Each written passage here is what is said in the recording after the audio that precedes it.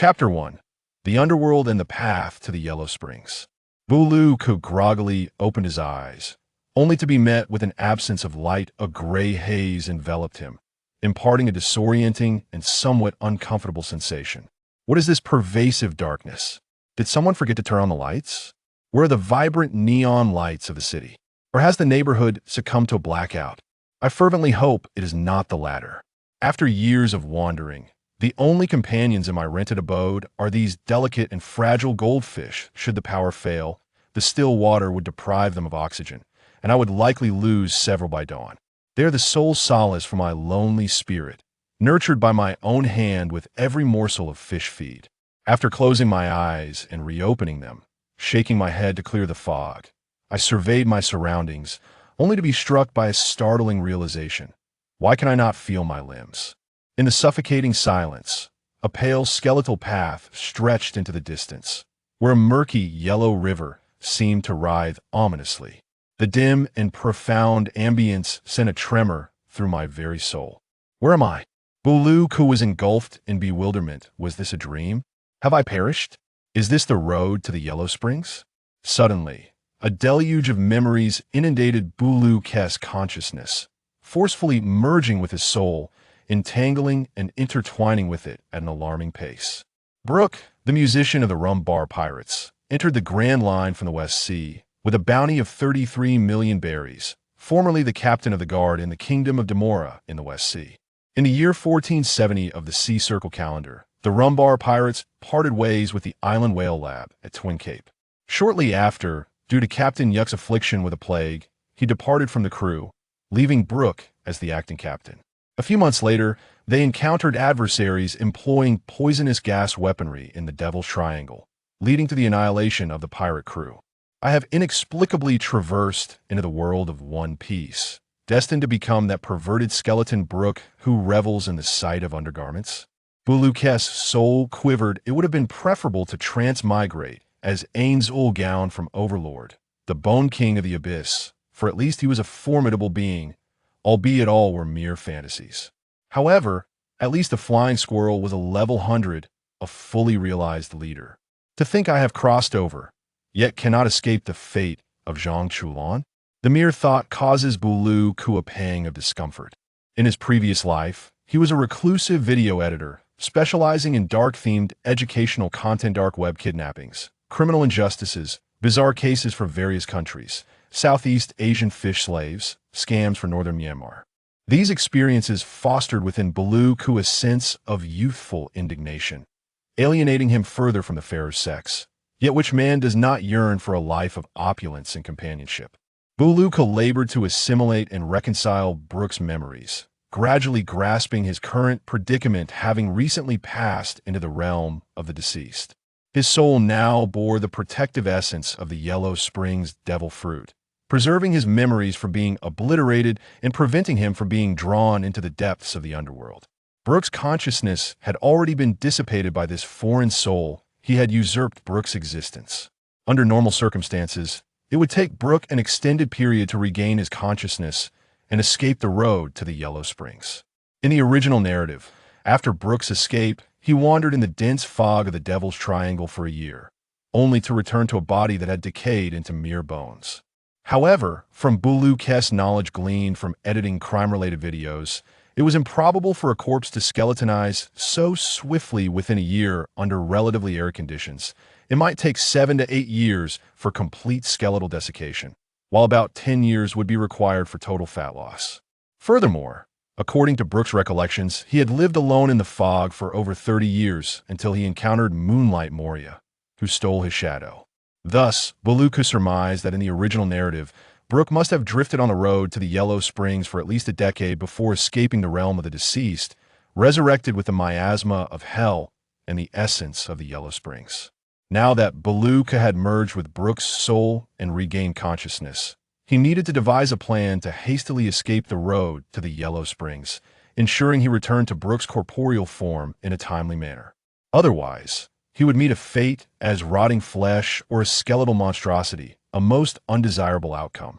Bulu fervently shook his ethereal form, stirring the surrounding miasma and the essence of the Yellow Springs, which gradually began to meld with his soul. The power of the Yellow Springs fruit shielded Buluku. Buluku paid his respects to the ship's cabin, bowing his head in farewell to Brook's companions. He scavenged the remnants of food and fresh water aboard the vessel, taking with him whatever treasures of value he could find, grasping his cane word. Although it did not align with Buluku's aesthetic preferences, it represented the pinnacle of swordsmanship he had acquired through Brook's memories. After performing a few flourishes with the sword, he thrust it against the railing, creating an opening adorned with frost. This slender blade was better suited for stabbing, whereas Buluku favored cleaving. It appeared he would need to exchange it for something more to his liking. Buluku continued to practice the techniques embedded in his memory, ensuring he was well prepared for any adversaries he might encounter. It was astonishing he had journeyed from an ordinary world into this high-fantasy realm of martial prowess. The sword energy he unleashed, the chilling essence of death, everything was so novel and captivating, compelling him to practice tirelessly until fatigue set in.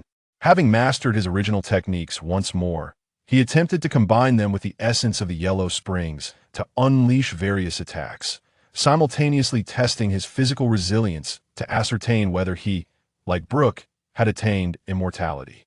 Buluku slashed his arm, covering the wound with the essence of the Yellow Springs, witnessing the miraculous restoration. Astonishingly, the energy expended was somewhat excessive, leaving him feeling drained, necessitating a recovery of his vitality through exertion. Why does this bear a resemblance to Marco's Phoenix Devil Fruit's regenerative capabilities? This would undoubtedly be his most vital skill for survival. He pondered whether, should his head be severed, he could reattach it like Brook, yet he dared not test if this greatest fear being that experimentation could lead to demise. The Rumbar pirate's grand ship was beyond Buluku's capability to operate alone. Thus he was compelled to abandon it, opting instead for a small lifeboat, a standard landing craft. Without hesitation, Buluku departed from the vessel. Though he was uncertain why Brook had been reluctant to leave alone in the original narrative, perhaps he had succumbed to despair, unable to accept the truth, or perhaps it was the bonds of camaraderie it mattered, not to Buluku. Henceforth, in the world of pirates, only Brook would remain, while Buluku would reside deep within his own heart. Brook gazed at the compass on his wrist, steering the small boat in the direction indicated by the needle.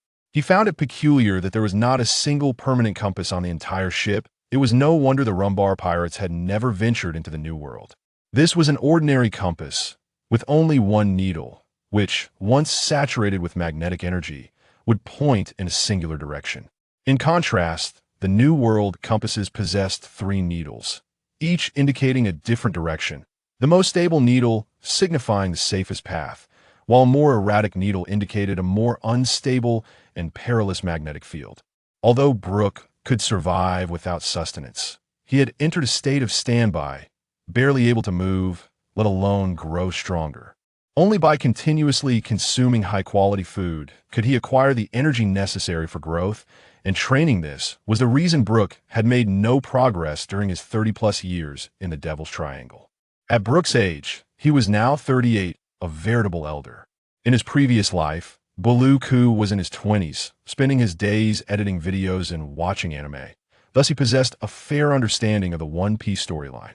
The year was 1470 in the Sea Circle calendar. In this year, Charlotte Lingling was merely a 16-year-old thief, wandering the New World alongside Chef Bread in search of the elusive Carmelo Nun. Following the destruction of Giant Village in her youth, Charlotte Lingling's first bounty had already reached 10 million berries. In just a few years of adventuring in the New World, her bounty had escalated significantly. Lingling must now be a pirate of considerable renown. Gold, Roger, at 25, was merely a budding name in the Grand Line, fervently seeking the poneglyphs and adventure across various routes. Edward Newgate, at 22, was still associated with a certain pirate crew, uncertain whether he had obtained the Tremor fruit. The notorious Pirate Rocks was amassing a formidable crew, expanding his territory, and clashing with various pirate crews in the New World, ushering in an era of conflict.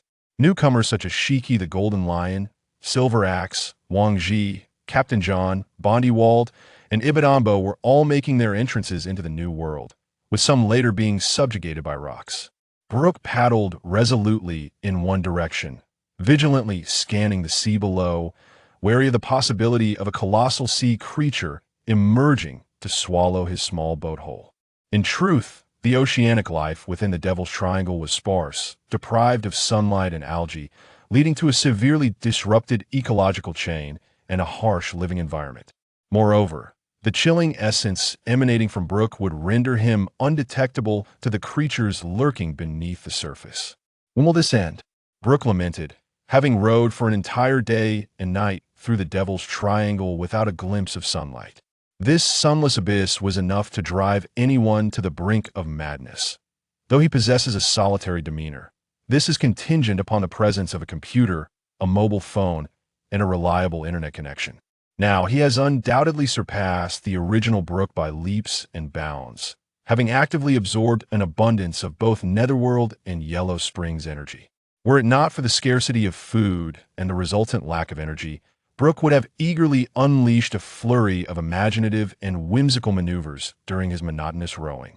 Continuing to paddle, Brook finally perceived that the dense fog was beginning to lift and the skies were brightening. He was on the verge of escaping this treacherous triangle, which filled him with such exhilaration that he hastened his rowing towards the sunlit horizon and coming to the world of one piece. Emerging from the fog, he gazed upon the vast expanse of the azure sea, basking in the gentle warmth of the sun. Brook's hands trembled with excitement as he rowed. Yet soon he found himself once again ensnared in the tedium of paddling. The ocean remained the ocean, merely transitioning from the realm of fog to one of sunlight, with the endless task of rowing still ahead. Splosh! A sudden splash in the distance startled Brook. A small sea creature leapt from the water to hunt, causing him to tense with apprehension. After all, the Grand Line is fraught with peril. With his cane sword drawn and imbued with the chilling energy of the Yellow Springs, Brook prepared to strike at any moment. However, after a prolonged wait with no further disturbances, he resumed his rapid escape, paddling in the direction indicated by his compass. Several hours later, he spotted a plume of smoke on the horizon. Accompanied by the sound of cannon fire, had he finally discovered signs of humanity? Regardless of whether it was a clash between the Marines and pirates or a skirmish among pirates themselves, Brook felt compelled to investigate. As Brook drew closer, he discerned the flags of two ships, one adorned with a black skull, the other bearing an artful seagull emblem, suggestive of a merchant vessel. "Disco, you dare to lay hands on me. Tomorrow, I shall expose you, and the bounty hunters and Marines will pursue you." Mortimas, a Zoan-type sea gull fruit user and president of one of the world's three major news agencies, the World Economic News Agency, was currently stationed at the Sabaody archipelago, where he bred numerous seagulls as news carriers. "Mortimas, your recent news reports have strayed into dubious territory. I have been sent to rectify this. Your newspaper is now under my control." Disco bellowed with laughter. His true identity was that of a slave ship captain operating under the secretive Tenryubido, as well as the captain of a pirate crew. The world government's Peace Dove news agency was facing significant competition from Mortimer's publication, which had captured a substantial market share. The Peace Dove news agency, led by Whitebeard, a Zoan-type white dove fruit user, housed many white doves as news carriers, dedicated to promoting the Tenryubido's reign, the Marines' glory, and the achievements of allied nations, thus representing the official press. In contrast, Mortimer's World Economic News Agency reported on both black and white news, employing creative storytelling and various innovative approaches to appeal to a broader audience, resulting in higher sales, albeit lacking any substantial backing, rendering it relatively weak. Another publication, The World Dark News, was co-founded by the overlords of the New World and the underground industry, currently helmed by the pirate merchant Kaido, a Zoan-type vulture fruit user. His vulture news carriers roamed the New World, catering to pirates and non-allied nations, but due to its pirate affiliations and poor management, its news reporting was often biased, resulting in mediocre sales. Presently, the World Economic News Agency offered a more comprehensive array of news, resonating well with diverse demographics. Pirates could glean insights about the Marines, while the Marines could learn about pirate activities, and civilians could simultaneously track the movements of both factions. Mortimas never anticipated that upon leaving the Sabaody base, he would be ambushed by Disco in the open sea, with his wife and nearly one-year-old son in tow. World government, Disco, you fiends! If I manage to escape, you shall not find peace. Mortimas furiously cursed Disco, regretting not having brought all his newspaper's guards along, a significant oversight on his part. Now, don't cry, Morgans. Watch as Daddy drives away the bad guys. At that moment, Mortimer's son, nestled in his mother's arms, began to wail, prompting her to soothe him, while Mortimas, transformed into his half-sea gull form, looked on with concern. Brook, who had just leapt onto the ship, felt a jolt of recognition at the name. Why did it sound so familiar? Morgans, the future big news, president of the World Economic News Agency, and one of the 6 underground Dark Emperors. Hey, who are you? Both parties engaged in combat turned their attention to the unexpected intruder. Was he a bounty hunter? Brook the Soul King? I thought you had been slain in the Devil's Triangle. Mortimas exclaimed in shock, recalling the recent proclamations of the Poison Smoke Pirates, who claimed to have annihilated the Rumbar Pirates, a revelation that saddened him. He too was a fan of Brook, who had spread the song Bink's Brew from the West Blue to the entire world. The Rumbar Pirates, known for their musical prowess, were a band of true adventurers devoted to the art of music. Although Brook's appearance has changed somewhat, Mort Thomas recognized him at a glance. Brook no longer wore his black top hat. His once explosive hair was now casually tied up, and the buttons of his small suit were undone, revealing his pale chest, exuding an air of cold aloofness that deterred any approach. "Oh, you know me." Brook was momentarily taken aback, surprised that even a minor pirate like himself could be recognized so swiftly. In truth, Brook, the singing pirate, was akin to a star among pirates, even admired by the notorious Red Count, Baroque Ladefield, singing pirate Brook, with a bounty of 33 million berries, acting captain of the Rumbar Pirates. Disco also recognized this musical pirate celebrity, yet he felt no fear. After all, a mere 33 million berry pirate was hardly a concern for him. He only feared those supernovas with bounties exceeding 100 million. "Mr. Brook, please assist us in repelling the pirates, and I, Mort Thomas, shall reward you handsomely." Mort Thomas, knowing the Rumbar Pirates were generally kind-hearted adventurers, sought Brook's aid. Singing pirate Brook, I advise you not to meddle in affairs that do not concern you, or I shall slay you as well, sending you to reunite with your crew. Disco, noticing Brook was alone, suspected the toxic smoke pirates might have been truthful, yet he could not fathom why Brook had survived alone. "Just as well, I wish to test my new technique," Brook declared, exhaling cold mist as he entered his underworld spirit state, discovering an intriguing new ability to sense the life-energy fluctuations of nearby beings. Observing the contrasting energy waves of both crews on the ship, akin to a thermal detector revealing different colors, Brook noted how his spectral energy and underworld spirit aura clashed with these life forces. It resembled a unique form of observation Haki. Was this his extraordinary ability? He named it Observation Haki, life detection. Gauging Disco's orange-red life wave against his own azure hue, he realized the disparity in magnitude. Could he indeed dispatch this adversary in an instant? Had his relentless absorption of spectral and underworld energies transformed him into a formidable being akin to Ainzul Gown, suppressing his racing heart? He felt the urge to validate his hypothesis. Underworld spirit. Piercing strike. Brook swiftly unsheathed his cane sword and lunged at Disco, a layer of white ice forming beneath his feet. Shave, to his surprise. Disco evaded the attack with a few Marine 6 styles, narrowly escaping as a massive ice hole formed in the ship's cabin, emitting white mist. "Incredible! Mr. Brook is so powerful," Mort Thomas exclaimed, flapping his wings in the air. Astonished by Brook's destructive prowess, seeing a glimmer of hope as the president of a news agency, his combat abilities were not particularly strong, and he needed to protect his wife and child, having previously been ambushed by Disco using marine techniques. What gives? Singing pirate Brook cannot be that formidable. He is merely a 33 million berry pirate. Impossible, Disco shouted, realizing that had he not narrowly avoided the strike, he would have been pierced through the heart. Life is part of the cycle, and your part has come to an end. Underworld spirit. Desolation / Brook exhaled a breath of icy mist, his azure eyes filled with a deadly intent as he charged at Disco. Vanishing from sight, I refuse to believe you have grown so powerful. Iron body. Disco accelerated his blood flow, his skin turning red and glimmering with a metallic sheen as he assumed a defensive stance to withstand Brook's strike. All eyes were fixated on their battle, silence enveloping the atmosphere. How could I fall here? Disco's crimson sheen faded. A massive gash appeared on his torso, blood gushing forth as he slowly collapsed, breath fading. Mort Thomas's wife immediately covered Morgan's eyes, shielding him from the gruesome sight. The crew of Disco's slave ship panicked, fleeing back to their vessel in a desperate bid to escape. Mort Thomas seized the opportunity to lead the remaining guards in pursuit, unleashing his pent-up fury. Brook, overcoming a slight discomfort at taking lives, steeled himself, his icy azure gaze unwavering as he leaped onto Disco's pirate ship, forcing himself to embrace the harsh realities of this pirate world. With a swift strike, he dispatched every slaver, recalling the videos he had edited in his previous life about child trafficking, kidnapping, and scams. He despised such atrocities more than murder itself. Mr. Brook, thank you for saving my family. I am at a loss for how to repay you.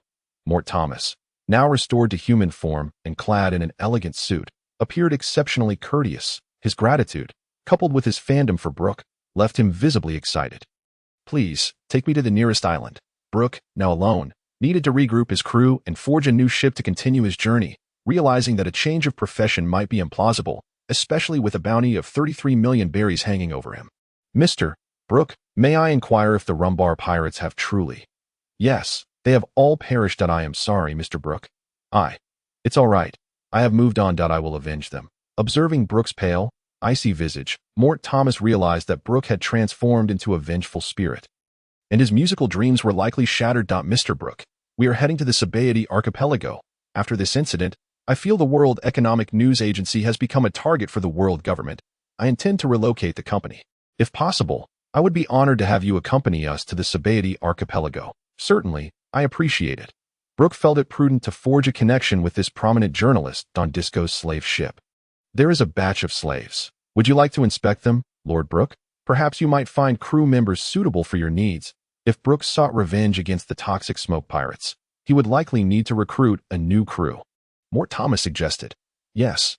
Brook harbored no grand expectations but was keen on finding potential crew members, embracing an elite path without outright rejecting Mort Thomas's offer. The two entered the hold of Disco's slave ship, where the air was thick with filth and despair.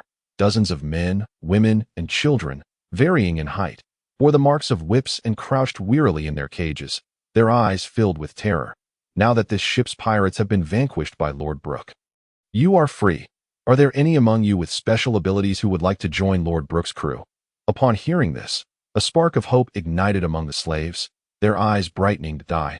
I am a monster. I can transform into a giant snail. After a long pause, a frail boy of 17 or 18 cautiously raised his hand, carefully gauging Brook's frigid expression. Transform into a snail. Are you an animal-type snail fruit user? Brook murmured, moving to sever the chains binding the boy's hands and feet, eager to uncover the truth. Come, show me your transformation. Brook, curious, watched as the frail boy gradually morphed into a gigantic snail. That I only learned to transform like this a year ago. The villagers deemed me a monster and cast me out. My parents secretly provided me with a small boat to escape to sea. The giant snail spoke, tears streaming from its long eyes. I can also communicate with the little snail in the hands of the pirate captain who captured me. Does that count as a special skill? Lord Brook, would you take me in? I am now homeless. Talking to a little snail, is that not akin to a transponder snail? Brook pondered in shock, realizing it might not be a snail fruit power, but rather the transponder snail devil fruit. Had he stumbled upon a treasure? The more he regarded the giant snail before him, the more it resembled a transponder snail, prompting Brook to make his decision. Very well, you shall be my first crew member. What is your name? Thank you. Lord Brook, thank you. My name is Antonio, and I can cook. The great snail joyfully exclaimed, if it weren't for this form lacking hands and feet, I would likely be dancing with exuberance right now. Transform back into your human form. Antonio, and from now on, you shall remain by my side. Brook, having recruited the first crew member in the world of One Piece, felt a surge of excitement. Congratulations, Lord Brook, on acquiring such a fine crewmate and taking that crucial first step. Mortimer chimed in, equally thrilled for Brook, hoping he could truly emerge from the shadow of his pirate crew's demise, shedding the cold, pallid expression that had become his norm. The remaining slaves were merely ordinary individuals, and Brook set them all free to assist with navigating the ship and tidying up. Mortimas also requested around 10 to help with sailing, as most of his guards had been slain by the disco pirates. The pirate ship that Brook had temporarily commandeered became his domain, claiming all of Disco's possessions and discovering a din-din mushy, which he urged Antonio to test out. Astonishingly, it worked. Captain Brook, these little snails say they find me quite familiar and comfortable. Hence they are willing to communicate with me via waves that I am not sure what waves are, but they mentioned having numbered names. Antonio, naive and fresh from a remote island, was oblivious to many things. This little snail is called a din-din mushy. From now on, you must converse with these din-din mushy to gather information. But for now, you should eat. You must be quite famished. Thank you. Captain, starved, Antonio devoured his meal ravenously, while Brook, too, indulged heartily, having been hungry for quite some time. At last, he could satiate his appetite. After finishing, Brook boarded Mortimas's seagull newspaper ship, which had undergone initial repairs after the fire had been extinguished and was ready to set sail once more. Mr. Brook, we can now depart for the Sabaody archipelago, with Brook accompanying him. Mortimas felt a heightened sense of security and knew they had to return to their base at Sabaody quickly, seeking an opportunity to relocate. As danger loomed in the territory of the celestial dragons, Brook gazed at Mortimas's family, noting that the world economic newspaper was only just beginning to rise and was not yet the dominant force it would become in the age of great pirates. One of the 6 underground emperors that Mr. Mortimas. I feel an affinity for Morgans. I wish to adopt him as my godson, if that is acceptable.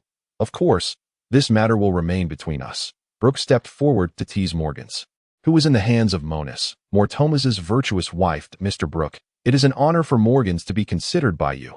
You are our family savior. From now on, we shall be family, Mortimas expressed, delighted to form such a close bond with his idol. Morgans, you should call him Big Brother Brook. Referring to Mr. Brook seems too formal, Monis suggested, believing that the formidable Brook could serve as a guide for Morgans. As the world economic newspaper faced oppression from the world government, they needed to prepare a contingency plan. Yes, Big Brother Brook, from now on, you shall be Morgans' godfather, and we shall be brothers, Mortimas exclaimed, rubbing his hands together in excitement. Evidently pleased with this title. I am aware of your current predicament, and I shall swiftly develop my influence to secure an island in the sky for your relocation, Brook promised Mortimas, secretly contemplating how to bring the newly emerging world economic newspaper under his wing. An island in the sky, Big Brother Brook, that is merely a legend. Do not be deceived by tales of those islands, as they can lead to dire consequences. In this era, even Mortimas, the head of the newspaper, had never encountered concrete news regarding the Sky Islands, so he remained skeptical. Leave it to me. Upon returning to Sabaody, you must exercise caution and remain low-key for a while. Brook playfully held Morgans for a moment before changing the subject. Surely, permanent pointers must be available for sale at Sabaody. He needed to rapidly expand his influence and crew without wasting time docking at each island along the route. Big Brother Brook, leave that to me. I have some connections. Just let me know which island's permanent pointer you need, and I shall procure it for you, Mortimas assured him, patting his chest confidently. Brook also expressed a desire to purchase a batch of din-din mushy, which Mortimas readily took on. Thus, the 2 ships set forth towards the Sabaody archipelago, with Brook's pirate ship now flying the Jolly Roger and displaying the seagull flag of the world economic newspaper. Brook had successfully navigated his first day among people, having gained a crew member and taken a significant step forward. Big Brother Brook, we have arrived at the Sabaody archipelago. Brook emerged from the captain's office to behold the silhouette of a colossal red tree. The Yarkin tree, renowned as the largest tree in the world, had its roots exposed above the water, accumulating soil to form the Sabaody archipelago. The archipelago's most distinctive feature was the unique natural resin secreted by the roots of the Yarkin tree through respiration, which expanded into bubbles that ascended into the sky, a crucial material for coating pirate ships as they traversed Fishman Island. However, the bubbles thrived only within the Yarkin tree's climatic range. Once they left the Sabaody archipelago's environment, the resin would detonate due to its inability to fully exert its properties. Such a spectacle. This was Brook's first visit to the island, and he was utterly awestruck, unable to articulate the experience. There are 79 tree islands here, each demarcated by distinct factions. Our newspaper's headquarters is located on Observation Street of Tree Island number 49, Mortimas informed Brook, as their ship docked at the port of Tree Island No. 50 for a shipping company to manage. The ordinary slaves who had been abducted were to be escorted by a guard to the naval station on Tree Island number 60. If the Sabaody archipelago's divisions were quite clear. Islands 1 to 29 were primarily populated by human trafficking shops and illegal auction houses. Islands 30 to 39 featured bubble parks. Islands 40 to 49 were tourist attractions and specialty shops. Islands 50 to 59 housed shipyards and coating artisans. Islands 60 to 69 were the naval bases and government entry points. And Islands 70 to 79 consisted mainly of hotel streets. Mortomaz's family, accompanied by several remaining guards, guided Brook and Antonio back to the headquarters of the World Economic newspaper. This alleviated their worries, as the area was well guarded, and the world government would likely not dare to brazenly attempt to assassinate them here. Brook found the island utterly fascinating. Bubble cars, bubble Ferris wheels, and homes built atop bubbles. Bubble culture permeated every facet of Sabaody Island. He exchanged the treasures seized from the disco pirates for several million berry in cash with Mortomaz and chose to explore the island with Antonio. His transformation was significant. His once dark skin had turned pale, his top hat discarded, and his wild hair tied back into a low-budget version of the Windblade swordsman Yasuo's hairstyle, making him nearly unrecognizable. Together with Antonio, he visited a nearby clothing store, acquiring new white shirts, black coats, tailored casual trousers, and combat boots, and both felt completely rejuvenated. "Thank you, Captain," Antonio expressed his joy, far exceeding any happiness he had known with his parents. Activate your ability and listen for where the den mushy sounds are most abundant. These strategic creatures were primarily sold on the black market, with very few legitimate den mushy shops available, as the world government supplied them to the navy and merchants, making these areas frequented by naval patrols that pirates typically avoided.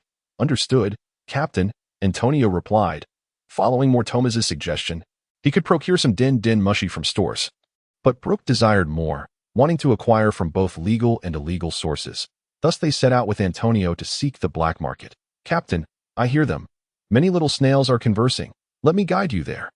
Dressed in his new attire, Antonio was particularly exhilarated, eagerly executing Brook's commands as he turned left and right, having already ventured deep into the lawless territory of more than 20. This area, being a crucial route to the New World, was teeming with pirates, merchants, bounty hunters, and an abundance of human traffickers, where the trade of humans, rare races, mermaids, and fishmen was tacitly accepted. In a sense, this island was steeped in decay. The celestial dragons often visited to select slaves, which only contributed to its thriving yet darker atmosphere. "Captain, I found it," Antonio exclaimed excitedly, momentarily drawing the gaze of numerous onlookers, only to shrink back behind Brook in fright. Brook's hauntingly cold azure eyes scanned the surroundings, causing the temperature to plummet several degrees, compelling the onlookers to hastily resume their activities, diverting their attention away from the pair. Antonio followed Brook into an unremarkable shop, yet under Brook's life detection, he sensed a multitude of life forces within, all on high alert. "Captain Brook, the people here seem rather fierce," Antonio whispered cautiously to his captain, still shaken. "This is a lawless zone. All manner of individuals abound. Pirates, traffickers, bounty hunters. Stay close behind me and exercise caution," Brook warned, concerned that this novice might fall prey to human traffickers. "What does this customer require?" An old man at the counter inquired of Brook. On the surface, the establishment appeared to sell tobacco and alcohol, but the inner sanctum concealed a trade in speaking snails. "I wish to procure a substantial quantity of speaking snails to resell to a rebellious warlord," Brook declared, lifting a bottle of liquor that rapidly frosted over. Signaling to the old man that he was not to be trifled with, the old man quickly discerned that this individual was a devil fruit user and led Brook to the back trading area without hesitation. "Esteemed guest, which type of speaking snail would you prefer?" A beautiful saleswoman replaced the old man, greeting Brook with a warm, professional smile. Brook surveyed the various speaking snails of differing shapes and colors laid out on the counter, momentarily at a loss for choice. "Sir, this is a communication snail. As long as you know the identification number, you can call across islands, priced at 100,000 berries each.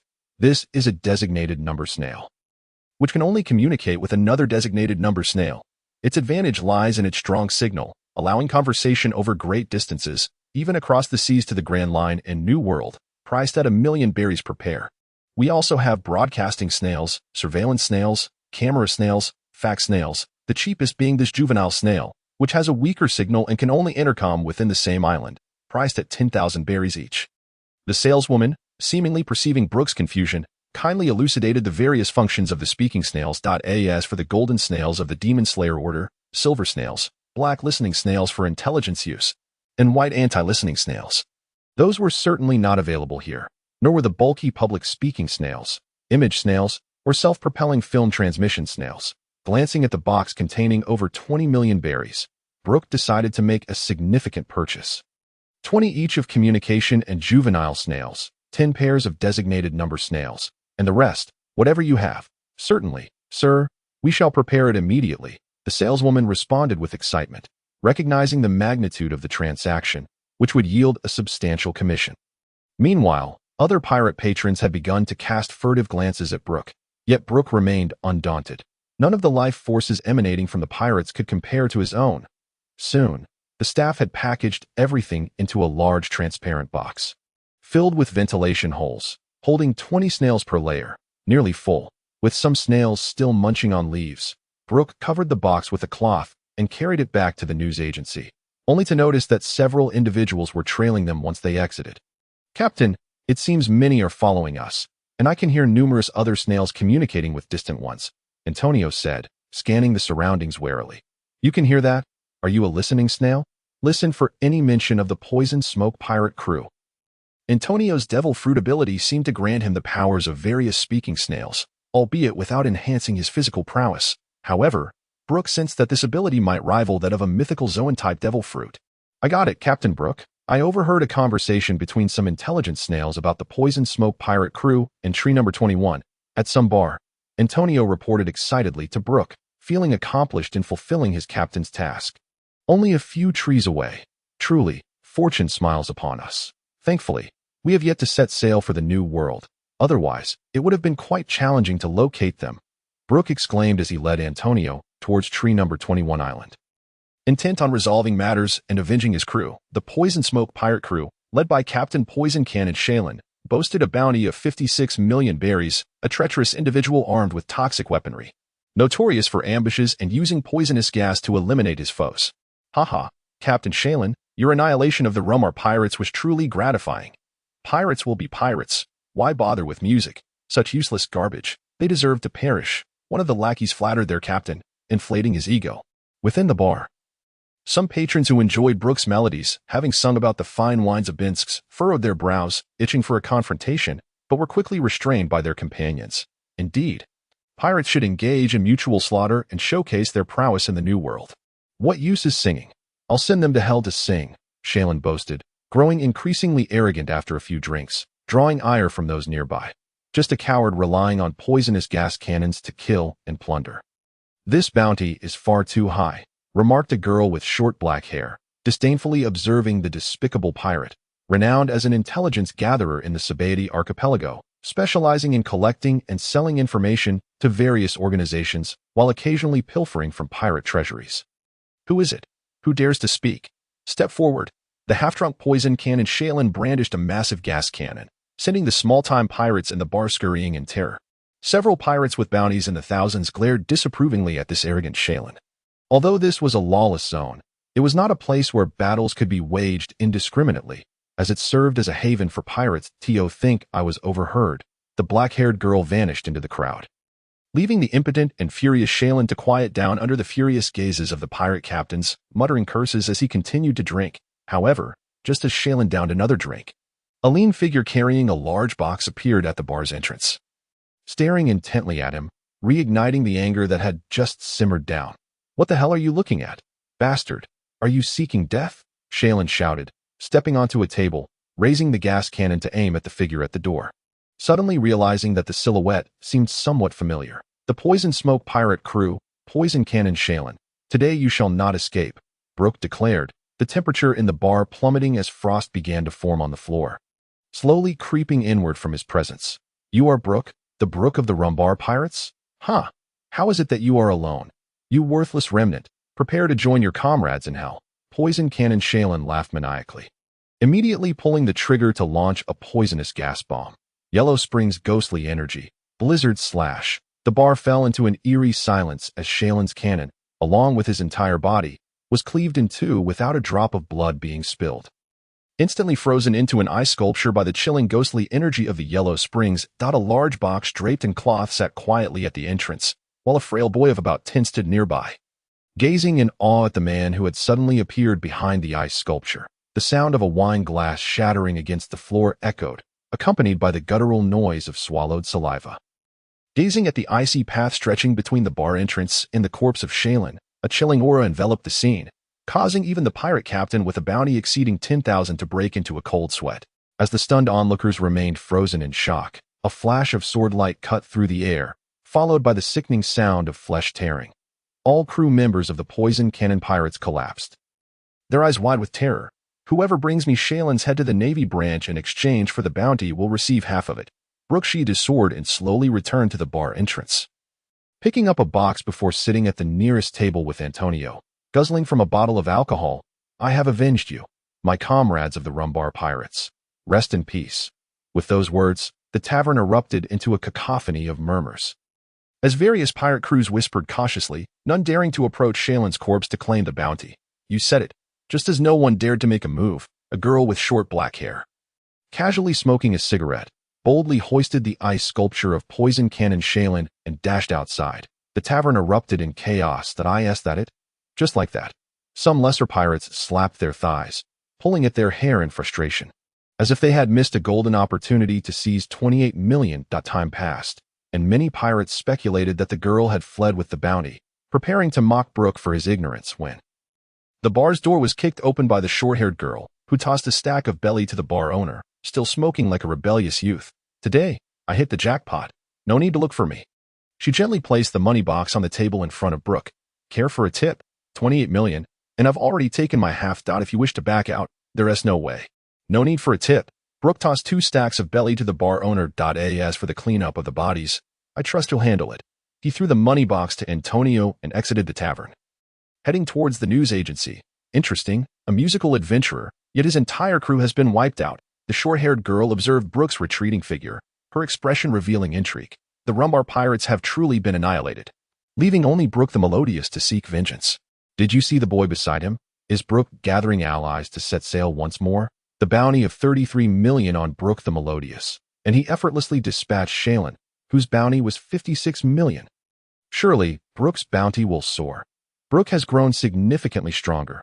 I wish to join his new pirate crew. Ha.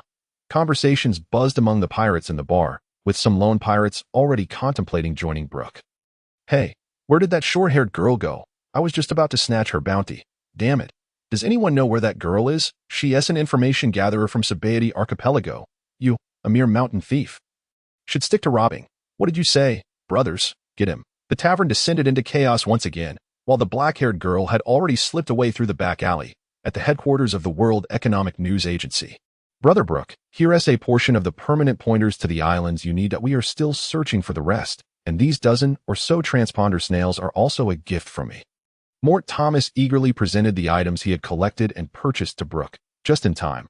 I just slew a pirate and earned over 20 million belly, which I'll leave for you.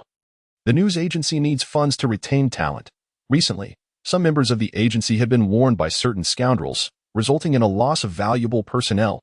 Brother Brook, there's no need. I have enough money. I am preparing to relocate the World Economic News Agency to a more remote island in the New World. Mort Thomas spoke gravely, knowing that they could not compete with the world government's Peace Dove News Agency. The world government's control over the New World was not as strong, and Mort believed he could survive there. If you trust me, you can move to Gaia Island. Directly above it lies Sky Island. Once you control Sky Island, you will no longer be threatened by the celestial dragons. Brook was not eager to enter the New World just yet. He needed to find a group of capable subordinates first. Brother Brook, do you truly believe Sky Island exists? Mort Thomas was not attempting to doubt Brook's words, but as a rational person, he found it hard to believe in such an elusive legend, as there was no evidence to support the existence of Sky Island. Mort Thomas, I guarantee with my life that Sky Island exists, and it is also the location of the City of Gold. Chandra.it is a territory I must conquer. Brook could only assure him with his life, wishing to preserve the influence of the World Economic News Agency. But I believe you, Brother Brook. Mort Thomas gazed into Brook's azure eyes. Steeling himself, he decided against moving to the New World for now, and would instead relocate to Gaia Island, where he believed his security team would ensure his survival. Xiachi, I heard you earned over 20 million belly. Care to contribute a bit? A middle-aged man with gold-framed glasses smiled stiffly at the black-haired girl before him, who was smoking. Do you want to buy information? If not, scram. I'm making money through my own efforts on Sabaody archipelago. And I owe you nothing. The black-haired girl, Xiachi, the future owner of the bar that extorts money, scoffed at the gold-framed glasses man, who was a duplicitous information collector, in a lawless area of Sabaody archipelago. In a secluded alley, Xiachi, I know you're all alone, free to act without restraint, but that also means you are isolated and defenseless. Capture her. The man with gold-framed glasses turned his back on Xiachi, walking away as dozens of burly men surrounded her. Why now? You must have accumulated quite a fortune, Xiachi. Hearing that Xiachi had made several tens of millions, he could no longer resist the urge to go in for a black market deal. She was merely a small information hunter, and he was determined to seize her wealth today. How hypocritical! You scoundrel! Bamboo stick. Quicklime. Xiachi struck a nearby massive bamboo pole, causing countless white quicklime particles to rain down. The moment those burly men made contact with the powder, they screamed in agony. The quicklime reacted with moisture, burning their eyes severely, potentially blinding them. Meanwhile, Xiachi had already lifted the sewer cover and jumped down, disappearing into the labyrinthine sewers. Damn it, that wretched woman. Is she dead? If she isn't, chase her down. I'm going to kill her today. The man with the gold-framed glasses swiftly leaped into the sewer. Scanning the 3 paths before him, spotting footprints, he hastily pursued. But after a while, he noticed the tracks had vanished. Damn it, I've been tricked. How infuriating. The man soon realized he had been deceived by Xiachi, who had created a false trail. Having already escaped through another route, he could only retreat in frustration, cursing under his breath. The alarm had been raised, and Xiachi had likely escaped far away. There would be no chance for him to contact her or sell information again, and his plan for blackmail had evaporated. These scoundrels, none of them are to be trusted. Thankfully, I had a backup plan. Otherwise, I would have been at a loss. Xiachi emerged from the sewer, surveying the familiar city. It seemed time to switch islands. Wait, I think of someone. Xiachi recalled the cold man who had dispatched poison cannon Shaylin in one blow. Based on previous intelligence, Brook was supposed to be a warm-hearted musician. How had he transformed into this unapproachable, icy figure? It seemed the annihilation of his crew had completely altered his demeanor. Rumor had it he was planning to gather a new crew and set sail once more. And she felt compelled to join his new pirate crew. Without further ado, she decided to take action. Xiachi meticulously packed her belongings and discreetly concealed them before setting off to probe Brook's intentions. At the headquarters of the World Economic News Agency, Brook was endeavoring to extricate his soul from his corporeal form, achieving a state of astral projection that allowed him to disregard physical barriers, thus gathering intelligence that it was through a similar soul state that he once escaped from the depths of hell and floated back into his body. Now, he focused intently to once again detach his spirit from his physical vessel. After much effort, a pale apparition of Brook emerged, manifesting only his upper half, tethered to his body by a spectral connection. This ethereal Brook began to flit about the room, the connection to his corporeal form seemingly unbreakable. As he drifted towards the window, preparing to slip through, he was startled to encounter a woman with short black hair wielding a knife, who, with a sharp snap, pried open the window, resulting in a face-to-face confrontation, big eyes meeting small. In this unfamiliar environment, Brook had not activated his life detection, and it seemed he had been caught off guard by the intruder. A ghost. A piercing shriek erupted from Xiachi, causing the spectral Brook to instantly retract into his body. His ghostly azure eyes snapping open once more, while Xiachi plummeted to the ground. Numerous guards from the agency swiftly surrounded her, and Mortimas emerged in his pajamas, while Antonio, still groggy from sleep, gazed at the encircled woman with curiosity. Isn't this the girl who helped the captain exchange for the bounty during the day? Antonio mused, looking perplexedly at the girl sprawled on the ground. Brook, big brother. The following morning at the headquarters of the World Economic News Agency on the Sabaody archipelago, several individuals gathered in Brook's room after breakfast, where the floor was cluttered with a variety of phone worms. Antonio busily fed them leaves, tenderly caring for these adorable little snails, engaging in friendly exchanges with them. The microphones and buttons affixed to the phone worms were artificial enhancements, so even if these components were damaged, the creatures felt no pain. With specific attachments, they could transmit faxes. With additional connections, they transformed into broadcasting phone worms, truly a marvel of the world.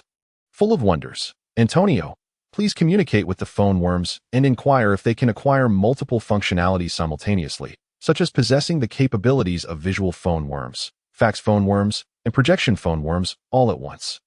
As a modern individual, Brook found himself yearning for the convenience of a smartphone, curious whether these technologically advanced creatures could facilitate instant text and image communication beyond mere voice. The captain, the little snails say they only know how to utilize the functions currently available to them. Obediently following their master's modifications, Antonio, could you explore whether these juvenile phone worms can learn and adapt to simultaneously acquire several functionalities? Captain, the phone worms are rather indolent.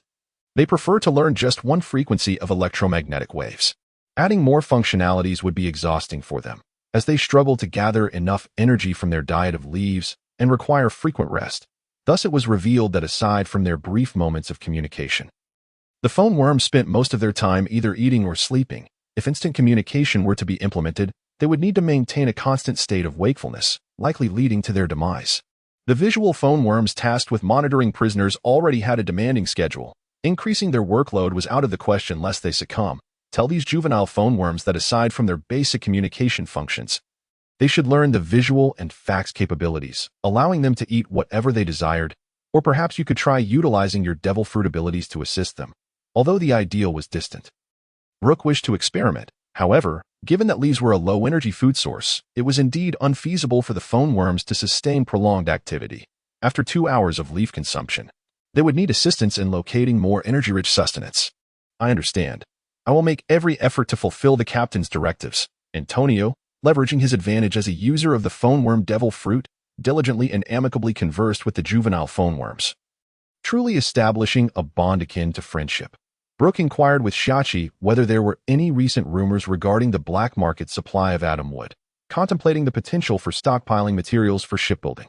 He also intended to investigate the underground black market for any talented individuals capable of modifying phone worms. Leaving Antonio at the agency, Brook accompanied Shiki to Tree Island number 1-29 on the Sabaody archipelago, in search of necessary supplies, where many pirate crews preparing to venture into the New World were engaged in trading various local specialties, rare animals unique to Rare Beast Island. Come and see. Striped creatures from Long Chain Island. Don't miss out. Precious potions from the Drum Kingdom of Winter Island. Only 10,000 berries. A mechanical dog from the future kingdom of Barkamono, capable of defeating pirates with bounties of 10,000 berries. Available for only 1 million berries. Scraps of atom wood from the Rocks Pirates, a significant piece of history, truly worthy of collection. An old shipwright from a Sabaody shipyard bellowed, having pilfered these items from his company to sell. Intrigued, Brook approached to inspect the offerings. Atom wood, the strongest tree in Pirate King's world, was renowned for its resilience and suitability for shipbuilding. However, these were merely scraps, small, uneven pieces, but one item caught his eye. Do they dare to present these meager scraps? Nevertheless, they could serve well for crafting some trinkets. How much? Brook feigned disdain, yet his gaze was drawn to the lush, vibrant atom leaves, wondering if the phone worms would consume them. As they appeared quite precious and energy-rich, this esteemed guest possesses discerning taste. Should you craft items from them, the fame of Captain Rocks will surely ensure their success. A mere 100,000 berries. And they are yours to take. The old shipwright hastily inflated the perceived value of his wares, calling out a high price. Go to hell. I recognize you, you old rascal from the Sabaody Labrador shipyard. These items are stolen from your company, aren't they? Shiki, a somewhat renowned information hunter from the Sabaody archipelago, quickly exposed the old shipwright's ruse. You little girl, if you're not buying, then leave me be. Don't insult me. The old shipwright's demeanor shifted dramatically as he attempted to shoo away the two meddling intruders. 100,000 berries. Will you buy or not? Brook's icy azure gaze bore into the old shipwright, causing the temperature to drop several degrees, making the old man tremble. You were the sole survivor of the Rumbar pirates, the Avenger Brook, the one who single-handedly annihilated the Poison Smoke pirates, now with a bounty of 80 million berries? The old shipwright produced a newspaper and the latest bounty poster freshly sold that morning. The Avenger Brook, former proxy captain of the Rumbar pirates, formerly known as Brook the Nose Song, had defeated the Poison Cannon Shailen with one deadly strike, and his bounty had surged to 80 million berries. Lord Brook, those scraps are worthless. Just take them. All I ask is for your signature on this bounty poster. The old shipwright's eyes sparkled. Realizing that this Brook was a star among pirates, with countless admirers among the pirate community, His signature on the bounty poster would fetch a handsome price. I want to take advantage of you. Here's 100,000 berries. Do you have any atom wood or scraps left in your shipyard? And those leaves as well. After signing, Brook still handed over the money, taking all the atom wood scraps and leaves with him. We have no more scraps. These leaves are some of the few remnants from the atom tree branches that I managed to gather. Brook nodded, instructing the old shipwright to keep an eye out for any news regarding atom wood in the future, and to provide him with a contact number for the phone worms. Captain Brook, what do you plan to do with these items? Shiki inquired. Perplexed, I'm unsure if the phone worms will consume these leaves. I intend to take them back and test it. Brook continued alongside Shiki in search of scientists in the underground black market capable of modifying phone worms, but to no avail. Eventually, Shiki suggested that perhaps there were such talents within the news agency itself. Brook mentally chastised himself for the oversight. It was akin to carrying a child while searching for one. Subsequently, he hurried back to the World Economic News Agency to borrow a person from Mortomos. Realizing they indeed had skilled individuals capable of installing buttons, microphones, speakers, external fax machines, and printers on a phone worms. Mr. Brook, are you suggesting installing a small screen for the phone worms, similar to the display connected to visual phone worms? A senior technical expert from the World Economic News Agency cast a questioning glance at Brook as he pondered the peculiarities of the image phone insects. Those responsible for monitoring were relatively small, yet the ones designated for projection were significantly larger, possessing the requisite energy to sustain long-term display, much like the small devices used for filming on the battlefield during the top-tier war, while the larger ones broadcasted live from the Sabaody archipelago. Similarly, within Impelled Down, the phone insects assigned to surveil prisoners were diminutive and easily concealed, in contrast to their larger counterparts used in the monitoring room. Is that feasible? Brook inquired. It can indeed be installed, but such small phone insects are incapable of maintaining projection for extended periods. They quickly succumb to fatigue and enter a dormant state. The senior technical expert pointed out the limitations. Although the utilization of large image phone insects for remote video communication was already an existing method, it was generally limited to short distances. This approach was less efficient than simply using communication phone insects, which, after all, could also mimic human forms. Moreover, these phone insects were weak, inept, and lethargic, typically retaining only a singular frequency and mastering just one skill. Juvenile phone insects could only communicate within the same island, and through human-directed cultivation, those designated for photography lost their communication functionality, instead pairing with external signal propagation printers dedicated to photo dissemination. Those meant for filming could only capture, while projection devices were limited to display. In essence, these small creatures were rather simplistic, unable to accommodate numerous functions. Ultimately, the technical expert assisted Brook in customizing dozens of juvenile phone insects, equipping them with small screens connected to their shells, akin to early model touchscreen phones tethered to the body of the phone insects. Upon installation, one juvenile phone insect activated the screen for several seconds before it dimmed. Another, during communication with Antonio, successfully transmitted its visual feed onto the small screen, achieving success, albeit quickly exhausting its energy and falling into dormancy. The endurance of these creatures was indeed somewhat lacking. In the following period, Antonio trained these juvenile phone insects to learn various skills, while Brook sought out rare leaves to nourish them, experimenting with those from the Yarchi vine tree, Eve tree, and Atom tree. Eventually, he discovered that the leaves of the Yarchi vine could serve as a staple food, allowing the screen to remain illuminated for half an hour. Following that, feeding them a leaf from the Eve tree enabled continuous communication for an hour, while leaves from the Atom tree extended this duration to 2 hours. The juvenile phone insects were ultimately cultivated into what Brook named mobile phone insects, eschewing video contact to conserve energy while retaining communication mimicry and text interaction capabilities. Brook, Antonio, and Shiki each grasped the small screens connected to their mobile phone insects. Doodling on them, their handwriting appeared on each respective screen. Captain Brook, can you see what I'm writing? I can, he replied. How marvelous, Shiki exclaimed, and Brook felt a profound sense of satisfaction, though this was a rudimentary chat group. It represented a significant reminiscence of his past life. Captain, I wish to change the number to my name, Shiki suggested. Only Antonio could converse with the phone insects to alter their fixed display names.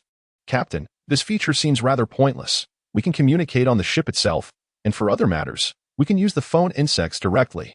Reading text is cumbersome and requires writing, Shiki remarked, finding the mobile phone insects somewhat superfluous. Brook contemplated this. Without a substantial user base, it indeed fell short of the more practical functionalities of communication phone insects. Moreover, the necessity to feed these rare leaves effectively curtailed their widespread adoption. And phone insects were not affordable for the average person. In this world, the primary means of obtaining information still relied on news birds. Brook, feeling resigned, abandoned his ambitions of advancing into the information age. Pondering when such capabilities might prove useful, perhaps forming a guild, a mutual aid society, distributing these phone insects to promising pirate captains, encouraging them to communicate within a group, sharing information on power, swordsmanship, islands, and treasures.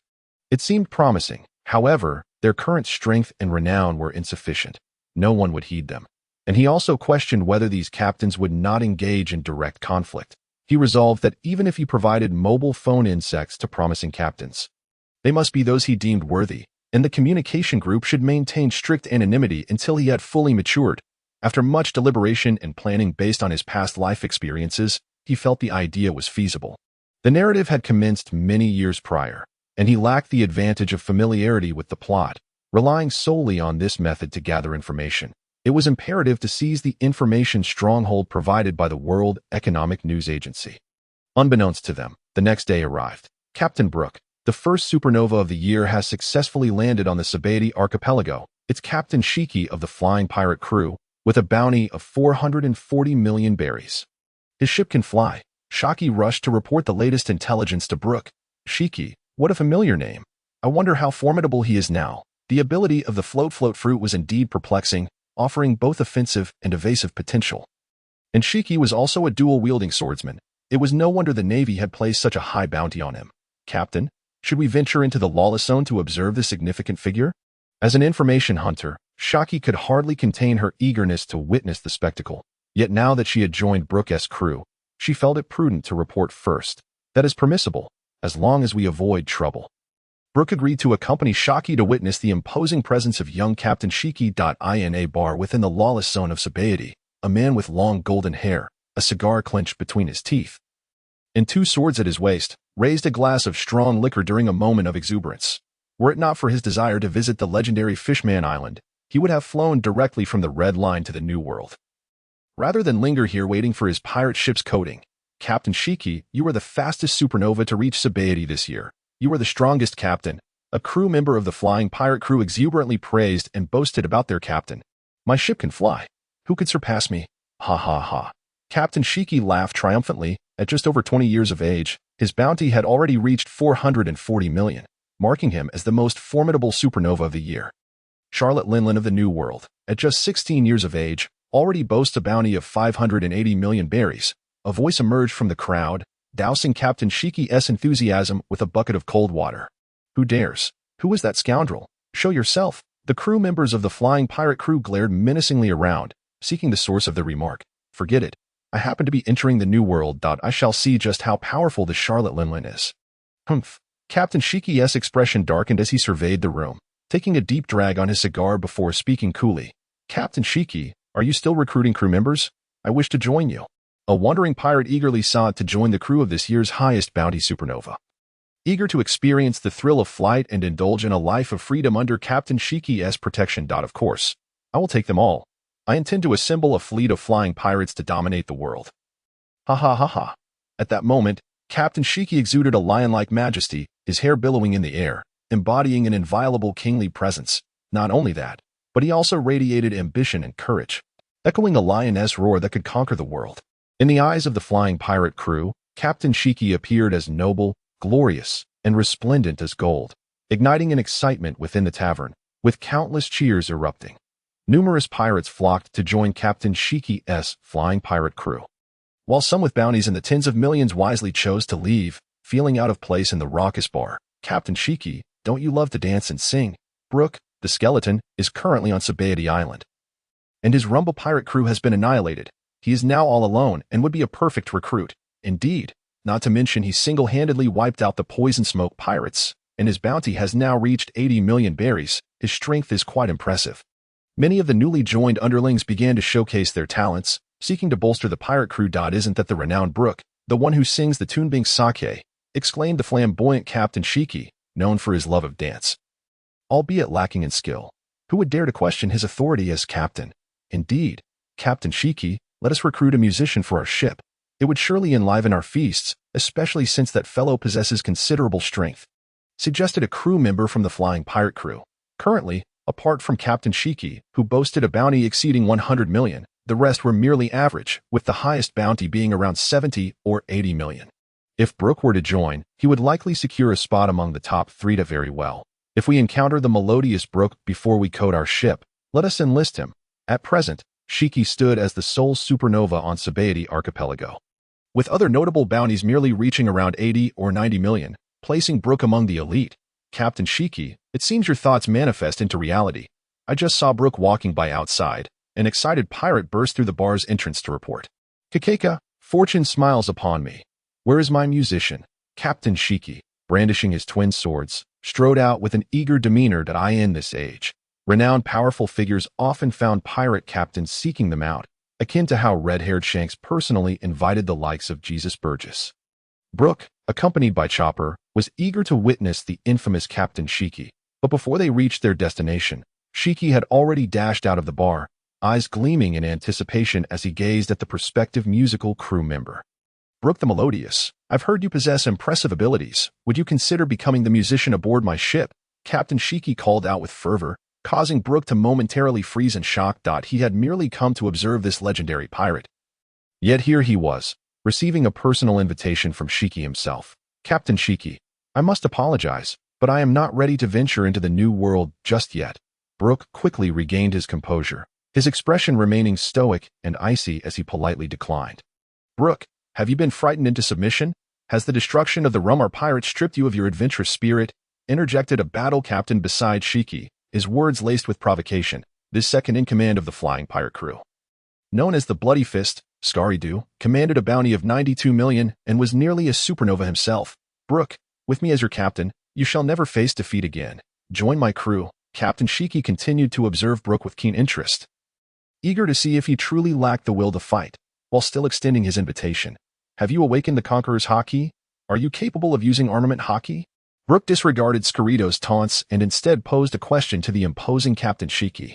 What is this Haki you speak of? I believe I've heard a bit about it. Shiki furrowed his brow, perplexed by Brook's inquiry. Brook could scarcely believe that a supernova with a bounty of 440 million had only a passing acquaintance with Haki. Likely having never mastered it was a testament to the world government's control over the seas and the Grand Line, where information about Haki was scarce, accessible mainly to families with legacies or large factions. Those who set sail as pirates after acquiring devil fruits would only find opportunities to learn Haki in the New World. Most would either learn through combat or perish at sea. With only a select few pirates rising to become renowned figures, armament Haki is the standard for strong individuals in the New World. It allows one to strike the physical form of Logia-type devil fruit users and defend against various abilities of Paramecia-type users, as well as grant foresight of an opponent's moves through observation Haki. Brook succinctly explained. Armament Haki indeed provided defense against numerous devil fruit abilities, but only if one's Haki strength surpassed the development of the opponent's devil fruit abilities. Otherwise, the formidable powers of the enemy could easily overcome even the weakest armament Haki. The relationship between devil fruit powers and Haki was akin to water and fire. Whoever was stronger would dominate the other. Are you suggesting that without Haki, one cannot become a powerful figure in the New World? Captain Shiki took a deep drag from his cigar, flicking the ash off with disdain. He was confident in his float fruit and swordsmanship. Theoretically, that is the case, which is why I am not venturing to the New World at this time. Brook replied candidly. Even if Haki is crucial, how would one grow stronger without experiencing battle? What use is it to hide in the Grand Line? Brook, join us in the New World. Let us seize the methods to cultivate Haki, and thus, we shall possess it, Captain Shiki declared with unabashed arrogance, once again inviting the somewhat seasoned Brook. Outside the bar in the lawless area of Sabaody archipelago, Captain Shiki boldly extended his invitation to Brook, hoping to recruit the experienced battle musician. Shiki, the newly risen force of the Rocks pirates, will soon become the undisputed pirate overlord of the next era. You may find yourself at a disadvantage against him, perhaps even defeated or subjugated, Brook remarked, glancing at the youthful Shiki, feeling compelled to provoke him and instill a sense of caution regarding Rocks. What? Me submit? I am Captain Shiki the Golden Lion. Shiki's fury ignited at Brook's assertion. Brook the Melodious, if you refuse to join, that is one thing, but to belittle our captain is unacceptable. Today, I shall see what you are truly capable of. Scary-Doo, the battle captain, launched himself at Brook, his claw-like gauntlets glinting menacingly as he unleashed a barrage of strikes, unleashing a tempest of fists. Bloody fist, claw strike. I merely offered a friendly warning. Brook swiftly raised his cane sword to intercept Scary-Doo's powerful punch, effortlessly blocking the attack without flinching. How is this possible? Captain Scary-Doo's full-force punch was so easily thwarted by Brook, the nearby underlings gasped in disbelief, knowing Scary-Doo's reputation was built on the corpses of pirates and marines alike. I cannot believe someone with a lower bounty than mine can block an attack with such ease. Bloody fist, iron elbow strike, bloody fist, steel knee strike. Scary-Doo's relentless assaults were met with Brook's impenetrable defense, while the icy aura of Brook's spectral energy began to slow Scary-Doo's movements. Enough, Scary-Doo, you are no match for him, Captain Shiki commanded, halting the battle captain's advance as he observed Brook, still cold and composed. Brook, your strength is commendable. Had the Rumbar pirates not been annihilated, you would surely be among this year's supernovas. Since you are unwilling to embark for the new world, I shall not press you. But let us engage in a friendly duel. With a sudden itch for battle, Captain Shiki desired to demonstrate his prowess as the strongest supernova of the year before his new subordinates. I cannot defeat you at this moment. Brook acknowledged the formidable reputation of Captain Shiki, opting to avoid conflict, as he could have easily taken down Scary-Doo but refrained, aware of Shiki's watchful presence. Fear not. I shall not unleash my full strength. Should you reconsider in the future, you may still join my crew as a swordsman-musician. Captain Shiki boasted with grandiosity, envisioning the prospect of securing Brook's allegiance. Very well, I too wish to ascertain the extent of my current abilities. The two agreed to duel on the shores of the lawless area, with Chopper and a throng of pirates eagerly gathering to witness the spectacle. Relishing the unfolding drama, Captain Shiki appeared relaxed, surveying the tense demeanor of Brook, the younger pirate seemingly poised to instruct the elder. Kakeka, this is truly entertaining.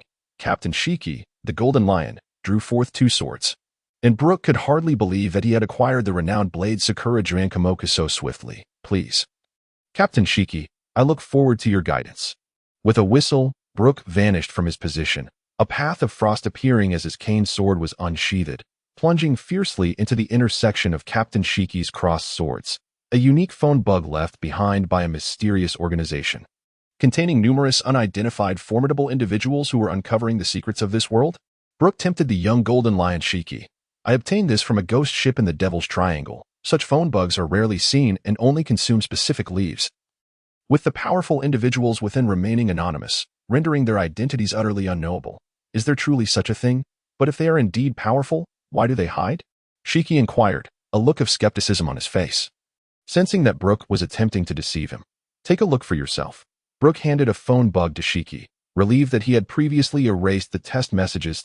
He had even role-played with multiple phone bugs, leaving Shaki and Antonio in stunned silence, afraid to speak. As Shiki curiously examined the phone bug handed to him by Brook, he realized it was indeed an unfamiliar variety.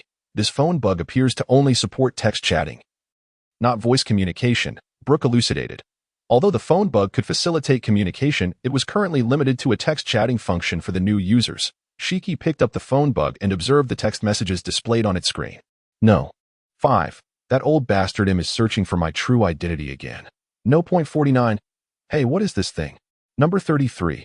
There's actually a newcomer. Doesn't he know? That guy is the king of the celestial dragons, a terrifying figure that even the stars must bow to. Number 9.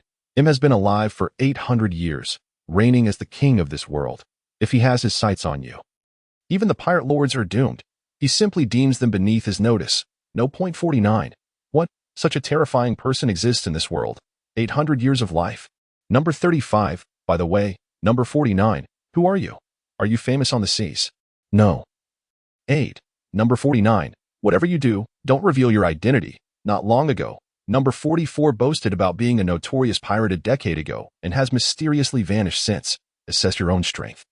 There are many terrifying figures hiding in this world, evading M's pursuit. Shiki's heart raced upon reading these messages. Could it be that even those with bounties could vanish without a trace? Now in his 20s, Shiki yearned to scroll through the information further, eager to access the historical records, but the phone bug quickly dimmed. What happened?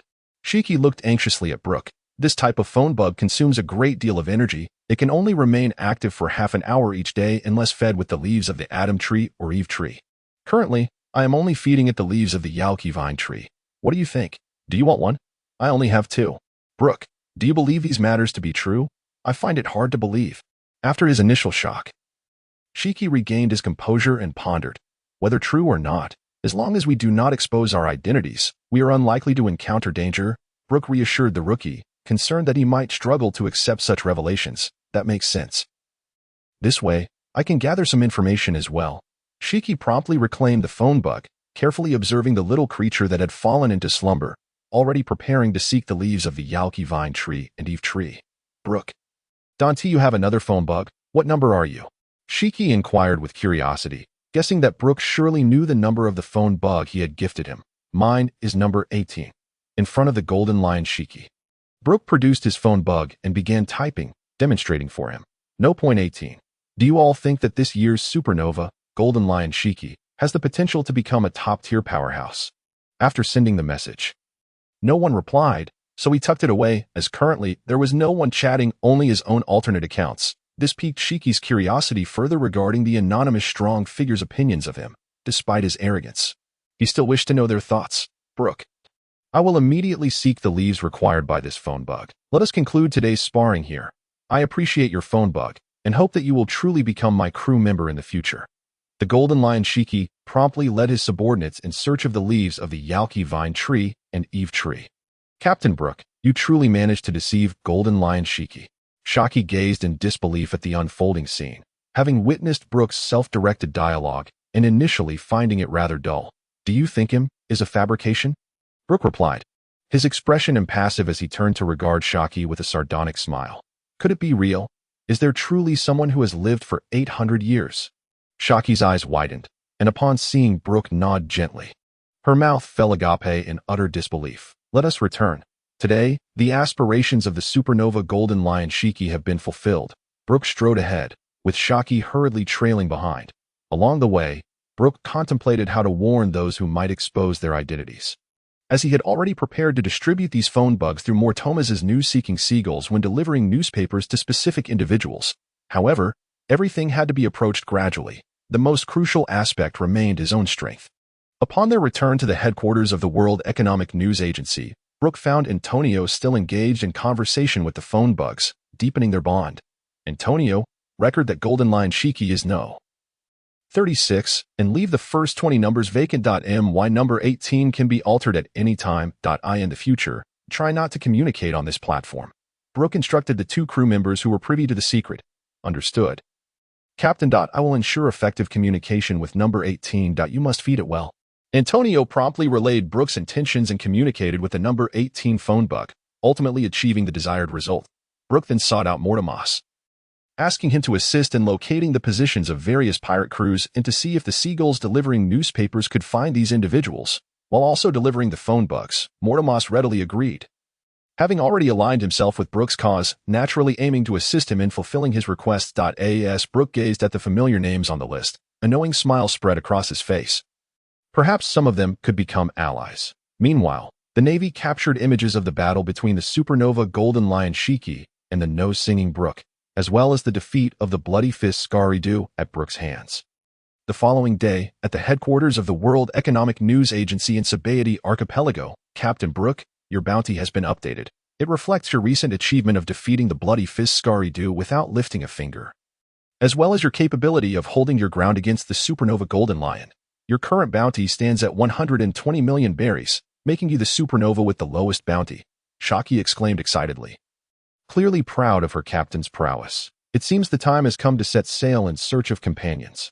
Brook resolved that his strength warranted a new voyage, and Mortomas had already dispatched individuals to Gaia Island to scout for a base, preparing for the upcoming relocation of the news agency's headquarters. This year's supernovas were still largely navigating the Grand Line, and he too needed to establish his own crew promptly. After discussing with Mortomas in the morning, he began procuring supplies to load onto the pirate ship entrusted to number 50, transferring the Eternal Pointer and phone bugs aboard. The trio's pirate crew set sail once again, under the watchful eyes of the Mortomas family. Captain, is our first destination the fallen shipbuilding capital? As a navigator, Shiki was somewhat perplexed. It is well known that the most formidable shipwrights currently reside in the Sabaody archipelago, while Water 7 has seen a decline in its shipbuilding industry due to the devastating influence of the sea god. Akula Lagna's tsunami. It was only thanks to the marine train created by the fisherman Tom that Water 7 regained its former glory, restoring its reputation as the shipbuilding capital. Indeed, they possessed the most advanced shipbuilding techniques. Brook recalled that Water 7 housed the design blueprints for the ancient weapon, Pluton. Tom, now in his 30s, was older than Roger. One wondered whether Roger had already reached Water 7 to construct the new ship. The R.O. Jackson. Since Antonio was rather inept, Brook took charge of hoisting the sails while Shiki was tasked with monitoring the weather along the Grand Line. Meanwhile, the infamous Captain Shiki had amassed a considerable amount of Yalchaman red leaves aboard his ship. Yet he could not locate the Sun Tree Eve or the Treasure Tree Atom leaves, for those had long been scavenged by Brook. After a day of respite, the 36th phone snail belonging to Shiki regained its vigor, prompting him to instruct Shiki to check the messages on the small screen. That he was eager to discern the opinions of these so-called strong individuals, ensuring he timed his phone snail's activation judiciously. 18. Do you all believe the new supernova, Captain Shiki, possesses the potential to become a top-tier powerhouse? 15. A newcomer is merely a newcomer. No matter how strong, they are still a weakling, unable to wield even the most basic Haki. 9. The weather in the New World is exceedingly treacherous. His float fruit may prove even more perilous. Should one venture into the New World without understanding its dangers, they may well meet their demise. 6. The child of this era appears to be Rox D.Zebek, with his terrifying three-color Haki, malevolent devil fruit, and domineering personality. I predict most supernovas will fall under his command, and Shiki shall be no exception. What? I am Captain Shiki. How could I ever bow to another? Three-color Haki. I shall master it soon. 44. Finally captured one. You lawless scoundrels dare to probe into the secrets of history. You will eventually find yourselves ensnared. I am a Marine Admiral, and I, too. Phone Snail 44 has perished. Fret not, everyone.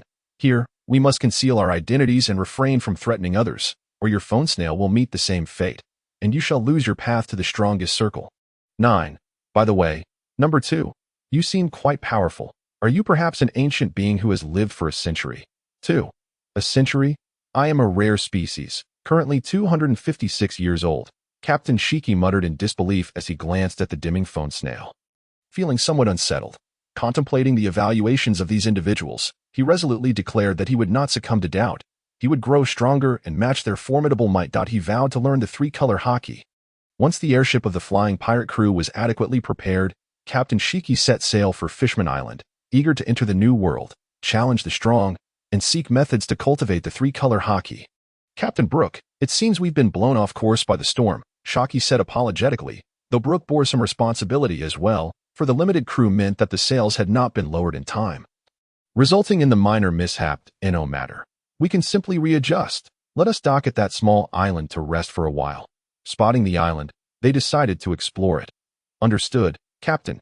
Under the control of the three.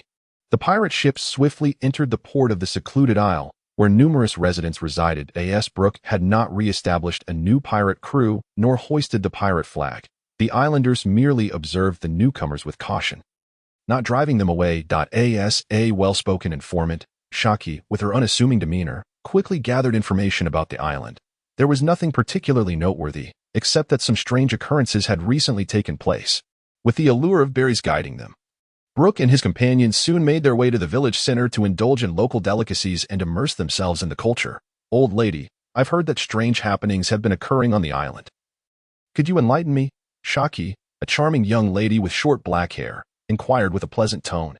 You outsiders, I urge you to leave soon, for there are monsters that can induce amnesia.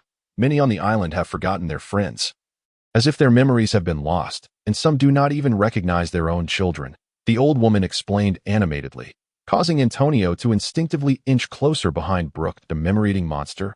Brook mused, recalling a small creature from his past.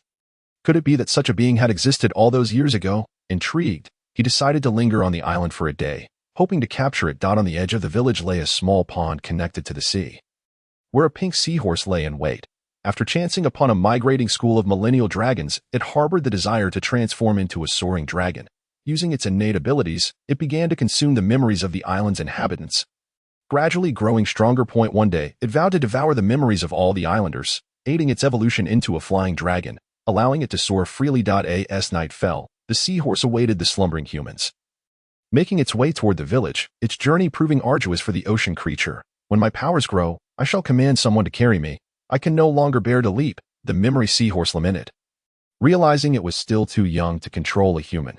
Upon reaching the village, most inhabitants had already succumbed to sleep, making it easier for the seahorse to feast on their memories. It stealthily approached a house, drawing closer to the window, where it began to absorb the dreams of the slumbering humans, vibrant strands of memory glowing as they floated toward its mouth. Delicious. Yet these memories were disappointingly mundane, lacking the flavor it had anticipated. It could only consume enough to grow, pondering how long it would take to devour sufficient memories to become a flying dragon. Meanwhile, Brook had activated his life detection ability. Anticipating the appearance of the monster, after a brief survey of the village, he spotted the stealthy pink seahorse, even smaller than he had imagined. Tasty, is it? Brook gently inquired of the engrossed seahorse. The memory seahorse nodded earnestly but quickly turned its head to find a towering figure before it, with icy blue eyes that seemed to pierce through its very soul, causing it to scamper back to its lair in fright. However, the little seahorse's speed was rather pitiful. Brook stepped forward and effortlessly scooped up the memory seahorse, gazing at it with curiosity. I never expected you to be so small. You aren't fully grown yet, are you? You can understand me, right? From now on, stick with me, and I shall take you to feast on more powerful and delectable memories. Brook considered this uniquely gifted seahorse, contemplating its potential usefulness in the future. Sensing the chilling aura emanating from the peculiar man, the memory seahorse quickly nodded in agreement, fearing it might be crushed if it refused. After all, it was still just a baby, having consumed memories for less than a month. Brook was pleased with the seahorse's response, resting it on his shoulder. The seahorse promptly coiled its tail around Brook's clothing to secure itself and prevent a fall. These islanders' memories are far too ordinary. They won't help you grow. In the future, I shall take you out to sea and feed you the memories of pirates, Brook declared, causing the memory seahorse to nod vigorously, as if it had struck gold. Upon witnessing Captain Brook return with a pink seahorse, Shiki's curiosity was piqued. Is this the memory-eating monster? It shall also be our companion from now on, Brook introduced it, allowing them to become acquainted and share their abilities. Memory seahorse, you must never harm your companions, Brook cautioned the memory-consuming creature. What a marvel! I never knew such a being existed, Antonio exclaimed in awe. And you are no different, a devil fruit user capable of communicating with phone snails, Shiki remarked enviously, her curiosity piqued. Shiki, what type of devil fruit would you desire in the future, with the advantage of a prophetic plot? One should be able to seize a devil fruit that rightfully belongs to another. At that time, I would become a minor boss with considerable influence. I desire a devil fruit that grants swift movement, for then I shall be able to protect myself. After contemplating for a mere 0.01 seconds, Xiachi promptly provided her answer. I understand.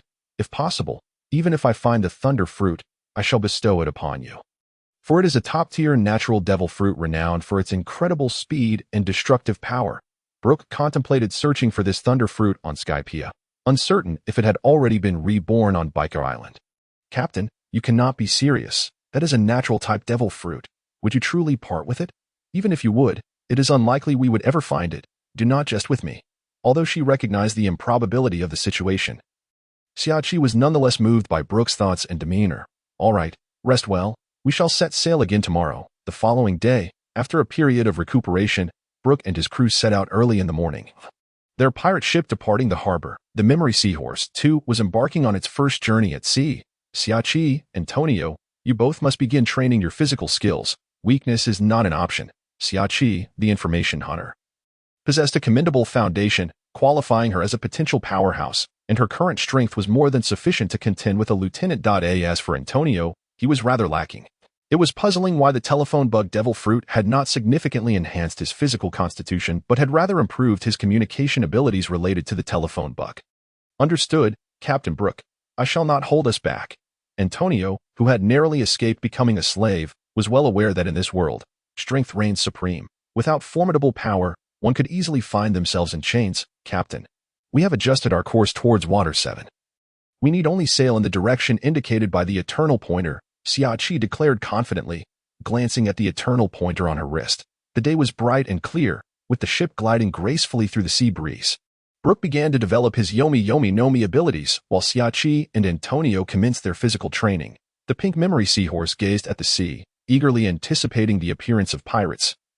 For Captain Brook had mentioned that defeating pirates would yield a wealth of splendid memories to devour. Haha, Captain, those old shipbuilders never anticipated that after we set sail on our new vessel, we would return and seize them back. One of the pirate officers laughed heartily, evidently pleased with their recent acquisition of a shipyard to construct a new ship. Now, we are deemed the most notorious pirate crew by the Navy. The captain of the Misty Smoke Pirates, Misty Yimi, was a user of the Misty Smoke Devil Fruit, capable of releasing vast amounts of intoxicating mist to effortlessly eliminate his foes, with a bounty of 150 million berries. He was certainly a rising star this year. These shipwrights, if you give them money, they dare to ask for it. If we do not rob them, how can we live up to our title of the most wicked pirates? Haha. Captain, there is a pirate ship ahead that appears to be flying no flag, the lookout reported loudly, peering through his telescope. Where did this small band of pirates come from? They seem few in number. Are they escaped pirates? Let us seize them. Even the smallest mosquito is still meat. And since it was an easy target, Yimi swiftly made his decision and issued orders. Meanwhile, Brook and his crew also spotted the brand new vessel. Recognizing the pirate flag it bore, Captain Brook, this is troubling. It is Misty Yimi, with a bounty of 150 million berries. Are you confident in our chances? If not, we should make our escape. Shiki was well aware of the Misty Smoke pirates' treachery and brutality. Noting that very few of their adversaries survived encounters with them, and that the Misty Fruit had a reputation for being unscrupulous, no worries. I am not afraid of poisonous smoke. Brook, revived in his Yomi form, was immune to such effects on his physical body. He was nearly impervious to most toxins, barring those of a highly corrosive nature. As the two pirate ships approached each other, they quickly drew near. They aren't fleeing. Do they seek to ally with me? Haha, Misty Yimi proclaimed arrogantly. Although their pirate crew was infamous, they were also a formidable force, and it was not impossible for like-minded pirates to seek their company. You need not engage. Remain aboard the ship. As the two vessels drew parallel, Brook instructed Shiki and Antonio to stay behind, while he leaped onto the Misty Smoke Pirates ship alone. Dare you come aboard? You are truly courting death. Misty Yimi, along with his underlings, was exhilarated to initiate an assault, only to be taken aback as this man boldly leaped onto his ship, sword drawn, a clear sign of invasion rather than alliance. Captain Yimi, he appears to be the Avenger Brook, with a current bounty of approximately 120 million. One of the crew members, who had a penchant for tracking bounties, quickly recognized Brook. So, another pirate? Brook, we shall not interfere with one another. What brings you to our ship? Misty Yumi regarded this rival pirate with a hint of trepidation, though he released his intoxicating gas into the AIRTO sharpen my skills, and to rob.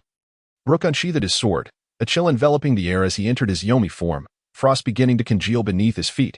Even his breath exhaled icy mist. Humph, Brook, you are quite confident. I trust you are already feeling drowsy, for you have already succumbed to my mist upon boarding. Aha, Misty Yimi smugly observed Brook, eagerly anticipating his collapse into unconsciousness, allowing him to act with impunity. Yomi Yomi no Mi, ice clean surface. Brook thrust his sword into the deck, creating a vast expanse of ice, the Yomi aura spreading and freezing the feet of Yimi's underlings, causing Yimi to retreat in alarm, leaping onto the railing. Yomi Yomi no Mi, golden blade slash. All of Yimi's subordinates looked upon Brook as though he were the Grim Reaper. Their bodies freezing in fear, their defenses lowered in an instant. Brook charged forth, and these minions crumpled onto the ice, their wounds frozen, entering a state of suspended animation. Impossible. How can you be so powerful? Misty Yimi gasped in disbelief. Witnessing his crew fall in an instant, was this man a user of a natural ice fruit? Moreover, why was he unaffected by his intoxicating smoke? Captain Brook is incredible. Shiki and Antonio shouted with excitement, realizing that this supernova pirate crew was no match for their captain, while the memory seahorse began to drool, eager to consume the plentiful delectable memories. Do not hide. Let us engage in a proper duel. Supernova. Yomi Yomi no Mi. Snowstorm slash. Brook continued to pursue the evasive Misty Yimi, who seemed to rely solely on his devil fruit abilities and evasive maneuvers. Brook, I concede. I beg you, spare me this once. I shall never provoke you again. As the deck became engulfed in Yimi's mist, which had no effect on Brook, Yimi chose to surrender, knowing that if he continued, he would inevitably be slain by Brook. Piracy is not child's play, and frankly, I find you insufferable. Brook regarded Yimi as a despicable pirate who killed indiscriminately without a moral compass, and he had no intention of letting him go. Do not force my hand. Misty Yimi inflated himself, desperately blowing mist towards Xiachi while nimbly leaping, attempting to board Brook's ship and take hostages. Yomi Yomi Nomi. Wasteland slash. As Brook whispered softly, Yimi, mid-leap, was splattered with blood, collapsing back onto the deck, gazing in terror at the cold-breathing Brook, before losing consciousness. Ta-da! Captain Brook is magnificent. We have captured Misty Yimi, with a bounty of 150 million. Xiachi rushed over to bind the unconscious Yimi. And as the mist dissipated from the ship, she eagerly began to loot, discovering a trove of treasures. The memory seahorse had already leapt upon Misty Yimi, eagerly consuming the exquisite memories. As the icy surface melted away, and the freeze was lifted, Brook seized one of the pirate minions and interrogated him about the heinous deeds of the Misty Smoke pirates. Think they would rob a shipyard, truly devoid of any sense of morality. This was the very shipyard that aided in crafting your new vessels. To conduct piracy in such a manner is utterly unforgivable. Xiachi also looked down upon such pirates, devoid of any moral compass. In this world dominated by the seas, shipwrights deserve the respect of every profession, even that of pirates. The memory seahorse did not spare the memories of these pirate minions, devouring them all. Hey, memory seahorse. That's enough. We still need pirates to sail. With Brook's warning, the memory seahorse reluctantly ceased its feast, gazing at the terrified pirates, oblivious to how many memories had been consumed and whether they would still be able to sail. Under Brook's command, these bewildered pirates, akin to naive children, began to follow orders step by step, hoisting sails and rowing, making their way back to Water 7. Memory seahorse, hurry up and digest those memories, lest you regurgitate them later. Brook watched the memory seahorse, still burping, having gorged itself quite a bit. He hoped it would not vomit and restore the pirates' memories instead. Water 7. The Jerry Shipbuilding Company lay in disarray, with all the shipwrights downcast. Their shipyard had been destroyed by that supernova, bombarded with the very pirate ships they had constructed, inciting their hatred for the Misty Smoke pirates even further. Master Jerry, please allow me to set sail and pierce that bastard's pirate ship. The foreman of the Jerry Shipbuilding Company, the fishman Tom, implored his master in anger. As a bull-headed fishman, although slightly rotund, he possessed immense strength, able to lift a ship with one hand. Had he not been caught off guard and fainted from the Misty Smoke's gas, he would have surely killed that scoundrel. Tom, let the ship we built continue its voyage. The fault lies with its captain, not the vessel. Besides, our shipyard cannot afford to lose you. You cannot leave. Jerry, his body wrapped in bandages, with blood seeping from his wounds, was aware that the major shipbuilding companies were constantly clashing over clients, plunging the island's residents into an ever-growing shadow of despair. The island desperately needed Tom's formidable strength to maintain order. It turned out that Water 7, the island of shipbuilding, faced a tsunami from the sea gods every year. This time, the island's inhabitants would flee to higher ground to evade the waves. However, each year after the tsunami, the water levels would rise significantly. With trade along the Grand Line disrupted and connections between islands dwindling, the 7 major shipyards of Water 7 had become embroiled in bitter rivalry, often fighting over clients, accepting orders from any pirate, regardless of their nature. Master Jerry, I swear, one day I will save Water 7 and unite all the shipyards. The 30-something fishman Tom shed tears at that moment. Not good, not good. The Misty Smoke pirates are back. A small shipwright rushed back in panic, shouting frantically, "What? That bastard dares to return!" The bull-headed fishman Tom roared in fury, grabbing a massive shipwright's hammer and charging out. Tom, don't be impulsive. Be careful of the gas from the Misty Smoke. Jerry shouted desperately, spitting blood, causing concern among the nearby shipwrights. Captain Brook, the situation doesn't look good. These shipwrights seem to mistake us for the Misty Smoke pirates. Xiachi observed the furious expressions of the red-eyed shipwrights, as if they were ready to devour them, and felt a sense of foreboding. You scoundrel Yimi, I will take you down. Tom was seen charging out, hammer in hand, aiming for the pristine pirate ship of the Misty Smoke pirates. A chilling sword aura struck the ground before Tom, allowing him to see that a stranger was now aboard the pirate ship. Hurry and call Yimi out. I'm going to kill him. Tom fumed, the immensely powerful fishman showing no fear of such a despicable man as Yimi. Misty Smoke Yimi has already been defeated by me and is now my captive. If you wish for his life, you may purchase it with his bounty. A generous sum of 150 million berries, Brook stated, his sword still radiating a cold aura.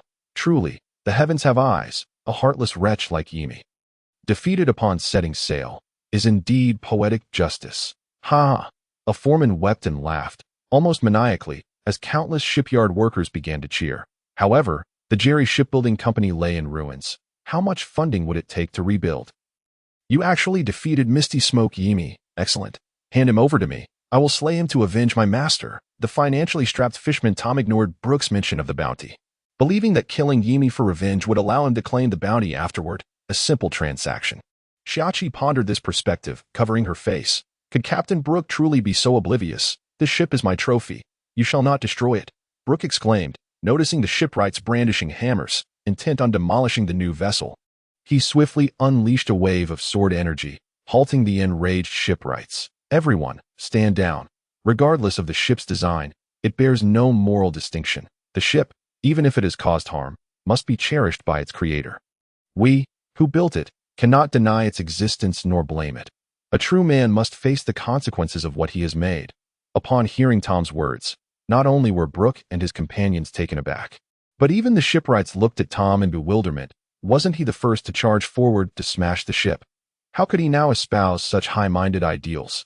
At that moment, the injured old Master Jerry, supported by his employees, emerged, gazing at the ship that had recently attacked his shipyard and at Misty Smoke Yimi, being held by Brook. Thank you, brave hero, for avenging us. We are immensely grateful. Might you allow us to deal with Misty Smoke Yimi? And could the goods he pilfered be returned to us? Old Jerry immediately demanded all of Brook's spoils, prompting Shiachi to frown, though she understood their dire need for funds to rebuild the shipyard. Old sir, you are being unreasonable. Even pirates do not dare to rob in such a manner. Do remember, Misty Smoke Yimi is a notorious pirate with a bounty of 150 million berries. Why should I hand him over to you?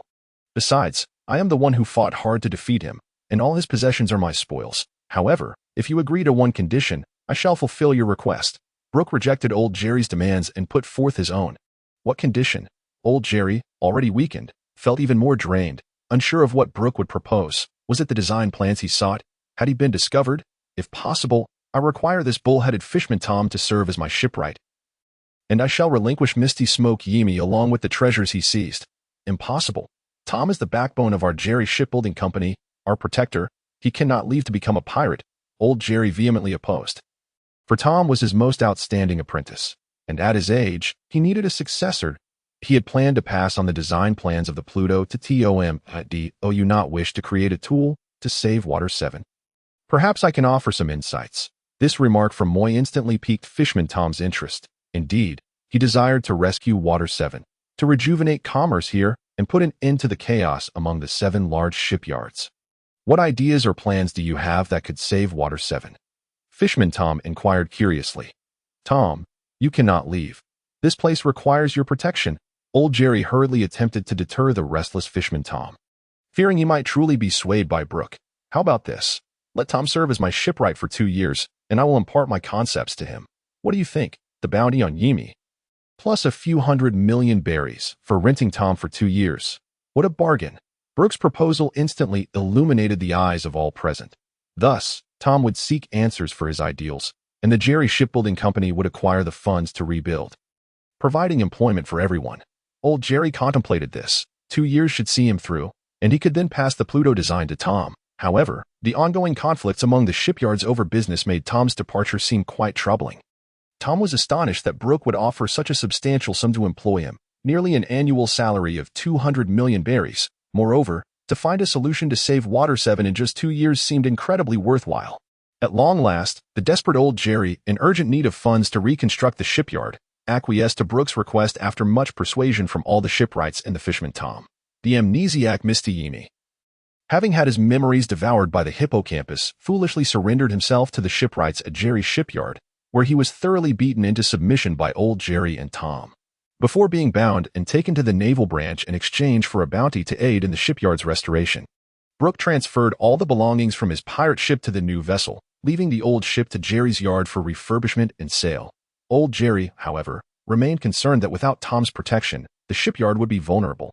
Thus, Brook was compelled to leave the crew of the Misty Pirates in Jerry's care, a group of individuals with fragmented memories but potential, allowing old Jerry the opportunity to train them in the confines of Jerry's office. He pondered how to extract some funds from Brook to navigate the 2 years without Fishman Tom's safeguarding. Why have these pirates become so inept? They resemble novices. Old Jerry mused, perplexed. How should I know? Perhaps my blows have left them unable to recognize even their own mothers, or they may simply be frightened. Brook responded, releasing an aura of malevolent energy that caused old Jerry to stumble back in terror. Indeed, it is somewhat alarming. It is entirely possible these pirates may have been driven to madness by fear. Consequently, old Jerry abandoned his intentions of extracting all of Yimi's ill-gotten gains from Brook.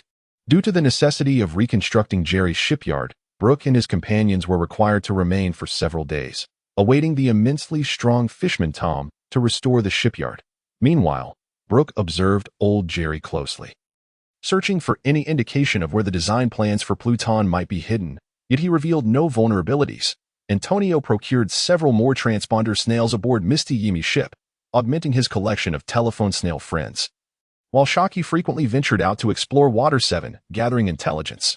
After several days of diligent effort from the entire crew of Jerry's shipyard and the Misty Pirates, the framework of the shipyard was finally reconstructed, demonstrating the remarkable efficiency of professional shipwrights. One evening, after a long day of toil, the shipwrights returned to their quarters for rest as the shipyard was poised to reopen the following day, with Fishman Tom preparing to set sail temporarily.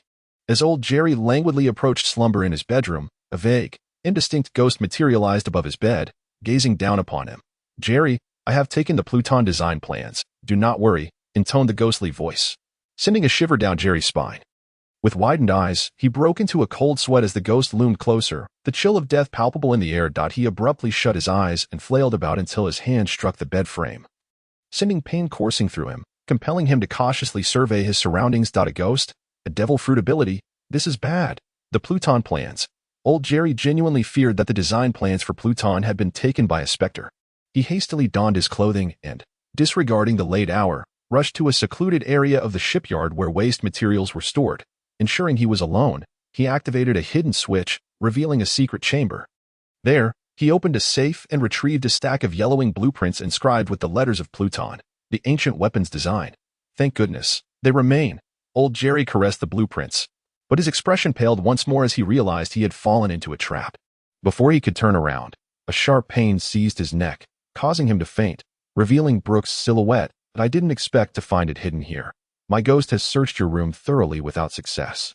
Yet here it is," Brook claimed as he seized the Pluton design plans, intent on clearing his own suspicions, leaving behind a note. "Walking in the darkness of justice, P5. Hippocampus, devour a fragment of his memory tonight. But be cautious." The pink hippocampus, begrudgingly, absorbed a tiny portion of old Jerry's memory, after which Brook returned him to his slumber. The following day, old Jerry awoke, his body aching, perplexed as to why he felt increasingly fatigued. He noticed bruises on his arms, despite having no recollection of sustaining any injuries, and his neck throbbed. Had he slept in an awkward position?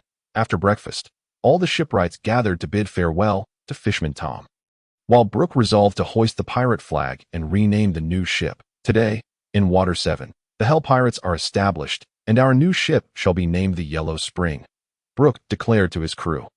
With the assistance of the shipwrights, they swiftly painted the new pirate flag, a simple design of a skull with crossbones and the words Hell inscribed, while the new ship bore the name Yellow Spring.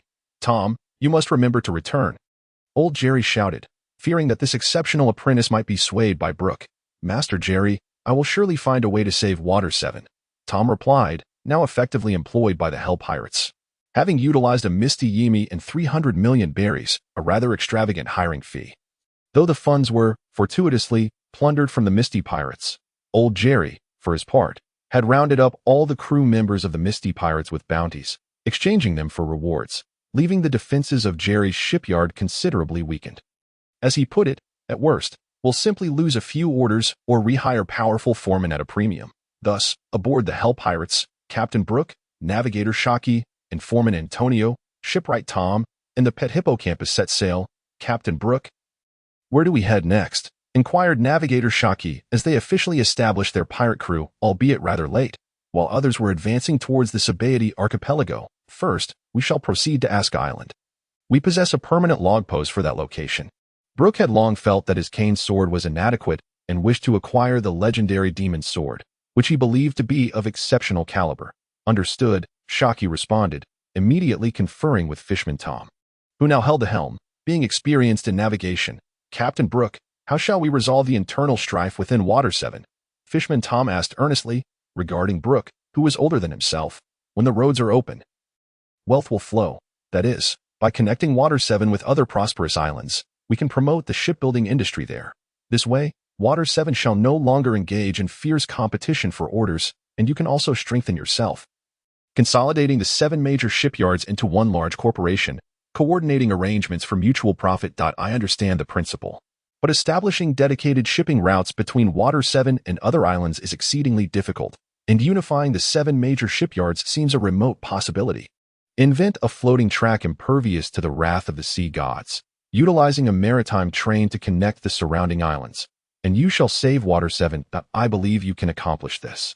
My vision has glimpsed the future. Moreover, you can accompany us on our journey while seeking the necessary materials, thereby enhancing your own strength and becoming a renowned figure, ultimately returning to Water 7 to implement your plans. That sounds promising, but does the material to create a floating track truly exist? I swear by my name, it does indeed. I understand, Captain Brook. I will seek out that material. I will construct a sea train connecting the islands and restore Water 7 to its former glory. Fishman Tom declared passionately, his eyes ablaze with determination, evidently convinced by Brook's grand vision. Thus, the Yellow Spring sailed towards Asco Island, following the permanent log pose in search of the fabled demon sword. Meanwhile, Mort Thomas from the World Economic News Agency successfully pinpointed several pirate locations. Dispatching multiple transponder snails left by Brook through Seagull Newsbirds in search of their rightful owners, he hoped these strangers would comprehend the usage instructions and care requirements for the transponder snails, praying they would not allow them to perish, rendering Brook's efforts futile. This moment, deep beneath the ocean, at a depth of 10,000 meters, the Flying Sky Pirates were trembling with fear as they finally managed to land on Fishman Island. Nearly annihilated by the colossal Sea Kings, had it not been for the timely intervention of the Golden Lion Shiki, who unconsciously awakened his conquerors Haki in a moment of despair, they might have been devoured entirely by the Sea Kings. Indeed, the 3 types of Haki serve as the gateway for the strong in this world. How thrilling! Is this the power of the conqueror's Haki, a force that instills fear in all things? Ha ha ha! I too am a being endowed with the qualities of a king. The Golden Lion Shiki laughed maniacally, having survived the ordeal, as he pulled out his phone book and inscribed a message. Number 36. Today, I have awakened the conqueror's Haki as well. From now on, the world as strong will acknowledge my place. With a sense of pride, the Golden Lion completed his writing and entered Fishman Island, eager to explore this legendary isle. In the Grand Line, Roger exclaimed, "Ha ha, Rayleigh, look, the newsbird has delivered a gift to me," inscribed with a personal note from GOLD. Roger. You know, even the Navy refers to me as GOLD. Roger in my bounty notice. Roger, brimming with enthusiasm, prepared to unveil the mysterious gift, his curiosity piqued about its sender. Roger, be cautious. It could very well be a trap set by the Navy, Rayleigh shouted, exasperated by the reckless nature of his captain. Relax, relax. I can hear a tiny life within. There is no danger. Roger, now 25, had traversed the Grand Line for several years and had awakened a unique form of observation Haki, allowing him to perceive sounds inaudible to others. Alongside a nascent ability to discern good from evil, with great care, he opened the box to reveal a sleeping phone bug, a few leaves, and an instruction manual. Rayleigh picked up the manual to read. Phone bugs are gifts for the world's strongest, beloved by the age of the sea. Here, revealing one's true identity is prohibited, and any insults or provocations will result in the phone bug losing its function. Let us engage in peaceful dialogue, sharing certain information and uncovering the secrets of the world. You may write on the screen to communicate, and swiping up reveals the history of messages. Note: the food for the phone bug consists of leaves rich in energy. The more nutrient-dense the leaf, the longer the screen remains lit. Such leaves include those from the Yaokai vine, the Eve tree, and Adam's tree, which must be sought by individuals themselves. Is this a phone bug? Let me check the screen. Roger eagerly grabbed the small screen connected to the phone bug, and he saw the latest message from number 36, Awaken the Conqueror's Haki. Roger fiddled with it and indeed uncovered historical messages that made him solemn. The ancient Imu, Navy Admiral surfacing, the 3 Haki, the New World Sovereign Rocks, and the supernova Golden Lion. Do you think this number 18 is inquiring about the Golden Lion's potential? Could it be that he is the Golden Lion himself? Jabba discerned this immediately, unaware that the Golden Lion had not yet acquired a phone bug. Roger, are we about to enter the New World? What is the 3 Haki? Is your precognition a form of Haki? Rayleigh also inquired. Ha. Since it claims to facilitate peaceful dialogue, let us pose a question, Roger declared, immediately striving to write neatly, unwilling to be the subject of mockery. Number 55. Can anyone explain what the three Haki are? Ha. Let us see if any strong individuals respond. Is this phone bug truly useful? Roger laughed heartily. At that moment, a thrilled Brook, having just finished his training, spotted the message and was instantly excited, realizing it was Roger, the son of this era, asking a question. Number 5. Is this yet another novice? Allow me to enlighten you. The three Haki consist of observation, armament, and conqueror's Haki. Observation Haki allows one to keenly sense the presence of others. Once this power is heightened, one can ascertain the positions and numbers of enemies beyond their line of sight, as well as predict their next moves. Armament Haki enhances personal defense, acting as an invisible armor. It can also transform into offensive power, allowing one to contend with devil fruit users, even touching the physical forms of Logio abilities. The Conqueror's Haki is a rare power possessed by only one in millions. A Haki of the chosen few, embodying the qualities of a king, capable of intimidating or even incapacitating foes with sheer presence. While most can cultivate this power through training, further enhancement requires extreme conditions in combat. Additionally, each form of Haki possesses a higher manifestation, which is beyond the grasp of you novices. Number 55. Thank you, esteemed elder, but are there any training methods for these Haki? At that moment, Rayleigh snatched the phone bug from Roger's hands and posed the question. Even the Golden Lion Shiki, observing the screen, seemed to sense an opportunity for strength at hand. Number 5. Want to reap the benefits for free? Not a chance. This statement darkened the expressions of both the Golden Lion and Roger's crew. Before long, their phone bug screens dimmed, prompting the Golden Lion to immediately feed it leaves, while Roger's crew flustered, thinking their phone bug had died, hurried to consult the manual, only to discover it lacked energy and required rest. Fortunately, the gift box contained some leaves for feeding. Thereafter, they would need to seek out high-energy leaves on their own. In the new world, the now 16-year-old Charlotte Lingling, shedding her chubby childhood, gazed at the gift box sent by the newsbird, enveloped in immense joy, while the longbred beside her wore a less than pleased expression. Charlotte Lingling, seeing the inscription for Lingling from Sister Carmel, swiftly opened it, extracting the phone bug, leaves, and a distinct instruction manual, this one written in Sister Carmel's tone. This is a gift from the nun. She truly hasn't abandoned me. Charlotte Lingling lovingly caressed the phone bug as if it were family. Lingling, this must be a deception. Destroy it at once. Longbred insisted, eager to obliterate the phone bug. Sister Carmel, he personally witnessed Lingling consume them all. How could that person still exist? It was undoubtedly a ploy to mislead Lingling, who could only remain under his control. He lunged forward, aiming to stab the phone bug with his sword. How dare you? Charlotte Lingling's eyes flared with rage as she sent Longbred flying with a single punch. N01 shall destroy the gift given to me by the nun. A powerful shockwave erupted from her, sending Longbred tumbling and tearing the ground beneath her. Fortunately, the phone bug was protected by Charlotte Lingling's soul fruit powers. Otherwise, it would have been obliterated on the spot. Ignoring the injured Longbred, she reread the instructions Sister Carmel had penned, uncertain if it was indeed her handwriting. Phone bug, Sister Carmel is involved too, and one must not casually reveal their identity. Is it a game of hide-and-seek? Or riddles? How delightful. Charlotte Lingling eagerly lifted the small screen of the phone bug, scrutinizing the information displayed, though she found it utterly uninteresting. Suddenly, a private message popped up. Carmel, Lingling, how have you been? Please take care of yourself. The towering Charlotte Lingling immediately split off a fragment of her soul, transforming a pen into a homie, and began to inscribe her thoughts onto the screen. Number 43. Sister, how are you? Where are you now? I miss you all so much. Carmel, I am currently on a secluded island, rebuilding the House of the Lamb. You need not seek me for now, as the tides here circle only every decade. Promise me you will take care of yourself until I return. Number 43. Sister, you remain as gentle as ever. I will wait for you and the others. Carmel, please do not allow anyone to harm the phone bug. Those who utter such threats must never approach it, or we will not be able to communicate for another decade. Number 43.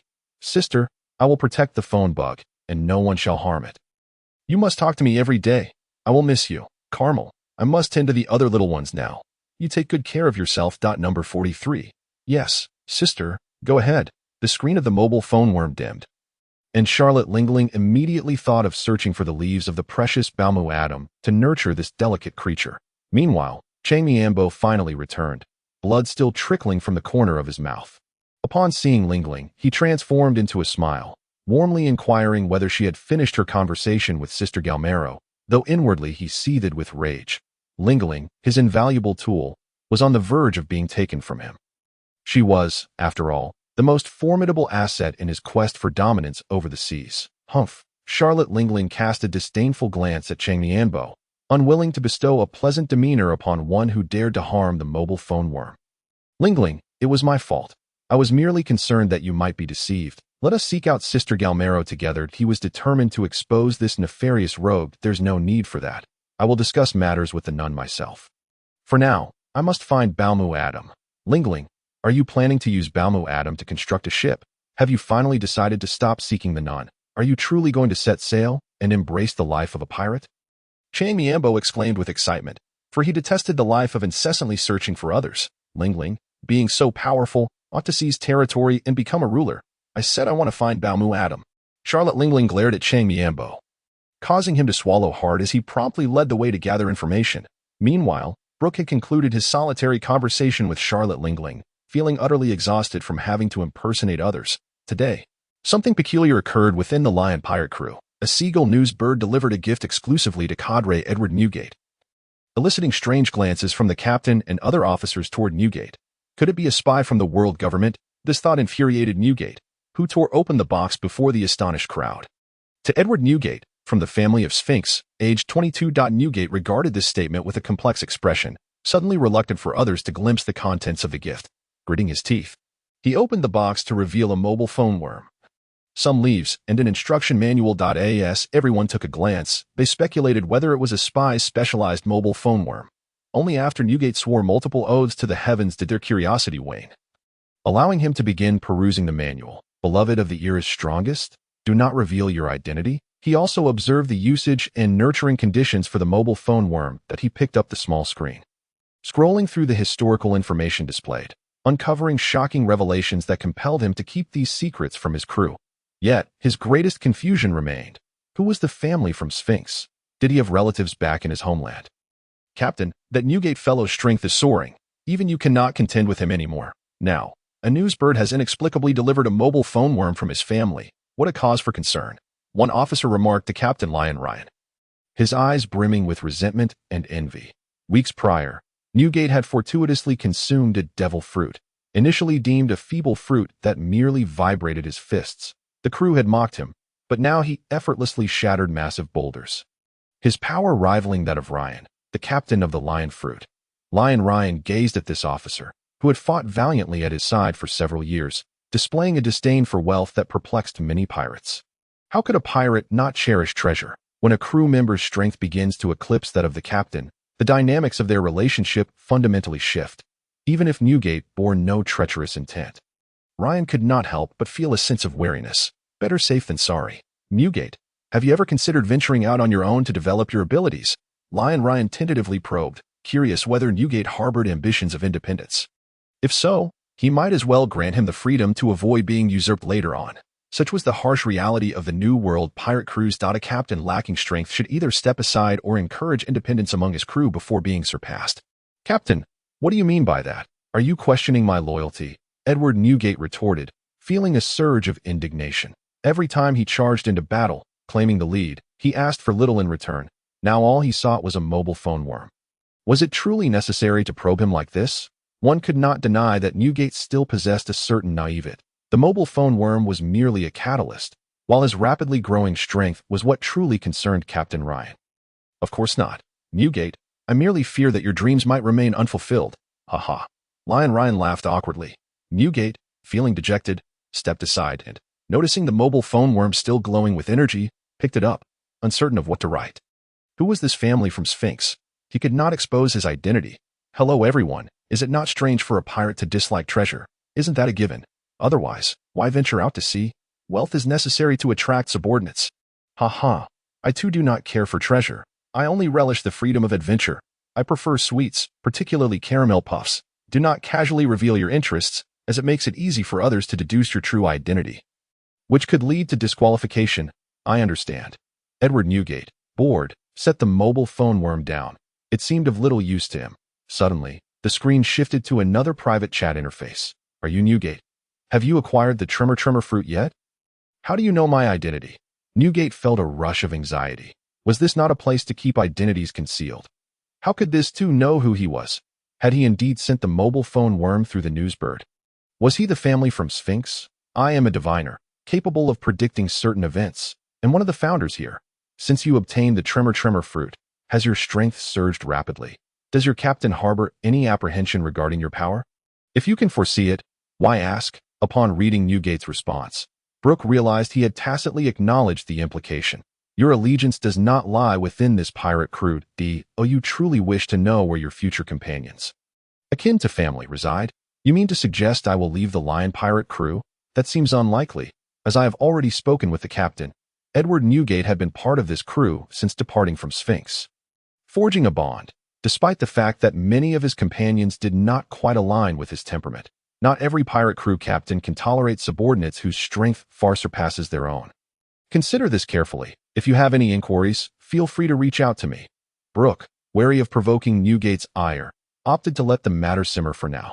Edward Newgate scrutinized the message thoughtfully. Would he truly encounter companions akin to family? He glanced toward the operations room on the pirate ship's deck, where Captain Ryan resided. Did he genuinely harbor misgivings about Newgate's strength? Brook set down the mobile phone worm, acknowledging the difficulty of his endeavors. Taking a deep breath, he steeled himself. Gazing toward the future, the net had been cast, and he awaited the harvest. Yet, strength remained paramount. Brook promptly commenced his exploration of the underworld ghost chi and the development of nether chi. If he could utilize his necromantic energy to detect the nearby life force, it would correspond to observation Haki, while the underworld ghost chi bore similarities to armament Haki, capable of injuring even souls. As for hellish nether chi, it resembled Conqueror's Haki, instilling a sense of dread in living beings. It seemed that his necromantic energy, underworld ghost chi, and hellish nether chi corresponded to the three forms of Haki: observation, armament, and conqueror. This deceased body seemingly could no longer generate Haki, but as long as the effects were similar, he could grow stronger. Captain, given the current ocean currents and wind directions, reaching Aska Island may take some time. Shall we make port at several islands along the way to replenish our supplies? Shiki examined the nautical chart provided by the news agency's president, Mort Thomas, noting several islands that could be conveniently visited. Do as you see fit.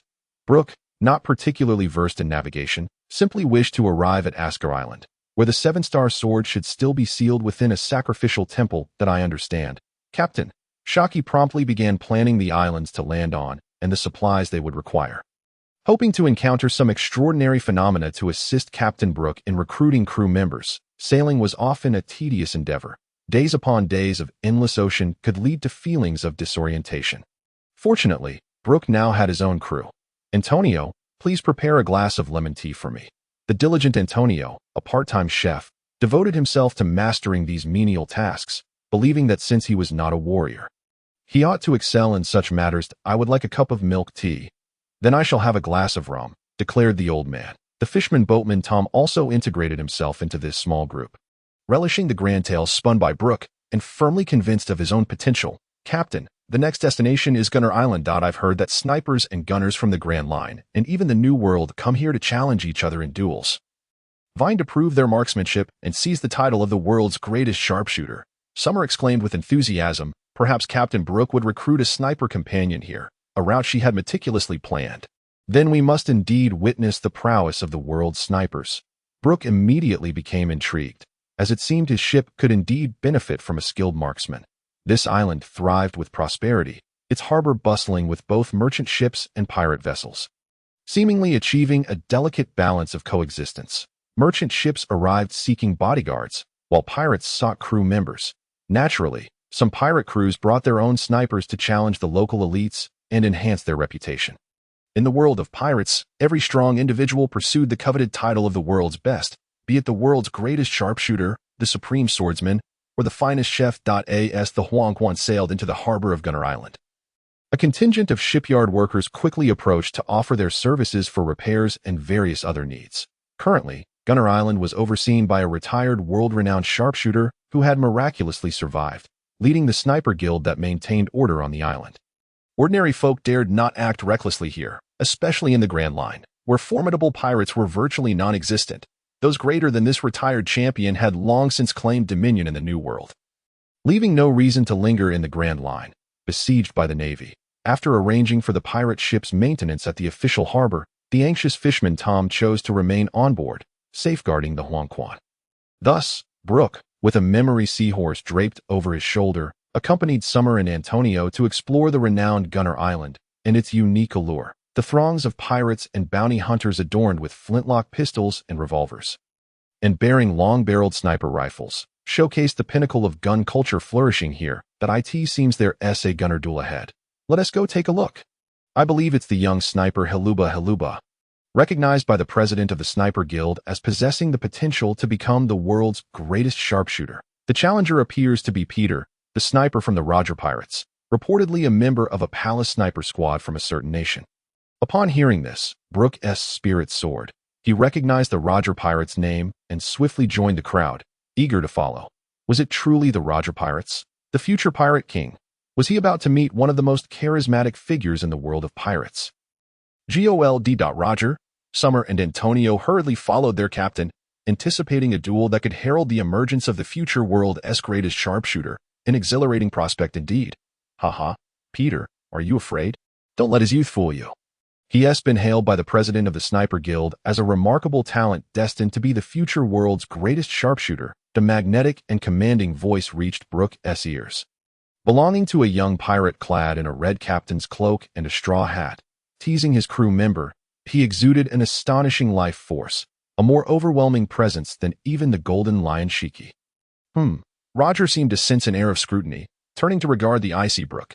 Why did his aura feel so peculiar, almost devoid of the essence of life? Brook's gaze met Roger's, and he marveled at the impressive observation Haki that had seemingly awakened in Roger, allowing him to perceive the essence of all things so swiftly. However, as a child of this era, Monkey D. Luffy had set sail at 17, defeating 2 warlords in less than a year, traversing the Grand Line, reaching Sabaody Archipelago, and at 19, causing chaos in Big Mom's territory and breaching Kaido's realm in Wano. It was almost certain he would defeat the Emperor Kaido by 19. GOLD. Roger, also a child of this era, had wandered the Grand Line at 25, trailing Luffy by more than a mere margin. Awakening the ability to hear the voices of all things could almost be seen as a consolation prize. The likes of Whitebeard and Big Mom were even less comparable. They had been mingling in the pirate world for over 30 years. While Kaido had only been 21 when the Rock's pirates were obliterated, what could they possibly do to compete with King Luffy, the newly emerged supernova, with a bounty of 160 million berries? Is none other than the infamous Brook, the musician known for his song Bink's Sake. Silver's Rayleigh evidently recognized Brook, an elder in the pirate world, while also being aware of Roger's careless nature. It was surprising how swiftly the Navy updated the bounty of the foggy Yimi, freshly raised from 150 million berries. It seemed he had not received the latest news while aboard the Huangquan these past few days. Ah, is he not the one who sings Bink's Sake? Impressive. I must pay him a visit. As the Roger Pirates were renowned for their love of banquets, how could they be unaware of this song? Hold on, I've heard that his crew, the Rumbar Pirates, was annihilated, and he has undergone a significant personality change. He is no longer the jovial Brook you remember. Rayleigh quickly intervened to temper Roger's impulsiveness. As their own sniper was still engaged in a duel, a moment of carelessness could spell disaster for him. Very well, I shall wait until Peter claims victory before visiting Brook. Roger chuckled heartily, feeling no malice emanating from Brook, thus unperturbed. But how can you be so certain Peter will win? What gives you such confidence? He is, after all, a talented sniper hailed as the future world's greatest sharpshooter. Rayleigh exclaimed, clearly perplexed by Roger's unwavering faith. I can already hear it. That young prodigy's heart has been submerged in vanity. He is bound to lose to Peter this time. However, his innate talent far surpasses Peter's. If he can solidify his resolve as a strong individual, perhaps he could indeed become the future world's greatest sharpshooter. Roger begrudgingly acknowledged Haluba's talent, yet he valued his own crew even more. Noticing Roger being restrained by Rayleigh, Brook remained unfazed and instead approached Roger, having observed the 2 skilled snipers preparing to duel on the field. Haluba, the world's greatest sharpshooter, mentioned by the old man in the tavern when Luffy landed at Logtown, seemingly had lived up to that title. However, It appeared he had sought revenge against Roger later, only to be swiftly dispatched by Roger's blade, thus concluding the illustrious life of the so-called world's greatest sharpshooter at the hands of the future pirate king. It was evident that while he possessed immense talent and potential, he was merely a proud young sniper in the eyes of this pirate. What right did he have to recruit someone of such stature? As the atmosphere settled into a tense silence, the tension escalated. Both opponents fixated on each other, preparing for an unrestricted duel utilizing both pistols and sniper rifles. Each bore a sniper rifle on their backs, with a revolver and a flintlock pistol at their waists. As the atmosphere grew increasingly grave, beads of cold sweat forming on their foreheads, indicating that neither had revealed any weaknesses. However, Heluba, in his youthful exuberance, could not resist the urge to strike first, swiftly drawing his revolver and firing 3 shots aimed at Peter's forehead, heart, and neck. Firing meant he would be momentarily fixed in position, yet Peter had anticipated Heluba's movements. The instant his gaze flickered, he discerned the target areas, promptly dropping and drawing his sniper rifle, landing a shot on Heluba's shoulder. This was the result of years of experience gained as a pirate. Although Heluba possessed extraordinary talent, capable of hitting a seagull from thousands of meters away and severing a fly's wing from hundreds, he had never faced a life-or-death battle, which was his Achilles heel. Peter, drenched in cold sweat, realized that a misjudgment could have cost him dearly, but fortunately, his practical experience triumphed over the prodigy. Heluba clutched his wounded shoulder, his face ashen. He had truly lost. The pain in his heart far eclipsed the agony of his injury. Is that all? Is this really the future world's #1 sharpshooter? Puffed. Even an unknown sniper from the Supernova Pirates is far superior. I misjudged this scoundrel, causing me to lose a wager of 100,000 berries. Puffed. What a waste. With a bounty of only 60 million berries, you, Shurba, are not worthy of being called a genius of the island of sharpshooters. One by one, the pirates tossed aside their betting slips, spat on the ground, and cursed as they turned to leave. Each disparaging remark, dripping with disdain and vulgarity, rendered the 18-year-old sharpshooting prodigy even paler.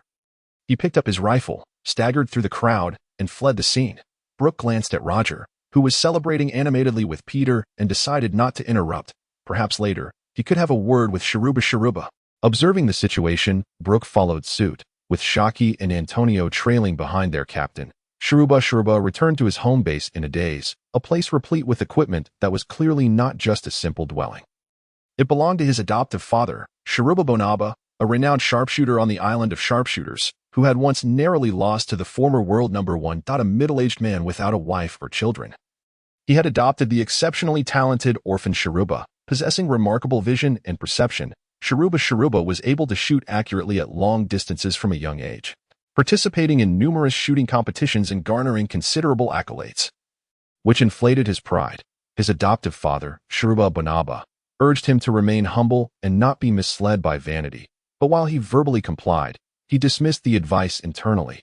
Consequently, Sharuba forbade him from participating in competitions, directing him instead to familiarize himself with various firearms and practice hunting beasts. After Sharuba's passing the previous year, Sharuba returned to the shooting circuit, claiming victory in various long-distance competitions and earning the title of the future world #1 sharpshooter, which further bolstered his confidence. Little did he expect that during his first life-and-death duel, he would be defeated by an obscure pirate sniper, losing years of hard-earned honor in a single day.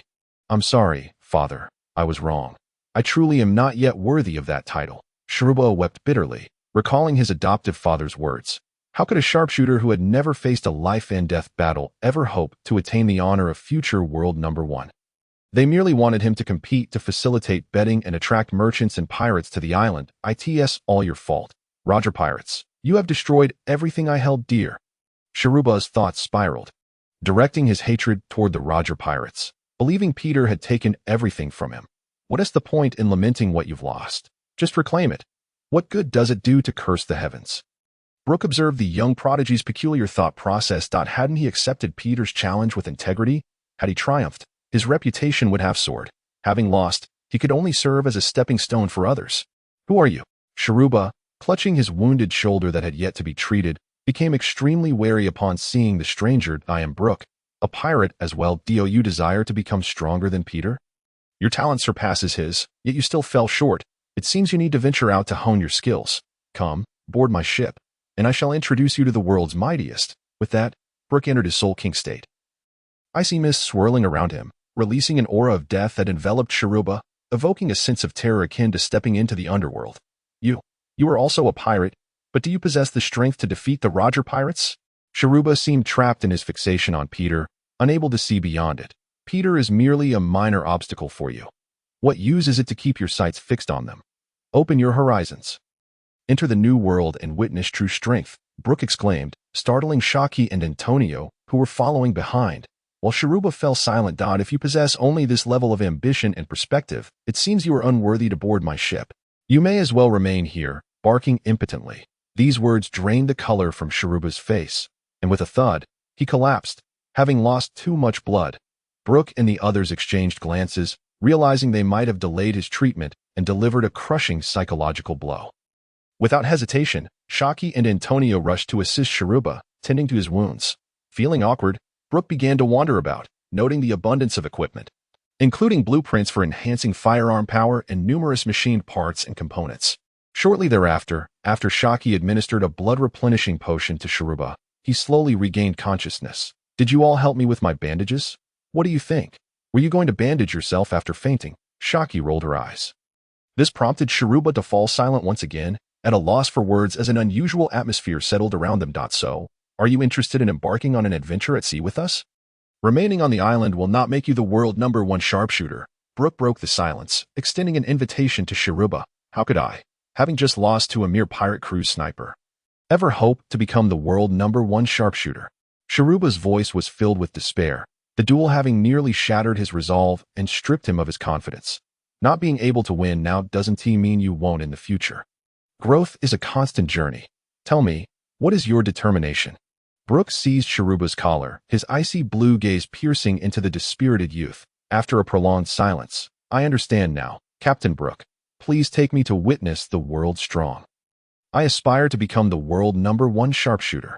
Tears welled in Sharuba's eyes as he recalled the disdainful gazes of the islanders and pirates after his defeat, igniting his stubborn spirit.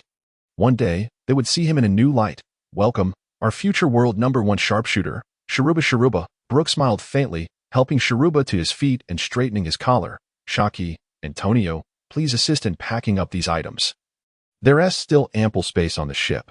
Brook intended to help Sharuba transport his entire arsenal aboard for further study. "I assent it a bit soon. Captain Brook, my wound still aches. You just need to direct us. Tell us what you need, and we'll pack it up for you. I will carry it myself. As the strongest fighter, Brook was decisive and efficient.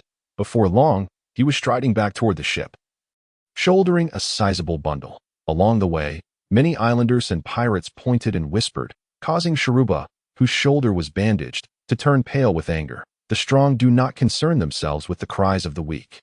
Brook said to Sharuba, who suddenly felt enlightened, the determination to grow stronger firmly taking root within him. "Captain Brook, you truly brought back a sniper, didn't you?" Tom, the fisherman shipwright, grinned widely, unable to fathom how quickly Brook had accomplished his recruitment mission. Sharuba, our future world #1 sharpshooter. Tom, the future world #1 shipwright." Brook briefly introduced the two, fostering familiarity. Upon hearing Brook's earnest introduction, both Sniper Sharuba and Fishman Tom were momentarily taken aback. "Captain Brook, how could I possibly be the world #1 shipwright? Please, do not jest." Tom quickly waved his hands, smiling humbly yet somewhat sheepishly. "Trust me, Tom, you will undoubtedly become the world's greatest shipwright." Brook burst into laughter as he recalled the enigmatic blueprints of the Pluto. Had there been an expert in ancient scripts to translate the archaic texts, perhaps Brook would have embarked on a study of Pluto by now. Nonetheless, the intricate designs should still provide invaluable insights for Tom, the remarkable shipwright in the future. Frankie, who had also delved into the designs of Pluto, had yet to present them to Nico Robin for translation, only to have them incinerated by his own hand. Ultimately, however, he succeeded in crafting the splendid Thousand Sunny, replete with extraordinary capabilities. This illustrates that even without a grasp of ancient languages, these formidable shipwrights can draw immense inspiration and assistance from the blueprints of Pluto. Captain, with so many world-class talents aboard, what kind of world-class figure am I?" Shiki chuckled, gazing at the capricious Brook, who was prone to whimsical musings. With an elegant flick, she lit a lady's cigarette, releasing a ring of smoke that danced in the air. Antonio is the world's foremost information broker, and as for you, Yashiki, you shall undoubtedly become the world's leading and scrupulous entrepreneur, Brook replied, echoing Yashiki's jest, which promptly irked her, while the other three shared a smile. Perhaps she could strive to claim a world title for herself? Hey, Brook-senpai, shall we host a banquet together? Suddenly, a boisterous voice resonated, belonging to Joel D. Roger. Upon hearing this, Shiruba's expression shifted dramatically. After all, he had just suffered defeat at the hands of Petrum in a gunman duel. And now they were to celebrate? Shiruba, remain calm. One setback does not define you. The Roger pirates make for excellent rivals, and there will surely be ample opportunities for future encounters. You shall reclaim your honor. Noticing the change in Shiruba's demeanor, Brook felt compelled to offer some reassurance. Roger audaciously leaped aboard Brook's ship, the Yellow Springs, and extended his invitation for a feast. In that moment, he also caught sight of Shiruba. Taken aback that Brook had managed to invite him so swiftly, leading to a moment of awkwardness, Shiruba, face your defeat with grace, strive anew. Without the trials of failure, how could one ascend to the pinnacle of strength? Brook continued to encourage his sharpshooter, hoping to help him emerge from the shadows of self-doubt. Captain Brook, I understand now. Worry not for me. I have vowed to defeat Petrum head-on and will conquer even greater foes in the future. The 18-year-old prodigy finally shed his anger and insecurities, his eyes now ablaze with fighting spirit. Ha ha ha. Splendid. With such a resolute mindset, would you care to join our Roger pirates? Roger, with a carefree demeanor akin to Luffy's, made such a proposition on another ship, which would have incited conflict with other pirate crews. Thankfully, Brook recognized his nature and refrained from confrontation, prompting Shiruba to huff in annoyance and roll his eyes at Roger. Haha, let us feast. I had no idea Brook-senpai was such a masterful musician. Will we be graced with your enchanting melodies at the banquet? Roger was unfazed by the earlier tension, as though it had never occurred. Brook momentarily pondered. Since his arrival in this world, he had not sung or played an instrument, yet the skills remained etched in his soul's memory. At Roger's enthusiastic invitation, the four of them boarded his pirate ship. A rather unremarkable vessel, even inferior to the Yellow Springs. It seemed they would be waiting a considerable time before venturing to Water 7 for a new ship. As for the Oro Jackson crafted from atom wood, who knew how many years it would take to complete? Is Brook-senpai also pursuing the elite route? As the saying goes, great minds think alike. You too are a hero, Roger exclaimed, laughing heartily. Is that your way of praising yourself? Roger, do you truly consider yourself a hero? Rayleigh interjected sharply, eliciting laughter from Jabba and the fishman Tom. In truth, Roger is not entirely mistaken. He is indeed the darling of this era, destined to forge a legacy. Brook mused, believing that he and Roger would one day be heroes, or even formidable figures, as he spoke with utmost sincerity, silencing the atmosphere on the ship. Are you serious, senpai? Roger asked. His demeanor sobering. It seemed he had been joking, and Brook wouldn't take it to heart. Would he? Indeed, I jest not. I have glimpsed the future. Roger, have you awakened the observation Haki that allows you to hear the voices of all things? Such a rare ability. Manifesting in only a handful of individuals each era, signifies the mark of the chosen one, as well as the meaning of it. Do you comprehend? Brook's words left Roger astounded. How did you know I awakened that so-called observation Haki? My bounty notice doesn't even include the din my name. How did you come by this knowledge? The inheritors of Tar, the trendsetters of each era. The ability to hear the voices of all things confirms that this era has chosen you. Roger, you are destined for greatness. What kind of great figure will I become in the future, then? The first. Brook smiled at the members of the Roger Pirates. Rayleigh, Jabba, Spencer, Petrum, Pankuro, Brumelin, Nosden. These formidable warriors were all blessed with exceptional prowess. What first? Please clarify. The future must be carved out by your own efforts. Venture forth and explore. I have heard that your crew avoids consuming devil fruits. Do you have any stockpiled? Perhaps you could sell some to me? Upon Brook's sudden change of subject, they found it difficult to linger, yet Rayleigh sensed something amiss. This felt reminiscent of the tone used by the transponder snail. Could Brook possess one as well? We have none and have been unable to find any devil fruits. It seems they are eluding us, leaving us in dire straits, Roger lamented, clearly desirous of obtaining a devil fruit for a handsome price to improve their circumstances and save towards a new pirate ship. Never mind that. Come, Sing for us, Brook Senpai. Showcase your talents and let us revel in your heavenly voice. Reluctantly, Brook retrieved his violin, conjuring memories from his mind as he began to play, the melodious notes cascading forth.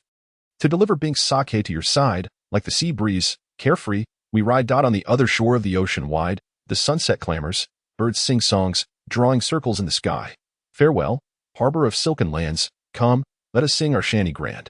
Golden waves and silver tides transform into splashes as we glide that we depart for the ocean's embrace. With Brook leading the way, both pirate crews joined in song, and even nearby merchant and pirate ships added their voices. Resulting in a grand chorus, it seemed this song enjoyed widespread acclaim along the Grand Line and throughout the seas. The banquet concluded splendidly amidst laughter, feasting, and melodies. Brook and his companions returned to their ship, prepared to set sail once more the following day. Who would have thought Captain Brook could sing such enchanting melodies? I had assumed the Brook I first encountered, an emotionless, cold Avenger, had vanished entirely. Shiki reflected, recalling her first encounter with Brook, who had exuded an aura akin to a demon from the depths of hell. At the port of Gunner Island, dawn broke, enveloped in a delicate mist. The sun rose from the sea, a salty breeze awakening the senses, as seagulls began their fervent calls, heralding the arrival of a new day. Brook, unusually early, prepared a pot of meat porridge, opting not to nibble on dry bread with his crew. Roger, rise and shine. Brook and the others have already set sail. Rayleigh's voice boomed, prompting Roger, bleary-eyed, to catch a glimpse of the departing Yellow Springs, a look of conviction flashing in his eyes. The first, you say?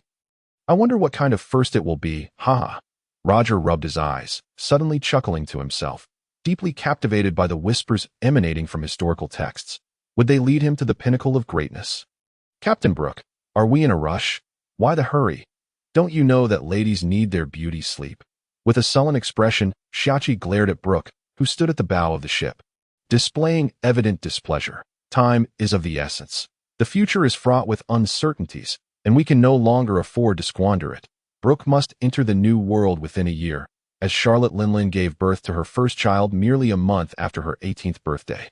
Meaning she conceived Perispero before reaching that age. This potential monster of a Yonko, if given the opportunity, would be better recruited as part of his crew, now that they possessed a transponder snail. It was indeed the perfect moment to sway the naive Charlotte Lingling. One could only wonder where Kaido, merely 7 or 8 years old this year, was hiding in the Vodka Kingdom, and whether he had joined the military. After all, Kaido was the strongest soldier in the army by the age of 10, sold to the Navy by the Vodka King at 13, and continuously escaping, with a bounty reaching 70 million berries. By the age of 15, he had already fled to the Hive Island of the Rocks pirates, where Rocks had sent Whitebeard to recruit him. If possible, intercepting Rocks might also be a commendable choice. Given this formidable survivor of the Oni clan, Shiki, observing Brook's demeanor, adopted a serious attitude, resolving to alter their plans once more. They would first acquire what the captain required and abandon other landing plans. Heading directly to the legendary Asuka Island. With the addition of Sniper Sharuba, there was now another pair of hands to assist with the sails, sparing Brook from having to attend to every detail. After more than a week of sailing, the Hell Pirates finally arrived at the thriving little island of Asuka, which surprisingly housed a naval branch stationed there, indicating its considerable value. This prompted Brook and his crew to refrain from docking at the official port and instead approach a more secluded area of the island. On the beautiful Asuka Island, a legend circulated among the locals. Thousands of years ago, the island's inhabitants were deeply afraid of the appearance of a blood-red full moon. To quell their fears, the deity bestowed upon the island's king a shield and a 7-star sword. However, when the 7-star sword and the blood-red moon appeared simultaneously, darkness would once again dominate the land. This information and lore were prepared by the journalist Mort Thomas for Brook and his crew, along with a rudimentary map of the island, saving them considerable time. Captain Brook, the ruins mentioned in the intelligence are located within the primitive tribes scattered across these remote islands. With this crude map, we should be able to find them, Shiki noted, diligently sketching and annotating the map, quickly confirming the general terrain and direction, proving her prowess in intelligence work. Let us secure the 7-star sword before alerting the Navy.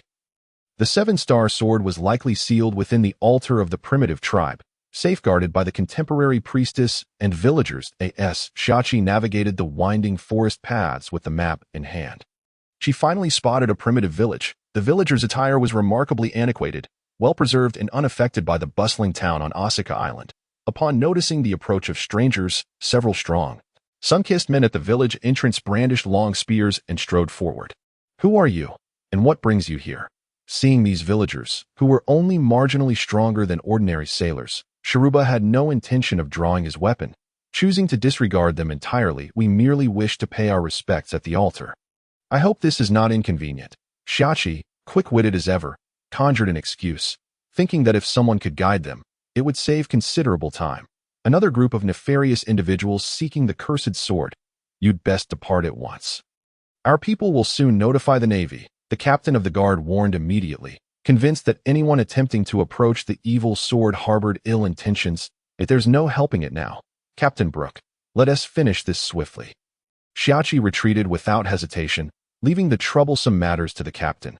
With a chilling aura, Brook had already appeared behind the guards, the frost from his powers ensnaring their feet, slowly creeping up to their knees and waists, rendering them completely immobilized and unable to utter a word.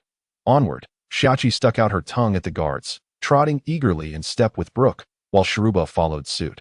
Meanwhile, Fishman Tom and Antonio chose to explore the bustling market of Asuka Island for any unique floating materials or transponder snails. The altar stood atop the highest peak of the village, clearly visible from below, rendering any guidance unnecessary.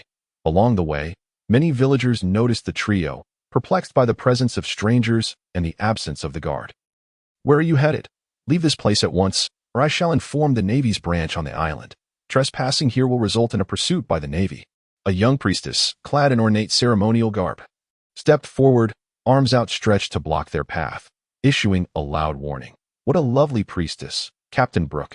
It's your turn," Shachi remarked with a smile, dismissing the weak girl entirely as she pulled out a cigarette from her case and lit it. "Keep moving." Brook ignored the young priestess, stepping past her as he did. The frigid aura he emanated rendered her momentarily frozen in place. "Elena, what ails you? Snap out of it." A middle-aged woman rushed over upon seeing the dazed priestess, shaking her awake. "Quickly, summon the Navy. That man is a devil." The young priestess Elena cried out in terror, her eyes filled with dread, as if she had witnessed the onset of a horrific calamity. With her scream, chaos erupted throughout the village. Some rushed to summon the Navy, while others armed themselves with hoes, pitchforks, and machetes, angrily making their way toward the altar on the mountain. Brook and his companions had already reached the altar at the mountain's summit. Stepping into the ancient stone structure, a massive stone box rested upon a pedestal, appearing flawlessly sealed without a crack in sight. Brook gathered his strength and pushed against the stone box, only to find it immovable, leaving him somewhat embarrassed, while Sharuba and Shachi averted their gazes tactfully. With a huff, Brook drew his cane sword and unleashed a sharp blade of energy, cleaving the top of the stone box open. However, upon striking something extraordinarily hard, the energy dissipated entirely. An eerie green glow emanated from the sword mark, and as the green light appeared, it seemed to break the seal on the stone box, its color shifting to a grayish white. Brook kicked the top off the stone box, revealing a long, green, enigmatic sword adorned with intricate green patterns and 7 glowing orbs resembling the Big Dipper. This was a double-edged sword of Chinese design. Not the single-edged katana commonly referred to as a sword in this pirate world. Perfectly aligning with Brook's aesthetic, the strange green glow seemed to captivate the minds of Sharuba and Shachi, compelling them to move slowly toward the 7-star sword as if under a spell. "Humph," Brook grunted, releasing his yellow springs aura, the biting cold snapping Sharuba and Shachi out of their stupor. "Captain Brook, this truly is a cursed sword. It even enticed me to pick it up," Shachi said, her face pale with fear, while Sharuba looked ashen, humiliated that he, a sniper, could be so easily beguiled by a mere sword. Brook stepped forward to grasp the 7-star sword, curious to see if it could ensnare him. This resurrected soul from the Yellow Springs. "Do not touch the 7-star sword. It will bring calamity."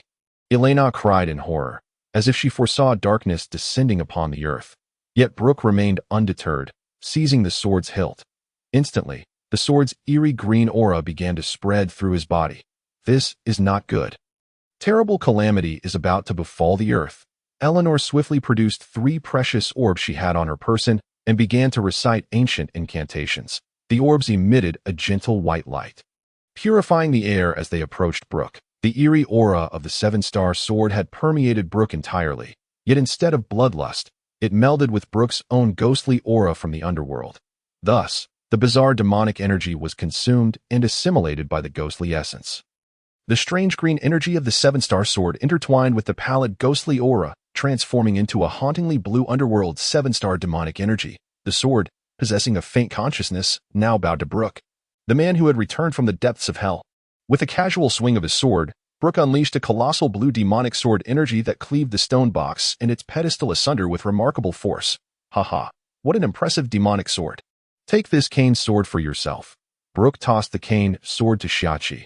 Examining the seven-star sword closely, he had not anticipated such ease. The sword seemed to exist solely for him, its demonic energy born from a fusion of life force and death energy. Easily assimilated by his own resurrected ghostly essence, even the nascent consciousness of the demonic sword was intimidated, yielding to him in fear. You, how could you resist the control of the seven-star sword? Does this mean our tribe's millennial-old guardianship is finally coming to an end today? Eleanor exclaimed with excitement that it was this very guardianship that had compelled them to limit their contact with the outside world, resulting in their village's considerable backwardness and persistent impoverishment. Indeed, the seven-star sword has submitted to me. You need not fear its wrath any longer. Brook was already contemplating what materials to use in crafting a sheath for the seven-star sword. Eleanor, do not be afraid. I am here. A young naval officer clad in a navy cape rushed forward, flanked by dozens of sailors. Sadu, the matter has been resolved. We no longer need to guard this place. Eleanor joyfully shared the news with Lieutenant Sadu, with whom she had always maintained a close relationship. However, Lieutenant Sadu's eyes were fixated on the seven-star sword in Brook's grasp, a weapon of immense power. Hadn't he pursued Eleanor under the guise of naval justice solely for the sake of this very sword? He had previously attempted to pry open the stone box in secret, but had failed completely. Hadn't Eleanor mentioned that the seven-star sword would only reveal itself when the blood moon was imminent?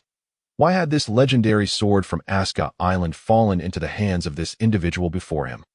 I am Lieutenant Sadu of the Navy, and you, pirate, have stolen the island's legendary sword. I am here to arrest you in the name of justice. Lieutenant Sadu drew his standard-issue sword without hesitation, disregarding whether Brook was indeed a pirate, and charged at him, intent on reclaiming the seven-star sword. Sadu, what are you doing? Why are you attacking? Eleanor shouted anxiously from the side. Sadu, they are pirates. As a naval officer, it is my duty to capture them. Though uncertain if Lieutenant Sadu acted out of true justice, Brook could not simply allow himself to be struck without retaliation. With a swift arc of the seven-star sword, he sent Lieutenant Sadu flying several meters away, causing him to spout blood. What terrifying power! Could it be the strength of the seven-star sword? Even in his injured state, Lieutenant Sadu's gaze remained fixed on the sword, believing that Brook's strength derived from it, igniting an irrepressible greed within him. Lieutenant Sadu, this pirate is the supernova Brook, with a bounty of 160 million. Run. A naval intelligence officer shouted at Lieutenant Sadu, leaving him incredulous that such a notorious pirate had arrived on this small island. You truly are a pirate. Eleanor retreated in fear towards the naval officers, trembling as she regarded the so-called supernova pirate. Brook, however, did not seek to annihilate Lieutenant Sadu, merely appearing before Eleanor in an instant. These three orbs are quite remarkable. I shall take them as my reward for neutralizing the threat of the seven-star sword.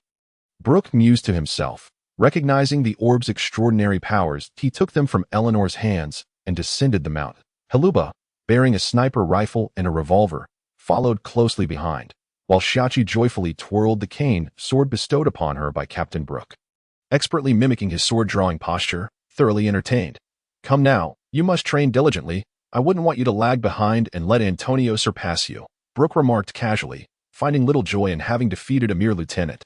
I certainly don't want that scoundrel Antonio to outdo me. My martial arts are no less impressive. I can hold my own in the Sabaody archipelago. Shiki's innate talent indeed surpassed that of Antonio, allowing her to rapidly excel in speed-based martial arts. Let us proceed to the bustling town of Aska Island to find Tom and Antonio and see what they have discovered, guided by Shiki's rudimentary map. They successfully traversed from the primitive tribe to the vibrant town, where Tom had nearly completed his exploration but found nothing of interest, leaving him somewhat disheartened at that moment. A small pirate ship brazenly docked at the island's port, sending the islanders scurrying in fear. some hastening to notify the naval base. Redfield, I implore you, spare us. I shall never dare to exploit you again. A pirate captain pleaded with a figure exuding an air of nobility. Astonished by the strength of this casually recruited pirate. Wait here. I must seek out the legendary demonic sword. Barolik Redfield disdainfully regarded the other pirates. He had set sail in search of a person. Initially captivated by the vision painted by the bard Brook, who had once been his idol. After joining a seemingly enthusiastic pirate crew, he had always been the first to charge into battle. Becoming increasingly formidable, upon entering the Grand Line, he inexplicably acquired the ability to perceive others' thoughts, repeatedly exposing the sordid intentions of his captain. Time and again, he found himself leading the charge, only to realize that his captain, whose strength had waned in comparison, sought to eliminate him, fostering a sense of betrayal within Redfield. Thus, when ordered to assault a stronger pirate crew, after vanquishing them, Redfield unleashed his wrath upon his own captain. Seizing command of the ship, later, upon learning of the destruction of Brook's Rumbar pirates, he was filled with sorrow.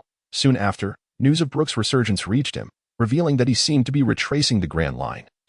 Recruiting allies, Redfield was compelled to pursue the legendary sword, seizing these pirates to commandeer a ship to Astral Island, hoping to acquire a formidable weapon to bolster his own strength. This way, he could join Brook's crew without being a burden. Ensuring that Brook's new pirate crew would face no peril. Everyone, on board. If you wish to wait for me to disembark, you must leave immediately. Do not even think about it. Yes, I am a devil. Ha. Redfield, having discerned the thoughts of the pirates, relished the feeling of control. Yet, the more he witnessed the vile and ugly thoughts of others, the more his disdain for them grew. Thus, all the pirates were compelled to follow Redfield onto the island. Leaving behind a lone pirate incapable of sailing to guard the ship, these pirates were forced to accompany Redfield in search of the legendary demonic sword on their descent from the mountain. Brook soon reunited with Tom and Antonio through the communication of the snail. Captain Brook, have you found the demonic sword you were seeking? Antonio inquired hastily. Have you found success? Just in time, for I intend to craft a sword sheath here. Brook drew forth the 7-star sword, showcasing this legendary demon blade to the fishermen Tom and Antonio. Indeed, it radiates an aura of malevolence, truly deserving of its title as a demon sword. If the captain places his trust in me, I shall return to the ship and personally forge a satisfactory sheath for him. The fisherman Tom's fingers twitched in anticipation, unable to resist the urge to wield a hammer. Having not engaged in craftsmanship for quite some time, especially with the Huangquan ship being new and requiring little maintenance. Very well, I appreciate your efforts, Tom. Brook was unconcerned, as long as the sheath served its purpose. Captain, let us feast in celebration of your newfound sword, suggested Shiki eagerly, her excitement palpable at the prospect of sampling the island's local delicacies. Upon receiving Mo's consent, the group set off towards the bustling district. Yet the passers-by appeared hurried, as if some ominous figure were approaching. Ahead, they spotted an elegant gentleman, leading a throng of pirates, casually seizing individuals to inquire about the legendary demon sword. Upon noticing Brook and his companions, Redfield's eyes widened in disbelief and joy at the serendipity of encountering the esteemed Brook. Senior Brook, I am Barolik Redfield, who has ventured forth to fulfill the dream you spoke of. Please accept me. Barolik Redfield gazed at Brook with enthusiasm, disregarding the surrounding pirates, solely desirous of boarding Brook's vessel, the Red Count Barolik Redfield. Brook was taken aback. Such a future luminary sought to ally with him. This left Brook elated to the point of speechlessness. I believe I recall you. We exchanged words when I docked for supplies, did we not? Brook, suppressing his excitement, spoke with composure, his expression remaining largely unchanged and icy. Indeed, Senior Brook, you truly remember me. Please allow me to join your crew. Barolik Redfield implored earnestly, filled with anticipation. Brook, the captain, was about to don his aloof demeanor once more, chuckling inwardly at the prospect of gaining another companion.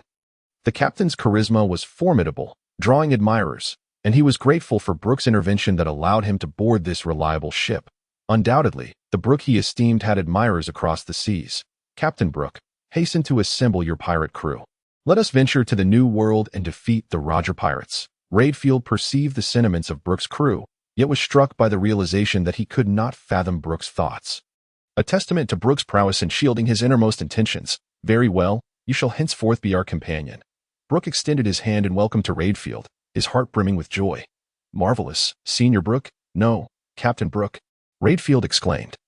Gripping Brook's icy hand with fervor, feeling somewhat flustered, in the meantime, the pirates seized the opportunity of Redfield and Brook's engrossing conversation to slip away unnoticed. Redfield, it appears your crew has fled, Brook remarked. No worries, Captain Brook. Those pirates were merely captured by me to sail in search of you. Now that I have joined your crew, they are of no further use, Redfield elucidated, though his observation Haki had sensed their escape. It paled in significance to the joy of conversing with Captain Brook. Perfect timing. We are off to indulge in a grand feast to celebrate Captain Brook's acquisition of the demon sword, Shiki declared, thrilled at the prospect of a new member enhancing the strength of the Hell Pirates. Who would have thought this legendary demon sword was claimed by Captain Brook? Truly impressive, Redfield marveled. Before his observation, Haki picked up on something else, fixating on the cane sword in Shaki's possession, which was Brook's former personal weapon, stirring desire within him, like a fan yearning for a cherished idol's belongings. He felt a deep longing. Sister Shiki, might you part with Captain Brook's cane sword? I too am a swordsman, yet find myself without a weapon. My journey to Osaka Island was in pursuit of the demon sword. I simply did not anticipate. Redfield's eyes sparkled as he gazed at the cane sword in Shaki's hands.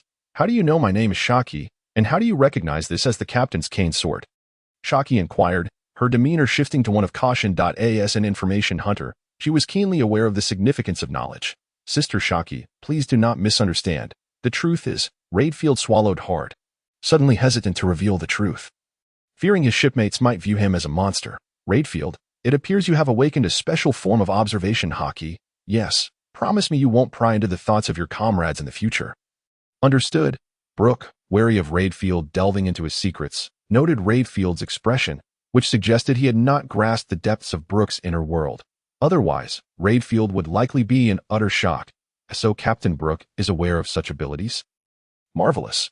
I assure you, I shall no longer peer into my comrades' thoughts, Redfield hastily clarified, hoping for their understanding.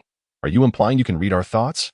Shiki gasped, stepping back several paces in disbelief, her gaze fixed on Redfield, who lowered his head in tacit acknowledgement. The other crew members exchanged curious glances at Redfield, feeling a mix of awkwardness and wariness. Observation Haki is a potential ability that anyone can awaken, allowing one to scout enemies and predict their next moves. When cultivated to its highest form, it can even foresee future events, glimpsing what will transpire moments ahead. Redfield's unique observation Haki enables him to discern the thoughts of others, alongside sensing their emotions, with the most extraordinary ability being the capacity to listen to the essence of all beings, Brook elucidated for the group, alleviating their mutual apprehensions. Does this mean I too can awaken observation Haki?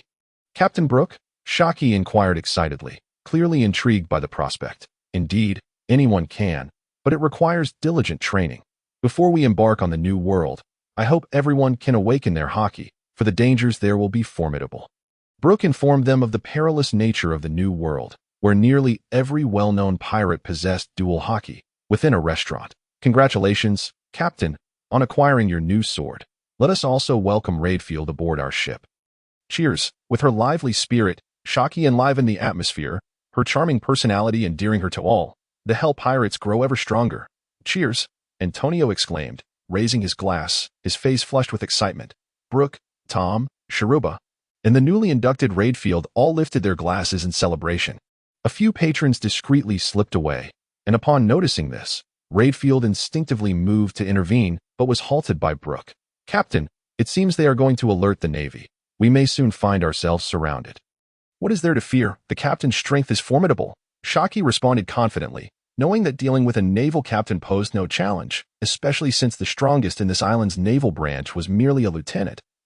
Intelligence she had diligently gathered. My bounty stands at 50 million berries, Redfield proclaimed proudly, having achieved such a bounty shortly after entering the Grand Line, a testament to his prowess. Once they reached Sabaody archipelago, his bounty would likely soar into the hundreds of millions, solidifying his status as a supernova-level pirate. Impressive. None of us have bounties yet. Perhaps we should engage the Navy? Who knows? We might just earn ourselves a bounty, Shiki suggested, igniting excitement in Sharuba, the sniper, while Antonio remained indifferent, preferring to focus on logistics, bounty or not. However, Fishman Tom fell silent. His aspirations centered on finding a way back to Water 7 to restore the glory of the shipbuilding island. Would a bounty hinder his return to Water 7?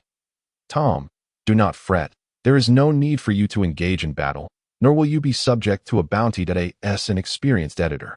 Brook was somewhat attuned to the diverse psyches of these crew members. Captain Brook, thank you, but I will certainly lend a hand when necessary, the fishman Tom said, looking gratefully at Brook and expressing his unwavering loyalty. Indeed, while they were indulging in a feast, the naval branch had already received word and alerted a nearby naval fortress, summoning a rear admiral for assistance. A pirate with a bounty exceeding 100 million was not something this branch of the Navy could handle. By the time they had satisfied their appetites, the absence of Navy forces left Shiki somewhat disheartened. She had been ready to confront the Navy, ascend the wanted list, and make a name for herself across the seas. The crew of the Hell Pirates returned directly to the Yomi ship, preparing to set sail once more. What a magnificent, brand new pirate ship, Redfield exclaimed, leaping aboard with excitement. Just moments ago, Shiki had indeed bestowed Brook's cane sword upon him. According to Shiki, she preferred hand-to-hand combat over swordplay, hence her generous gift to Redfield. Just as the fisherman Tom navigated the Yomi ship away from the secluded beach, they were confronted by 3 naval warships blocking their path.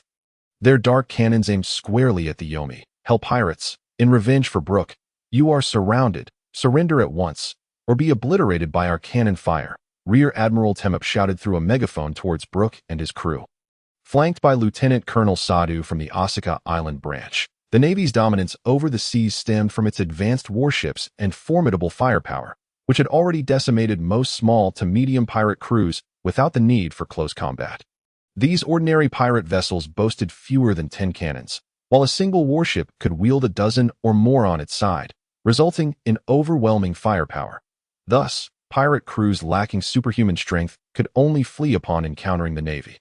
And even those with formidable members would be wary of their ships being destroyed, opting to avoid engagement whenever possible. After all, their solitary pirate vessel was irreplaceable, while the Navy was relentless, should their ship sustain damage. They could easily be pursued to their demise by various naval branches and fortresses along the way. What should we do? Captain Brook, there seems to be an overwhelming number of Navy forces, Shiki remarked, noting that each of the 3 warships was manned by a considerable number of personnel, totaling over 200 at Redfield. How proficient are you with the sword? Have you reached the level of a master swordsman? Can you unleash sword energy? Brook was unaware of Redfield's current capabilities, but given his reputation as a genius on par with Roger, Whitebeard, and the Golden Lion, he assumed he must be formidable. Rest assured. Captain, I will not allow a single cannonball to strike our ship, Redfield declared confidently, drawing the newly acquired cane sword, its cold gleam a testament to its cultivation under Brook's ghostly aura. Then the ship is in your hands. Brook unsheathed the 7-star sword strapped to his back and began to charge forward. Humph, pirates are indeed blind to the situation. Fire at will. As Rear Admiral Temep shouted, a wave of danger washed over him, prompting him to suddenly tilt his head just in time. Gunfire erupted, and one of the sailors behind him was struck. There's a sniper on the opposing side. Be cautious. Rear Admiral Temep spotted the smoke emanating from Sharuba's long sniper rifle. And soon, gunfire rang out incessantly, each shot claiming the life of a sailor as if the Grim Reaper was harvesting their souls. The cannon fire from the 3 warships thundered relentlessly, a torrent of cannonballs raining down upon the Yomi. Yomi, 7-star demon / a massive.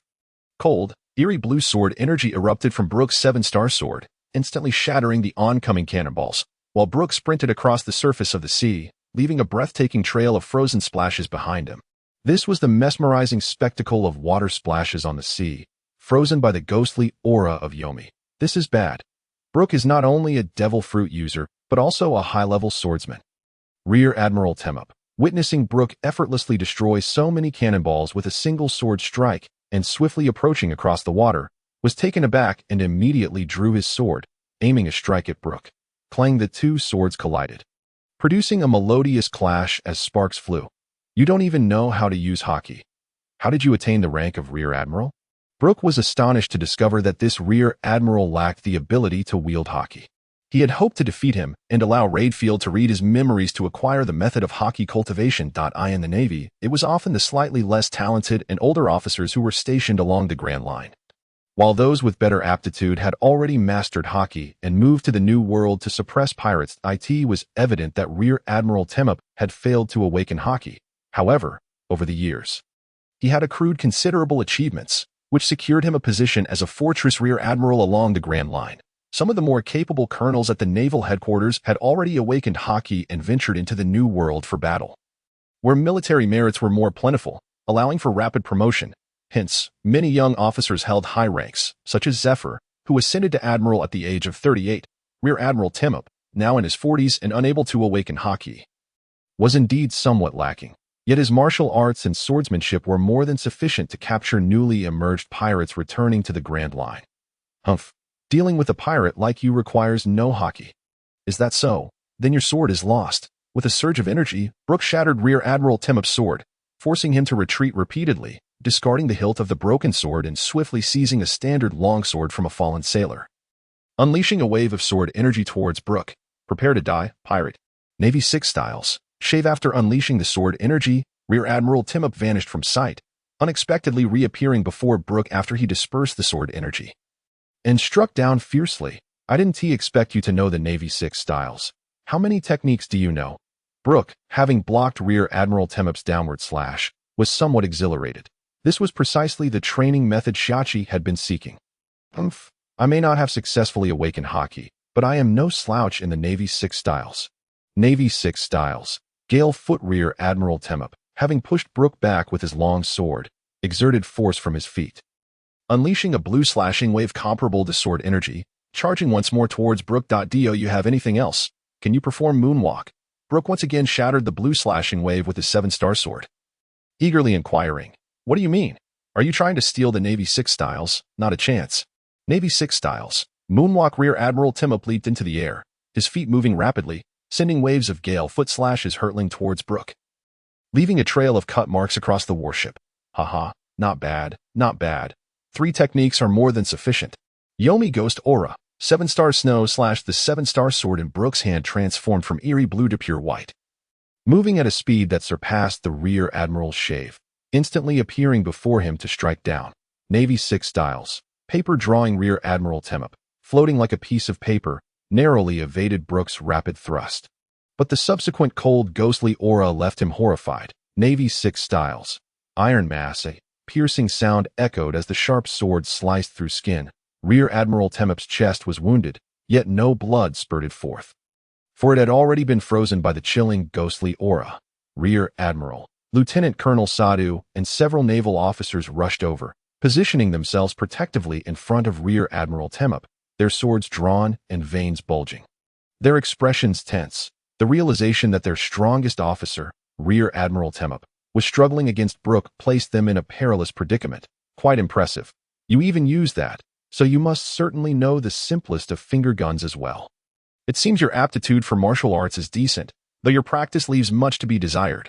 Major Timop glared at Brook with a pallid visage, his innate talent formidable, yet his training hampered by grievous injuries inflicted by notorious pirates upon his lungs and kidneys, rendering him incapable of enduring rigorous training, thus stunting his strength and stifling his potential to awaken Haki. No wonder he is a pirate returned from the Sabaody archipelago. His prowess is indeed formidable. I admit I underestimated you, but you shall not escape today. More powerful commanders are on their way, and I merely need to hold you back. Major Timop stepped resolutely towards the colonels and captains before him, his unwavering gaze fixed upon Brook, a fire of combat igniting in his eyes. Timop's words caused Brook to furrow his brow. More powerful commanders are coming to reinforce. Is a Rear Admiral approaching? Thank you for this delightful news. It compels me to conclude matters swiftly and decisively eliminate you. Brook's declaration momentarily stunned Major Timop. While the surrounding officers regarded Brook with puzzled expressions, was not Timop's intent to intimidate this pirate into fear? Did Brook possess an even more formidable technique to unleash? The thought sent a ripple of apprehension through the naval ranks, drawing their vigilance towards Brook. Underworld miasma, death's dread. Brook raised his right hand high, the 7-star sword gleaming ominously as a chilling aura of death surged forth from him, causing the naval soldiers to widen their eyes, cold sweat dripping as their hearts seized, paralyzed by the specter of death descending upon them. They trembled and subsequently collapsed in a heap. What manner of power is this? So frigid, it evokes such trepidation. This does not resemble Conqueror's Haki. Major Timop was equally astounded, having sensed Conqueror's Haki from other pirates. Yet none had instilled such a palpable fear of death. As numerous sailors succumbed, the cannon fire from the 3 warships abruptly ceased, allowing Redfield a moment to breathe, finally affording him a brief respite. While Sharuba's ammunition was nearly expended, Fisherman Tom wielded a massive spare shipboard to deflect a considerable number of cannonballs. Antonio fretted in the cabin, and Shiki utilized her martial prowess to kick away stray cannonballs. Observing Major Temep and several officers still standing aboard the warship, Redfield and Shiki adeptly leaped onto the vessel, following the icy path Brook had left in his wake. "Captain, it seems we can finally engage in battle." Shiki immediately set her sights on Colonel Sadu from Osaka Island. Sensing his relative weakness, deeming him a suitable opponent, Redfield unsheathed his cane sword and charged at the naval captain, his technique marked by swiftness and exceptional penetrating power, compelling the naval captain to dodge and weave, while several nearby majors rushed to assist. Yet, Redfield alone held the upper hand against the gathered officers, who appeared still under the influence of Brook's deathly dread. Unable to unleash their full potential, that it seems I have discerned your thoughts. You all harbor an intense fear of Captain Brook. As he spoke, Redfield's cane sword pierced the abdomen of a naval lieutenant, sending him hurtling away, thereby complicating matters for the officers besieging him, who found themselves at a distinct disadvantage against Redfield's onslaught. The memory seahorse, unbeknownst to anyone, leapt aboard one of the warships, beginning to feast upon the delectable memories of the subdued sailors. Suddenly, a resilient sailor regained consciousness and attempted to ambush it. Fortunately, the sharpshooter Shurba, stationed aboard the Hades, swiftly dispatched the sailor with a single shot. Had it not been for this timely intervention, the gluttonous memory seahorse would have faced injury, prompting it to exercise greater caution, though its insatiable hunger for memories remained unabated. Ugh! Major Temep, after sustaining a slash from Brook, was sent flying by a powerful kick, collapsing to the ground, blood spilling from his mouth. His vitality waning once more. Redfield, swiftly eliminate your adversary. More formidable naval forces may soon arrive. Without hesitation, Brook decisively rendered Major Temep incapable of further combat, leaving him sprawled on the ground in response to Brook's command. Redfield's speed surged anew, his swordplay exhibiting an eerie ferocity, swiftly dispatching the naval captain, while Shiki subdued Colonel Sadu, leaving him battered and bruised. Redfield, examine this major's memories. See if you can uncover the training methods for the 6 powers of the Navy or the techniques for awakening Haki. Although Major Temep had failed to awaken Haki, it did not imply that the Navy had not provided him with training. It was possible he had simply been unable to awaken it despite his training. Understood, Captain Brook. Redfield promptly placed his hand upon the wide-eyed Major Temep's head, employing his unique observation Haki to delve into the Major's inner memories, searching for the information the captain had requested. The memory seahorse, observing the cessation of battle, eagerly anticipated the delectable memories of the now vulnerable officers, promptly leaping from the sea to the pirate ship, nimbly alighting upon the naval captain and lieutenant to devour their memories, satiating its voracious appetite and causing its body to swell and expand. Captain Brook, we have an incoming call from a snail phone. It appears to be from the Navy, while assisting with the cargo. Antonio swiftly detected the ringing snail phone aboard the naval warship and quickly located it. Brook took the phone from Antonio, contemplating for a moment before ultimately deciding to answer. Hello. Temep, why did it take you so long to respond? Have you dealt with the pirates over there? Should I come to your aid? I'm eager to enjoy my vacation and return to see my son. The voice on the other end was rough, impatient, and rather brusque. No need for assistance. We shall be departing shortly. Brook's indifferent voice resonated through the snail phone, causing a brief pause on the other end. Who are you? What have you done to Temep? The impatience and restlessness in the naval officer's voice vanished, replaced by a tone of grave concern, imbued with an undercurrent of fury and anxiety. Rest assured, the Major is not dead. You best ensure that Temep remains unharmed. Or I, Monkey D. Garp, Rear Admiral of the Navy Headquarters, will hunt you down to the ends of the earth. Brook was taken aback. It was the famed Iron Fist Garp P.at 26 years of age. Garp had evidently attained the rank of Rear Admiral, as indicated by Major Temep's respectful tone. Moreover, the mention of wanting to take leave to see his son implied that Monkey D. Dragon was likely around 3 years old now, residing in East Blue's Fusha village. So it is Admiral Garp that I hold a keen interest in the clan. I shall spare this Major's life and release those 3 warships, but as a condition, I hope your navy will refrain from pursuing us along the Grand Line." Brook pondered for a moment. Given Garp's relentless pursuit, it seemed prudent to grant Temup a favor, as Brook had never intended to eliminate him in the first place. Isn't it only natural for the Navy to pursue pirates? Furthermore, I cannot interfere with orders issued by the headquarters. At most, I can promise not to personally pursue you. Cap was also filled with a sense of frustration as he uttered a remark, pondering whether his decision not to personally pursue the adversary would provoke the pirates across from him. Despite his confidence in his own abilities, he felt that refraining from action meant sparing their lives. Yet the opposing pirates were oblivious to this consideration. Would they, in their indignation over his refusal, retaliate by eliminating Major Temup and the 3 naval warships along with their crew? If that were the case, he would feel somewhat remorseful towards Major Temup and his men. After a brief pause, the transponder snail, amidst Carp's anxious anticipation, finally responded. "Very well, Monkey D. Carp. Remember your promise." Brook, without harboring much expectation, acquiesced to Carp's request. As he had never anticipated Carp would make such a decisive move, he merely hoped that this mad dog would not come chasing after him.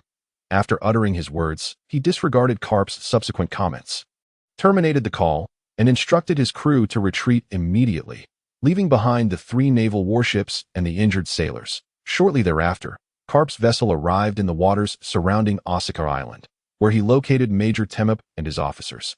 Upon reviving them, he was astonished to discover that they did not recognize him, as if they were suffering from amnesia. It was not until the other ordinary sailors regained consciousness that they realized they had encountered Brook's hell pirates. So, it was Brook. They actually have crew members capable of erasing memories? Is it the memory devil fruit? Reluctantly, Carp had no choice but to escort these amnesiac naval officers back to Marineford, where it became evident that their memories could not be restored. They would have to start anew in learning and training. Carp felt a pang of discomfort. He had assured them that everything would be fine. Now, they were afflicted with amnesia. "Brook, you scoundrel, how could you deceive me?" The Marine headquarters, through a portion of the unaffected sailors, managed to glean information about the hell pirates, and in conjunction with the investigation of Osaka Island, they finally reconstructed the personnel structure and bounty notices of the hell pirates. Meanwhile, the Hades continued its voyage towards the next island. "Captain Brook, our next destination is Drum Island, renowned as a medical superpower in the world. We are sure to find a formidable ship's doctor to join us." Shiki examined the contents of the box, which contained only a few permanent pointers, all carefully prepared by Mort Thomas, and cautiously extracted the permanent pointer for the World Alliance nation. Drum Kingdom. Indeed, it seems that Drum Island is home to a powerful female doctor in her 80s. Brook recalled Dr. Correa, who should now be around 89 years old. He wondered if she would still venture out to sea. He also thought about Kurokas, a highly skilled doctor in his own right. Kurokas, while tending to Twin Cape, would also visit the medical superpower Drum Island to purchase medical texts for self-study. His medical talent was exceptional, allowing him to teach himself. Later, he would be invited aboard Roger's ship to treat Roger's terminal illness, extending his life by 3 years. Previously, the Rumbar pirates had also established a bond with Kurokas, entrusting him with the care of Laboon. Brook pondered whether Kurokas would be willing to abandon his guardianship of Twin Cape to join him at sea as a ship's doctor in his 40s. He had accepted Roger's invitation, partly to gather information about the Rumbar pirates for Laboon, and briefly served as Roger's ship's doctor, indicating that Kurokas harbored deep feelings for Brook and his crew. If they could not find a doctor willing to sail the seas on Drum Island, they would seek out Kurokas, bringing Laboon along. Brook believed he could protect Laboon, whose potential was not to be underestimated. Being comparable to the island whale species, let us not pursue an octogenarian doctor. "Captain Brook, pirate adventures are not akin to tourism," Shiki retorted, utterly baffled by Brook's line of thinking that an elderly woman of such age might very well perish at sea. How could she possibly save anyone? Dr. Correa possesses the secret to longevity. Even at 100 years old, she remains sprightly, so do not underestimate her. It should be noted that Dr. Correa is 139 years old. Capable of chasing after Luffy and his crew with throwing knives, as the only doctor allowed freedom under Wapple's tyrannical rule, her strength was formidable, perhaps even surpassing that of Luffy's crew at the time. As the saying goes, the older one gets, the more cunning one becomes. During the chaotic moments when the incompetent Dr. Hirolook attempted to save lives, she always managed to arrive at the scene in time to provide assistance. showcasing her remarkable observation Haki. Moreover, she was privy to the secrets of the will of D, indicating she was no ordinary elderly doctor. Regardless of her capabilities, she is still an old woman. Captain, please refrain from recruiting her, or our average age will skyrocket. Shiki expressed her reluctance to face an elderly ship's doctor daily. It's as if you think that just by extending an invitation, I could enlist such a masterful ship's doctor. Don't be so naive. Brook himself held no confidence in recruiting Dr. Correa. Such an astute and experienced woman would not be easily swayed, and coercion was out of the question, as a doctor could easily eliminate you without you realizing it. Captain Brook, it appears there is a colossal waterfall cloud ahead. How magnificent! The helmsman, Tom the Fishman, called out to Brook, who soon spotted the vast expanse of cascading clouds stretching for miles, resembling a celestial curtain connecting the heavens to the sea. A truly breathtaking sight. The wonders of the Grand Line were indeed awe-inspiring, a testament to the marvels of nature. Captain Brook, shall we venture closer to uncover the secrets concealed within the waterfall cloud? Tom, brimming with excitement, expressed his desire for adventure, while Brook, as a devil fruit user, felt a twinge of apprehension regarding such an enigmatic spectacle. I too wished to explore. Captain, Redfield eagerly expressed his enthusiasm for joining the adventure, as such places filled with uncertainty were the ultimate playgrounds for explorers. Noticing Shiki and Sharuba's keen interest, Brook had no choice but to acquiesce to their collective desire to venture into the waterfall cloud. With Antonio certainly falling in line with the group's decision, onward to adventure, Redfield declared, his spirits lifted after ceasing to rely on his special observation Haki. As the saying goes, too clear a vision leads to suffering. A touch of ignorance allows one to relish joy. The memory seahorse, having absorbed countless memories, had matured significantly. It could no longer rest upon Brook's shoulders. Remarkably, after devouring Major Temep's memories, it seemed to have acquired some rudimentary knowledge of the Marine Six forms. It could at least execute the tail whip kick technique, a combination of the finger gun and tail whip kick, and even demonstrate a semblance of moonwalk, allowing Shiki and the others to gaze upon it enviously. The crew eagerly began to practice the Marine Six forms and the methods to awaken their Haki, especially Tom the Fishman, whose physical prowess was extraordinary, quickly showing signs of awakening his armament Haki. Redfield's observation Haki was also rapidly improving. While his swordsmanship became increasingly formidable, his talent far surpassed that of Brook. The sharpshooter Sharuba diligently honed his observation Haki skills under Brook's guidance, aiming to master the shave and moonwalk techniques for rapid repositioning in combat. As for Antonio, he sought merely to acquire skills for self-preservation, prioritizing the mastery of shave and moonwalk, leaving Haki for another time. Shiki, eager to learn everything, was also putting her intentions into action, exhibiting no signs of laziness. She possessed a strong desire to grow stronger. Under Tom the helmsman's guidance, the Hades, with Redfield and Sharuba adjusting the sails, sailed into the waterfall cloud, while Shiki observed the white clouds from the observation room. Brook stood at the bow, prepared for what lay ahead. Upon entering the waterfall cloud, visibility was nearly obliterated by the dense clouds, leaving them unaware of what awaited them. They could only proceed blindly. A hint of tension lingered in each heart, for the unknown stretched before them. Was this the essence of adventure? To disregard life and death and revel in the thrill of the experience? After what felt like an eternity of blind navigation, sunlight finally broke through, revealing a lush green island before them. Incredible! There's an island within the waterfall cloud. I wonder if it is inhabited? Shiki's curiosity surged, and she could hardly contain her eagerness to unveil the mysteries of this enigmatic island, as the other crew members were equally animated. This island reminded Brook of a certain film. The island of rare beasts protected by the Kieran Lion. I believe I have some recollection of this island. It is a rare beast island, home to a beast king, the Kieran Lion. Everyone, be cautious. I have no idea what its strength might be. Brook reminded his crew. The Kieran Lion appears rather striking. I wonder if it can be tamed as a steed. The Kieran Lion? Is it a mythical creature? It must certainly be an exceedingly rare beast. Captain Brook, shall we go and witness it? Exclaimed Shiki, her excitement palpable, while the memory seahorse's eyes gleamed with anticipation. Could consuming the memories of such a creature allow it to evolve and perhaps sprout wings, transforming into a 1,000-year dragon? Humph! I am keen to ascertain just how formidable the Kieran Lion, which Captain Brook so deliberately highlighted, truly is. Redfield felt a surge of confidence in his own abilities. He regarded a mere beast king with disdain and was resolutely prepared for battle. Given that this pristine island harbored no humans, it lacked a port. Thus, the Huangquan ship could only anchor in shallow waters, allowing the crew, including the shipwright Tom, to disembark without leaving anyone behind at last. We have set foot on the island. What a breathtakingly isolated paradise. The vegetation here was lush, with dense forests that appeared to glisten with vitality. And the grasslands were remarkably even, as though tended by unseen hands. As Brook and his companions landed, an array of bizarre creatures gathered along the shore to observe them. Long-haired hippos, wild boars adorned with trumpets, and verdant giraffes, none of which conformed to Brook's aesthetic sensibilities, resembling a haphazard assortment of hybrid species. Were these truly rare beasts? One trumpet wild boar, upon spotting Brook and his crew, charged forward in a frenzy, emitting a cacophony of cries that left a trail of smoke in its wake, akin to a battle horn, conveying some message to the island and warning the rare beasts of the intruding humans. Captain Brook, these rare beasts are quite unsightly and appear rather weak. Redfield interjected bluntly, disappointment evident in his tone. This was not the battle he had envisioned. Before Brook could respond, a thick cloud of smoke billowed in the distance, reminiscent of an army on the march, as countless rare beasts began to encircle the shore.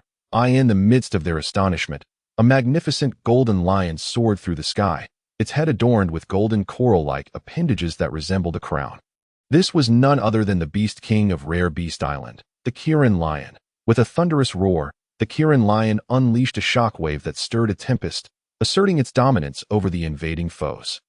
Redfield gazed at the Kieran Lion with fervent desire, longing to engage in combat and prove his prowess, eager to discover if this beast king was indeed as formidable as Captain Brook had claimed. "What business do you humans have here?" A sudden voice echoed in Brook's ears. Could it be that the Kieran Lion spoke? Emerging from behind the beast king was a green parrot, over a meter tall. It was this creature that had uttered the earlier words. "Wow, a talking parrot, a rare specimen indeed, Captain Brook," Shiki exclaimed, her gaze fixed intently on the parrot, determined to bring it aboard. For she had never encountered a bird that could converse. The parrot, intimidated by the eager stares of Shiki and her companions, retreated behind the Kieran Lion, yet emboldened by the lion's might, it soon re-emerged. "Humans, declare your intentions, or our king shall expel you," with the parrot's proclamation. The Kieran Lion roared once more, its golden horns radiating with light, unleashing a searing beam that created a deep crater in the grass before Brook and his crew, showcasing its power. Impressive strength indeed. Redfield had already drawn his cane sword, preparing to confront the airborne Kieran Lion and gauge its true might. Such formidable power, Lion King. Would you and this eloquent parrot care to join us in venturing forth into the world? At that moment, Brook interposed himself before Redfield, extending an invitation to the two magnificent creatures soaring above. The Kieran Lion was simply too resplendent, shimmering with a golden hue, perfect for making a grand statement. "Human, our king is addressed as His Majesty the Kieran Lion, and I am the elder, Parrot Ju. Remember this." The green parrot, emboldened by the Kieran Lion's presence and the multitude of rare beasts behind it, showed no fear towards Brook's small party. The Kieran Lion exchanged a few words with Parrot Ju, instructing it to convey his sentiments. While the Kieran Lion could comprehend Brook's speech, it was unable to articulate in the human tongue. "Our king has decreed that he will not abandon this place. He shall guard it until his last breath." Parrot Ju relayed the Kieran Lion's message to Brook, who felt a twinge of disappointment. What a magnificent rare beast it was. "Captain Brook, do you take a liking to this rare creature? Allow me to capture it for you." Redfield, upon witnessing his captain's rejection, grew irate. He bypassed Brook and unleashed a sword strike from his cane sword, aiming directly at the Kieran Lion, intent on engaging in close combat. Brook wished to dissuade Redfield, but the influence of his past life's character compelled him to maintain his innate kindness, a quality that set him apart from a typical pirate. Unlike Redfield, who seized what he desired, Brook found himself torn. As a pirate, one must embrace the ruthless nature of their profession. Even Shiki and Heluba seemed eager to take action, for robbery was a fundamental aspect of piracy. With this realization, Brook cast aside his hesitations and moral compass. If he desired something, he should simply take it. He indeed yearned for the resplendent Kieran Lion as a mount, and a glint of greed began to emerge in his eyes. If it refused to set sail, Then perhaps the memory seahorse could devour its memories. They could always nurture it again later. Brook had finally embraced the true pirate ethos, profit above all else. Redfield had already mastered the moonwalk technique, soaring toward the Kieran Lion, and delivered a strike that met the creature's sharp claws, which deflected the blow. Humans, you are indeed invaders. We shall drive you from Rare Beast Island. Parrot Juice squawked loudly, lacking any real combat prowess, and swiftly retreated to the throng of rare beasts, issuing commands for an attack as countless creatures charged toward Brook and his company. Captain Brook. With so many rare beasts approaching, you must utilize that ability of yours that has so terrified the Navy. Even the fearless Shiki felt a twinge of anxiety at the sight of the approaching horde. Without further ado, Brook advanced a few steps, amplifying his presence as an inexorable wave of hellish energy erupted from him. Hellish energy, death's dread.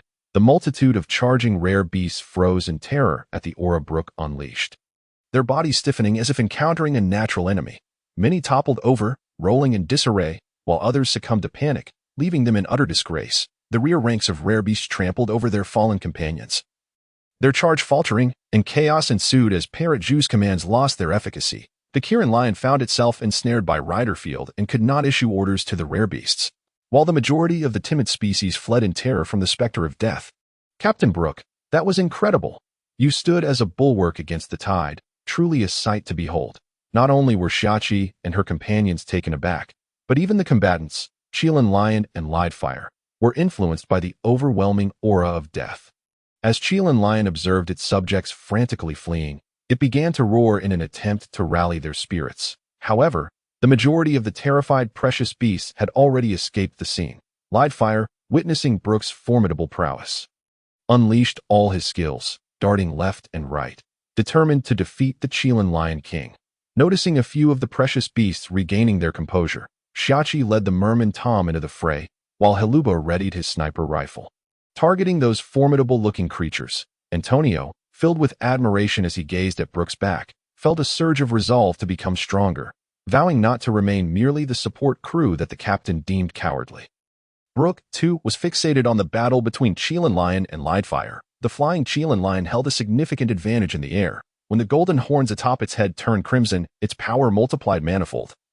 Capable of creating a massive pit several meters deep with a single swipe of its PAW.AS, the Kieran Lion King's horns glowed red once more. Its claws ignited with heat, unleashing 3 searing blades of flame, which Lidefire narrowly evaded time and again. As the Kieran Lion King grew increasingly furious, it emitted a deafening roar, sending sound waves rippling outward like a tangible force. Antonio instinctively covered his ears, grimacing in discomfort. In Brook's eyes, the Kieran Lion appeared to swell in size, transforming from a mere 3 to 4 meters tall into a colossal beast of over 10 meters, evidently showcasing its true capabilities. Its massive form soared through the air, with its forepaws striking relentlessly, sending a continuous barrage of scorching wind blades towards Lidefire and Brook. Drawing his 7-star sword, Brook unleashed a fierce, ghostly sword aura that shattered the searing blades completely, just as the Kieran Lion King lunged towards Lidefire. Yet, Lidefire was swift, vanishing from sight in an instant, leaving the Kieran Lion King to crash into the ground, creating a deep crater and sending dirt flying amid a resounding thud.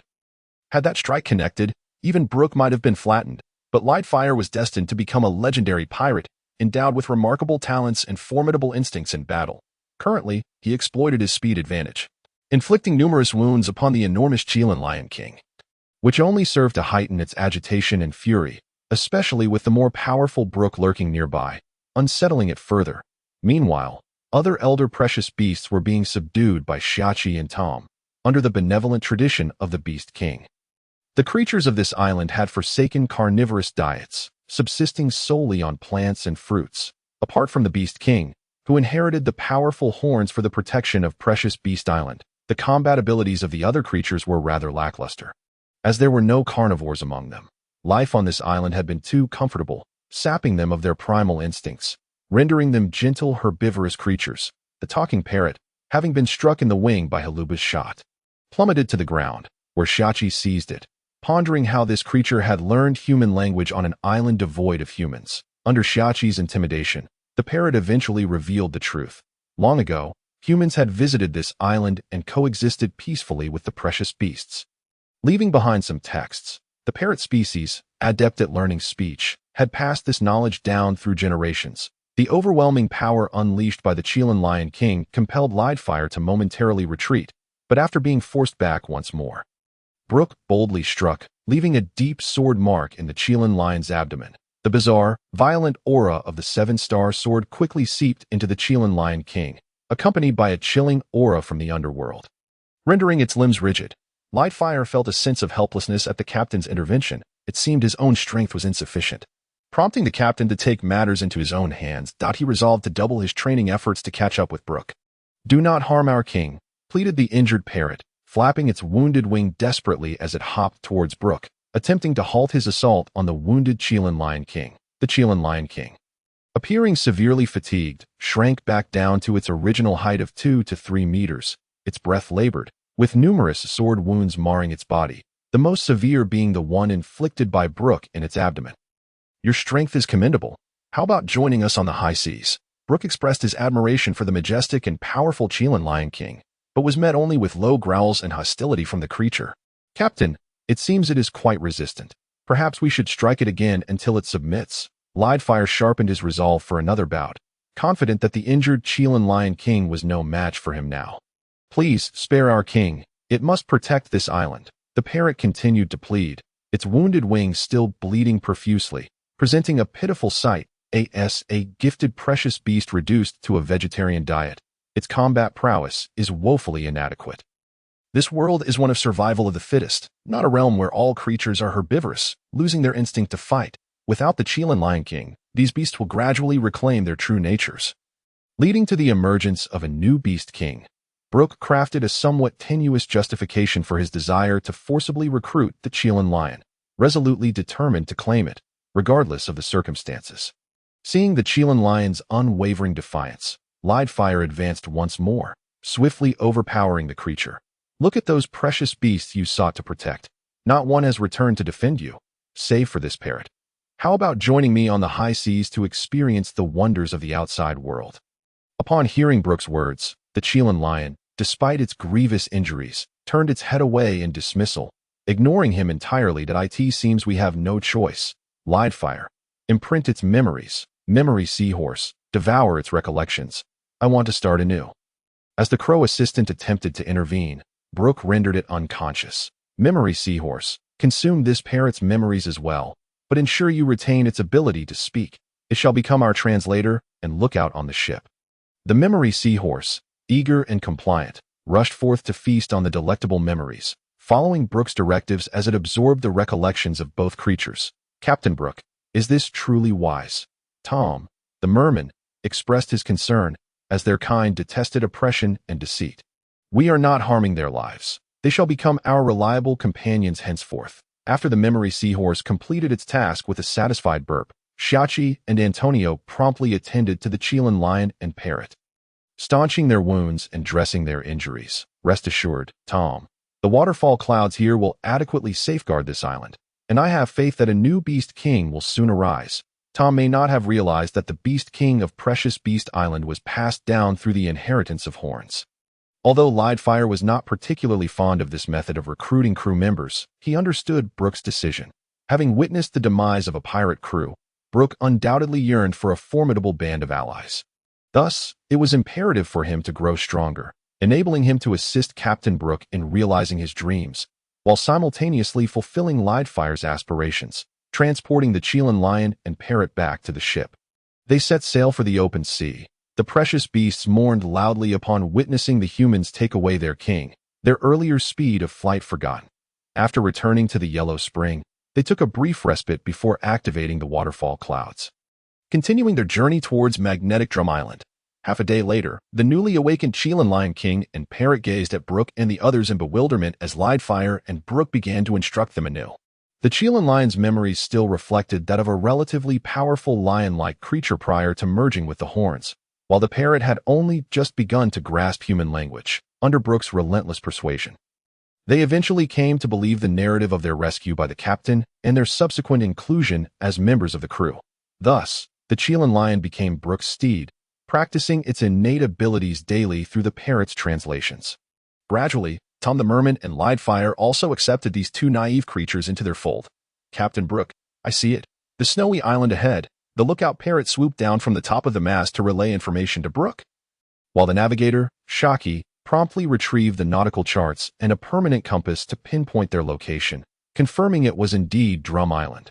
The shipwright and helmsman, Tom the Fishman, subtly adjusted the course towards Drum Island. And after practice, Redfield began assisting in maneuvering the sails. Inside the cabin, the sharpshooter, Sharuba, was refining his ammunition, while the intelligence officer, Antonio, was conversing with the telephone buck. Hoping to intercept some valuable information, before long, Brook beheld three white peaks resembling giant drums. Their summits blanketed in snow. These were the renowned Winter Isles of the Grand Line, a great nation known for its medical prowess. By the way, do you all have warm clothing? Brook, resurrected from the dead and perpetually enveloped in the chill of the underworld, felt no fear of the cold. Shiki immediately returned to don her exquisite winter attire, while Sharuba and Antonio also suited up in thick garments, though the robust fishman Tom insisted he had no need for such layers. Observing Brook's lack of winter wear, Redfield felt compelled to follow suit, adhering to his path of self-discipline. This prompted Brook to silently shake his head. He was immune to the cold, not training for it, and could only instruct Antonio to fetch a spare coat. As Drum Island was a member of the world government, Brook's ship, the Yomi, could not boldly enter its legitimate ports without risk of attack. Such was the life of a pirate. Entry into ports was reserved for pirate towns and nations, while others necessitated landing in secluded areas to protect the pirate vessel. Brook's intent in visiting Drum Island was twofold: to seek out a skilled doctor and to assess the viability of his own undead body for procreation. Should it become clear that producing offspring was impossible, he wished to relinquish that hope and dedicate himself solely to the pursuit of strength and immortality. Seated upon the Kieran Lion, Shiki boldly leaped up beside him, displaying no hint of embarrassment. Surely, the current king was Valpo's grandfather. His policies were commendable, attracting numerous medical talents to study, leading to continuous innovations in medicine and pharmaceuticals, garnering an excellent reputation. The medical prowess here was reputed to be so advanced that even decapitated heads could be reattached, showcasing the extraordinary capabilities of their healing arts, rife with groundbreaking technologies. Everyone, feel free to explore and seek what you desire. As they prepared to venture into the town, Brook distributed several million berry for free exploration. The most timid, Antonio, chose to stay close to the captain, while Shiki succumbed to her professional instincts and set out to gather information. The shipwright, Tom, sought materials for flotation, while Sharuba needed certain additives for his bullets. Redfield decided to wander aimlessly, on the lookout for a worthy opponent for a duel. The memory seahorse and parrot perched atop the Kieran Lion, noticing Antonio's somewhat pitiable state, invited him to join them. Attracting quite a few curious gazes, the Kieran Lion was resplendent, with golden horns and regal wings, causing wealthy merchants and nobles to drool with envy and greed. Fortunately, there were no arrogant celestial dragons around, or they would have attempted to seize such a steed, which could only be possessed by beings of divine stature. Brook inquired of a passerby regarding Dr. Correa, who appeared momentarily intimidated by Brook's imposing presence. Are you looking for that witch of an old woman? Her temperament is quite eccentric, and her fees are exorbitantly high. I advise against seeking her out. Our nation boasts many renowned doctors with exceptional skills. Observing the passerby's loquaciousness, Brook furrowed his brow, his expression turning cold, which startled the man into promptly pointing him in a direction before hastily retreating. Having arrived at Drum Island, it was inconceivable not to seek out the enigmatic Dr. Correa. After a series of inquiries from Antonio, they finally reached a castle clinic nestled atop the snowy peaks, aptly named the Witch's Clinic. The price list displayed outside deterred numerous would-be patients, with even a common cold starting at 100,000 berry, let alone more severe ailments. Yet, it boasted a guarantee of curing all maladies. Brook entered without hesitation. The clinic appeared devoid of patients. Only a tall, thin, white-haired woman drinking alone, reminiscent of Shaki's bar that thrived only every 3 years. Dr. Correa, with a slightly inebriated gaze, scrutinized Brook as he approached, her furrowed brow suggesting she perceived him as anything but alive. Lacking heartbeat or warmth. Dr. Correa, I hope you can cure all ailments, Brook said with a faint smile as he stood before her, while Antonio anxiously found a spot to seat himself, in the memory seahorse and parrot remained on the Kieran Lion's back. What ailment do you wish to treat? Dr. Correja, suddenly alert to the chilling aura emanating from Brook, regarded him gravely. That I wish to know if I can still have offspring in the future, Brook replied. His tone detached, as if discussing someone else entirely. Are you suffering from kidney deficiency or infertility? Or perhaps your lineage has been grievously injured by an enemy. Dr. Correa's sharp remarks caused Brook's expression to stiffen, a testament to her audacity in speaking so freely. Neither. I am the user of the Yomi no am I. In truth, I have died once. My soul escaped from hell, and my body has become as it is. Brook revealed without reservation, for this was not information that required secrecy. Such a devil fruit is indeed remarkable, Dr. Correja exclaimed, marveling at the extraordinary abilities of the fruit, before producing a tube and extending it towards Brook. What is this for? Brook took the tube, puzzled. It contained no potion or beverage, merely an empty vessel. Was it for blood extraction? You wish to verify your capacity for procreation, do you not? Off you go to the restroom and provide me with a sample. I shall examine it. I trust your lineage has not been rendered useless. Dr. Correja struck at the heart of the matter, seeking to ascertain whether the essence remained as it once was. Antonio, standing nearby, quickly turned away, feigning non-existence, though the slight smirk at the corner of his mouth betrayed his amusement at Brook's embarrassment. That, of course, my esteemed lineage, my formidable staff and powerful weapons, are renowned for their prowess. However, you may need to wait a while. I might take several hours. Brook decisively dismissed Antonio, wishing to spare him from feeling inadequate in the presence of the captain's prowess. Several hours? I'll give you 10 minutes at most. I have a schedule to keep. Dr. Correa's words sent Antonio into a fit of suppressed laughter as he rushed out, leaving Brook scowling in the direction of the cunning witch doctor. Eventually, Brook, his expression darkened, made his way slowly to the restroom. Cheer up. How can you produce quality essence with such a sour mood? Though, it's possible you might produce nothing at all, considering you are technically deceased. What was this? A shrimp's heart within a pig's body. Brook entered the restroom, despairing, as memories of the 150 terabytes of learning materials flooded his mind, reminiscing about the brilliant teachings of his instructors. Gradually, he regained a semblance of focus. With a slow-motion synchronization of his left and right hands, he retraced his steps, akin to a train entering a tunnel or a rocket launching into space. In the end, racing against time, Brook emerged with the essence in hand, offering it to Dr. Correja, choosing to indulge in Dr. Correja's private stock of liquor to numb himself. Perhaps a drunken stupor could alleviate his sorrows. Private vintage, 200,000 berry a bottle. Thank you for your patronage, Dr. Correja remarked before taking the essence into her medical laboratory for research, probing whether the remains of the deceased retained any vitality. After consuming several bottles of strong liquor, Brook discovered he seemed incapable of intoxication.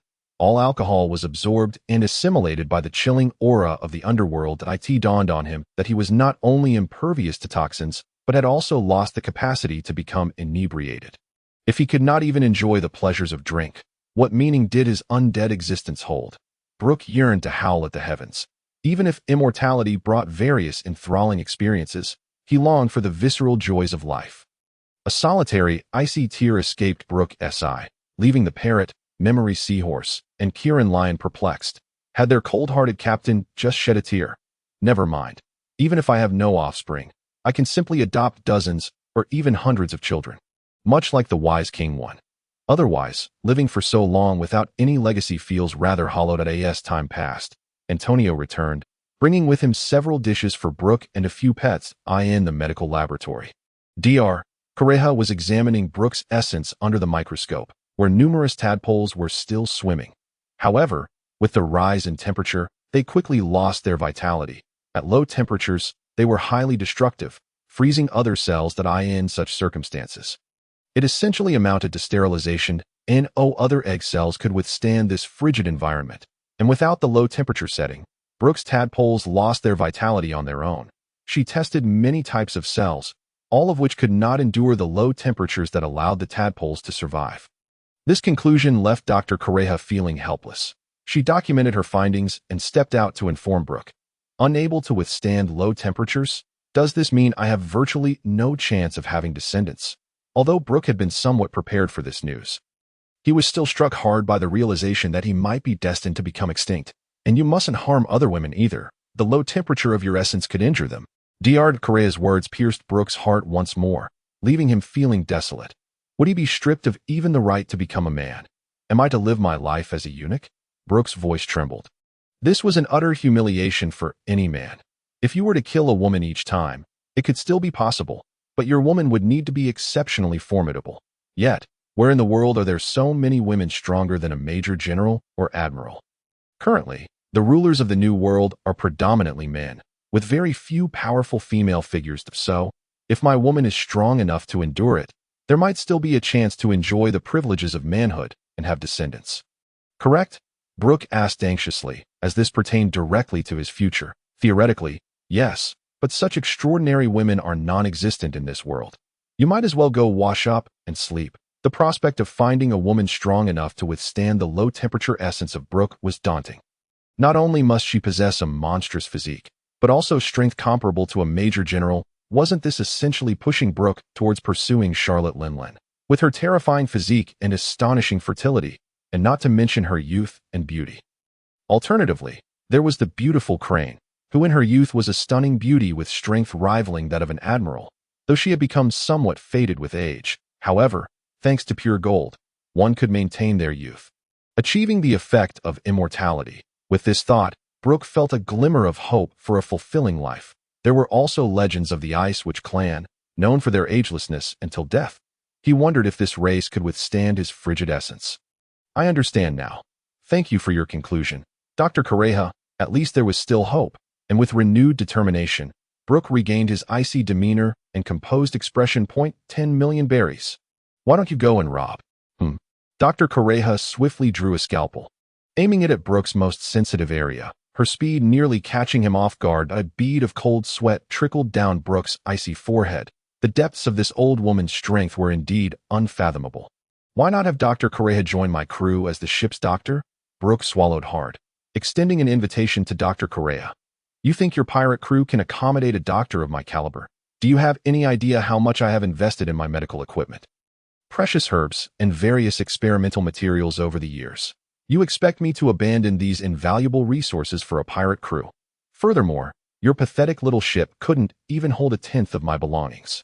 Just pay me and scram. Do you think you can recruit me? Dr. Correa brandished her scalpel menacingly, causing Antonio to hastily produce a stack of berries to appease the formidable witch doctor. Dr. Correa's words were not without merit. She had settled in Drum Kingdom for a decade to achieve her current level of success. That it was inconceivable that she would forsake her precious laboratory for a pirate crew, especially when her longevity research was housed there. Her castle clinic was worth at least 3 billion berries, if not 50 billion. It would be madness to abandon such a treasure for a life of piracy. Driven out, Brook, along with his 2 companions and 3 pets, had no choice but to seek other crew members. It seemed the search for a doctor would have to continue, and they needed to hasten their entry into the New World. His first choice was still Charlotte Lingling. He couldn't let anyone else beat him to her. Crane should have risen to the rank of naval major by now, considering she was an elite in the same generation as Sengoku and Garp. In this realm, the status of a doctor was highly esteemed. Renowned physicians could even make it to the newspapers, gaining recognition from the world, much like the genius surgeon Dr. Hogback, one of Chopper's idols. In this medical powerhouse, doctors generally held a disdain for pirates. They were solely focused on enhancing their medical skills. Many ship doctors were self-taught, having turned to piracy only due to unforeseen circumstances. Otherwise, which doctor wouldn't prefer the stability of treating patients and conducting research in one place, rather than becoming a pirate only to treat a handful of them? Such a life made it difficult to advance their medical skills. Medicine thrives on a continuous stream of cases for research and refinement of treatment methods. Remaining in a medical sanctuary allows for a diverse array of patients seeking healing, enriching one's experience. At sea, however, one often remained aboard the ship, not only facing naval pursuits but also dealing with the same crew of pirates day in and day out. Mastery of medicine cannot be achieved merely through reading. Without practice, there is no truth. Brook, having faced rejection from several genius doctors, soon found himself being ushered out, realizing that seeking a doctor among such medical elites was indeed a poor strategy. Who would abandon a prestigious, respected, and lucrative doctor position to become a pirate, exposed to the elements and pursued by the Navy? Such talented doctors were scarce, especially those who had faced the devastation of losing their families. Moreover, the position of ship doctor cannot be forced upon someone. Otherwise, one would be entrusting their life to another, and without shared memories, a doctor without recollection is as good as non-existent. Should he start all over again? Reluctantly, Brook instructed Antonio to call their comrades and prepare to leave. Surely not. Captain Brook, after just one day ashore, you're already leaving? Even the donkeys in the production team wouldn't rush like this, Shiki complained.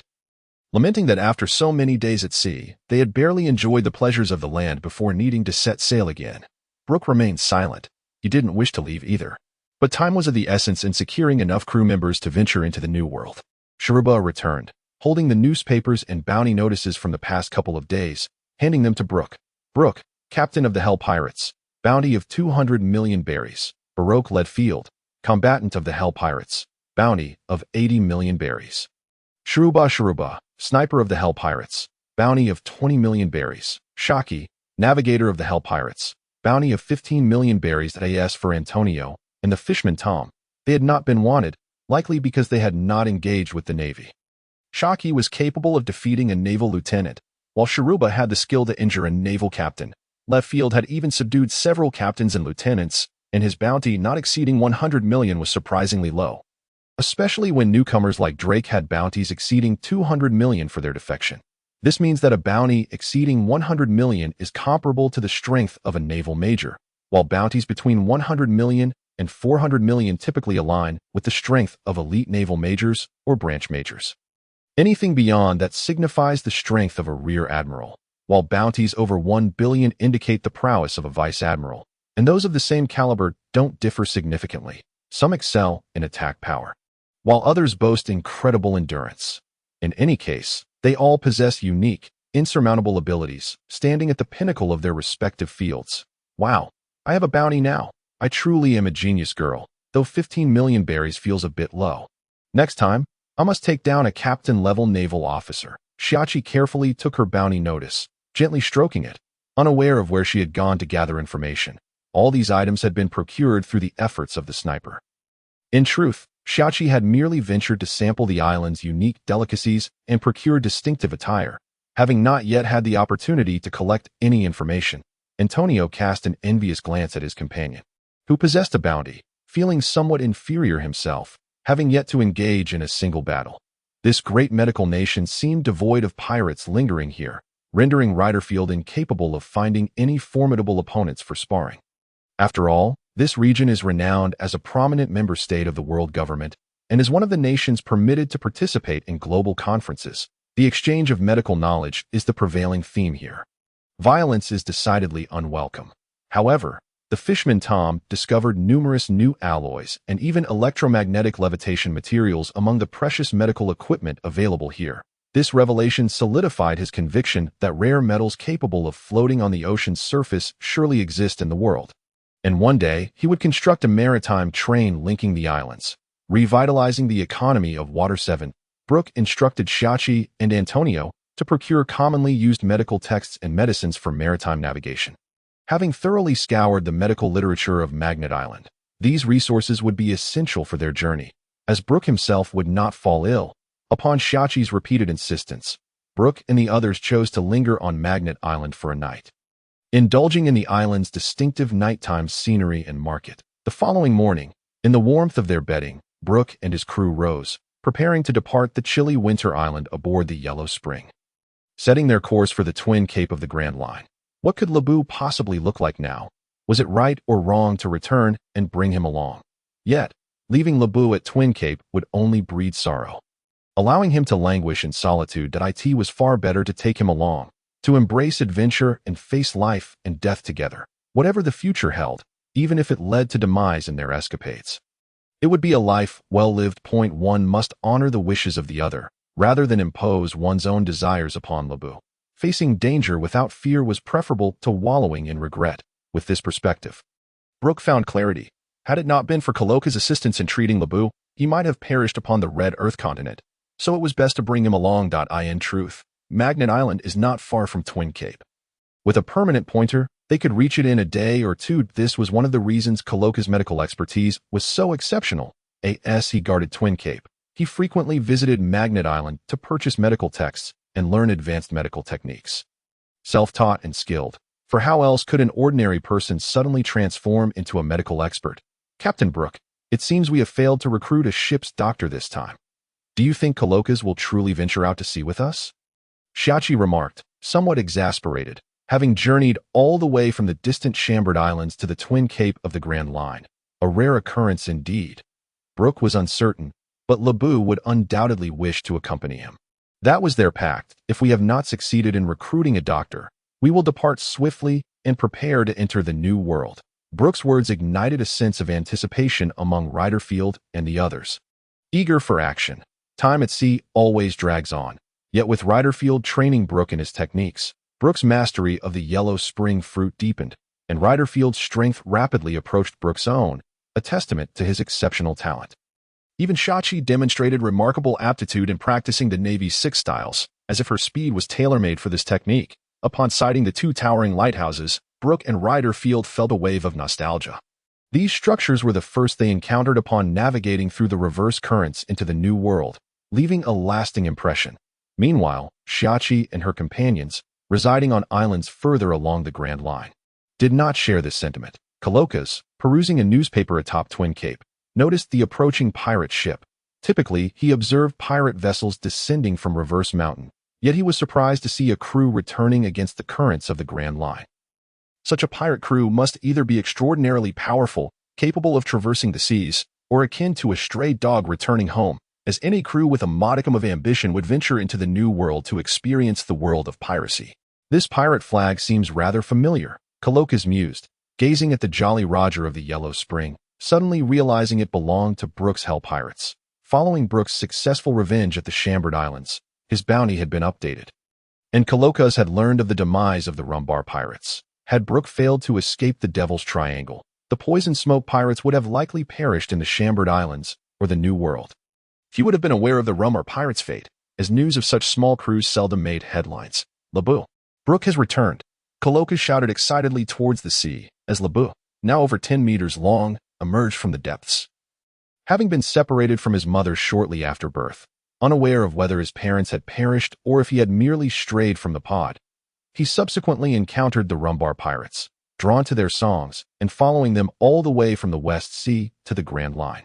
Becoming fast friends with the crew at that time, Captain Yimi, deeming Laboon too small, entrusted him to Kalokas, promising to return for him after circling the Grand Line. However, Yimi fell gravely ill and disembarked early, likely succumbing to his ailment, while the Rumbar pirates met their end in the Devil's Triangle. Wah! Laboon cried, swiftly swimming towards the Yellow Spring, sending waves crashing behind him, leaving a trail of white surf in his wake.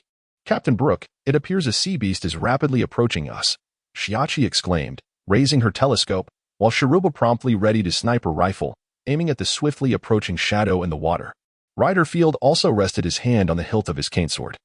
Everyone, remain calm. Sharuba, lower your weapon. That is my companion, the island whale Laboon, and he will be our future crew member. Brook quickly intervened to prevent his crew from mistakenly harming Laboon. Observing the whale's vigor and realizing that having Laboon as a ship-dragging sea beast would be an excellent choice.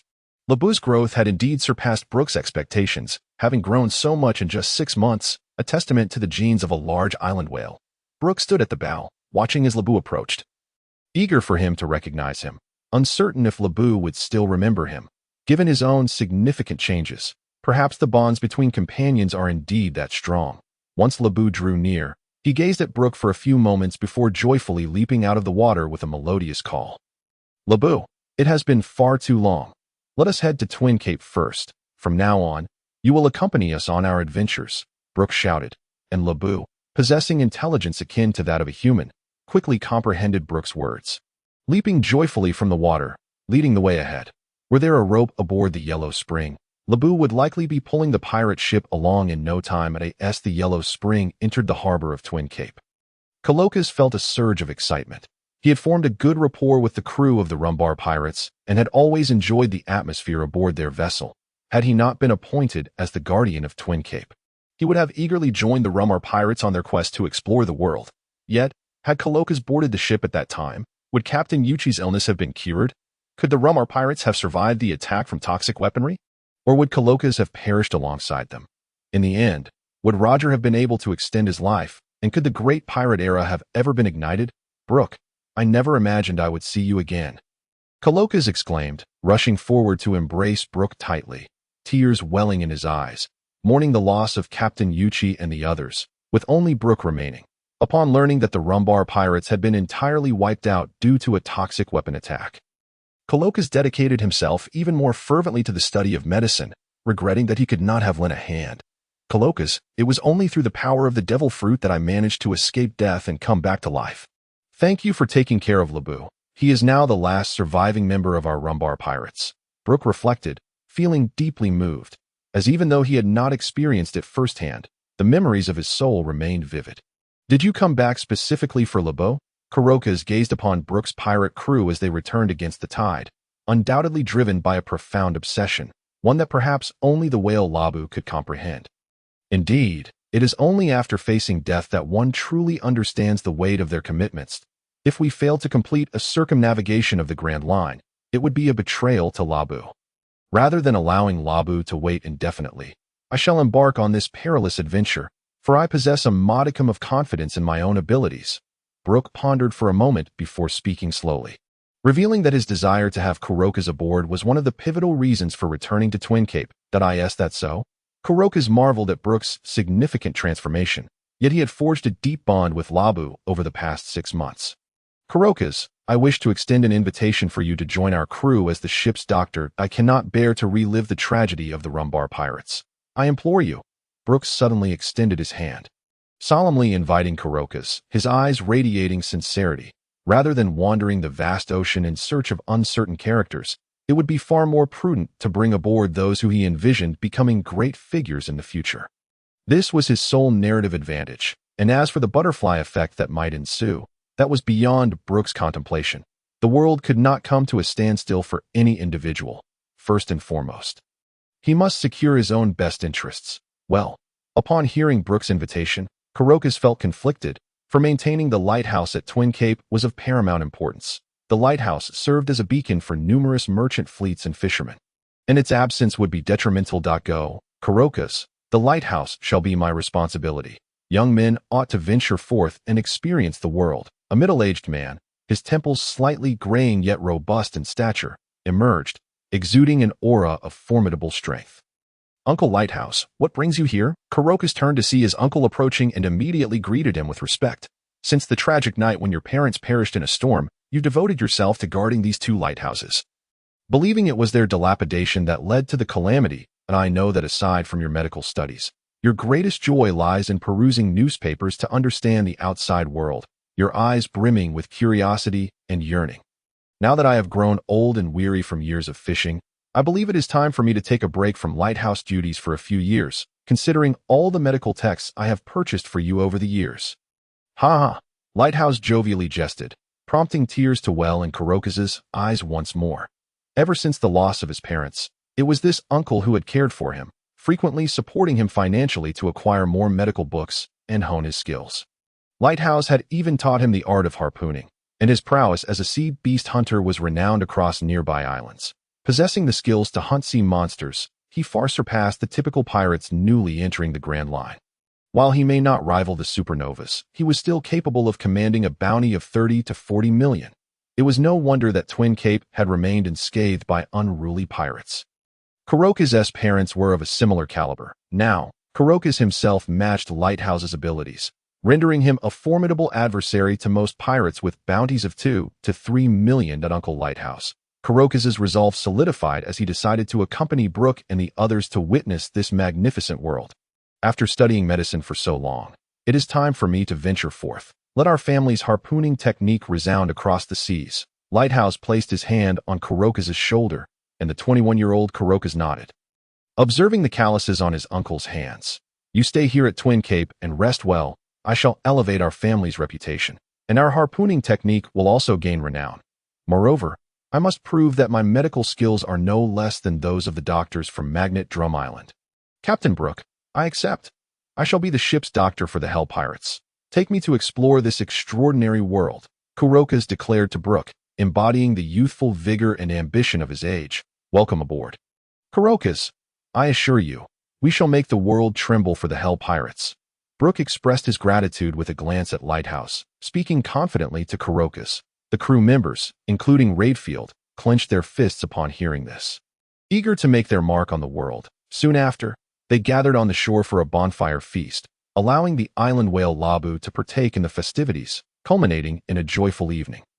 The following day, after Kurokas had organized the affairs of the Twin Cape Lighthouse with Lighthouse, he, with the assistance of Brook and the others, began loading a selection of his treasured medical books onto the ship, leaving some commonly used texts for his uncle. The Yellow Spring was also stocked with numerous newly acquired medical volumes from Magnet Drum Island, and the duplicates were handed over to Lighthouse, who laughed heartily, joking that perhaps he should self-study medicine as well. The Yellow Spring was equipped with a massive tow rope, allowing Laboon to assist in pulling the ship to increase speed.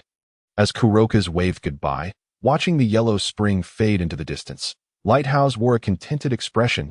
He quietly set out a recliner, grabbed a newspaper, and leisurely sipped on juice. After so many years of toil, it is time to indulge in some well-deserved relaxation. Aboard the Yellow Spring, Captain Brook, Fighter Redfield, Sharpshooter Shurba, Navigator Shiki, Shipwright Tom, Intelligence Officer Antonio, the Pet Memory Seahorse and Parrot, the Mount Kieran Lion, and Laboon the Island Whale gathered together, celebrating the anticipation of their voyage, knowing they were now bound as comrades in life and death. Captain Brook, we are truly setting sail for the new world, aren't we? This year's supernovas have nearly all arrived at the Sabaody archipelago, and the likes of the Golden Lion have long since ventured into the New World. Shiki could hardly contain her eagerness to witness the legendary and perilous New World firsthand. Without strength, entering the New World would be akin to being mere fodder. Therefore, everyone must hone their Haki and the Navy's 6 styles. Our target this time is Gaia Island, the fabled city of gold. Moore Thomas has relocated the headquarters of the World Economic News Agency there, and our mission is to conquer Sky Island and establish a base. Captain, does the legendary Sky Island truly exist? Are you not being deceived? Sharuba remained skeptical of the tale, recalling the many stories he had heard about the boastful Roland. The other half of Gaia Island, the city of gold, Chandora, indeed exists 3 to 4 centuries ago. It was thrust into the sky by an immense rushing current, and the abundance of gold atop it is no mere myth. Brook asserted earnestly to his crew, his serious demeanor underscoring his sincerity. Then we shall surely strike it rich.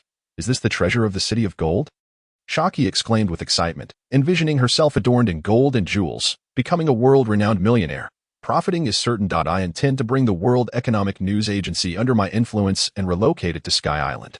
Moreover, there may be technology for constructing airships there, though I am uncertain if the Thunder Fruit resides on Sky Island.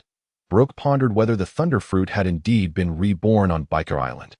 If not, he wondered if they could achieve temporary flight using abundant wind shells and thunder shells. It was also time to introduce Tom to the designs of the ancient weapon, Pluton, to see if he could create a similar propulsion device like the Gale Howl cannon. Captain, what devil fruit do you regard with such importance? Is it the thunder fruit you mentioned previously? Shiki inquired curiously. Indeed, it is the mightiest of all Logia-type devil fruits, the thunder fruit. Its lightning can enable specially designed ships to soar. Should we find it, who among you would wish to consume it? A silence enveloped the group. This was the legendary devil fruit. Who wouldn't desire it? The fisherman Tom and Kurokas expressed their disinterest in becoming landlubbers, thus ruling out the consumption of a devil fruit. Sharuba believed that even if he were to eat a devil fruit, it should be one beneficial for sniping. As for Redfield, he held great confidence in his abilities and talents, unwilling to be burdened by the fatal flaw of fearing the sea. Thus he had never considered consuming a devil fruit. However, Brook's mention of the strongest Logia-type thunder fruit indeed intrigued him. Meanwhile, Shiki was filled with insatiable desire, utterly captivated by the allure of such a devil fruit. Whether we can find it or not remains to be seen. There is no need to dwell on it now. In the future, there will be flying mythical beasts and devil fruits, and we will have our opportunities. With these words, everyone was filled with anticipation for the future. Lightfire secretly chastised himself, realizing that his resolve was still insufficient. Even without the devil fruits, he must strive to reach the pinnacle of that world. Indeed, we do not even know if we can reach Sky Island. Captain, said Shiki, pondering the situation. Even if they confirmed that the Golden City was on Sky Island, how would they ascend to it? Brook also seemed to have taken this for granted. as he realized he had no safe method to reach Sky Island. Should they ascend like Roger and Luffy? Riding the knock-up stream, did they really possess the same fortuitous luck as Roger and Luffy? A single misstep could lead to destruction at sea. This is indeed a serious issue we must confront. The knock-up stream is perilous, and the user of the float fruit, Shiki, is not one of us. Brook sighed, suddenly feeling the gravity of the situation. He wondered if Mortoma's seagulls could fly to Sky Island. In Brook's previous life, he had seen footage of birds capable of soaring to altitudes of 10,000 meters. It seemed the only one was the Andean condor, which could ascend to 11,000 meters, possessing a unique hemoglobin that enabled it to thrive in the sparse oxygen of high altitudes. He pondered whether the inhabitants of Sky Island had also evolved such specialized hemoglobin. Otherwise, how could they survive at such heights? Or perhaps Sky Island could produce its own oxygen. There were several species of birds capable of flying over 7,000 meters, such as the mute swan, the griffin vulture, the bar-headed goose, the yellow-billed chough, and the bearded vulture. The height of the White Sea on Sky Island was 7,000 meters, while the height of the White Sea was 10,000 meters. Oxygen is a crucial limiting factor for birds' flight altitude.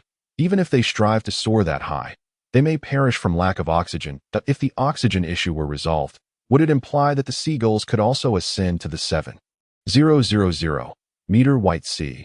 What if they equipped the seagulls with oxygen masks? It should be noted that the seagulls of the World Economic News Agency have the ability to fly alongside their headquarters, showcasing impressive flying capabilities and strength, delivering newspapers across the seas. With this thought in mind, Brook promptly called Mortomas, who was already on Gaia Island, to inquire about the flying altitude and pulling capacity of the seagull newsbirds.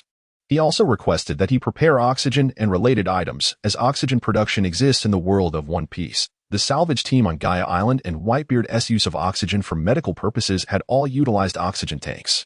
Thus, the issue of reaching Sky Island now seemed solvable. On Gaia Island, Mortoma's World Economic News Agency, under the protection of its bodyguards, had relocated its headquarters to this place, evading the oppression of the World Peace Dove News Agency affiliated with the world government. The threats from various pirates in the Sabaody archipelago had also ceased, as the pirate forces in Gaia Island were considerably weaker. Brook mentioned that they would soon arrive at Gaia Island in search of the legendary Sky Island. Equipping the seagulls with oxygen devices, Mortomas was puzzled but could only follow Brook's instructions, as he had now tied his family's future to Brook. The unique method of nurturing seagull newsbirds had attracted many prying eyes. Based on his family's experience, it was time for Morgans to consume a bird-type devil fruit, fostering a bond with the seagull newsbirds from a young age, ultimately becoming the new king of them. Under the guidance of the permanent log pose on Gaia Island, Brook's Hell pirates sailed directly to Gaia Island without any stops. Mortomas awaited Brook's arrival at the port of Gaia Island. Protected by his guards, the current Brook, now the captain of the Hell pirates with a bounty of 200 million, was considerably stronger than when he set sail from the Sabaody archipelago, upon spotting the Yellow Spring ship flying the flag of the Hell pirates. Mortomas clenched his fists. If the legendary Sky Island truly existed, relocating the World Economic News Agency, there would free them from the fear of persecution by the world government. Brother Brook. Mortomas transformed into his half-beast form and soared into the air, waving at Brook. Mort, is everything well? Brook, riding on a Kieran Lion, had already flown down from the ship to the port, gazing at the future media tycoon.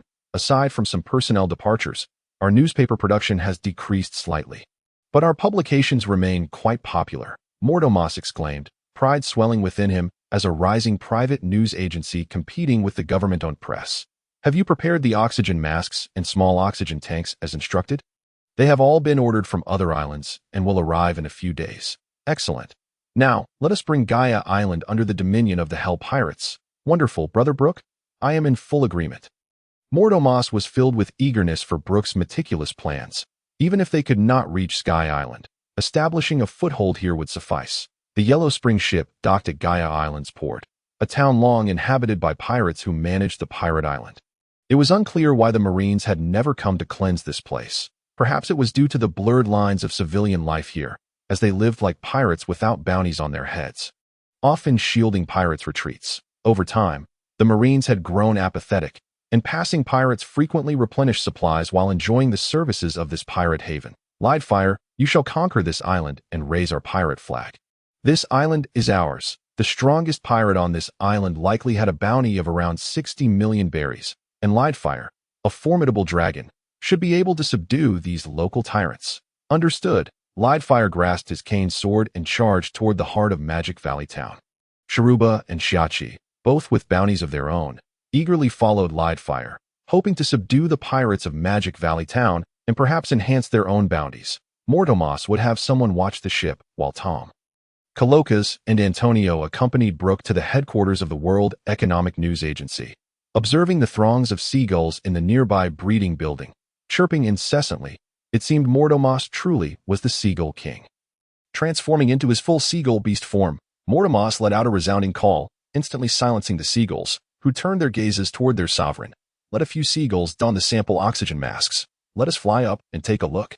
Make one for my Kieran Lion as well. Under Mortomos's direction, several seagull newsbirds removed the newspaper bundles from their necks and donned small oxygen tanks, their noses covered with transparent masks connected to the tanks. After a brief period of adaptation for the seagulls, Mortomos and the Kieran Lion donned their oxygen masks. Thus, Brook rode upon the Kieran Lion, accompanied by Mortomos and several seagulls, soaring higher into the sky. He sought to personally assess the feasibility of reaching the Sky Island. As they ascended, the temperature began to drop, and the oxygen levels plummeted. Despite the bird's ability to withstand the cold, the lack of oxygen posed a significant challenge.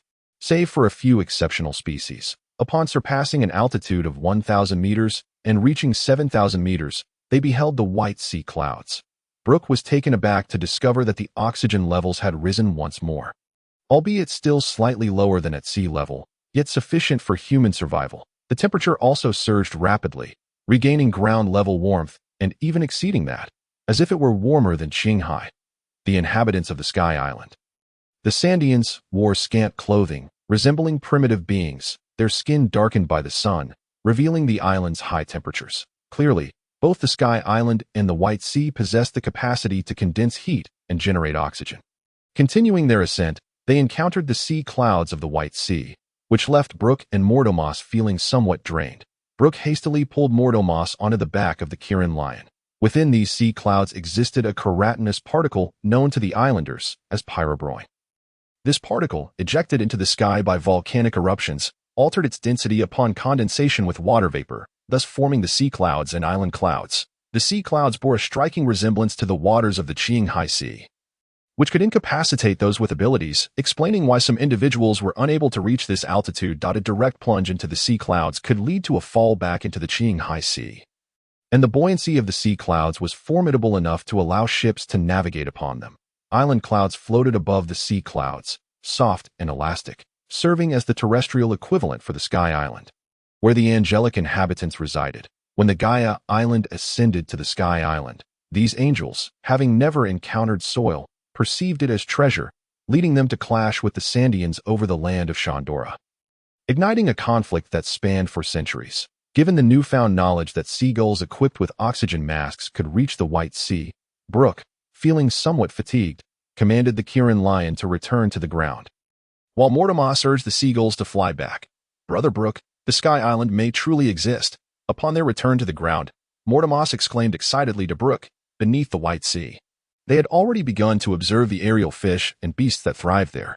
Thus, you must now select loyal employees to ascend to the Sky Island for work. In the future, the new seagulls may also be bred on the Sky Island, Brook stated, planning to arrange for Redfield to utilize his special observation Haki to assist Mortomos in screening his employees for any spies from the world government.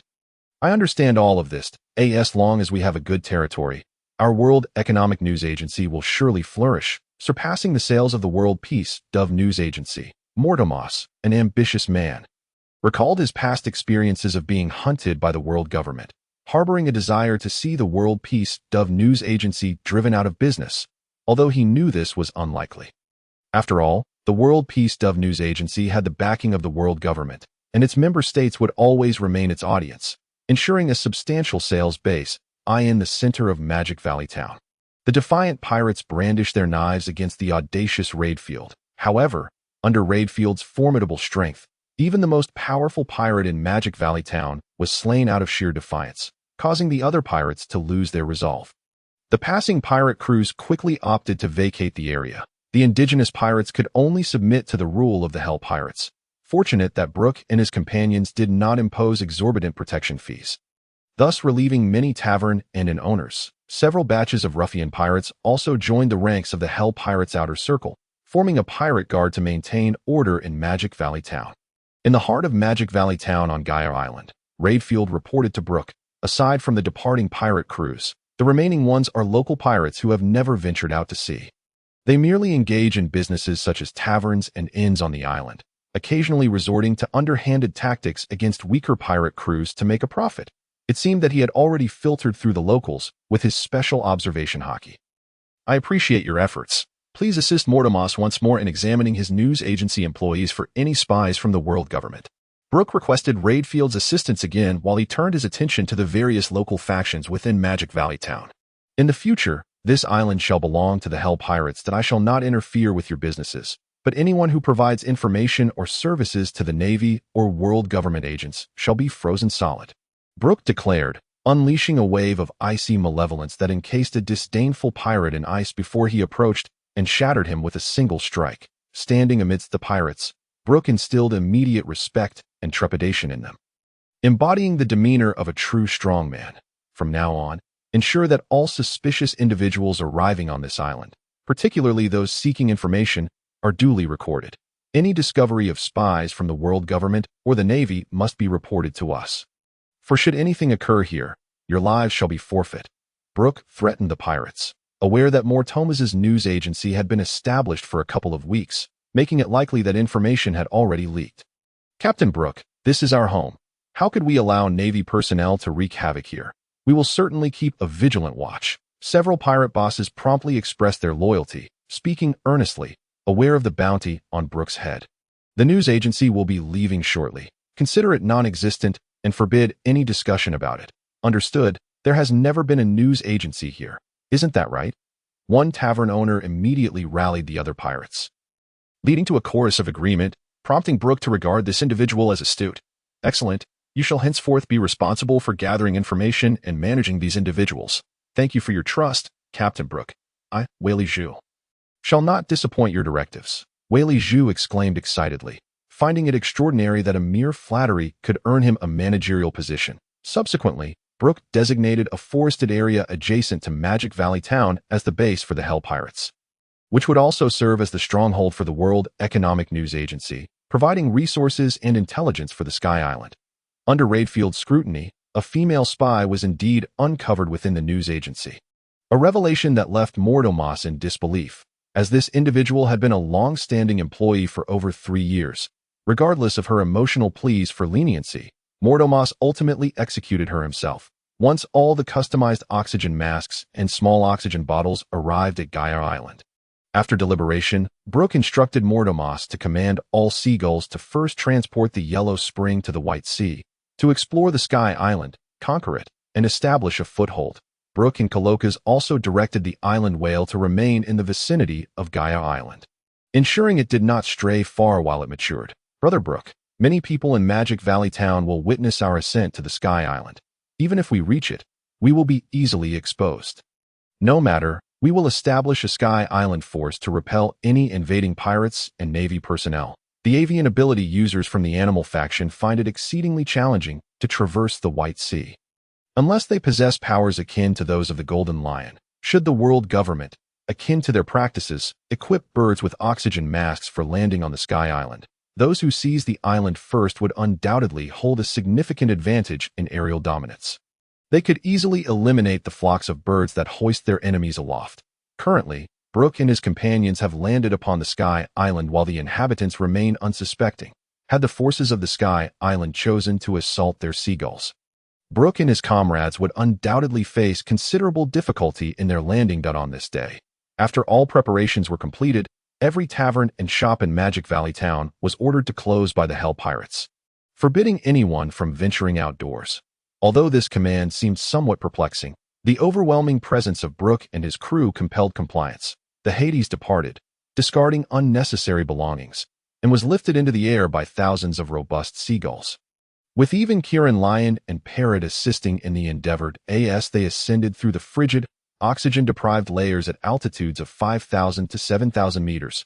They knew that upon reaching the White Sea at 7,000 meters, temperature and oxygen levels would normalize. While the seagulls broke through the dense cloud layers of the White Sea, they were met with attacks from aerial fish, and Brook, as a devil fruit user, found himself overwhelmed by the sea clouds, rendered powerless, relying on Redfield's aid to fend off the aerial fish and beasts. Upon the Hades fully entering the sea clouds, its immense buoyancy lifted the pirate ship above the White Sea without the need for assistance from the seagulls, allowing it to float freely. Regaining his strength, Brook successfully relayed news of their triumph through a transponder snail to Mor Tomas, prompting the seagulls to descend as the Hades advanced. They discovered a structure fashioned from white clouds, with guards stationed atop. There truly are people from the blue sea here. I had always thought it to be mere legend, exclaimed a middle-aged man with the characteristic wings of a Sky Island inhabitant. Snapping photographs of Brook and his crew with a visual snail, it has been countless years since anyone from the blue sea visited. I only managed to secure this post to slack off. The Sky Islander continued to mutter to himself, piquing the curiosity of Brook and his companions as they observed the winged man. Greetings, visitors from the blue sea. Might you be here for sightseeing? Each person needs only 100 million SQ coins, which is equivalent to 10,000 berries from your blue sea, to take the express shrimp directly to Angel Island in the White Sea. The Sky Islander brandished a small booklet, comparing prices between the two regions. We are indeed here for tourism. Observing that Enel was not yet in power and prices appeared remarkably low, Shiki promptly handed over 100,000 berries, insisting no change was necessary. Considering any excess as a tip. Very well. Have a pleasant journey. The Sky Island guard set down the visual snail and booklet, whistled, and a massive red lobster clamped onto the Hades, propelling it upward along the sea clouds, directly catapulting the ship to the heights of the White Sea. Brook and his crew beheld the architecture and lush green forests of the Sky Island, which was none other than Angel Island and the Divine Isle. Appiato, the latter being the other half of Gaia Island. Captain, could this truly be the golden city of Shandora? Shiki gazed in awe at the capital of the Sky Island. This island was thrust upward from Gaia Island, and that neighboring White Island is the original land of the Sky Island natives, formed from island clouds, known as Angel Island. Over 300 years ago, the portion of Gaia Island that included Shandora was lifted to the White Sea by colossal surges.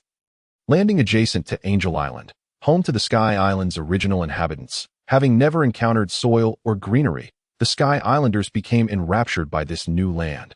They invaded the island and clashed with the native Gaia Islanders, ultimately emerging victorious. They named this newly claimed Al-Appiato, merging it with Angel Island to establish a new nation, the Divine Kingdom, while the Gaia natives were driven into a corner of the island, forced to hide away. In time, these displaced individuals evolved into the future Shandians, who waged a protracted war spanning over 300 years against the Sky Islanders, seeking to reclaim their homeland and once again ring the golden bell. Fulfilling their pact with Nolan, years of struggle caused the Shandians' numbers to dwindle, forcing them to resort to guerrilla tactics to harass the Angel Islanders. Eventually, they learned to utilize various sky shells for combat.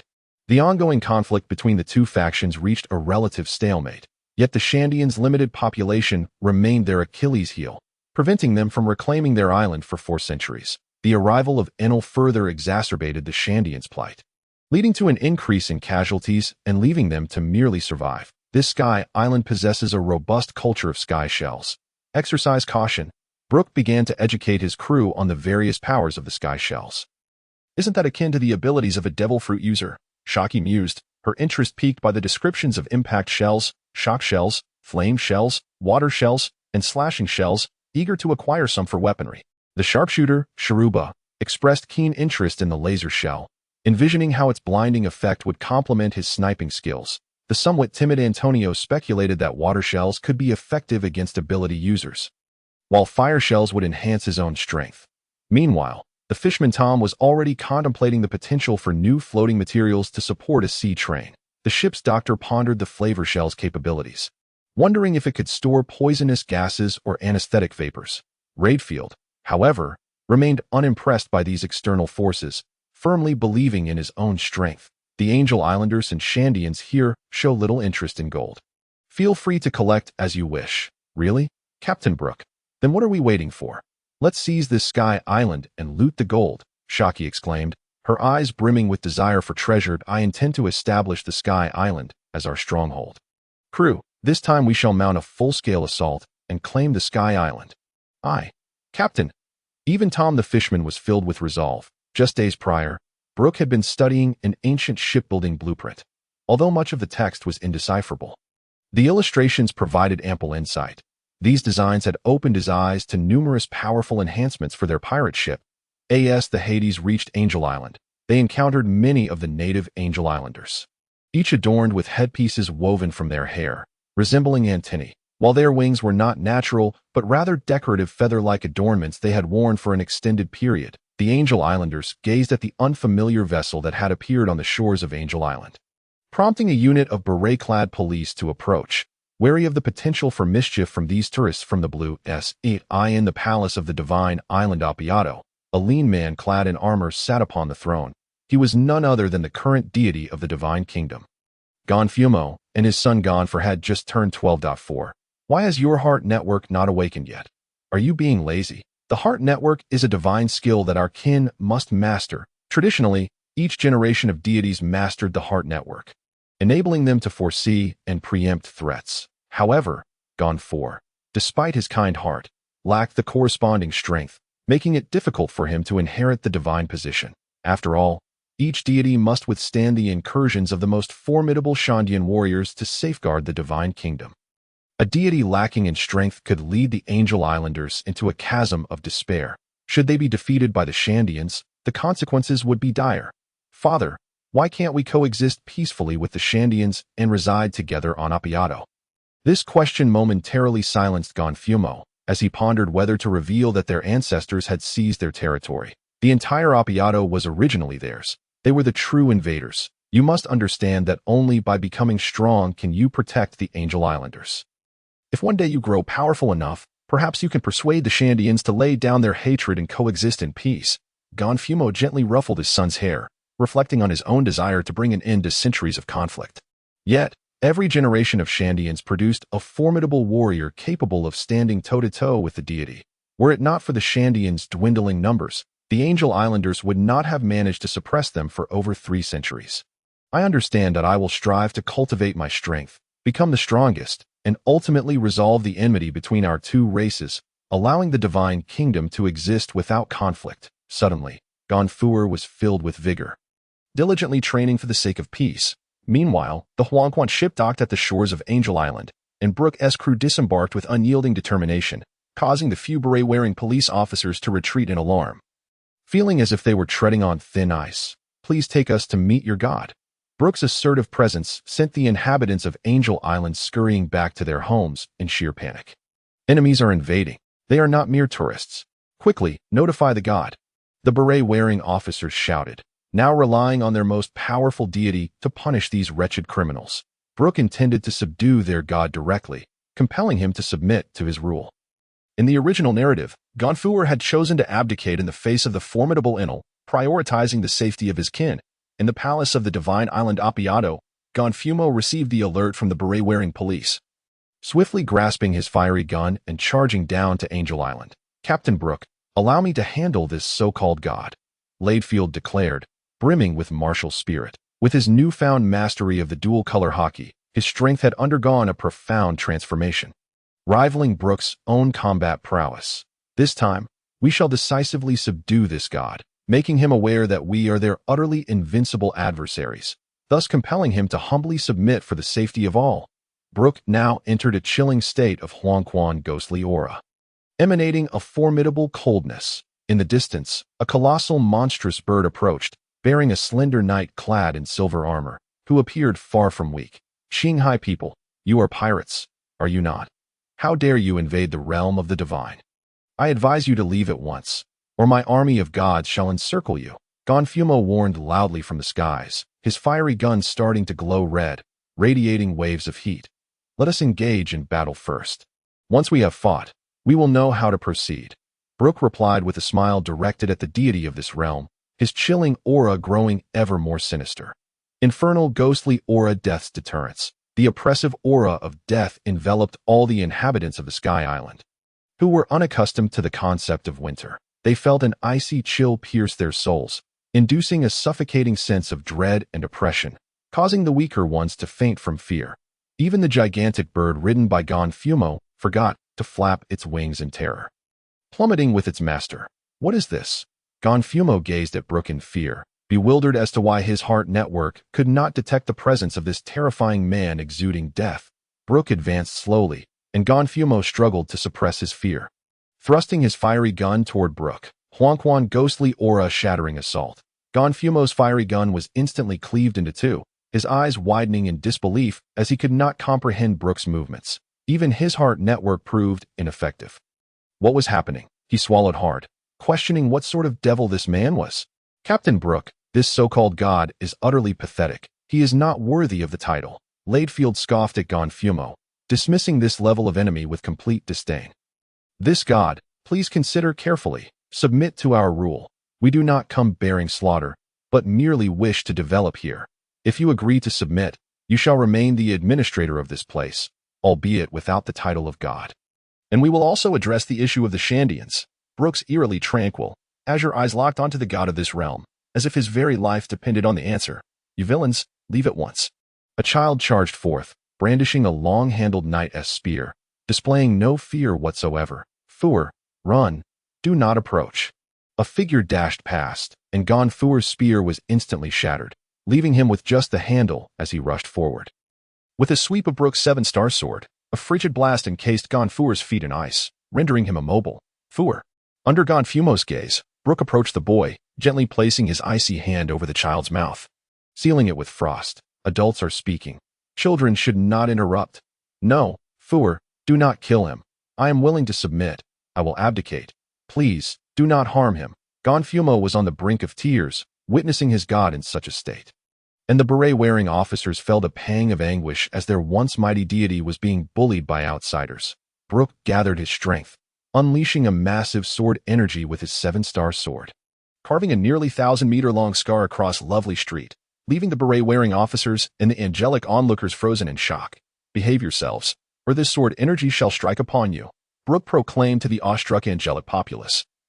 Nodding in satisfaction, under Gonfumo's guidance, Brook and his companions ascended into the resplendent palace of the divine island Appiato, marveling at the opulent structure, with Shiki gleefully touching everything, discovering that it was all forged from pure gold.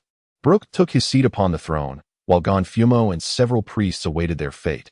This intruder was simply too powerful to resist, and even his subordinates were formidable that we will not engage in random slaughter.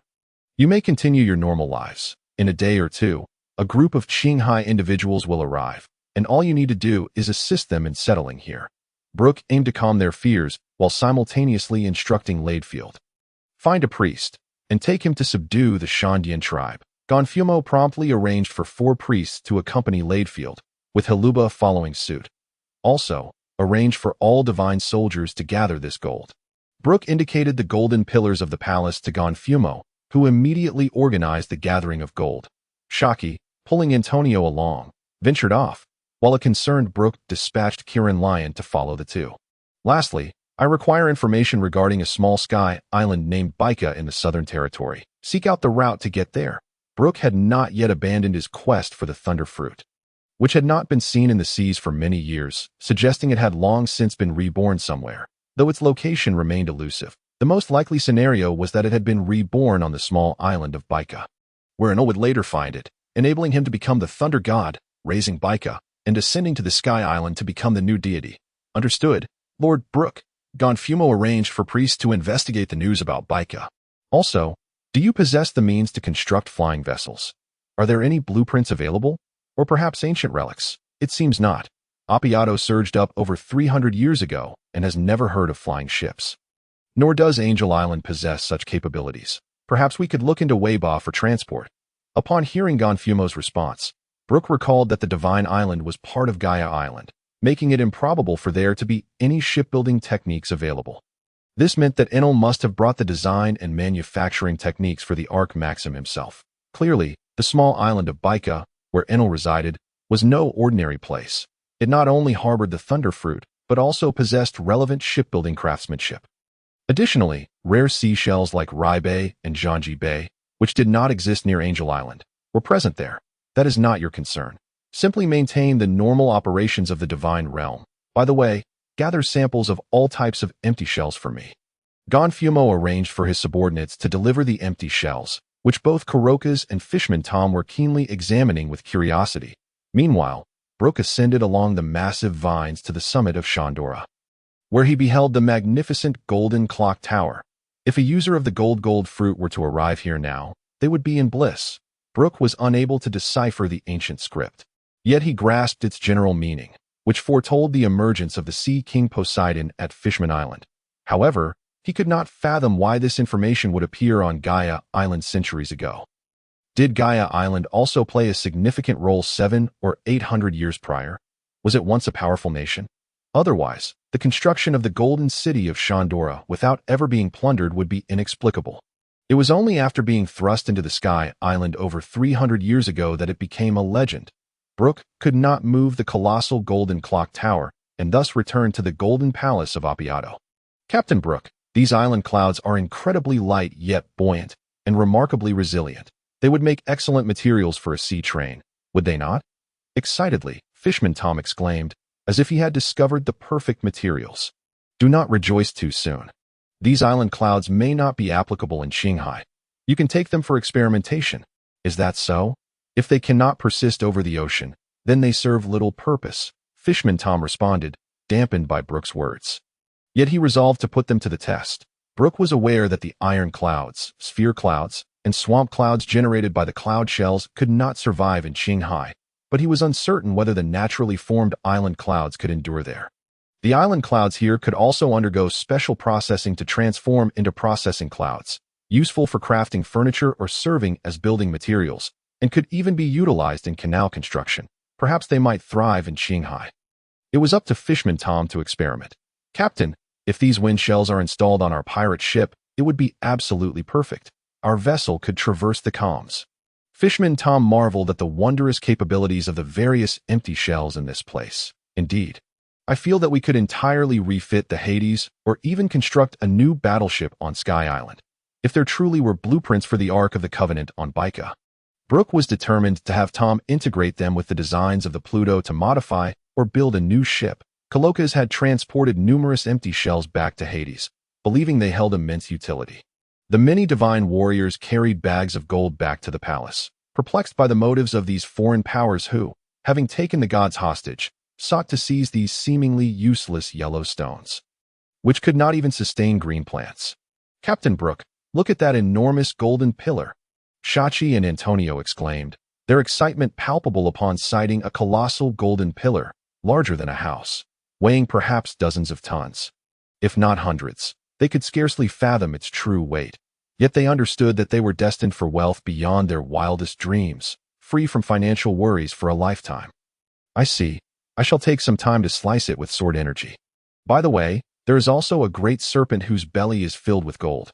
You must go find it. Brook remained calm in the face of Shachi and Antonio's enthusiasm, knowing that wealth was ultimately extrinsic, while strength was the foundation of one's existence. Captain, be serious. That golden pillar could grant us wealth. We would be set for life. Shachi was dissatisfied with Brook's demeanor, having risked her life to bring him such good news, without strength. If someone were to rob us, wouldn't that be even more painful? It is better not to acquire it at all. Brook doused Shachi's enthusiasm with cold water, prompting her to stomp her foot in frustration, roll her eyes, and dash off in search of the great serpent Brook had mentioned. Before long, Redfield arrived, accompanied by several priests, escorting a few dark-skinned Shandians. Captain Brook, I have captured the strongest warriors and chief of the Shandians. The priests gazed in awe at the formidable Redfield, whose sturdy physique rendered the Shandian warriors' barrage shells ineffective. His agility surpassed even that of the divine heart net. They believed this individual to be far more powerful than any deity. Brook regarded the two Shandians, their bodies marred with sword scars. Had he not specifically instructed Redfield not to kill them, they likely would have bled out beneath Redfield's swift blade. Surrender, and henceforth, the Shandians and the Angel tribe shall coexist harmoniously on this island. Otherwise, we shall treat you as a source of calamity and annihilate your tribe. These words caused the pupils of the two Shandians to constrict in fear. You may ring the golden bell to fulfill your ancestors' promise. I hope you contemplate carefully what your next words will be. Brook was intent on establishing a stable territory. Defiance would result in eradication at its root, while submission would yield a continual supply of powerful warriors for him. As long as we may ring the golden bell, we are willing to submit. For centuries, the Angel tribe had been unaware of the golden bell's existence, believing they were reclaiming land, while the Shandians thought the Angel tribe was hoarding the golden bell along with the land, perpetuating their conflict. Excellent. From this day forth, you shall be my subordinates. Furthermore, the name Divine Kingdom and the title God are rather ostentatious. Henceforth, let it be referred to as the Air Kingdom and King. Appiato shall revert to the golden capital of Zyangdwala. Brook proclaimed to Gonfumo, who could only silently agree. In the future, the Angel tribe's leader, Gonfumo, shall serve as the Minister of Culture, responsible for managing all affairs of the Air Kingdom, while the Shandian chief, Vatica, shall serve as the Minister of War, tasked with repelling foreign invaders and organizing patrols. Both leaders bowed their heads in acceptance of their roles, exchanging glances, pondering if the age-old grievances between their tribes could truly coexist peacefully under this new king's rule. Subsequently, Brook led the key members of both tribes and his crew to the magnificent Golden Bell Tower of Zyangdwala. Ringing the golden bell, the sound seemed to cleanse the souls of the people, offering redemption for the animosity between the two tribes, who now regarded one another with newfound ease. Brook commanded the divine warriors to transport all the gold here, and alongside Fishman Tom and Redfield, they upright the Golden Bell Tower, preparing to construct a golden palace as the royal residence. The immense golden pillar was also repurposed by Brook and Redfield for sword practice, sliced into chunks and transported to Zyangdwala. While Gonfumo sought news of Baika and Redfield searched for the Great Serpent, Brook had already instructed Mortomas to begin relocating the seagull newsbird's nest to Sky Island. He arranged for several swift shrimp to assist them, later bringing the headquarters of the World Economic News Agency up to Zyangdwala Island. Mortomas and his family also arrived, though the oxygen-deprived environment of the Sky Island left them feeling unwell for a while. They soon marveled at the existence of the Golden Palace. The Golden City of Zyangdwala, adorned with vines, served as Brook's royal palace, the true Golden Palace. Below, Brook referred to the area as the Golden Reception Hall, which left the employees of the news agency utterly astounded. They would soon be working in the headquarters adjacent to this Golden Reception Hall. That it was a celestial experience. How delightful it was to feast their eyes upon such beauty during their work hours.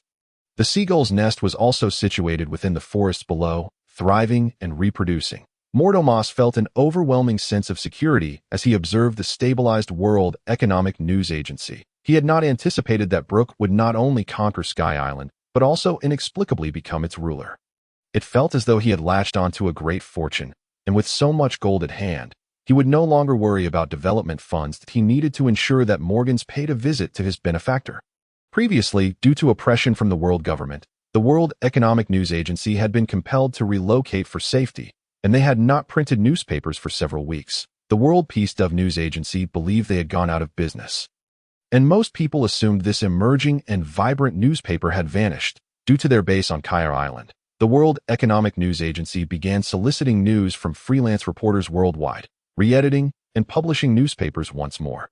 Following this, the Seagull Newsbird was equipped with a smaller oxygen tank and oxygen tube, sufficient for several trips to and from Sky Island before needing a refill. World Peace Dove News Agency. How could this happen? That Mortomas fellow vanished for over half a month, and now he has resumed selling newspapers. Have we discovered where they relocated to? President Whitebeard berated the ordinary suited agent before him. According to reports, they first moved to Kai Island in the Grand Line, and then they vanished again without a trace. These agents had indeed investigated Kai Island, confirming the World Economic News Agency's presence and subsequent departure. But they could not ascertain their new location. Could they have returned to the Four Seas? He had considered mimicking Mortomas's newspaper content model, but alas, as a subsidiary of the world government, how could he possibly report on the pirates' intriguing affairs or the Navy's scandals and the aristocracy's corruption? They were only permitted to report on the world government's achievements, glorifying the Navy's righteous side, while vilifying pirates and amplifying their terror. For now, they could only instruct these agents to continue investigating the World Economic News Agency's new whereabouts and find a way to bring them down again. With Brook's substantial financial backing, Mordomos leveraged his previous connections to hire elite reporters at high prices, gathering information across the Four Seas, the Grand Line, and the New World. Let this emerging news agency rise once again, seizing the market and laying the groundwork for future dominance in public opinion.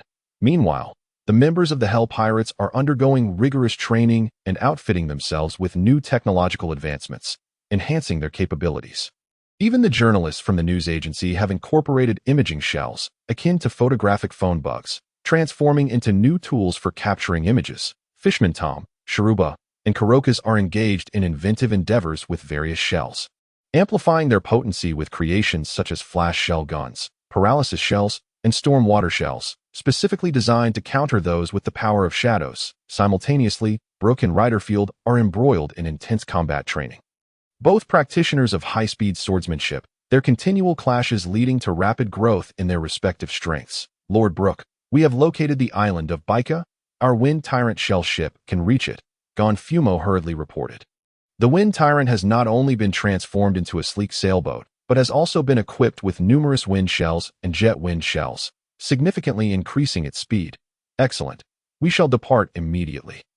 Brook, unable to contain his eagerness to uncover the secrets of Baika, gathers his crew and sets sail aboard the Yellow Spring. The Yellow Spring, now enhanced by Fishman Tom with various types of shells, is not only swifter but also boasts formidable combat capabilities. With the support of hundreds of jet wind shells, the Yellow Spring can even achieve brief flights armed with flame shells for artillery, water shells for spraying, and light shells for illumination.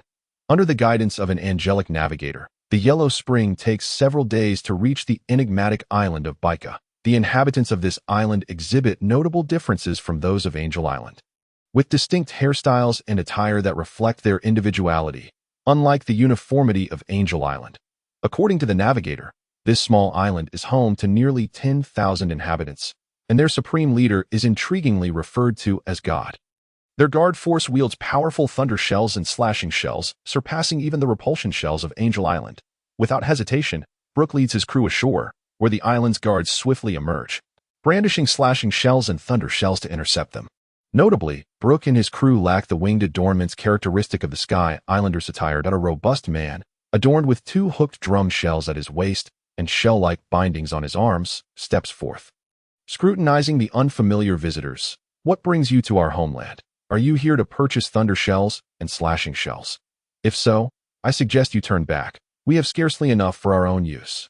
The god of Baika, Light Pong, addresses Brook and his crew with a wary gaze, recalling previous encounters with other Sky Islanders seeking to procure their unique shells. Flashes of lightning and the rumble of thunder intermittently dance across the island, piquing Brook's curiosity. My lord is the king of the Sky Nation, and we have come to invite you to join us. The angelic navigator steps forward, addressing Light Pong, his admiration for Brook's prowess evident. Having effortlessly resolved the centuries-long conflicts between the angelic and Sandia tribes, I care not for your Sky Nation's influence. Baika Island shall steadfastly guard this place in devotion to the Thunder God. Without a moment's hesitation, Light Ping declines the overture, loosening the drums at his waist and holding them defensively, his watchful gaze fixed on Brook and his companions. Captain Brook, allow me to take the lead.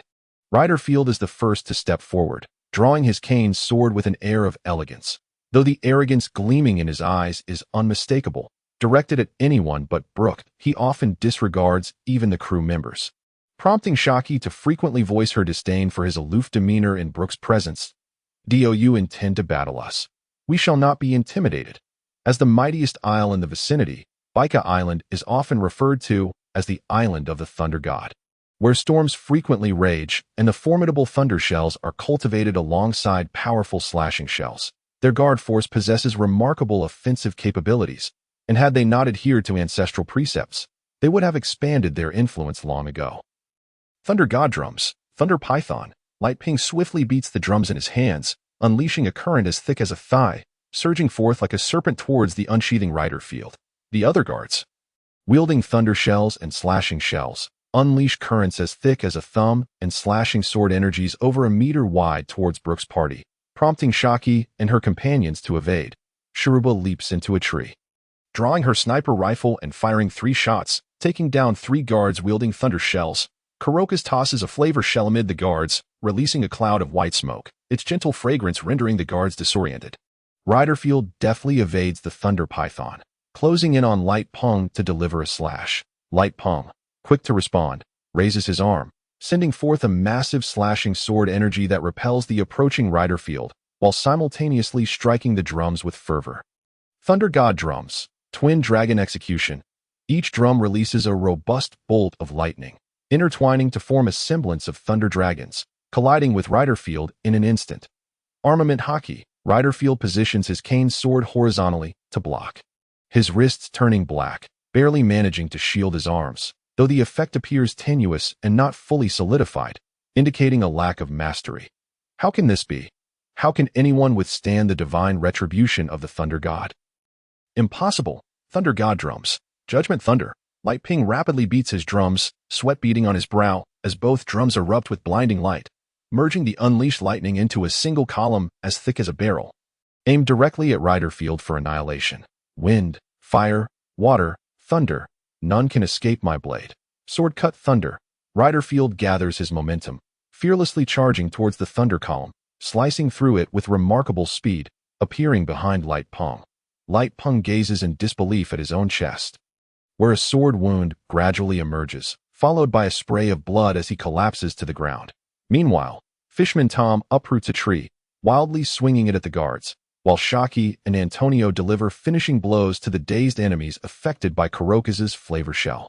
They eagerly collect the rare slashing shells and thunder shells, while the Kieran Lion charges into the fray, undeterred by repeated shocks and slashes, its body bearing numerous scars, yet seemingly unfazed, indicating its impressive resilience against the ordinary slashing and thunder shells.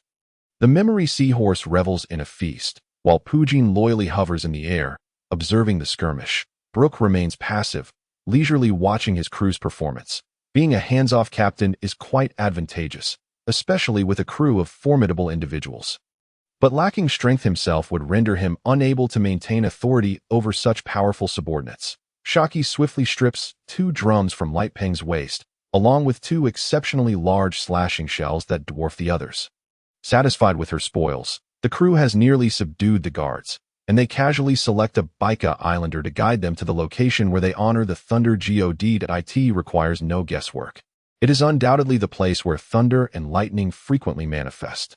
Under the threat posed by Brook and his crew, they swiftly arrive at the base of the island's highest peak, perpetually shrouded in dark clouds and the sounds of thunder. Atop the peak stands an altar, and Brook strides forward without hesitation. The residents of Baika gradually emerge from their dwellings, rushing to assist their fallen god, seeking to bring him back to their village for healing. A grand altar materializes before Brook and his companions, with 4 towering metallic lightning rods at each corner, embodying a fusion of ancient mystique and technological contradiction. Upon entering the altar, Brook's gaze is immediately drawn to the pedestal, where a devil fruit adorned with lightning patterns rests, causing his once still heart to flutter anew. He hastens to seize the alluring fruit. Had he not consumed the yellow spring fruit, he would have longed to devour this devil fruit. The ultimate in attack and speed, the most potent natural type, thunderous fruit. How he yearns to taste it. Simultaneously, Fishman Tom examines the murals within the altar, discovering depictions of various extraterrestrial races, moon dwellers. Infinite Earth? The Blue Sea, Sky Islands. In the intricate tapestry of relationships, under the guidance of the Road Weaver, a legend unfolds. Long ago, celestial beings from the moon, hailing from the vast expanse of the infinite, descended upon this realm in search of energy. For the resources on their lunar home were nearly depleted. They alighted upon the Sky Island and discovered the tempestuous Baika Island, a place perpetually drenched in thunder. Here, they established mechanisms to harness the lightning, descending periodically to collect the stored energy. However, as time passed, a cataclysm seemed to have befallen the moon, severing all communication. Gradually, the natives began to revere this site as a miraculous sanctuary, offering their tributes. Years turned into epochs, until one fateful day, they noticed that the fruits they had placed upon the altar had transformed into a golden holy fruit, adorned with the intricate patterns of lightning. They believed that the divine had once again graced them with its presence. They continued to venerate this thunderous sacred fruit, which remained untouched by decay, imbued with an aura of divinity that deepened their faith in its miraculous nature. Captain Brook, here lies the blueprint for constructing a flying vessel. exclaimed the fisherman Tom, uncovering a trove of documents and schematics from a seemingly advanced drawer. These designs belonged to the very spacecraft that had brought the moon dwellers to the Sky Island. All powered by the very force of lightning. How splendid! We shall construct a ship in the kingdom of the skies and embark on our journey to a new world, Brook proclaimed with fervor. And the crew shared in the excitement of the ship's impending creation. Gold is the finest conductor. We shall craft a vessel of pure gold. Ha ha ha. Remarkable, Captain Brook. We shall be the most opulent crew of pirates ever. And that's not all, Captain. Beneath this altar lies a device for storing lightning. If we incorporate it into our ship, its power will surely be magnified. Excellent. This island must be annexed into our kingdom of the skies. Brook could hardly contain his exhilaration, now faced with the decision of who should consume the thunder fruit, Redfield or Shiki. Tom, we must forge the mightiest ship in the world, with the ancient warship schematics previously entrusted to you. The future of our pirate fleet rests in your capable hands. Understood, Captain Brook. I shall create the strongest vessel the world has ever seen. At this moment, Tom, the fisherman, was overwhelmed with emotion, brimming with passion. Eager to commence his work, envisioning a revolutionary pirate ship that combined the best attributes of both the flying vessel and the ancient warship. Redfield, would you care to partake of this most potent natural devil fruit, the thunder fruit?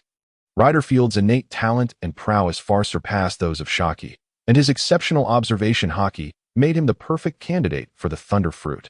Shiki gazed at Redfield with envy, her eyes alight with desire.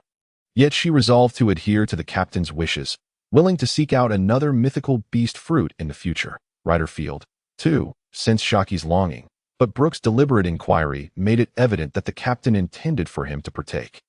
Although Redfield had always considered the inability to swim a consequence of consuming a devil fruit, a significant drawback, the prospect of the thunder fruit was a different matter entirely. The ability to traverse the skies with lightning was simply irresistible.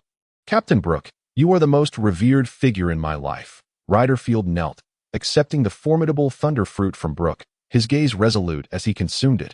Instantly, the air crackled with electricity. Redfield, suppressing his nausea, devoured the remaining fruit. Feeling an unprecedented surge of strength coursing through his body, Shiki gazed at Redfield, now enveloped in arcs of lightning, filled with longing for such a striking and formidable devil fruit. Captain Brook, I demand that my future devil fruit be equally impressive and powerful. Shiki implored, shaking Brook's arm in a display of childlike affection, a stark contrast to her usual demeanor. Very well. How about the mythical beast fruit? Vampire form. It grants flight and eternal life. Or the mythical beast fruit, nine-tailed fox form, allowing transformation into any being. Or perhaps the phoenix form, possessing undying azure flames. Alternatively, the natural fruit, snow fruit, or the superhuman fruit, gold fruit, which can conjure gold. As Brook enumerated the possibilities, Shaki's mouth watered at the thought of possessing them all. Torn by indecision, even Sharuba and Kalokas, along with Tom, were captivated by the allure and fantasies surrounding these devil fruits. Captain, do these devil fruits truly exist? Shiki inquired, her eyes sparkling with anticipation. Indeed, they exist, and they may be lurking in unknown corners, awaiting our discovery. Brook's words were like whispers of temptation, ensnaring Shaki's imagination, her eyes brimming with dreams. Then, Captain Brook, do you know where these devil fruits can be found? Shiki asked cautiously, her voice trembling, as if fearing a heavy blow from Brook. They may appear within the next 2 or 3 decades. I cannot ascertain their exact locations. But what? Speak quickly, you scoundrel captain. Do you have any idea how agonizing this is for me? Shaki's disappointment was palpable. 2 or 3 decades. Who could endure such a wait? I only know that the mythical beast fruit, vampire form, is located in a place called Sleepy Ancient Town. The rest remains a mystery. Brook recalled that the vampire devil fruit would require Robin's expertise in deciphering ancient texts, suggesting that it had been revered and preserved in Sleepy Ancient Town for ages. Splendid. The ability to fly and attain eternal life is indeed enticing. Captain Brook, you must take me to find it. Otherwise, I shan't forgive you. I shall weep until you relent. Shiki stammered, as if the vampire devil fruit were already hers by right. Rest assured, we shall seek it out, my immortal vampire maiden. Har har har. Brook chuckled, ruffling Shaki's hair playfully. Subsequently, they breached the altar, uncovering intricate circuitry and lightning storage containers, marveling at the technological prowess. Only one lightning storage device? Then we can only construct a single ship, Tom lamented. Uncertain if they could replicate such advanced technology. Had the technology of the Qinghai region truly caught up with that of the moon, in the time ahead, we shall mobilize all resources to expedite the construction of the new vessel. Understood, Captain Brook. The crew promptly set to work, with Redfield tasked with completely subjugating Baika Island, while Brook and Shiki focused on disassembling the lightning storage container for transport back to Zangdora. Sharuba, the artillery specialist, provided Tom with insights to redesign the new grand ship, anticipating the possibility of accommodating small giants on board, prompting Brook to request a more spacious design, even if it meant utilizing all the lightning and wind shells from both Baika Island and Angel Island. They would not hesitate. With Brook's unwavering support, Tom dedicated himself fully to perfecting the design of the new golden vessel, while Sharuba, amidst the schematics of the king of the underworld, discovered methods to enhance their artillery. Akin to uncovering a new world, the sharpshooter Sharuba and fishman Tom remained engrossed in the design room aboard the ship, leaving the heavy lifting of the lightning storage device to Brook and Redfield. Under Redfield's formidable strength, Light Pung, who had been rescued by the islanders, had no choice but to submit. Brook also instructed Gonfumo to promptly arrange for the management of the priests to maintain order. They confiscated all the lightning shells and cutting shells from Baika Island, transforming it into a production base for the Kingdom of the Skies armaments. Only when the island's inhabitants fully integrated into the Kingdom of the Skies, with some joining the management ranks, would Baika Island enjoy the same rights and privileges as Angel Island. As Brook and his crew returned to Zangdora, he mobilized all the resources of the Kingdom of the Skies to facilitate the construction of the new ship, even disassembling the King of the Underworld to serve as components for the new vessel. Brook continually discussed the development directions and techniques for the Thunderfruit with Redfield, enlisting Tom and sharpshooter Sharuba to explore the concept of electromagnetic cannons. They debated the feasibility of integrating electromagnetic cannon platforms into the new ship, as Sharuba and Tom simplified the main cannon design from the King of the Underworld, yielding impressive power, should they discover even stronger and rarer metals in the future. The main cannon could undergo a transformative upgrade once more. The previously idle golden pillar has finally found its purpose, as all conductive components have been replaced with gold, thereby extending the flight duration of the ship. The Air Kingdom's abundant wind shells have been requisitioned by Brook for use on the new vessel, leaving the angelic inhabitants with no recourse but to wait for the next batch of wind shells to mature. Mort Thomas frequently brings Morgans along to observe the fishmen as they construct the new ship, which is extravagantly adorned with gold. Even Brook is lending a hand in the ship's assembly, with everyone contributing, including numerous divine priests and soldiers, hastening the construction progress of this colossal golden airship. Meanwhile, Redfield's strength is rapidly growing day by day, to the point where even Brook struggles to keep up with his pace. Their powers are now nearly equivalent. Brook lacks any formidable techniques capable of directly harming souls, and it is likely he would be unable to defeat Redfield, who possesses the abilities of the Thunderfruit.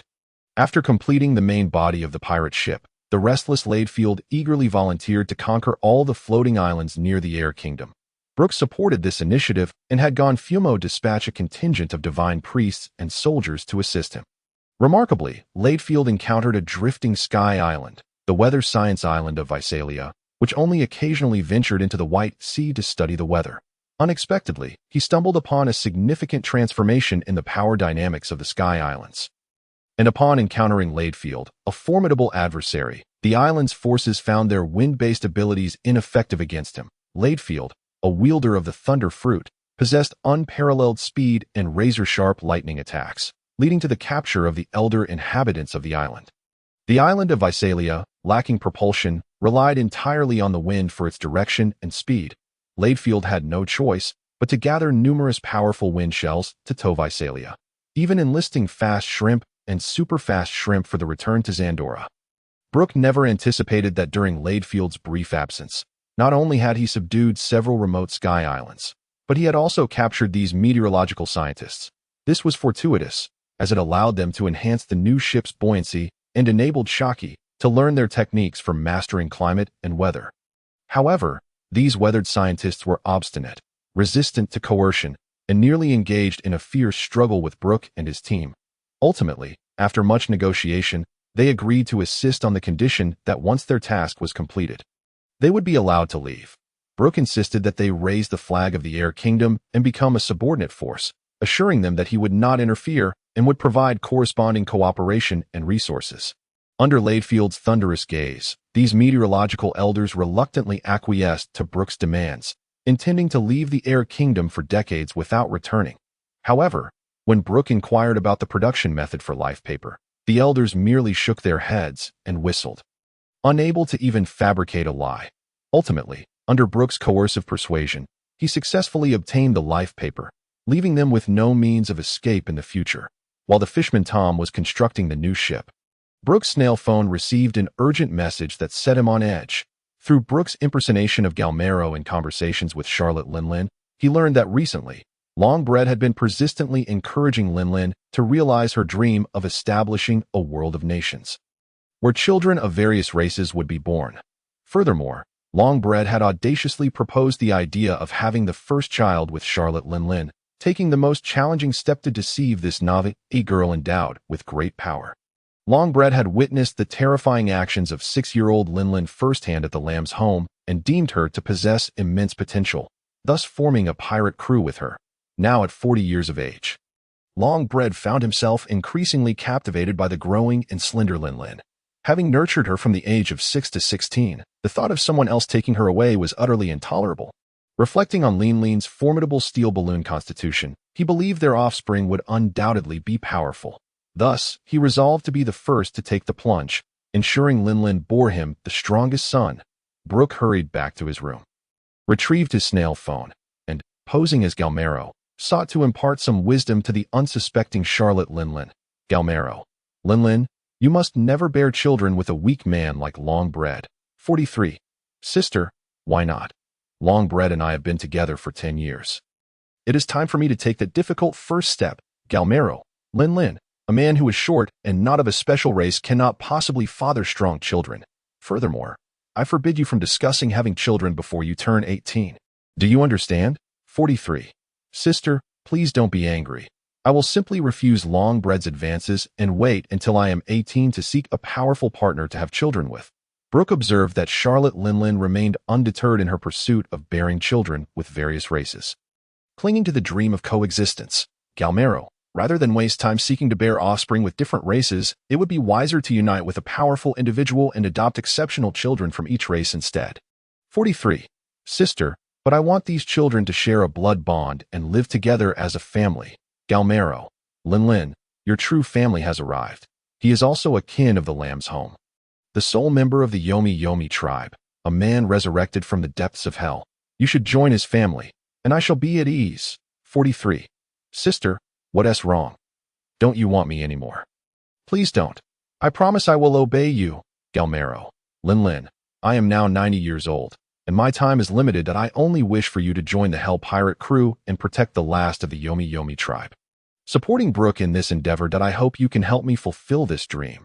Brook suppressed his embarrassment as he deceived the innocent Charlotte Lingling. 43. Sister, I will fulfill your dream. I will immediately seek out the Hell Pirate crew and join them to create a new family. Galmero, Lingling, you are such a good child. One last thing, do not listen to Longbread's nonsense. 43. Sister, I understand. Considering the potential for exposure in the future, Brook removed Charlotte Lingling from the chat group, as it had become too flawed and yielded little benefit, consuming his time instead. He contemplated entirely dissolving it. For now, he decided to first hoodwink Edward Newgate, the man yearning for family. Meanwhile, life had indeed become somewhat burdensome for Edward Newgate within the Lion pirate crew, as his strength had surpassed that of Captain Ryan. This left the captain and another officer wary of him, with several subordinates even encouraging him to eliminate Ryan and claim the captaincy for himself, as they only recognized the strongest. Observing these increasingly distant so-called companions left Edward Newgate fatigued. Fortunately, the occasional chats with his snail phone provided some company, too. So, have you decided to leave the Lion pirate crew and join your destined crew? A magnificent golden airship awaits you. 50. Golden airship? You must be joking. I've only heard of a crew called the Golden Lion pirate crew. It couldn't possibly be them, could it? 2. Not at all. Would you like to know now? 50. Go ahead. I genuinely want to know. I can't stay here any longer. 2. The Hell Pirate crew, seek them out and head towards the Grand Line. You will encounter them? 50. I think I've seen their bounty notice. Edward Newgate rummaged through his cabinet and found Brook's bounty notice. 200 million berries, former musician of the Rumbar pirate crew. The atmosphere of such a pirate crew seemed fitting for him. Was Brook still that man who set sail for music? 2. Your belonging is confirmed. You will be removed from the chat group. 50. Is that so? I can no longer boast with 36 and 55. 2. I wish you success in finding your family, and may you feel the love from those afar. Another one deceived. It truly is best to remain youthful and unrecognized. Subsequently, Edward Newgate indeed bid farewell to his Captain Ryan, who kindly prepared some treasure as travel expenses.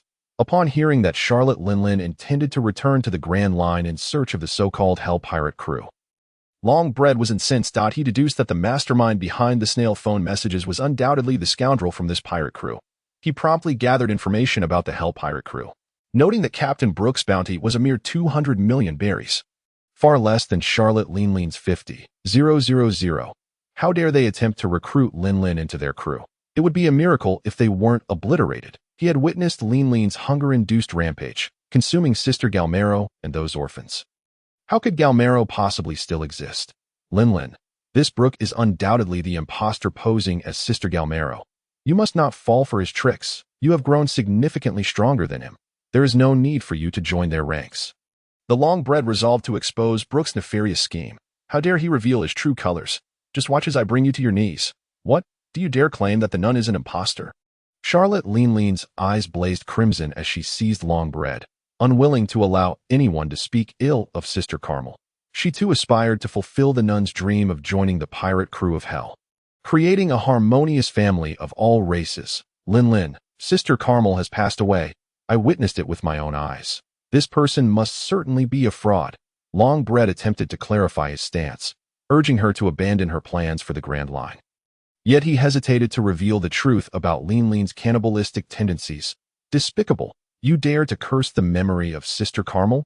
This is unforgivable. Charlotte Lingling unleashed a terrifying shriek, her voice reverberating through the ground like turbulent waves. She gripped Longbread with a vice-like hold, her gaze piercing into him. Longbread was taken aback, realizing he had acted hastily. He had unwittingly crossed Lingling's threshold, uttering words he should not have spoken. He should have guided Lingling to uncover Brook's deception herself, as that would have been the wisest course of action. Lingling's immense strength and eerie vocalizations caused Longbread's eyes to bulge and blood to seep from his mouth and nose. Lin, Sister Carmel is unharmed. I can assist you in finding them. Longbread gasped, feeling as though his bones were about to shatter, hastily acquiescing to Lingling's demands. From this moment forth, do not speak ill of the nun, or I shall truly take your life next time. Now prepare me a meal and locate a route to the Grand Line. Charlotte Lingling regained her composure, sparing Longbread, the chef and guide. Cough. All right. I shall refrain from such talk and prepare a meal for you immediately. Longbread coughed painfully, forcing a smile at Lingling, though inwardly he cursed Charlotte Lingling, the ungrateful wretch, after painstakingly caring for her for a decade. He was now injured over a fraud. He wiped the blood from his mouth and nose, his expression darkening as he turned to cook. Brook, the pain you have inflicted upon Lingling today shall be repaid tenfold. And you, Charlotte Lingling, shall never escape my grasp. You monstrous cannibal. Longbread swiftly felled a great tree, utilizing the powers of the chomp fruit to slice it into delectable steaks, vibrant and mouth-watering. Longbread, did I not instruct you to refrain from consuming anything derived from devil fruits? It lacks any flavor. Where is the treasure we seized? Let us indulge in a grand feast. Charlotte Lingling glared disdainfully at the food crafted from the chomp fruit, craving genuine culinary delights. Lingling, we have exhausted the treasure from our last heist. You squandered it all on your feasting. We must set sail again to seize more, or we shall truly find ourselves destitute. Longbread grappled with Lingling's insatiable appetite. Initially, he had covered the costs with the plundered treasure, but soon after satisfying her hunger, she would demand he destroy entire restaurants, feasting without payment. Each visit to an island resulted in rampant destruction, which rapidly escalated Charlotte Lingling's bounty. As for the stolen treasure, it was always divided in a manner heavily favoring Lingling. What did this naive girl know of arithmetic? long bread concealed a substantial portion of their plunder, only revealing a meager amount when Lingling inquired, deceiving her into believing they had spent it all and needed to raid once more. Is that so? Why does it seem that we deplete our spoils so swiftly? Did I not also demolish taverns? Charlotte Lingling pondered innocently, counting on her fingers, as long as the topic did not touch on Sister Carmel or food. She remained that blissfully ignorant girl. Indeed, Lingling, the new garments and hat you wear are extravagantly costly. The pastries we indulged in last time were exceptionally precious, consuming a significant amount of our funds. Longbread continued to mislead Lingling, a ruse he had perfected over time. The thought of the mountain of treasure hidden in his secret lair sent a thrill through him. He had nurtured Charlotte Lingling for so many years, not merely for her companionship, but to leverage her immense power to seize gold and jewels. This realization only intensified his resentment towards Brook, the wretch seeking to claim Lingling for himself. She was his means to wealth and the assurance of future power and status. He would stop at nothing to expose Brook as the scoundrel he was. Then let us hasten to see and seize more treasures. I must prepare a gift for Brook. Charlotte Lingling seemed pleased with her meticulous planning, promptly dragging Longbread aboard their stolen pirate ship, setting course for the nearest island. Her words caused Longbread's expression to shift. Had she truly become so preoccupied with that insufferable Brook? Brook, I swear I shall bring about your demise. Longbread seethed through clenched teeth as he cursed Brook. Meanwhile, Edward Newgate stood as the captain of the Lion pirates. Ryan offered him a modest sum of berry and treasure before leaving him on a nearby trading island, gazing at the distant pirate ship. Newgate felt a mix of disappointment towards Captain Ryan and anticipation for the future. Could this truly be a pirate crew akin to family? Towering and robust, Newgate donned a black bandana atop his golden hair, an open burlap vest revealing his chest, and gray fabric securing his black trousers. As he ventured into the town as a pirate, Newgate rarely lingered on islands. Aside from raiding and indulgence, he spent most of his time at sea. He inquired around the town about passenger ships heading to the first part of the New World, hoping to board a merchant vessel bound for the Grand Line. His homeland lay within the New World, and since joining a pirate crew, he had remained there. Remarkably, he had never traversed the Grand Line, nor had he set foot on the legendary Fishman Island, said to lie thousands of meters beneath the sea. He hoped the golden ship spoken of by number 2 truly existed. A life filled with adventure awaited him. Under the collective efforts of the Sky Nation, the construction of the golden ship progressed at a staggering pace. Once the lightning storage containers from Baika Island were affixed to the new vessel, a mechanical roar echoed. Nearly 1,000 wind shells propelled the golden ship, while Redfield charged the 100 lightning shells connected to the lightning storage containers. This represented nearly all of the Sky Nation's stock of air shells. When Fishman Tom pressed the launch button, the immense propeller blades whirred to life, and the golden ship successfully ascended in the eyes of all. Brook gazed on, filled with fervor. It was hard to fathom that the world's advanced technology could elevate such a colossal warship into the sky. Captain Brook, with the lightning storage containers and the energy from 120 lightning shells, we could sustain flight for half a month, even without Redfield's assistance. This was the outcome even with substantial energy loss. Had they utilized the technology of the Moon people, they could have sustained flight for even longer. Otherwise, it would be impractical for the Moon people to travel from the distant moon to the Sky Islands. Carrying enough energy to last half a month, or even a month, the golden ship was aglow, with lamps from the Sky Islands illuminating every corner. The kitchen was equipped with heat shells and flame shells, and even bathing had been transformed into a luxury with water shells. Brook observed the sound shells, each crew member eager to record their performances for personal enjoyment, leaving him both amused and exasperated. He had nearly forgotten his past as a renowned musician. Perhaps he could revive his old career, crafting several popular melodies, or pilfer a few famous tunes from the earth to repurpose songs of sentiment, passion, and grandeur awaited creation. Meanwhile, Shiki gleaned vast knowledge of navigation through the Grand Line and New World from the weathered sages of Visalia, mastering even the manipulation of wind currents. The weathered sages were infuriated when Shiki commandeered several weather vessels to place aboard the golden ship. These were vital tools for transportation in Visalia, utilized for descending to the Blue Sea to procure supplies and gather news. The interiors of the weather vessels housed machines capable of generating various natural phenomena, including fierce winds, torrential rains, and lightning, serving as their defensive arsenal. The main cannon of the Golden Ship was a collaborative design by Sniper Sharuba and Fishman Tom, incorporating concepts and models from the ancient weapon, Hades. The Golden Ship was less susceptible to winds than Captain Golden Lion's flying fleet, for it boasted both a lightning propulsion system and a wind shell propulsion system. However, in the event of severe weather, it would need to descend to the sea for navigation. In contrast, Golden Lion's float fruit merely allowed his pirate ship to hover, relying on wind for movement. The paddles on either side of his vessel were of little use, rendering his airborne journeys most vulnerable to tempestuous weather. With the new ship completed, a celebratory banquet was in order, and a name for the new vessel had to be bestowed, as the former Hades had been dismantled for parts and no longer existed. The other crew members deemed the name unsuitable, feeling it did not reflect the grandeur of the Golden Ship. Moreover, new vessels typically do not carry on the names of their predecessors, much like the Thousand Sunny and the Thousand Sunny's counterpart. The Golden Mary of the Straw Hat crew, Brook could only decide to bestow a new name upon his ship, the Yama King. Wherever the Yama King sails, the cries of enemies shall echo. In the future, the Yama King is destined to eclipse even the likes of Uranus, the King of Heaven, Pluto, the Lord of the Underworld, and Poseidon, the God of the Sea. Congratulations on the completion of the Golden Ship. Yama King, long life. Though I do not grasp the meaning, the captain's will is paramount. There is no choice. Just moments prior, Shiki had wished to name it the Golden Rose, but was met with unanimous rejection, leaving her with a tinge of resentment. During the banquet, Brook instructed Minister of Culture Gonfumo and Minister of War Vatica to safeguard the Golden Metropolis, and also advised Mort Thomas not to bring the newly joined crew members to the Sky Island.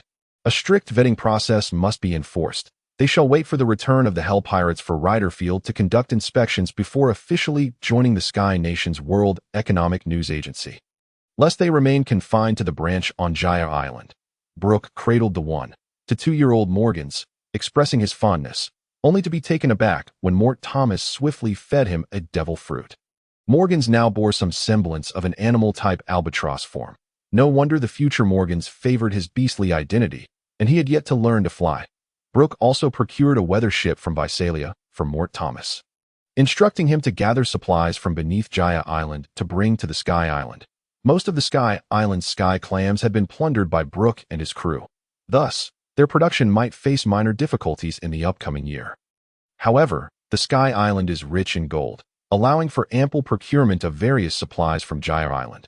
Time swiftly passed, and the crew of the Hell Pirates was thoroughly prepared to embark on their quest into the new world, ready to embrace formidable new crewmates. With Mort Thomas's World Economic News Agency, they stood at the pinnacle of information. All future renowned figures would be under their watchful gaze whenever an opportunity arose. Brook would personally venture forth to recruit these newcomer pirates, particularly the monstrous Kaido. How exhilarating! The Golden Ship, the pirate vessel of my dreams, Shiki exclaimed, positioning herself at the helm, pushing aside the helmsman, the Fishman Tom. For she aspired to be the first to steer the Golden Ship. Hell Pirates, set sail!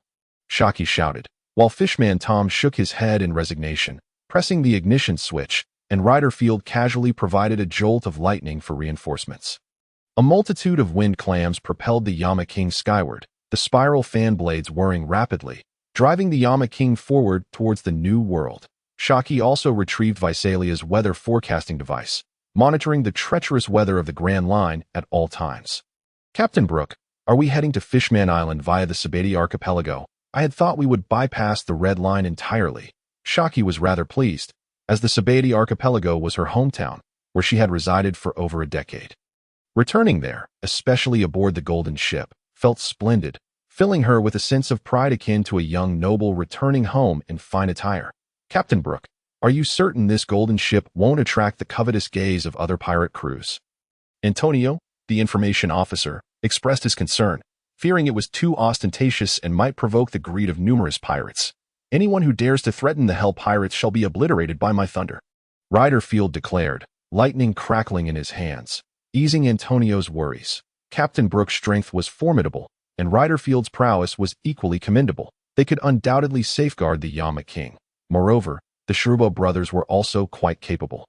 Everyone was commendable. Antonio clenched his fists, filled with hope for the future, determined to gather all information about the islands ahead from the Talking Snail brothers. on board the golden ship, Yama King, during the monotonous voyage. Brook played the violin, having been compelled by Shiki and others to perform music, recording it with sound clams. Not only had he played the violin version, but also the piano and guitar renditions were captured. In his previous life, Brook had been a video editor, possessing a faint recollection of background music, and combined with his innate musical talent, he managed to extract the essence of these melodies, pieces such as the God of Gamblers theme. Starsky, Vias, Idorado, Iordle, Godi, the Seven Swords Battle Song, Breath and Life, and Reunion. These were his go-to soundtracks for videos. Brook even taught Shiki and others to harmonize, allowing them to perform these pieces simply and record them, so they might select their personal theme music. Even the aloof Redfield decided he desired a striking and impactful entrance theme to complement his elegant demeanor. Conquer Heaven was a name that clearly resonated with his vision of perfection. Days were spent engrossed in these musical pursuits, yet Brook found himself quite satisfied with his musical talent, leading him to feel somewhat decadent. This world revered strength above all. How could he indulge in such frivolities? Brook promptly challenged Redfield to a spar, receiving a jolt of thunder to snap him back to reality. Shiki, never again shall you coax me into playing music. My goal is to become the strongest, not a musician, Brook exclaimed, exasperated with Shiki, who incessantly buzzed in his ear. Hee, don't you all find Captain Brook much more personable this way? He usually resembles a lifeless corpse, with a cold and expressionless demeanor. Shiki's remark garnered unanimous agreement from the crew, including the typically stoic Redfield that I, for one, shall not engage in music again, Brook retorted, convinced that pursuing music bore no fruit in terms of enhancing his strength. Captain Brook, have you not noticed that your music is unlike any other? It seems capable of soothing souls, energizing them, and at times, even instilling fear into the very essence of one's being, Redfield. Possessing formidable observation, Haki had long recognized the unique qualities within Brook's music, which indeed affected the soul. Are you suggesting that my music elicits a response from your souls? Brook inquired with curiosity. If his music could inflict spiritual damage, perhaps he could explore the realm of soul music further. Titles such as Yellow Springs Lament, Six-Fingered Harp Demon, Soul-Stirring Melody, and Nine Nether Soul Requiem crossed his mind. Indeed, when you played that surrounded on all sides piece, I felt my heartbeat accelerate. My soul became tense, as if it could constrain my very movements. At that moment, I was unable to control my own hands. Redfield was taken aback by Brook's soul music. Such a direct strike to the soul was indeed inescapable, but I asked that so. If that's the case, I must delve deeper into this. You should accompany me for practice and relay the effects. Brook expressed his excitement to Redfield, who wore a peculiar expression, feeling like a test subject for Brook's experiments. Such sensations of soul disturbance were hardly pleasant. Captain Brook, you truly are incorrigible. Yet what choice did he have? Being one of the strongest crew members aboard, he could only endure. Let the revelry commence, Brook declared, brandishing his custom guitar, akin to the illustrious Gao Jinli from King of Glory. Unleashing a torrent of music that resonated throughout that moment, Brook entered a state of transcendence, feeling elevated, while Shiki and the others appeared as innocent children in his eyes. Captain Brook, your soul has ascended again. Shiki recalled the embarrassing incident when she first joined Brook. Startled by his ghostly presence, the other crew members witnessed Brook in this soulful state for the first time. Now, his spirit surged to a height of 7 or 8 meters, clutching a spectral guitar and playing madly. Meanwhile, his physical form remained anchored to the guitar, the raucous music sending the timid Antonio reeling, while the parrot and memory seahorse rolled their eyes and collapsed. Stop, stop, stop, Captain Brook. I feel a bit unwell, dizzy. I can't take it anymore. Shiki suddenly felt weightless, as though her soul had detached, and wait a moment, why could she see her body sprawled on the ground? Had her soul also escaped? Had she perished? Upon reflecting on the situation, Shiki felt a wave of panic wash over her. Suddenly, an intense dizziness overtook her, and she lost consciousness entirely. At that moment, Brook too was in a state of distress. Realizing that he had perhaps gone too far, several crew members had collapsed due to his actions. He immediately ceased the music, allowing their souls to return to their bodies. Redfield, you must understand, I truly only intended to experiment. I never anticipated such overwhelming power. Brook chuckled awkwardly at Redfield, the only crew member still standing, while Fisherman Tom and Kalokas sat on the deck with their hands clutching their heads, seemingly struggling to adjust to the sensation of their souls re-entering their bodies. Sniper Sharuba lay sprawled on the deck, gasping for breath and drenched in cold sweat. What had he just witnessed? His soul had been partially pulled from his body, terrifying the 18-year-old prodigy to the point of near panic, almost leading him to believe he had been mistakenly killed by the captain. Shiki and Antonio had completely lost consciousness, their faces still reflecting shock, while the Kieran Lion lay limply on the ground, tongue lolling out, unwilling to move. Ugh, Captain Brook, that was quite uncomfortable. It felt as if my soul were being tugged. Redfield felt a wave of nausea, recalling the disorienting sensation akin to seasickness. His soul had not been extracted.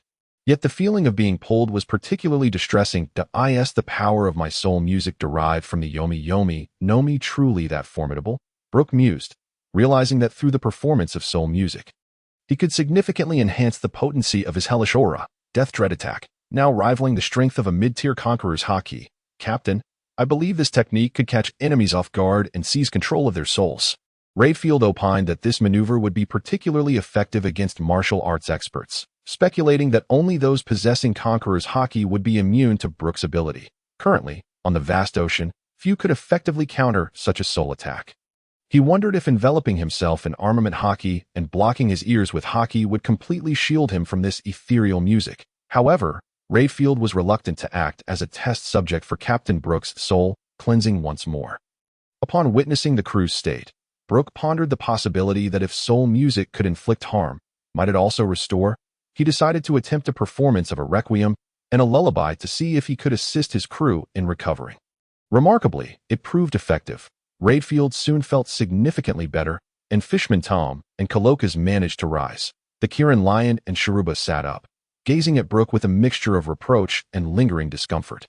Shiki and Antonio's expressions softened, their shock dissipating as they drifted into a tranquil sleep. The rolling-eyed parrot and memory seahorse also closed their eyes, returning to slumber. Haha, it was merely a mishap. I trust everyone will forgive me. Brook laughed heartily, meeting the gaze of his crew while choosing to overlook their discontent. He began to contemplate how to further develop this soul music, sensing its potential was immense and yet to be fully explored. After approximately an hour, Shiki and Antonio finally regained consciousness. The first thing they did was check their bodies, still haunted by the terrifying image of watching themselves collapse. Captain Brook, I thought you had killed me. I saw my own corpse, Shiki exclaimed, rushing forward to kick Brook several times, venting her fear as if she had brushed with death itself, now filled with a newfound appreciation for life. Calm down. Calm down. I merely allowed you to experience a moment of soul separation, Brook replied, somewhat bewildered by the unexpected effects of his technique, offering what little comfort he could to Shiki. What do you mean by experience? You clearly had no idea of the consequences. What if I had actually perished? Wouldn't this affluent young lady have met her demise? Shiki retorted, baring her teeth in indignation, chastising the captain who seemed to take her fear lightly. All right. I shall prepare a meal to apologize, Brook said, his tone sincere as he resolved to treat his crew to his finest culinary skills, a rare occurrence for him as captain. Typically, it was the intelligence officer Antonio who took on the role of chef. Yet Brook's culinary prowess was widely regarded as unparalleled aboard the ship. Now that's more like it. Just refrain from using us as guinea pigs for your bizarre experiments, you scoundrel of a captain. With Shiki's reproachful gaze upon him, Brook could only abandon his usual aloof demeanor, retreating to the kitchen to prepare a meal for everyone. Only Shiki dares to confront Captain Brook like that. Fishman Tom, the ship's carpenter, suddenly felt a desire to remain on this vessel, finding the crew utterly engaging. Brook, contrary to his frosty exterior, was quite amiable towards his crew. Moreover, the golden ship, Yama, was the most treasured creation of his lifetime, making it hard to part with. Yet the master and citizens of Water 7 awaited his return to revive the economy. Indeed, it is only Shiki and Laboon who can restore a sense of humanity to Captain Brook. Kalokas mused, reflecting on Brook's transformation. Currently, due to the completion of the golden ship, he was unable to bring the young Laboon aboard, instead allowing him to reside in a secluded area near Gaia Island. However, Brook had established a dedicated port for Laboon in that remote corner, equipped with a projection snail managed by Mortimas, enabling Brook and Laboon to communicate almost daily. Brook envisioned that once he secured a stable territory in the New World, Labu would have matured significantly, and he would bring him along on his adventures. With the immense size of his island whale, he would seek out the legendary lantern fish in the vast expanse of the New World. Come, after feasting on barbecued meat day in and day out, surely you're weary of it. Today, indulge in my hometown cuisine once more. Brook presented a large platter filled with dompa pork, mapo tofu, sweet and sour ribs, and more, instantly capturing their attention. Captain Brook, I apologize, but I can only manage barbecued meat. Please, impart your culinary skills to me, Antonio said, devouring the meat while pleading for Brook to teach him how to cook. Feeling somewhat inadequate as the substitute chef compared to Brook's delectable offerings, fear not, I shall find a good chef in due time, and you won't have to cook anymore. However, if I feel inclined to cook, you are welcome to learn from me, Brook reassured him, admitting that he only occasionally took the initiative to cook, preferring instead to hone his mastery of the devil fruit and swordsmanship, all in pursuit of augmenting his strength. As the golden ship, Yama, continued its voyage, they finally beheld the towering Arquarman red trees, signaling their imminent arrival at the Sabaody archipelago. Redfield, prepare to showcase our renown. Let us send those pirates who covet our golden ship straight to hell with the thunder. Brook exclaimed, standing at the bow, exhilarated by the sight of Sabaody archipelago. The bounty of 200 million could not reflect his current capabilities. It was time to stir up chaos at the headquarters of the World Peace Dove News Agency. Mordomas' nemesis, to vent some frustrations and simultaneously elevate his bounty. Although a bounty does not precisely measure a pirate's strength, it serves as a standard by which other pirates gauge one's power. Currently, Charlotte Lingling's bounty far exceeded Brook's. This could not persist. He must swiftly enhance both his strength and bounty to surpass hers. His Yomi no Mi fruit had a slight advantage over Charlotte Lingling's Soru Surnomi, and he believed his soul music might be capable of dispelling her homie souls. Understood, Captain Brook. I too am dissatisfied with my 80 million bounty. Let us cause a ruckus today. At this juncture, Brook and Redfield's combat prowess had reached that of a Marine headquarters rear admiral. While they wondered if they could hold their own against elite rear admirals like Carp, Redfield, Carp, and Roger were all prodigious warriors. Despite their youth, their strength far surpassed that of the older generation. However, they were not yet on the level of those who were exceptionally gifted. At just over 20, they were merely rear admirals, unlike the protagonist Luffy, who had reached the level of an emperor at 19. At the same time, young talents like Zoro, Law, and Kid, all in their early 20s, were already on par with Vice Admiral level strength, with both Law and Kid having awakened their devil fruit abilities, capable of taking down the Emperor Big Mom. These individuals were indeed stronger than Roger and Carp. Roger was merely wandering the Grand Line at 25, while Carp was still a rear admiral at 26. Truly the supernovas of the most tumultuous era. Today, the winds of the Sabaody archipelago are particularly boisterous, in the lawless zones of Tree Island 1 to 29. The dark industries of human trafficking, including slave trading houses and auctions, continue to thrive. With a constant stream of customers at their doors, numerous slavers, wealthy individuals, and nobles, under the protection of their armed guards, enter these establishments to procure the latest slaves or beautiful women that a young nobleman, surrounded by several affluent companions, steps into a slave trading house and acquires a price list for the various slaves. Humans are priced at 500,000 berries, while the diminutive races are valued at 700,000 berries. The long arms, long legs, and serpent folk are similarly priced. Wow, these slaves are so affordable. The fishmen are only 1 million berries, while the male giants cost 50 million berries and the females 10 million berries. This time, I must purchase many slaves. The young nobleman, making his inaugural foray into slave purchasing, has brought along 1 billion berries. Viewing money as a trifling matter, Viscount Nas, the slaves of the mermaid race are truly treasures that I wonder if there are any available today. The stunning mermaids cost only 70 million berries, while the mermen are as low-priced as the fishmen, at merely 1 million berries. Moreover, those mermaids who transform into two-legged beings after the age of 30 are even cheaper. Priced at only 10 million berries, the experience is simply unforgettable. A sycophantic merchant eagerly flatters Viscount Nas. Indeed, there are also pirates possessing devil fruit powers, along with various rare beasts and exotic races available for auction. All sold at market value.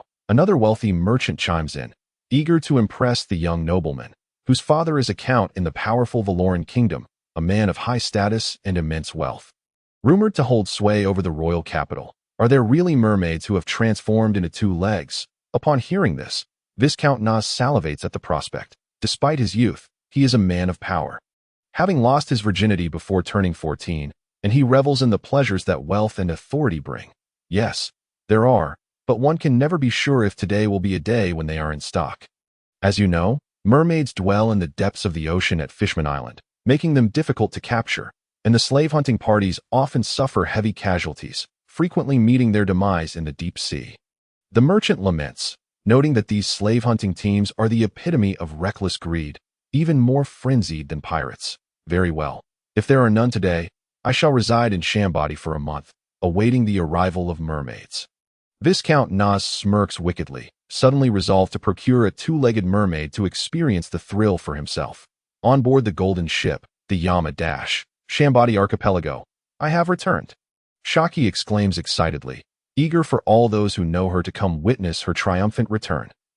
Captain Brook, the headquarters of the World Peace Dove News Agency, is located on Tree Island 48, which is relatively close to the Navy's base. Should an attack occur, the Navy could arrive for support in under half an hour.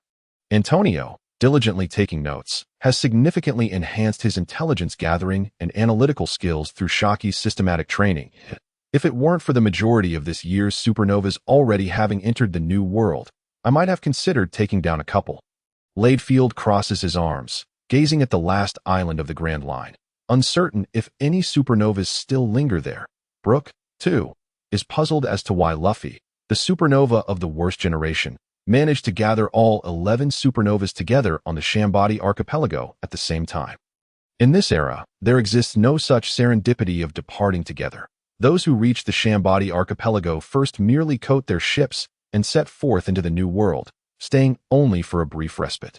Tom, once we arrive at Sabaody, have the Yama coated immediately. Gather as many people as you can and be swift. After we topple the World Peace Dove News Agency's headquarters, we shall set sail for Fishman Island. Brook wishes to bypass the Red Line and directly enter the New World, but the presence of a significant historical artifact on Fishman Island piques his curiosity. He is determined to obtain a copy, even if privately. Understood, Captain, I can code as well. It's a skill that most fishmen learn. There are indeed coding factories on Fishman Island. Otherwise, how could the pirate ships, merchant vessels, bounty hunter crews, and royal fleets passing through continue their journeys into the New World? After deliberation, Antonio and Colocas remain aboard with Tom, both not being combat-oriented individuals, preferring not to hinder the group's progress. However, one should not underestimate Colocas and Tom's capabilities. Colocas is no match for the petty pirates with bounties of 30 to 40 million. Fishman Tom possesses immense strength, and after awakening his armament Haki, he is nearly invincible against pirates in the first half of the Grand Line, on Tree Island 50, home to shipyards and coating factories. The shipbuilders and coating artisans labor diligently as usual. Suddenly, a vast shadow looms over the ground, prompting countless individuals to gaze skyward. It's a flying pirate ship. Has the Flying Sky Pirates returned to the Grand Line? Look, what is that golden reflection? Is it a new material for decoration? Oh my heavens, it's all gold. As the Yama descends, an exhilarating symphony resonates through dozens of sound waves, amplified further by the loudspeakers of the Den Den Mushi. Brook gazes at Shiki, exasperated. This ostentatious display was her idea, compelling Antonio to join in, and even Redfield appears eagerly expectant. They are merely a group of young individuals, utterly unaware of the merits of subtlety. Unlike his own mature composure, Brook stands at the bow, donned in sunglasses, while Shiki, eager to shine, finds herself unable to eclipse the captain's insistence on discretion. Observing Brook's flamboyant demeanor, Redfield and Sharuba, two aloof men, quietly don their sunglasses, arms crossed with guns or swords at their sides, flanking Brook. This infuriates Shiki. This is her moment of glorious return. Desperate to find a prominent position, she ultimately leaps onto the back of a Kieran Lion. Soaring through the air, determined to be the brightest star, the Kieran Lion's golden mane and golden beast horns indeed attract attention, prompting Brook to lament his miscalculation, having been outshone by Shiki. That flag belongs to the Hell Pirates, not the Flying Sky Pirates. They also possess a flying pirate ship, a golden one at that. How extravagantly wealthy. I must join them. Other pirates gaze enviously at the descending golden vessel, their eyes filled with awe and greed, yearning to seize it immediately. However, these pirates, with bounties barely exceeding 100 million, dare not confront Brook, whose bounty is at 200 million, unless they all band together to ambush the Hell Pirates amidst the chaos. I can sense your greed, Redfield. Utilizing his special observation Haki alongside electric waves, swiftly detects the malicious intent of several greedy pirates. Thor's judgment, Redfield draws his cane sword, pointing it skyward, unleashing bolts of lightning that weave through the air, striking those pirates still bearing greedy expressions, causing them to collapse in an instant, engulfed in smoke. Gasp. The shipbuilders, coating artisans, and pirates present collectively inhale sharply. When did the Hell Pirates gain such a formidable ally? It seems to be the legendary power of the strongest Logia-type devil fruit, the Thunder Fruit. I am back. Shiki proclaims from atop the Kieran Lion, her demeanor exuding the essence of a pirate nouveau riche. As news of the Hell Pirates commanding a golden flying ship landing on the Sabaody archipelago spreads like wildfire across the island, several intelligence hunters, who have taken over Shiki's information network, gaze at her in shock, unable to believe how well she has fared since leaving Sabaody. Their eyes brim with envy and resentment, longing to board that golden ship alongside her, imagining the satisfaction of living aboard such a luxurious pirate vessel day in and day out. The Yama lands atop the coating factory, and Redfield's earlier display of thunderous authority successfully intimidates countless pirates and greedy individuals. Tom the Fishman was soon deep in negotiations with the craftsmen of gold plating, while a multitude of onlookers gathered from afar to marvel at the magnificent golden ship. Among them were journalists capturing the moment. However, the lingering aura of Redfield's thunderous display instilled a sense of trepidation, deterring many from approaching. The fierce roar of the Hell Kieran Lion sent spectators retreating several meters. Suddenly, a reporter, his expression brimming with arrogance, suppressed his anxiety and, braving the pressure of the Hell Kieran Lion, stepped forward to interview the seemingly formidable Redfield. Yet, a single cold glance from Redfield caused him to stumble back in fear. Redfield pondered, "The captain is over there. If I bypass him to be interviewed, I fear being dragged into developing that terrifying soul music." The reporter soon recalled that the captain of the Hell Pirates was Brook and hastily made his way towards him. However, he was taken aback by the peculiar gaze Brook directed at him. As if fixated on his press badge, "Captain Brook, may I inquire how you came into possession of this splendid golden ship? Might you have any intention of offering it to the esteemed world nobles, the Celestial Dragons?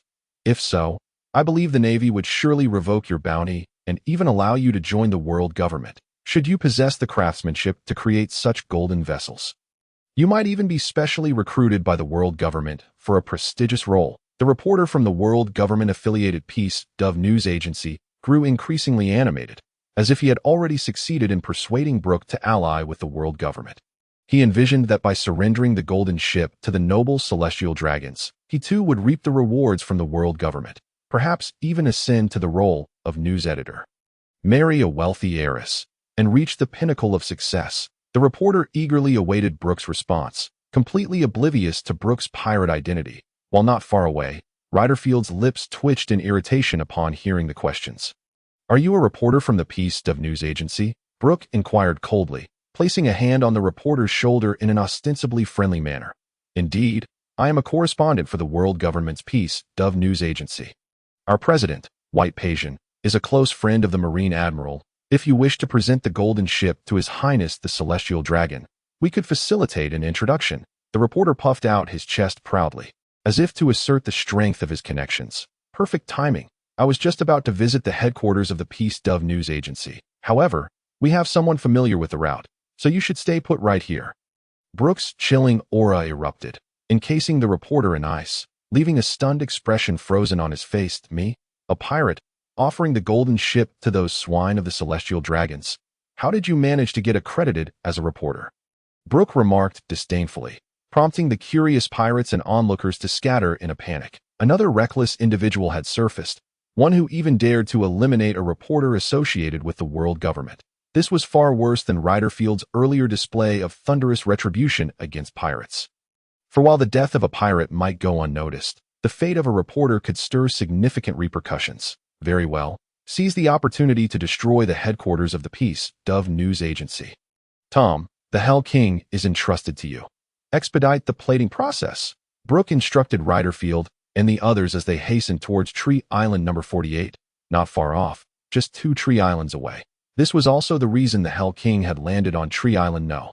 50. The Marine Branch and World Government offices were located between Tree Islands number 60 and number 69, separated by a shipyard and a plating factory, approximately 10 tree islands apart, ensuring it would take some time to reach them. Captain Brook, you were incredibly impressive just now. With a mere wave, you froze that daydreaming reporter, Shiki exclaimed, swiftly leading the way to the news agency headquarters, her knowledge of Sabaody archipelago unparalleled, after witnessing Brook's abilities.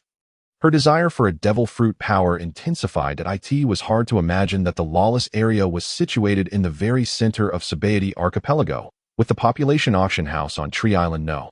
0 to 9 closely adjacent to the Marine Branch and Government offices. Tree Islands number 20-79 encircled Tree Islands number 1-19, with the most chaotic region being at the center of Sabaody, while the other areas interfaced with the sea. Boasting harbors, the headquarters of the Peace Dove News Agency was located on Tree Island number 48, an area known for tourism and specialty shops, where the Navy occasionally patrolled. Is the President, Whitebeard's strength still unclear? Brook queried, hoping that this individual was not a concealed powerhouse, as he was rumored to possess the White Dove Devil Fruit ability, an ordinary Zoan type. Captain, few have witnessed him in combat, and almost no records of his achievements exist. Shiki replied, exasperated, as even she, a seasoned intelligence gatherer in Sabaody archipelago, had failed to collect any information on Whitebeard's combat prowess. This complicates matters. It's not the strength of the enemy that frightens me, but the lack of knowledge about them. Brook could only gauge Whitebeard's strength by the standards of possessing dual Haki and the White Dove Zoan fruit at the headquarters of the Peace Dove News Agency. A middle-aged man, cigar in hand and seated in a leather swivel chair, surveyed the latest information that had just arrived at a golden ship, a pirate vessel descending from the skies. I wonder what sort of devil fruit power it possesses. The former flying pirate crew's Golden Lion has gained some notoriety in the New World. Whitebeard flicked the ash from his cigar and continued perusing the information. Brook, the captain of the Hell Pirates, was the musician from the now-defunct Rumbar pirates. He had previously rescued Mort Thomas and even stayed at his news agency headquarters for a time. Suddenly, Whitebeard surmised that the missing Mort Thomas must be linked to this Brook. His instincts, honed over many years, suggested that if he alerted the Marines to encircle and capture Brook, he could uncover Mort Thomas's whereabouts and seize the golden ship. What a profitable venture that would be. After all, Brook was merely a pirate, and it was high time the station Marines took decisive action. He promptly contacted the Marine Branch to inform them to fully surround Brook and seize the golden ship, delivering it to the world government or the celestial dragons. Bad news, President. Special Correspondent Guzai has been taken out by Captain Brook of the Hell Pirates. Several pirates are now rushing towards us with great intensity. A tabloid reporter rushed into the president's office, visibly anxious. Rest assured, I have already notified Admiral Delodo from the Marine Branch. I will immediately order everyone to be on high alert. The news agency is closing its doors. Whitebeard sensed that Brook's motives extended beyond the mere issue with the reporter Guzai. He suspected it might be related to Mort Thomas.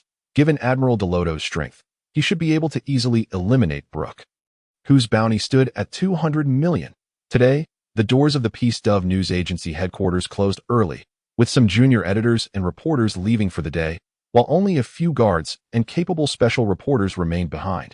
Captain Brook, Antonio has relayed information that Whitebeard has notified Admiral Delodo to surround us, Shiki announced. Having just concluded a call with Antonio, we must act swiftly. Let us first deal with Whitebeard. Brook had anticipated the presence of a Marine admiral stationed at Sabaody archipelago since the celestial dragons frequently visited, necessitating a strong marine force for protection. Most of the supernovas landing on Sabaody likely possess strength rivaling that of a vice admiral, with the strongest among them being nearly on par with the branch's vice admirals. Once these supernovas learned to wield dual Haki, they would undoubtedly possess the strength of a vice admiral. The presence of a single vice admiral in Sabaody archipelago was sufficient to deter many supernovas from causing trouble. As for why the Navy did not dispatch an admiral to suppress Sabaody archipelago and apprehend every supernova annually. Effectively eradicating pirates at the source, it was not due to a lack of desire. Rather, the celestial dragons intended to keep Sabaody Archipelago as a playground, not allowing the Marines to exert too strict an oversight. Otherwise, the lucrative human trafficking operations would be jeopardized. Many pirates also captured various rare races and exotic beasts from the Grand Line to sell here, and even pirates themselves became targets for slave trading. As the celestial dragons relished having powerful pirates with devil fruit abilities as their slaves, the lawless area's primary clientele was the world nobles, the celestial dragons. How could the Marines possibly eradicate all the darkness here? It is precisely the chaos here that has drawn numerous pirates, bounty hunters, and slave-capturing squads, further fueling the grotesque commerce that has taken root. Industries such as shipbuilding, coating, specialty goods sales, amusement parks, bars, taverns, and hospitality are all thriving. As Brook and his companions arrived at the front entrance of the World Peace Dove News Agency, they were met with the sight of its tightly shut doors. Meanwhile, Sharuba had already ascended to a vantage point, setting up a sniper rifle. "Captain, allow me to take the lead." Redfield dashed towards the door, his cane sword crackling with electricity, while inside the guard squad, under the orders of the president, unleashed a frenzied barrage of gunfire at the outside. Bullets pierced through Redfield, creating pockmarked cavities of electrical energy, yet he swiftly recovered, sustaining no harm whatsoever. Not good. He is a user of a Logia-type devil fruit, witnessing Redfield's formidable prowess. Whitebeard wasted no time in retreating. Realizing he could not rely on the support of Rear Admiral Dorodoro, and choosing to flee instead, Redfield's thunderous sword aura shattered the agency's main entrance, and he surged inside, where bolts of lightning erupted, illuminating the interior with flashes of electric brilliance and the cacophony of frantic cries as the guards fell one by one. A massive white dove clumsily took flight from the agency's headquarters, soaring into the sky, only to be relentlessly struck by bolts of lightning, desperately evading the onslaught until it was finally brought down. In the distance, a figure approached with remarkable speed, gliding as if on the moon's path. "Rear Admiral Dorodoro, save me." Whitebeard gazed at the approaching admiral, his hope for survival rekindled. The user of the thunder fruit was simply too terrifying. His meager mastery of Haki was utterly inadequate. And the admiral's swift movements, coupled with his awakened Haki, made Redfield's cane sword capable of easily slicing through his defenses. "President Whitebeard, do not panic. I am here." Rear Admiral Dorodoro rushed to offer support, with the main forces still in the rear. Thankfully, he acted swiftly. Otherwise, they would be witnessing the corpse of the news agency's president. Crossing his arms, the dark Haki shielded Whitebeard from Redfield's thunderous assault. A Logia-type thunder fruit. How could such a supreme devil fruit fall into the hands of you pirates? Infuriating. Rear Admiral Dorodoro longed to possess such a powerful devil fruit ability. Marine Rear Admiral. "Today I shall prove my strength." Redfield, undaunted, transformed into a being of lightning, charging at Rear Admiral Dorodoro, his cane sword entwined with Haki, and thundered, "You've even learned Haki. I can no longer allow you to live." Rear Admiral Dorodoro had assumed that Redfield was merely a fortunate pirate who fortuitously obtained the thunder fruit, never anticipating that he had also awakened Haki. "Are you envious of my thunder fruit? I see through your thoughts." Redfield's cane sword collided violently with Rear Admiral Dorodoro's black Haki-imbued fist, sparks flying, while the lightning from the sword spread towards the adversary, paralyzing him. "Pirate, should I kill you? The thunder fruit will be reborn in the sea. One day, it will be ours." With a swift motion, Rear Admiral Dorodoro repelled Redfield, sensing the overwhelming power of the lightning. His body felt slightly numb and sluggish. Rear Admiral Dorodoro, observing Redfield's youthful visage, was astonished by his strength. Thankfully, they had yet to enter the new world. Otherwise, another formidable pirate would arise. It was imperative to annihilate them here. Meanwhile, Whitebeard, witnessing the fierce battle between the two, transformed into a white dove once more, soaring into the sky, unwilling to partake in such a life-and-death struggle after years of indulgence. Bang! With the sound of a gunshot, Whitebeard, just airborne, let out a horrific scream as he plummeted back to the ground, clutching his shoulder where his wings had reverted, his cries echoing with anguish. "Ah! Who did this?" In terror, Whitebeard shouted, pressing against his bullet-riddled shoulder, blood gushing forth. He could even see the ground through the gunshot wound. To his shock, there was a sniper. What sort of weapon possessed such power? Even without employing Haki to defend during flight, The defensive capabilities granted by his Zoan-type devil fruit should not have been so easily breached by ordinary firearms. It seems you cannot escape. At that moment, Brook approached Whitebeard, drawing his 7-star sword, a chilling and eerie aura spreading around him. "Do not kill me." It was the world government that ordered the assassination of Mordomos. "I am but a mere puppet laborer." Whitebeard gazed fearfully at Brook's 7-star sword, which exuded an unsettling presence, sending shivers down his spine. "Oh, you can even deduce my connection to Mordomos.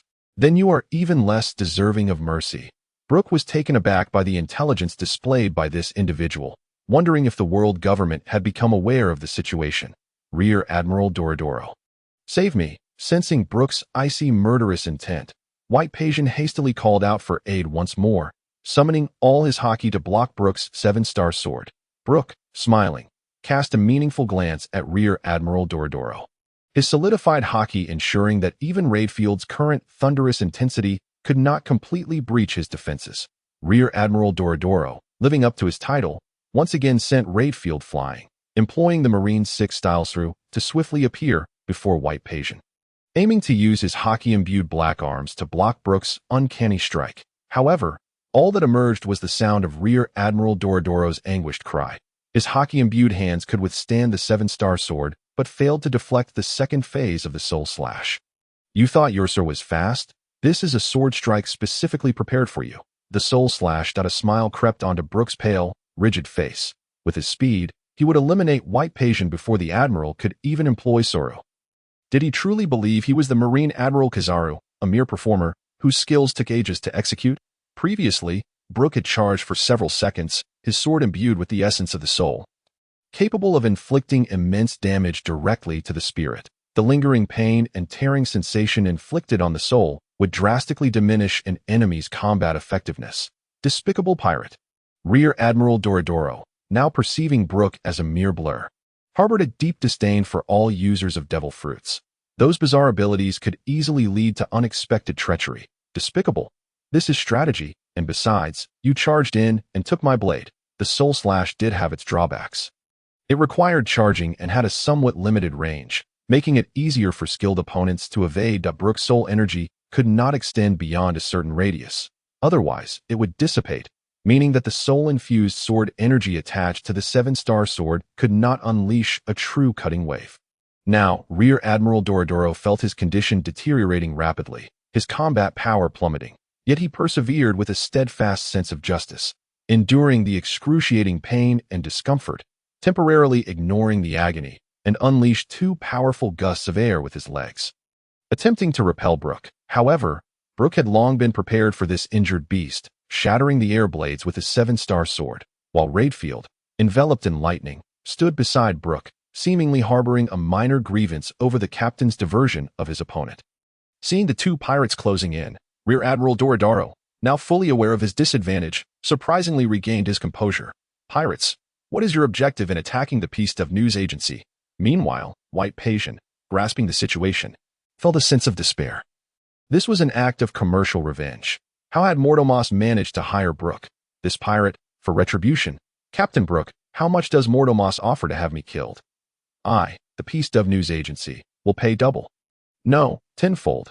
I will even offer 20 times the price for information on Mordomos, weakened by pain and blood loss." Whitebeard's mind was somewhat muddled, desperate to survive, entirely forgetting that Brook possessed a lavish golden ship. Could he truly be short on funds? Just then, Shiki rushed forward anxiously, holding a transponder snail, addressing Brook. "Captain Brook, it's bad news. Antonio says that the government stationed at Tree Island number 69 is expecting the arrival of the celestial dragons, and they seem to be targeting our golden ship." Upon hearing the commotion, Admiral Duoluo, seizing the opportunity while the enemy's attention was diverted, forcefully unleashed the formidable technique of the Navy's 6 styles. Life restoration, a skill he had long struggled to master, in hopes of alleviating the torment of his soul. Perhaps it was the imminent threat to his life that spurred him on. This time, he finally executed the technique. Although he did not achieve full restoration, the enhancement of his physical condition significantly alleviated his spiritual agony. As Admiral Duoluo recovered, astonishingly, he chose not to retaliate, but instead seized Whitebeard, who stood behind him, and hurled him towards Brook and his companion before swiftly employing Sorrow to make his escape. This seamless maneuver left both Brook and Redfield taken aback by the actions of this so-called just navy. With a swift kick, Brook sent the desperate Whitebeard sprawling, then unleashed a sword strike with his 7-star sword, generating a sword wave that stretched for 100 meters, while Redfield summoned a colossal pillar of lightning.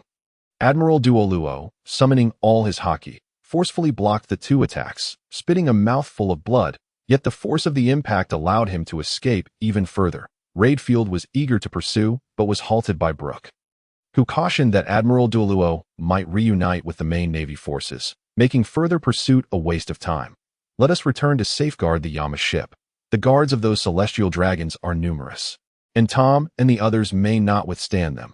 With that, Brook swiftly carried Whitebeard back, followed closely by Sharuba and Shiki, while Redfield shot a disdainful glance in the direction Admiral Duoluo had fled.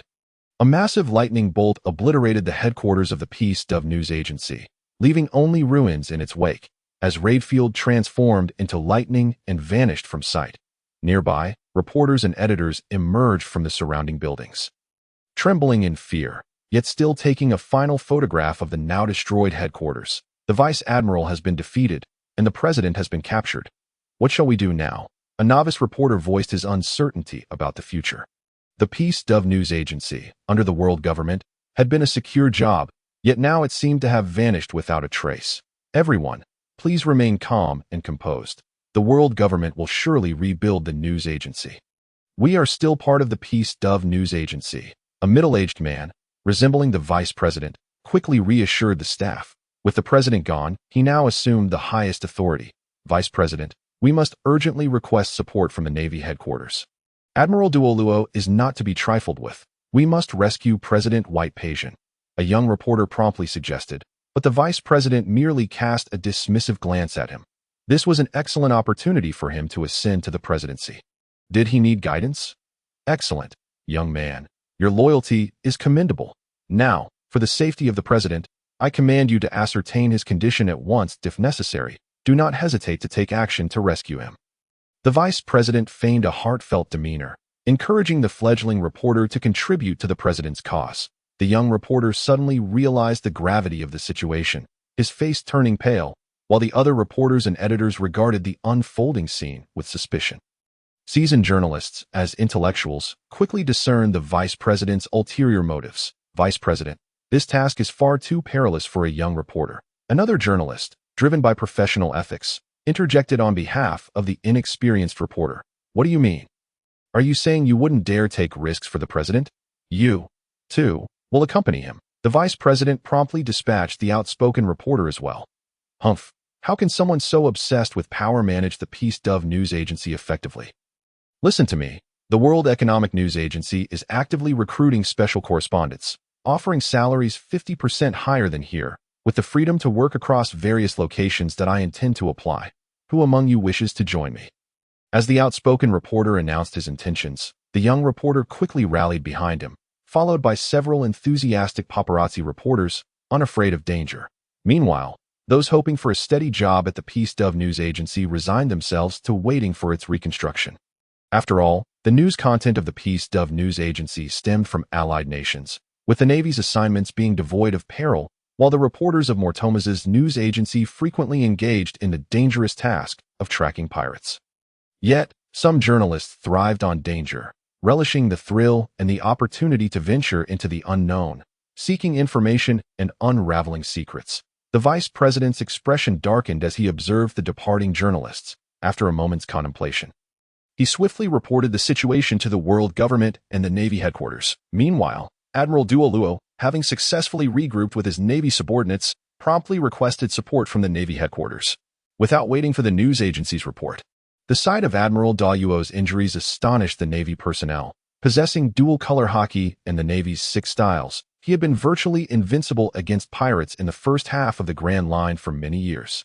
He had maintained order in the Sabaody archipelago for countless years, earning the satisfaction of even the world's noble celestial dragons due to his formidable strength and complete obedience. In Brook's grasp, Whitebeard appeared pale, his shoulder bleeding profusely, embodying a state of near collapse. Captain Brook, I offer you all my savings. Please spare my life." Whitebeard desperately wished for immediate medical attention, perplexed as to why Brook had not simply killed him on the spot, but instead chose to capture him. "Do you truly believe I am in need of money? Are you not responsible for the White Dove Newsbirds of the Peace Dove News Agency?" Brook surmised that Mordomos, a seagull devil fruit user, could rear numerous seagull newsbirds, and thus, the White Dove Newsbirds should also be under the care of Whitebeard, a White Dove devil fruit user. "Are you intent on destroying the Peace Dove News Agency?" Whitebeard was taken aback. He had not anticipated Brook's desire to dismantle a news agency under the world government. Who else but you could possibly control these White Dove Newsbirds? Brook pondered whether killing Whitebeard would result in the White Dove Newsbirds continuing to serve the world government. He thought it wiser to threaten him into disbanding the doves. "You underestimate the world government. Even without my White Dove Newsbirds, there are still Goose Newsbirds and Swan Newsbirds. The news agency of the world government will never fall." Whitebeard indeed held the reins of the White Dove Newsbirds. Otherwise, he would not have remained in the presidential seat for so long. So, you alone possess control over these White Dove Newsbirds. Then your existence is rendered meaningless, Brook declared. Should the Peace Dove News Agency lose the White Dove Newsbirds and cease news dissemination for a period, Mortomos's seagull newsbirds would swiftly seize the market across the seas and the Grand Line. By then, even if the world government introduced those Goose and Swan newsbirds, they would be unable to reclaim the market share of the World Economic News Agency. Brook aimed to assist Mortomos in establishing the World Economic News Agency as the sole news giant in the pirate world, the dark report of the New World, and he would inevitably topple it. "Captain Brook, I beg you, do not kill me. I can renounce the world government and cease my service to them. I will give you all my wealth. I will even join your ranks." Whitebeard felt Brook's murderous intent and pleaded profusely, tears streaming down his face. "Captain, he lies. He does not mean what he says. Once he escapes, he will leverage his connections with the Marine Admiral to hunt us down relentlessly." A flash of electricity coalesced into Redfield's form. His gaze fixed hungrily upon the pleading president of the news agency. "No. I swear I will never do it again. I truly won't. Please, do not kill me." Whitebeard cried out in terror as Brook's cold 7-star sword approached, his fear causing him to lose control of his bodily functions. "What a pity for such a White Dove devil fruit," Brook remarked with disgust as he cleaved the president of the Peace Dove News Agency in two, discarding the remains in the streets as he hurried back to the Yama ship on Tree Island number 50. Whitebeard's lifeless body fell onto the street, his bulging eyes filled with lingering attachment to the world. How could he, a high-ranking president of a news agency under the world government, meet such an end at the hands of a pirate? Darkness swiftly engulfed his entire existence in the lawless territory. Viscount Nas, having heard the news of the golden ship, hurriedly made his way to the coating factory after auctioning several slaves. It would be splendid if he could purchase this golden vessel with Bailey, as it would greatly facilitate his future participation in the slave auctions at the Sabaody archipelago. "Viscount Nas, please do not act impulsively. It is rumored that the owner of that golden ship is a notorious supernova pirate with a bounty of 200 million. Our current guards are no match for them." A wealthy merchant from the Vodka Kingdom quickly cautioned the impetuous young Viscount. These merchants preferred to retreat in the face of such lawless pirates. Exchanging their esteemed lives for the worthless lives of these brigands was simply not worth it. "My father is the Iron Shield Earl of the Vodka Kingdom, commanding an army of 100,000. Who dares to lay a hand on me? Moreover, I am merely going to see if I can acquire this golden ship." Ignoring the merchant's advice, Viscount Nas set off with his entourage of a dozen guards, leaving the merchants no choice but to follow suit with their own retinues. The world government's vessels entered the Sabaody archipelago, a magnificent ship docked at the exclusive port, designated as a landing point for the celestial dragons during their leisure visits. The prow of this grand vessel was adorned with a massive lion's head crafted from gold, complete with a crown, and its sails bore the emblem of the world government, a cross and circle flag. Its opulence rivaled that of the golden ship, exuding a dazzling splendor. "Hey, where is the flying golden ship? Bring it forth to me at once." An exuberant young celestial dragon, donned in a circular hood, with his hair slicked back and sunglasses perched on his nose, issued commands as he disembarked, flanked by two associates in dark suits and sunglasses. Rothschild Saint, clutching two iron chains, dragged along two small giant slaves crawling on the ground, ordering them to hurry towards the 50th Tree Island. Meanwhile, officials from the world government dispatched guards to clear the way, maintain order, and ensure Rothschild Saint's safety, having already learned that Vice Admiral Delodo was in pursuit of the captain of the Golden Ship. After all, such information had come from Whitebeard, the president of the news agency, and they had not anticipated that Vice Admiral Delodo and Whitebeard would be defeated so swiftly. Typically, battles involving supernovas and vice admirals or rear admirals do not conclude in such haste without a considerable duration of conflict. With world government personnel paving the way ahead, Rothschild Saint's party soon arrived at the coating factory on the 50th Tree Island, where they beheld the Golden Ship, nearly finished with its coating. Indeed, it is no inferior to my Victory Lion. It is decided. This ship shall be my second vessel, Rothschild Saint exclaimed, his nose sniffing in satisfaction at the sight of the Golden Ship, promptly commanding his aides to expel the pirate crew and present the ship to him. The two agents, donning sunglasses, exchanged glances, obeying their master's order as they leaped onto the Golden Ship with agility. Fisherman Tom and ship Dr. Kalokas, upon witnessing the arrival of the world noble celestial dragons, felt a mixture of hatred and fear. Tom despised the celestial dragons for enslaving his people, but feared that the world government would comply with their commands. Esteemed celestial dragon, you are hereby commanded to relinquish your ship. You may depart or face lethal consequences. Upon hearing the agent's words, Fisherman Tom exploded with rage. This ship was not only Captain Brook's pirate vessel, but also the culmination of his own efforts. How could he allow these contemptible celestial dragons to use it? Not a chance, you lackeys of the world government. Fisherman Tom brandished his heavy iron hammer and charged at the agents, while Kalokas wielded his modified harpoon, equipped with a series of empty shells like lightning. Fire, water, and slicing shells. The hunting harpoon. Lightning was all Kalokas could rely on, as he had yet to awaken his Haki, enhancing his attack power through these shells while attempting to strike the agents with electric-infused harpoons, all the while evading their assaults. Yet, the agents, adept in the Marine's 6 styles, quickly discerned Kalokas' speed weakness, using sword to close the distance before thrusting their finger gun into Kalokas' side, creating a gaping wound. The hunting harpoon. Slicing harpoon allowed Kalokas to retaliate from a distance. But the agents countered with Tempest Kick, leading to a series of explosive clashes. Awakened with armament Haki, Fisherman Tom prioritized offense over defense, wielding his iron hammer as if it were a mere toy, relentlessly pursuing the agents. However, the agents proved too nimble, and Tom's cumbersome movements could not match their speed, while their thrusts and kicks were ineffective against his defenses. Thus, it devolved into a chase, inciting Tom to roar in fury. Determined to chase these vermin off his ship, the agent, meanwhile, grimaced as his fingers distorted. His finger gun could not penetrate Tom's Haki defenses. They opted to first subdue Kalokas before jointly confronting the formidable horned fisherman. You filthy rats, don't even think of escaping. Tom rushed to assist, and upon seeing the enemy approach, Kalokas discarded all restraint, leveraging his medical expertise to hastily release several smoke shells, generating a thick cloud. Oh no, it's anesthetic gas. An agent inhaled deeply, feeling dizzy, and quickly warned his advancing partner, shutting his breath and hastily fleeing the smoke's vicinity. The hunting harpoon.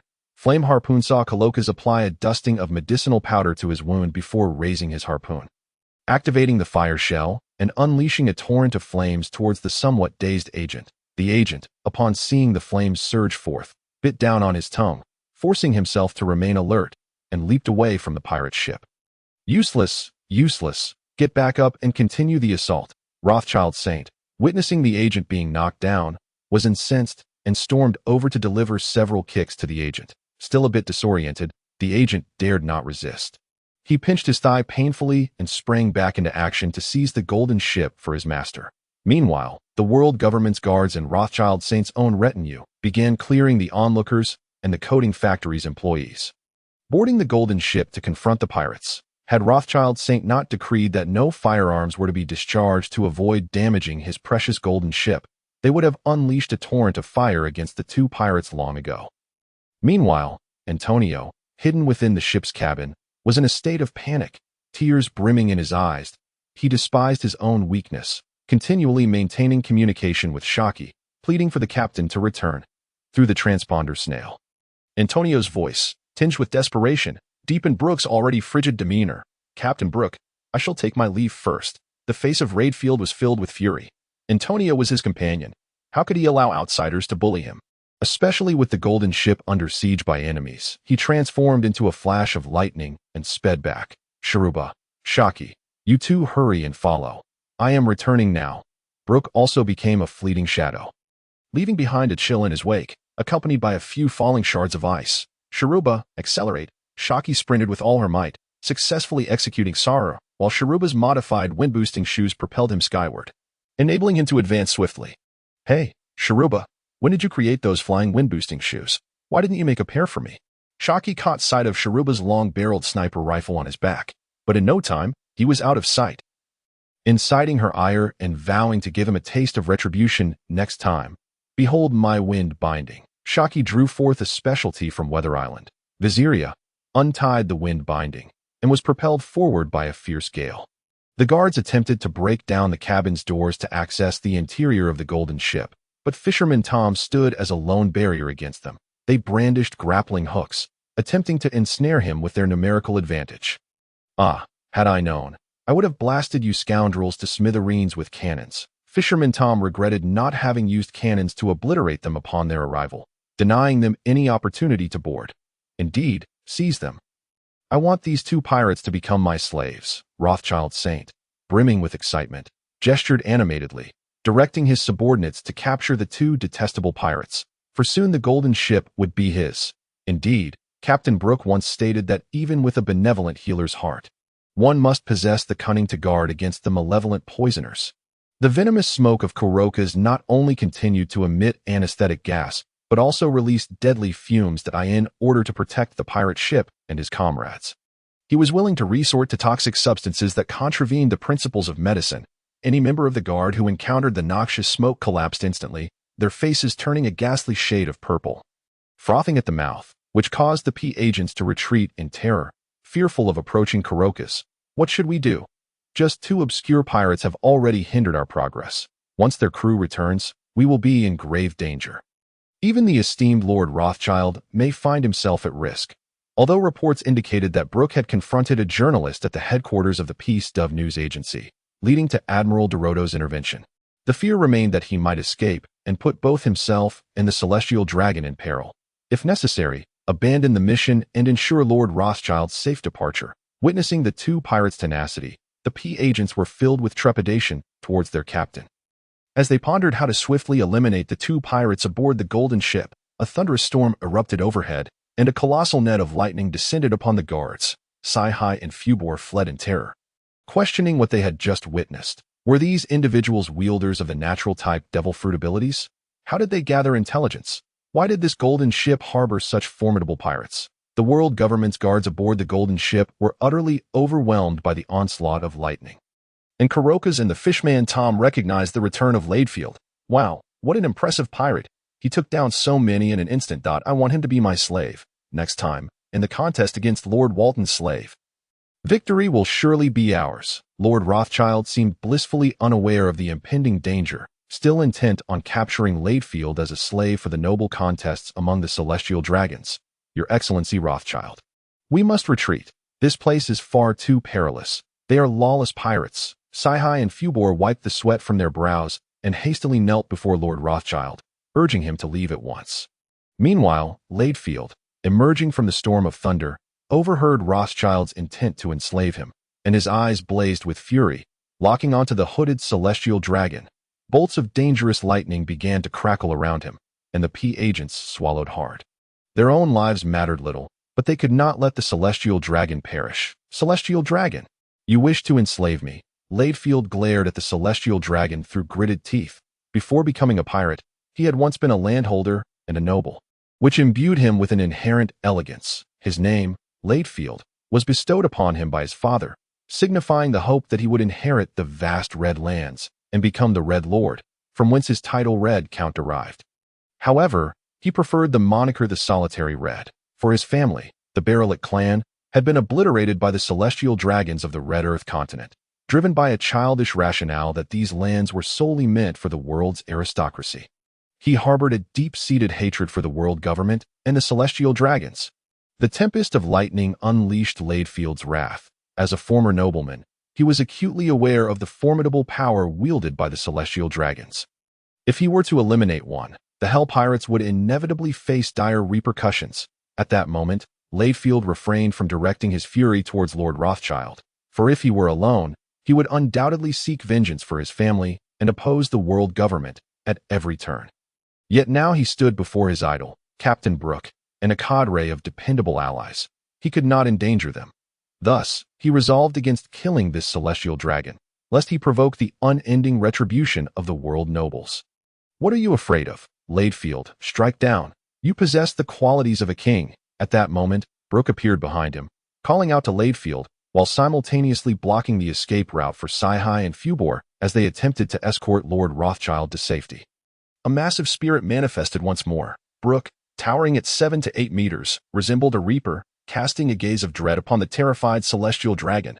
Brook had previously visited Redfield's homeland and was aware of his noble lineage. He had gleaned some knowledge of the tragic events that followed Redfield's boarding, but typically, such sorrowful matters were avoided in conversation. However, now that they confronted the celestial dragons, Redfield's sworn enemies, the moment had come to act decisively. Had Redfield been sailing alone, he would have been consumed by rage and would have undoubtedly eliminated this celestial dragon. After all, he was a man who had awakened the conqueror's Haki, opposing the world government at every turn. A figure feared alongside the Whitebeard pirates and the Flying Lion pirates. Ultimately, even the world government dispatched the then Admiral Steelbone Kong to apprehend him. Redfield had defeated Steelbone Kong single-handedly, though he was ultimately captured by Carp and imprisoned in the infinite hell of Impelled Down. The qualities of a king. Thank you, Captain Brook. Should I ascend to kingship, I shall aid you in deposing these wretched world nobles. Redfield's eyes brimmed with tears, for he felt Brook's unwavering support for his vengeance. The captain would stand by him against the retribution of the world government. The usually aloof Redfield now found himself shedding tears, his emotions erupting as he summoned all his strength, darkening the skies and igniting a storm of thunder. Saihai and Fubor desperately shielded Lord Rothschild with their bodies. Rothschild, overwhelmed by the terrifying presence of Redfield and Brook, had collapsed to the ground, leaving a puddle of yellow liquid beneath him. Amidst Redfield's golden lightning of the thunder fruit, a hint of black-red electricity crackled, his emotions surging as he glared at the celestial dragon. The so-called godly race. Today, I shall avenge the Barillic family. Even if you are of the divine race, I will slay gods. Redfield screamed in madness, the colossal thunder crashing down, obliterating the celestial dragon and the 2P agents into nothingness, leaving behind a deep crater pulsating with electric energy. Brook witnessed the demise of the once mighty celestial dragon, his heart racing with exhilaration as Redfield's conqueror's Haki pressed upon him, causing his reaper spirit to swell. Radiating an overwhelming aura of dread, the onlookers in the distance, caught between Redfield's black-red lightning and Brook's massive reaper presence, fell unconscious, their eyes rolling back in their heads. Captain Brook, is this the essence of conqueror's Haki? Redfield, having successfully slain a god, felt an invincible surge of confidence. Even Brook's intimidating reaper form could not instill fear within him. Congratulations, Redfield. You too shall now be recognized as a king wielding conqueror's Haki. Brook, equally exhilarated, dissipated his reaper spirit. He had worried that Redfield, upon joining his crew, might lose the potential to become the remarkable and formidable Red Count. Thus, Brook had sought opportunities to help him awaken his conqueror's Haki. And now, with the appearance of the feared celestial dragon, Redfield had found the chance to awaken. Even if it meant offending the celestial dragons, it was a risk worth taking, and Redfield's awakening of conqueror's Haki would also enhance Brook's reaper spirit twofold, benefiting them both immensely. Merely conqueror's Haki, Captain, you are the true king in my heart. I shall follow you and drive those hypocritical celestial dragons from their thrones. Redfield expressed his gratitude to Brook. In his heart, the captain was his only true divine figure, unlike the wretched celestial dragons. Ho ho ho, perhaps today marks just the beginning for the celestial dragons, Brook said with glee, for his reaper spirit was no less formidable than Redfield's conqueror's Haki. However, we must retreat now, or soon the admirals will arrive. Brook urged Redfield to help clear the bodies of the guards aboard the golden ship, assisting the fishman Tom in completing the final touches on the Yama King's coating. Meanwhile, Shiki and Rumbar arrived, witnessing the multitude of unconscious pirates and civilians. as well as the bodies of the world government's guards, the most terrifying sight being the massive crater still crackling with electricity. Captain Brook, thank goodness, have you driven away the celestial dragons? Shiki did not believe that anyone would dare to slay the world nobles, the celestial dragons, and moreover, the corpses here bore no trace of their distinctive garments. Hurry aboard the ship, we must flee, Brook urged as the vice admiral was approaching. He hastily summoned the 2 crew members to board, while Tom, now fully coated, began to descend into the water, preparing to head towards the depths of Fishman Island. However, at that moment, Fishman Tom resembled a quivering quail, utterly bereft of the imposing demeanor typical of a mighty bull-headed fishman. What had he witnessed? He saw Captain Brook confronting the celestial dragon, ordering Redfield to dispatch him without leaving a trace. Upon observing the terror-stricken visage of Fishman Tom and the silent countenance of Coloca's, the astute Shiki swallowed hard, as if an unsettling thought had crossed her mind, and her expression grew somewhat rigid. Captain, you haven't truly killed the celestial dragon, have you? Even Shiki herself found it hard to believe the question she had posed, hoping against hope for a different answer. Indeed, so we must escape post-haste. Brook rolled his eyes, already securing the anchor and lowering the sails, while the 2 young ones hurriedly leapt aboard, terrified that a moment's delay would lead to their dismemberment by the Navy. Meanwhile, Vice Admiral Delodo, wounded, led the naval forces to the coating factory, where he beheld the corpses and the grisly scene, spotting the gilded ship, the King of Hell, departing the harbor. Brook, where have you hidden the celestial dragon? Return him at once. Vice Admiral Delodo, unable to find the figure of Rothschild Saint, was immediately gripped by panic, suspecting that Brook had abducted him, a matter that could shake the very foundations of the Navy. During his tenure overseeing the Sabaody archipelago, if a celestial dragon was harmed or kidnapped, he feared he would face dire consequences. Delodo had risen to the rank of Vice Admiral by projecting an image of obedience and servility to the celestial dragons. Yet in terms of strength, he was no match for the elite rear admirals like Karp and Sengoku. On the other hand, Viscount Nas was also leading several wealthy merchants to the chaotic coating factory. Having overheard a naval officer shouting to return the celestial dragon, was it true that pirates had captured a celestial dragon? For centuries, no one had dared to touch the world nobles, and yet, now someone had truly kidnapped one. As Viscount Nas gazed upon the gilded ship that had already sailed from the harbor, its sails furled, with only a small black pirate flag fluttering atop the mast. The emblem of the Hell Pirates? No. Brook, you cannot leave. Return Rothschild Saint immediately. Vice Admiral Delodo watched in horror as the coated ship submerged into the depths, his scalp prickling with dread as he realized his naval career was at an end. The reinforcements from the Navy headquarters had yet to arrive, and the celestial dragon had already been abducted. How could he explain this to the world government? Memories of the celestial dragon's heinous acts and despicable character surged forth, igniting a desperate thought of survival, to defect from the Navy. Otherwise, facing retribution from the world government and the celestial dragons would surely be a death sentence. Moreover, he had willingly become the most loyal lackey of the celestial dragons. And even within the Navy headquarters, he was not held in high regard. Before long, pirates and residents awakened from the chaos, screaming in terror and fleeing in all directions, desperate to escape this nightmarish island. Ah, the celestial dragon is dead. Run, cried one pirate as he dashed back to his ship, wanting nothing more than to vacate the Sabaody archipelago before the storm arrived. The celestial dragon is truly dead.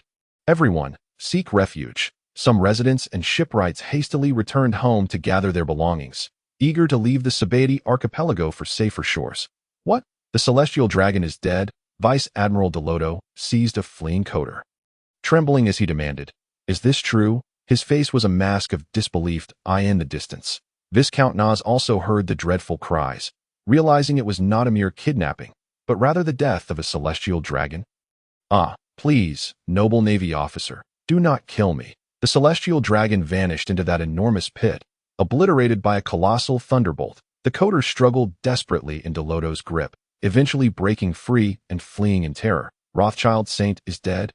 Vice Admiral Delodo approached the still sparking crater, where he thought he could discern a few remnants of exquisite metal insignias from the celestial dragon's garments. Viscount Nas, we must flee. Several merchants anxiously urged Nas to return to their homeland.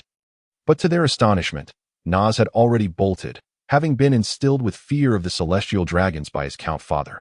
How could Viscount Nas not comprehend the magnitude of calamity that would ensue from the death of a celestial dragon? All he desired was to return to his kingdom of Valoran, trembling with fear. Even amidst the ongoing war with the Vodka Kingdom, it felt safer than the current turmoil on the Sabaody archipelago. He never imagined he would encounter pirates bold enough to slay a descendant of the gods, a world-noble celestial dragon, an occurrence rarer than falling devil fruits. The wealthy merchants, too, were in a frenzy, fleeing alongside Viscount Nas to board their ships and depart from this cursed Sabaody archipelago. Vice Admiral Delodo grew increasingly desperate, solidifying his resolve to defect from the Navy. The prospect of surviving had turned into a certainty of death. He promptly took out a transponder snail, contacting his family to arrange a swift escape. He turned to the soldiers he had brought, his face pale as he slowly removed his Navy Justice cloak. Listen well, everyone. With the death of the celestial dragon, we may face wrath from the world government and the celestial dragons. A fate worse than death. I have resolved to defect from the Navy and become a pirate. Venturing into the new world. Those willing to join me in this escape, remove your Navy uniforms. Those unwilling may flee now or return to the Navy base for shelter. Although Vice Admiral Delodo had once sought wealth and power as a lackey to the celestial dragons, a flicker of justice still resided within him, and he did not coerce his men into joining him as pirates. A small number of soldiers were willing to follow Vice Admiral Delodo, immediately assisting him in coding the warship to hasten their departure from the Sabaody archipelago and into the new world. Some soldiers, unwilling to become pirates yet fearful of the celestial dragon's judgment, discarded their Navy uniforms and returned to their hometowns. Others believed the world government would seek out the true culprits rather than punish lowly soldiers like themselves, thus returning to the Navy base to await orders and reassurances. As news of the celestial dragon's death spread throughout the Sabaody archipelago, panic engulfed the island. Even the lawless ruffians temporarily retreated, halting their business. Amusement parks, tourist areas, shipbuilding districts, hotels, restaurants, and bars all closed their doors, either fleeing or hiding, while the coding area remained bustling with activity, coding ships for those seeking to escape to the new world. Back at the Navy base, the soldiers hesitantly reported the news to the Navy headquarters. What? The celestial dragon Rothschild Saint is dead. And Whitebeard, the president of the Peace Dove News Agency, is also dead. The Navy Admiral Kukulkan could scarcely believe the horrifying news. The weight of these revelations left him with a splitting headache. Yes, Admiral and Vice Admiral Delodo, fearing retribution from the celestial dragons, has chosen to defect from the Navy and become a pirate, venturing into the new world. The communications officer had been tasked by Delodo to delay reporting to give his family more time to escape. That scoundrel Delodo is fleeing from his crimes. Issue an immediate arrest warrant for him. The Admiral Kukulkan was incensed, his body bristling with feathers, his slit pupils radiating cold fury. Admiral, with the death of Whitebeard, the Peace Dove News Agency will gradually lose its control and restraint. While these newsbirds are still obedient, we must cultivate new ones or swiftly locate the reborn dove devil fruit. Chief of Staff Waymark felt a chill run down his spine. With the celestial dragon's death and the defection of a vice admiral, even newspapers and wanted notices might not be disseminated in time. As the headquarters of the Peace Dove News Agency had been destroyed, find out everything about the Hell Pirates. I want every detail on them. For centuries, no celestial dragon has ever died at the hands of pirates. We must eradicate every last member of this pirate crew swiftly. Admiral Kukulkan's countenance was grave and resolute as he conveyed the news of the celestial dragon's demise to Mary Geos. Instantly, the celestial dragon family, residing in the opulent halls of the Holy Land, erupted in a frenzy, furiously demanding that the Navy headquarters dispatch a fleet admiral to apprehend the unforgivable pirates alive. They declared that these miscreants must not be allowed to perish so easily. A decade of torment would be required to assuage their wrath. The Navy headquarters swiftly received directives from the world government, with the celestial nobles demanding the immediate capture of the entire Hell Pirate crew. Furthermore, the celestial dragons themselves proclaimed a lucrative bounty in the dark underbelly of the world, enlisting the aid of pirate hunters to pursue these marauders. The majesty of the celestial dragons is not to be trifled with. To touch them is to invite death. Once the Navy headquarters meticulously gathered intelligence on the Hell Pirate crew, they promptly issued a new bounty notice. inflated due to the substantial rewards offered by the celestial dragons to eye in the depths of the ocean. The gilded vessel known as the King of Hell navigated through the profound currents toward Fishman Island. At this juncture, Brook and Redfield were burdened with a twinge of guilt regarding Fishman Tom. Tom, I fear we may have brought trouble upon you. You might soon find yourself bearing the bounty of our hell pirate crew. Brook lamented, fully aware that Fishman Tom's dreams of returning to Water 7 to construct a sea train were now dashed. Captain Brook, I have mentally prepared myself for this eventuality. I am elated to embark on this adventure with you. And I have discovered the pyrobroin chitin particles in Skypea, which can serve as a floating track on the ocean that I plan to take on an apprentice and return to Water 7 with my research and blueprints to realize my dream of constructing the sea train. Fishman Tom expressed, devoid of any resentment towards Brook and Redfield, content in his discoveries. Through numerous experiments in Skypea, he had managed to fuse pyrobroin chitin particles with various metals, creating a plethora of new materials that possessed both the hardness of metal and the buoyancy of the Sky Islands. Although he would not have the opportunity to return to Water 7 himself to build the sea train, he had nonetheless found a solution, thus fulfilling a part of his aspiration. Then it is settled. Tom shall forever remain our comrade, Brook exclaimed joyfully, embracing the master shipwright who may one day forge even the legendary ancient weapon, Pluto. I am equally thrilled to adventure alongside you all, Fishman Tom rejoiced. Having truly integrated into the family of the Hell Pirate crew, welcome aboard, Tom. Today, I shall take to the kitchen, Brook declared. Welcome, Brother Tom. Long live Captain Brook. The crew cast aside the shadows of their recent conflict with the celestial dragons, preparing to face the future's challenges with optimism. Observing that none blamed him, Redfield stifled his tears of gratitude and smiled genuinely, vowing to diligently hone his skills to ensure his comrades would never find themselves in peril. I swear upon my life, my most treasured companions. Meanwhile, aboard the ship of Rear Admiral Dalidoro, the atmosphere was somewhat somber. The transition from Navy to pirate was a concept that had yet to fully settle in. Acknowledging that Brook and his crew might soon land on Fishman Island, they resolved to bypass it entirely, opting instead to navigate through the trench of the Red Line into the New World, seeking to avoid a confrontation with the Hell Pirate crew. Henceforth, the Dalidoro pirate crew shall be established. No longer shall we abide by those insufferable rules. We shall seize from pirates and feast upon their spoils. Yet we shall never harm the innocent. Rear Admiral Dalidoro rallied his sailors, who would soon become his loyal crew. Captain Dalidoro, even as pirates, we shall uphold justice, one soldier declared, filled with righteous indignation against the celestial dragons while still clinging to his sense of justice. Well said. We too were coerced into piracy. Had it not been for the celestial dragons' unjust actions that threatened our lives and thwarted our quest for justice, I would have laid down my life for righteousness. With Dalidoro's words, the sailors' spirits ignited, rekindling their sense of purpose and belonging. Preserve our lives and continue to champion justice, they shouted in unison, their ambitions aflame as they prepared to enter the New World and vanquish the pirates. Restoring their own sense of justice, on Fishman Island, both the fishmen and the merfolk remained vigilant against foreign vessels, deeply scarred by the scourge of slave ships and human traffickers that it had been years since any formidable warriors had graced Fishman Island, which remained in a state of oppression. King Maris, another pirate ship, has requested entry to the island. A soldier of the Neptune army reported urgently to the ruler of Fishman Island, imploring him to drive away these detestable marauders. King Maris, the reigning monarch of Ryugu Kingdom, known as the Guardian of Fishman Island, possessed an innate affinity for water, granting him exceptional prowess in Fishman karate. He also had the ability to communicate with marine creatures. Humph, another pirate daring to request entry. In the past, they would simply invade. King Maris scoffed, seizing his trident and striding forth, accompanied by a young, orange-haired fishman who brandished his own trident. Father, I wish to join you. I have perfected my Fishman karate, exclaimed Prince Neptune, an eager 18-year-old, ready to accompany King Maris in confronting the pirates. Pirates are ruthless murderers, not to be trifled with by a mere novice. However, I shall allow you to witness the bloodshed this time.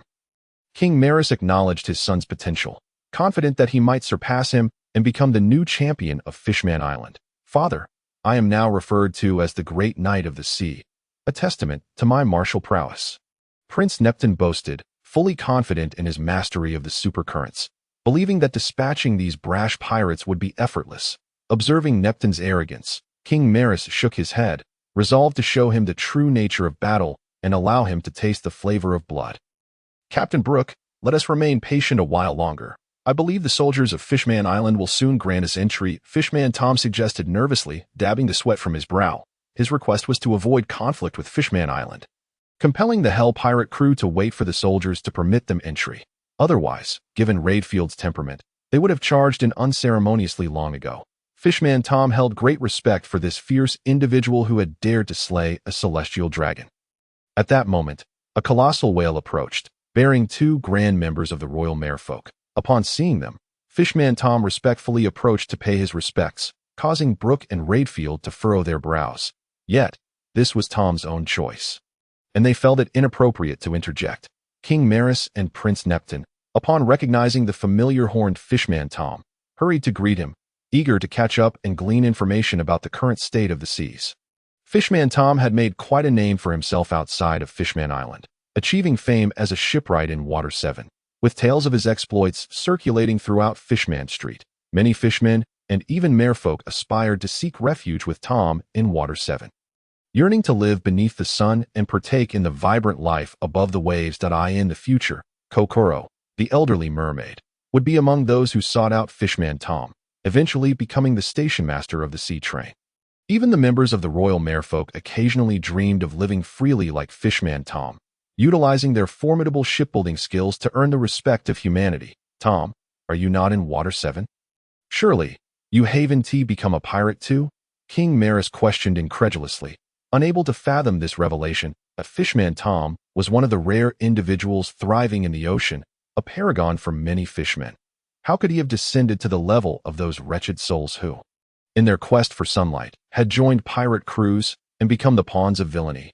Your Majesty King Maris, I have indeed become a pirate, but I do not regret it. I have faith that my captain will soon lead the fishmen to a new horizon. Fishman Tom could only awkwardly address King Marth, whispering softly once more, our captain and fighters are daring enough to slay celestial dragons that I suggest you let them in quickly. We shan't linger for long, and will soon embark for the new world. The words of Fishman Tom startled King Marth, causing him to retreat several steps and nearly tumble from his whale mount in the distance. Redfield caught wind of this exchange and allowed a faint smile to grace his lips.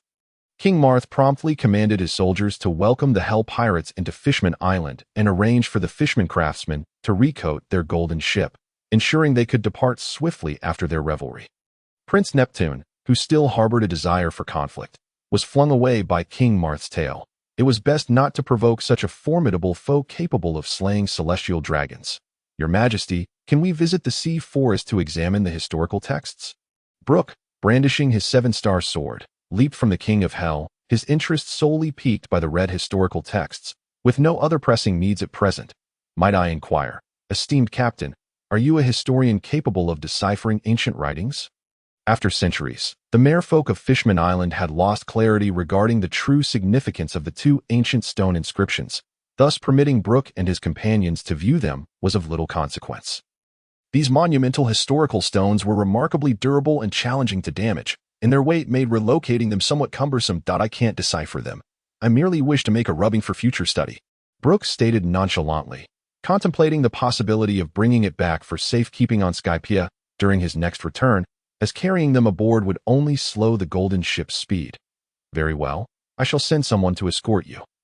King Marth, eager to distance himself from these formidable beings, chose to return to Dragon Palace with Neptune, wishing to avoid any entanglements that might attract the attention of the celestial dragons, though he held considerable admiration for pirates bold enough to confront the celestial dragons. He recognized that this world remained under their dominion, rendering resistance futile. Captain Brook, what purpose do you have for those historical texts, especially since you claim not to understand them? Shiki inquired curiously, noting that this era lacked the legendary One Piece or the tales of Raftel. Piracy was merely a means to plunge into the new world for rampant plunder and strife. This could pertain to earth-shattering secrets concerning the world government and the celestial dragons. I am not entirely certain. Yet I wish to collect them nonetheless, Brook replied casually. However, Redfield, overhearing, became invigorated. Anything harmful to the world government and the celestial dragons was worthy of thorough examination. He resolved to seek an opportunity to dethrone the celestial dragons. Consequently, the pursuit and study of ancient texts, aimed at unveiling the secrets of the celestial dragons, became an additional goal for Redfield, even more ardently than Brook, under the guidance of several Sea King soldiers. They traversed the lower Fishman Street and entered the sea forest, where they beheld the two massive stones, their bases overgrown with moss. What an extraordinarily resilient material. What could it possibly be? Brook mused. Touching the red historical text, feeling no weakness akin to that imparted by sea prism stone that in the original narrative, Robin had often touched various historical texts, both red and ordinary, and her reactions indicated she had not encountered the debilitating effects of sea prism stone. This historical stone was revered as indestructible, whereas sea prism stone, despite its hardness, could still be damaged and processed in various purities. With the assistance of Antonio and Shachi, they swiftly made rubbings of both historical texts. The Kazuki clan is quite wasteful, such a hard material, painstakingly shaped into squares, merely inscribed on one side, with such large characters. How much information can be conveyed from one side? Brook calculated, lamenting that it contained merely a few hundred characters. Insufficient to record the vastness of history. Captain Brook, since these historical texts involve secrets of the world government and the celestial dragons, why don't we just take them with us? Redfield eagerly suggested. As if searching for a method to overthrow the celestial dragons, they're too large and heavy. If we return to Skypiea, we can find an opportunity to transport them then. For now, as we set out for the new world, I have no desire to carry these cumbersome relics. Brook replied, bemused by Redfield's fascination. Had this individual awakened a latent vocation as a historian? Perhaps there might be an opportunity for him to study ancient texts on O'Hara. The Scholar's Island. Then it is settled. Captain, you must bring them back on your next visit. Redfield was pleased to grasp Brook's intent, promptly signaling to the Sea King soldiers. Inform your king to safeguard this place diligently. It would be prudent to construct a shelter and prohibit others from approaching. Should anything go amiss, I will surely return to seek recompense. Redfield declared, unleashing a surge of thunder, startling the Sea King soldiers into frantic nods of agreement. Subsequently, Fishman Tom led his companions back to his home in Fishman Street to extend warm hospitality. The staple fare of Fishman Island consisted of marine delicacies, as the merfolk could communicate with fish and sea beasts, resulting in their minimal consumption of meat and fish, with occasional indulgence in shellfish. According to Mermaid Cammy, the oysters from the merfolk district were even more delectable than those from Fishman Street. Conversely, the fishmen, unable to converse with these creatures, developed a penchant for consuming marine beasts and fish. In the eyes of ordinary merfolk, Fishman Street was deemed a savage and terrifying realm. If Dragon Palace represented the upper echelon of Fishman Island, constructed from expansive coral reefs, shells, and other materials, featuring a grand palace where a colossal dragon resided, a veritable paradise bathed in sunlight and clouds. Then Fishman Street was a gathering ground for orphans and impoverished fishmen, characterized by darkness, destitution, hunger, resentment, and strife. Ha! Tom, you've become a pirate too. A fishman thug mocked upon seeing Tom return, recalling his past assertions of relying on his abilities to earn the respect of humans. Now, he had merely become a pirate despised by all. A mere lackey to human pirates. Hey, I won't allow you to speak of Elder Tom like that, you wretches. All you can do is bully your own kind. A small red fishman, appearing no older than 7 or 8, stepped forward, chastising the thuggish fishmen. Despite his size, his combat prowess surpassed that of the thug. Fisher Tiger, you orphan, who are you to speak? Get lost. The fishman thug, backed by several comrades, no longer feared the child who had once bested him in a duel. Yet upon hearing the name Fisher Tiger, Brook's curiosity was piqued. Fisher Tiger, the hero who ascended the Red Line to liberate slaves. Even at merely 8 years old, Fisher Tiger stood over 2 meters tall, nearly matching Brook's height of 2 meters 70. He appeared robust and possessed remarkable potential as a fishman. Are you seeking death? Upon being called an orphan, Fisher Tiger clenched his fists, his eyes reddening as he charged forward. In Fishman Street, disputes often escalated into violence. Fishman karate, 300-watt straight punch. Fisher Tiger lunged forward with a straight punch, striking the thug in the chest and sending him flying. What are you waiting for? Attack! The thug, now on the ground in pain, had underestimated the orphan's resolve, and he quickly called for his brothers to join in an assault against him. Enough! This is utterly ridiculous. Fishman Tom seized one of the thugs, tossing them aside. These fishmen remained complacent, only displaying bravado among their own. Why did they not dare to venture into the vast ocean? In a population of 10,000 on Fishman Island, scarcely a few fishmen had the courage to brave the sea for their livelihood. Tom is one of the rare fishmen who has established himself in the city of Water 7 through his shipbuilding prowess. However, it is not entirely the fishman's fault. The current atmosphere at sea is rife with slave catching, with each fishman slave fetching a price of millions of berries. What perplexes Brook is that the fishmen, who are said to possess tenfold the strength of humans, seem largely unable to continue growing stronger, as if the heavens bestowed upon them their gifts only to subsequently restrain their growth potential. Unlike humans, who, despite lacking the formidable physique of fishmen, have a much higher ceiling for development, enabling them to produce a plethora of powerful individuals through training, surpassing all other races and becoming the true rulers of the seed out of course. This may also be attributed to the vast population base and civilization of humanity that in contrast, the few strong warriors that can emerge from the millions of fishmen are exceedingly rare. Often trembling in fear on Fishman Island, scarcely daring to venture into the ocean. Under the formidable strength of Fishman Tom, the ruffians scattered, and Fishman Street briefly returned to stability. Tom then brought Brook and his companions back to his home, where his brother Dan promptly emerged to greet the guests. Dan, a fishman of the Oriental wolf fish variety, donned a dark hat, thick-framed glasses, and earrings, with a mane of dense hair, a sharply angled face, and a slightly hooked nose. He is also a shipwright and a scholar researching the forest of the seed. He finds it perplexing that humans judge familial relationships based on appearance, for the fish species of merfolk and fishmen are influenced by their ancestors. Tom and Dan are one a fishman and the other a merfolk, yet they are biological brothers. Brother Tom, are you truly intending to become a pirate? Dan quietly inquired, his eyes brimming with confusion. For his elder brother had always shown disdain for the pirate profession, striving instead to elevate the influence of the fishmen across the seas. Dan, you must not venture out to sea anymore, for I am about to be pursued by the Navy, and it is a command issued by the celestial dragons. Fishman Tom worried about implicating his brother and Fishman Island, his heart filled with trepidation. Brother, what has happened? Did you attack the celestial dragons? Dan speculated, observing Tom's expression, which suggested that they had indeed taken action against the celestial dragons. The celestial dragons are dead. The news will spread shortly. You must be cautious and take care of yourself. What? You have killed the world nobles, the celestial dragons. As soon as Tom spoke, Dan exclaimed, his eyes wide with shock, while a red fishman who had followed them also widened his eyes, profoundly impacted by the revelation. Lower your voice, you rascal.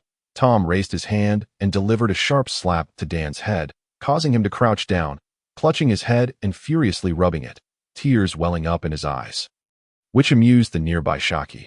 Brother, although I fear the celestial dragon's retaliation, I believe you and your pirate crew are the heroes of Fishman Island.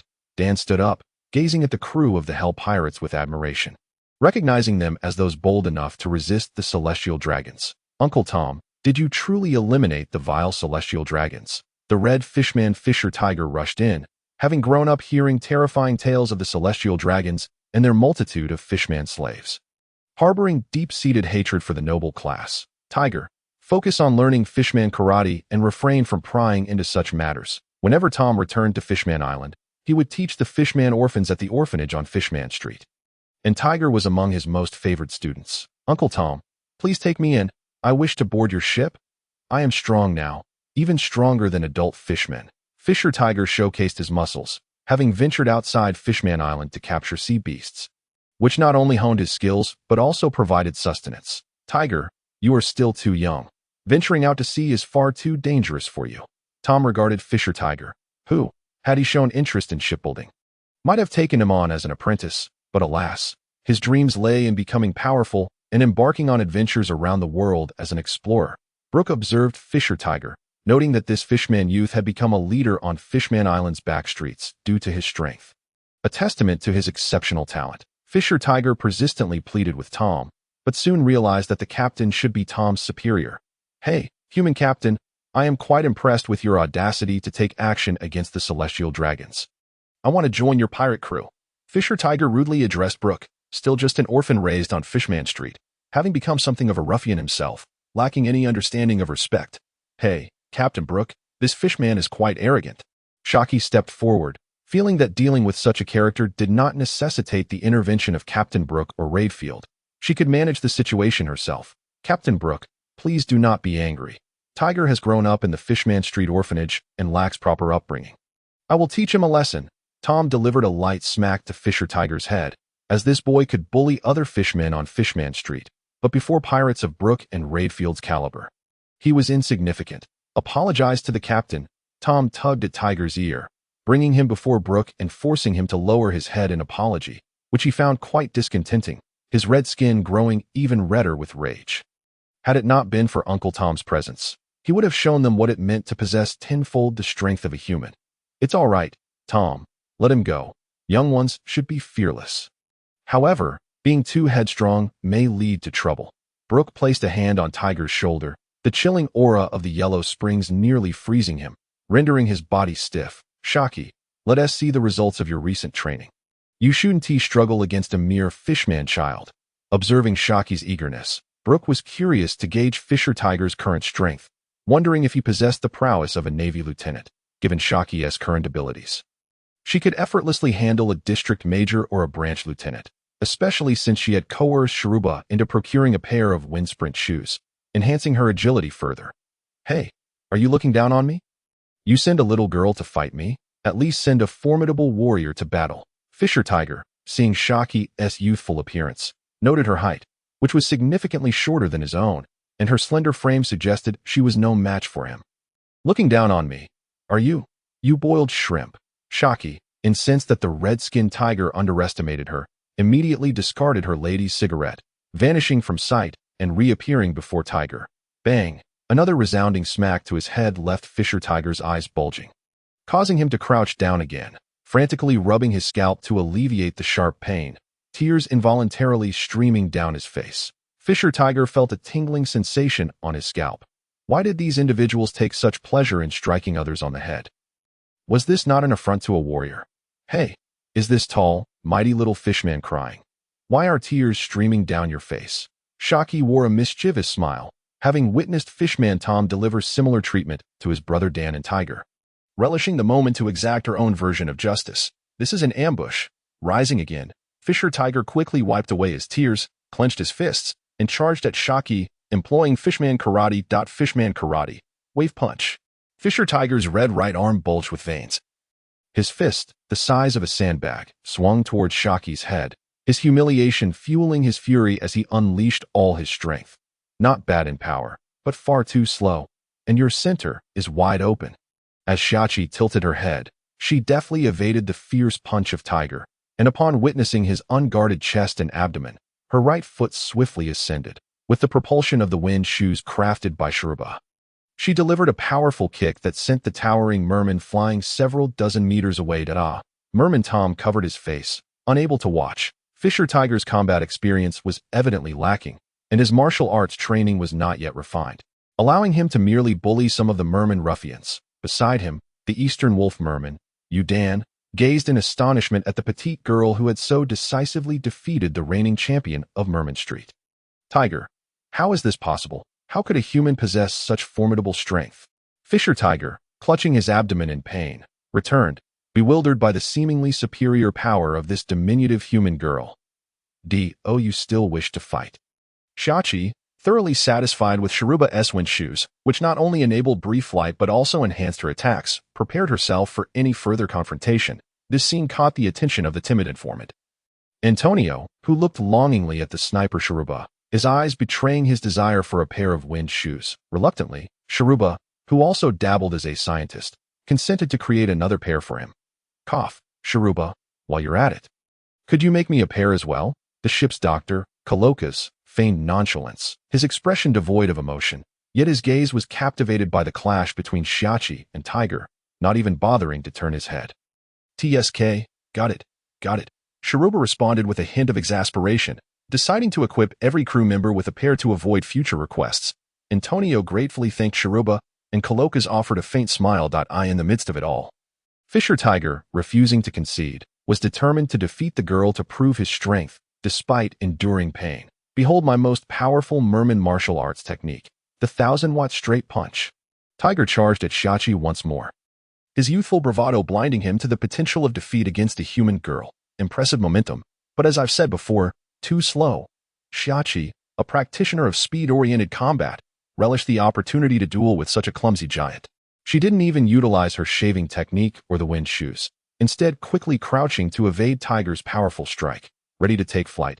You cooked giant? She smiled, already preparing her wind knot, with a series of deft maneuvers. She unleashed a ferocious gust that sent the merman tiger soaring, landing 100 meters away, tumbling and emerging with a bruised visage. Shachi, dear sister, I concede on behalf of Tiger. Please cease your torment. Merman Tom could no longer bear to watch the hapless tiger being toyed with by Shachi, for they were clearly not on the same level. Having had her fun, Shachi was not inclined to continue teasing the impetuous red merman. Smiling at Brook, eagerly awaiting her captain's praise. You have mastered these combat tools quite well. Therefore, I shall reward you with double the physical training, Brook remarked, observing that Shachi seemed overly reliant on the wind shoes and wind knot. And sensing a troubling trend of dependency, he felt compelled to correct her. Captain Brook, how can you be like this? Not only do you refuse to reward me, but you also wish to punish me. Shachi protested, brimming with indignation as she glared at Brook, ready to unleash her wind knot upon him. However, Redfield nearby chuckled, emitting crackling sounds of electricity, seemingly reminding Shachi to temper her actions. Frustrated, Shachi puffed her cheeks and stomped her feet in annoyance. These burly men were bullying her, a weak, innocent girl. Had she the strength, she would certainly show them her prowess. Merman Tom returned, carrying the battered tiger, while crew member Kalokas expertly attended to his superficial injuries, even extracting a significant amount of blood.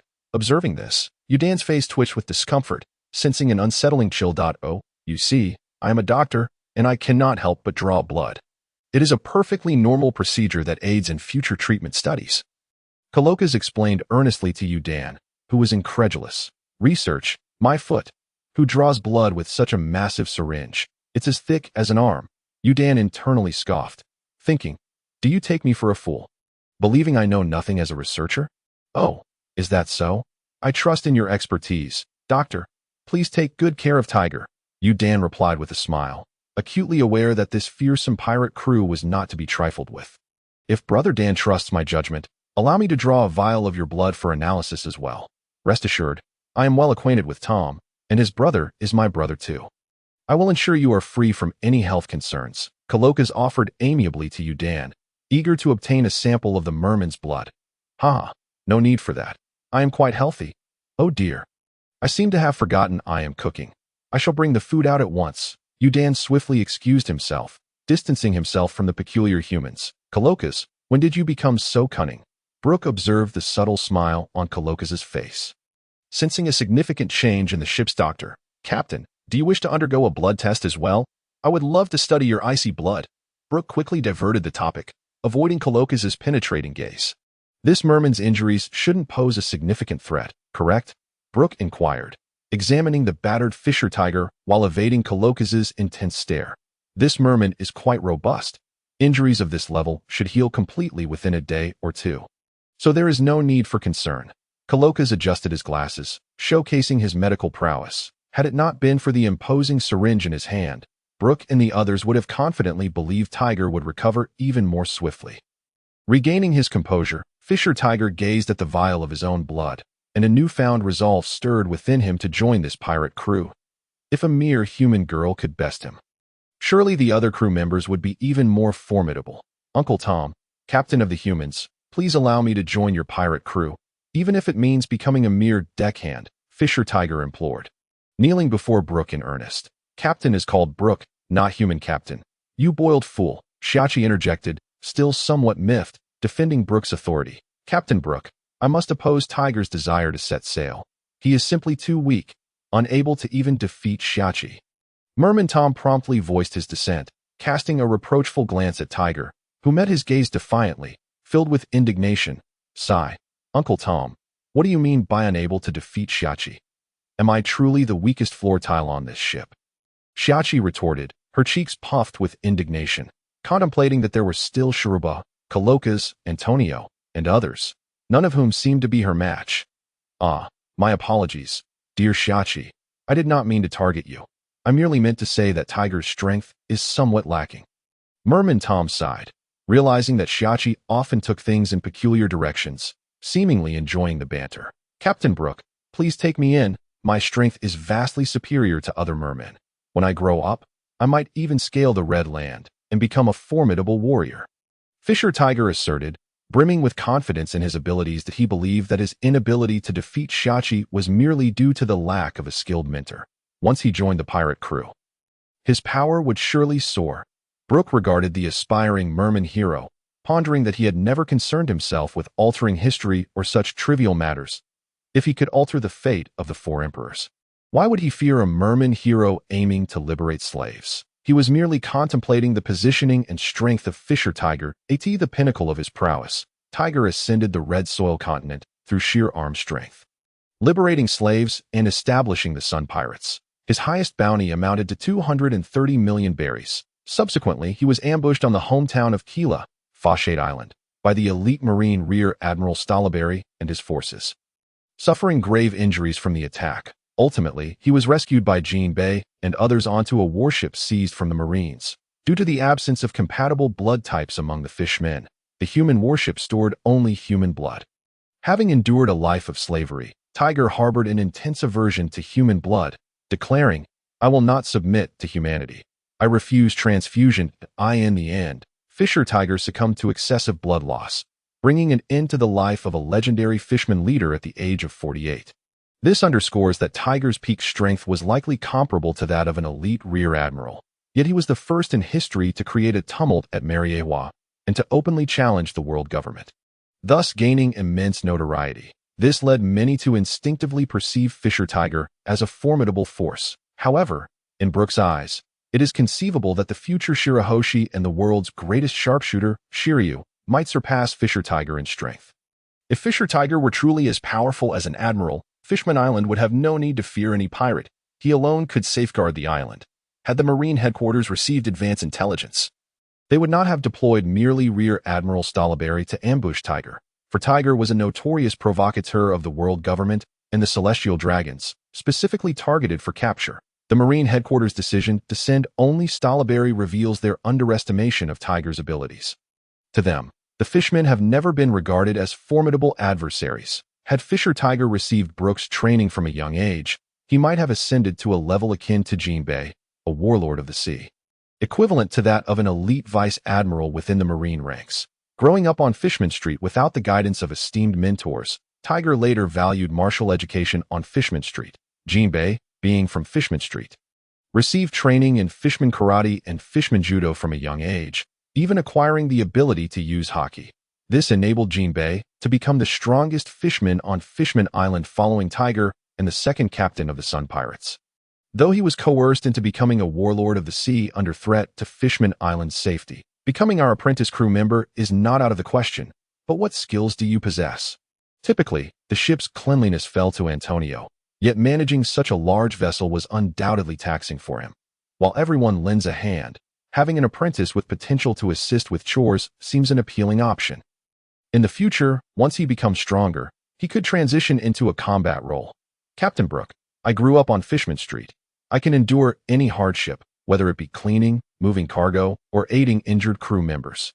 Fisher Tiger exclaimed with enthusiasm, casting a glance at Tom, realizing that the captain held the ultimate authority in this matter, and Tom's word held no sway. Tom sighed, ceasing to impede Tiger, allowing him to determine his own fate with the captain. Very well. Henceforth, Antonio's chore shall be entrusted to you. Do not let me catch you slacking off. Otherwise, you will find yourself back on Fishman Island. Brook was not concerned with whether anyone would liberate slaves at the Holy Land, Mariewa, nor did he ponder the future of the pirate empress. Upon entering the world of piracy, everything was in flux. He could only prioritize the development of his own power, perhaps even altering more events in the future. Who could say for certain? Understood, Captain Brook. Fisher Tiger nodded vigorously, akin to a chick pecking at grain. Haha, had I not wished to explore the secrets of the forest of the sea, I would have joined my brother in venturing out to sea.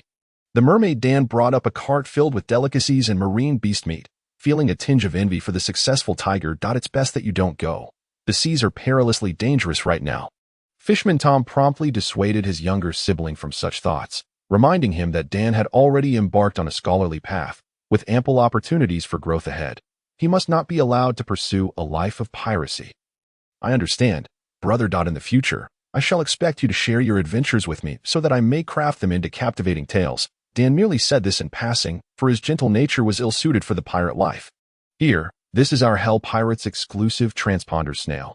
You must take good care of it. From now on, you can frequently converse with Brother Tom. Antonio promptly produced a special transponder snail for Dan, one he had meticulously nurtured. Highly praised even by the captain. Thank you, Brother Tom. Remember to call back often. Dan carefully stowed the transponder snail away, listening intently as Antonio explained the creature's preferred sustenance. Brook and his crew also experienced Fishman Island's distinctive marine delicacies for the first time. Encountering many deep-sea fish species previously unseen, such as the elephant fish with trunk-like snouts and tusks, and the bizarre stick-like ice fish. Truly, the world is full of wonders. Even such an unappealing ice fish exists, adorned with short, stubby legs. Yes, legs, or perhaps flippers, or some other odd appendage. The group decided to rest for a night on Fishman Street before embarking the following day to visit Ryugu Palace, Mermaid Cove, Jalanko Square, and Fishman Island's various attractions. How could one visit Fishman Island without catching a glimpse of the mermaids? At the very least, they ought to capture some photographs with the transponder snail and the image snail for posterity. The next day, the group set out for the upscale districts of Fishman Island, in stark contrast to the dilapidated and dim Fishman Street. This area was flooded with light, adorned with bright buildings, exuding an air of nobility and romance. Everywhere exists a hierarchy. Even in the oppressed Fishman Island, there remains a significant disparity in living conditions, Brook mused, reflecting on the pirate world still entrenched in feudalism. Even slavery, with royal and noble classes, where the powerless commoners could only submit to the oppressive rule. Since the Hell Pirates had vanquished the celestial dragons, King Maru of Ryugu Palace had little desire to entertain Brook and his crew, opting instead to shut them out. Thus, they were forced to abandon their plans to tour the palace, opting instead to enjoy coffee at a mermaid CF while admiring the beautiful mermaids. Even the aloof Redfield, concealed behind his coffee cup, stole glances at several mermaids, believing himself to remain unnoticed. While Shirahoshi posed for photographs with the mermaids, Brook exhibited no shyness, joining in for the snapshots, much to the envy of the seemingly aloof Redfield and Shiryu. Eventually, under Brook's playful teasing, the two cast aside their pride and joined in the fun, snapping numerous group photos. At sea, early in the morning, a news pigeon carrying the latest newspaper and bounty notices soared across the four seas and the Grand Line, even reaching the New World. Meanwhile, Moore Thomas from the Sky Island observed the Marine headquarters' latest bounty notices. Since they had not collaborated with the Marines, the bounty notices could only be reprinted for sale after the Marines issued them. The day prior, they had received a notification from Antonio's transponder snail. What? Brother Brook took down a celestial dragon. Even Whitebeard from the World Peace Dove News Agency fell in the process.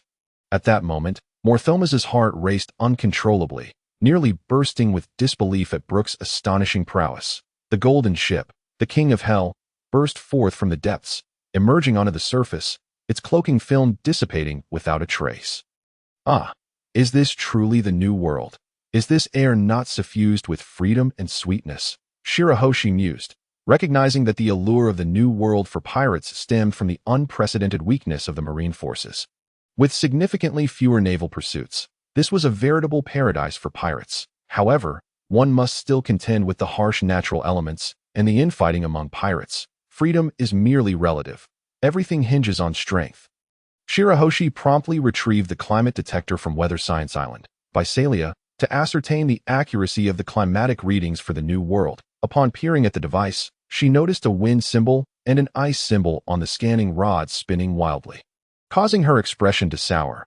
Upon entering the New World, would they be immediately confronted with extremely adverse weather conditions? Shiachi swiftly intervened to prevent the Fishman Tom and Redfield from activating the ascent device, questioning the sanity of attempting to take off in such treacherous weather. Do not ascend yet. A severe storm and heavy hail are imminent. Quickly, change course and activate the rear wind sail. Head north. Upon hearing the sailor Shiachi's command, the helmsman Tom immediately adjusted the ship's wheel, steering with all his might, and accelerating away, while Brook and Redfield braced themselves against the sudden onslaught of the tempest. The sharpshooter Haruba readied his modified shoulder cannon, prepared to fire at the colossal hailstones rumored to be as large as houses. The ship's Dr. Colokas and the intelligence officer Antonio quietly returned to the cabin, declaring themselves non-combatants and leaving the matter of safeguarding the vessel to the captain and the fighters. Fisher Tiger gazed at the sky with excitement.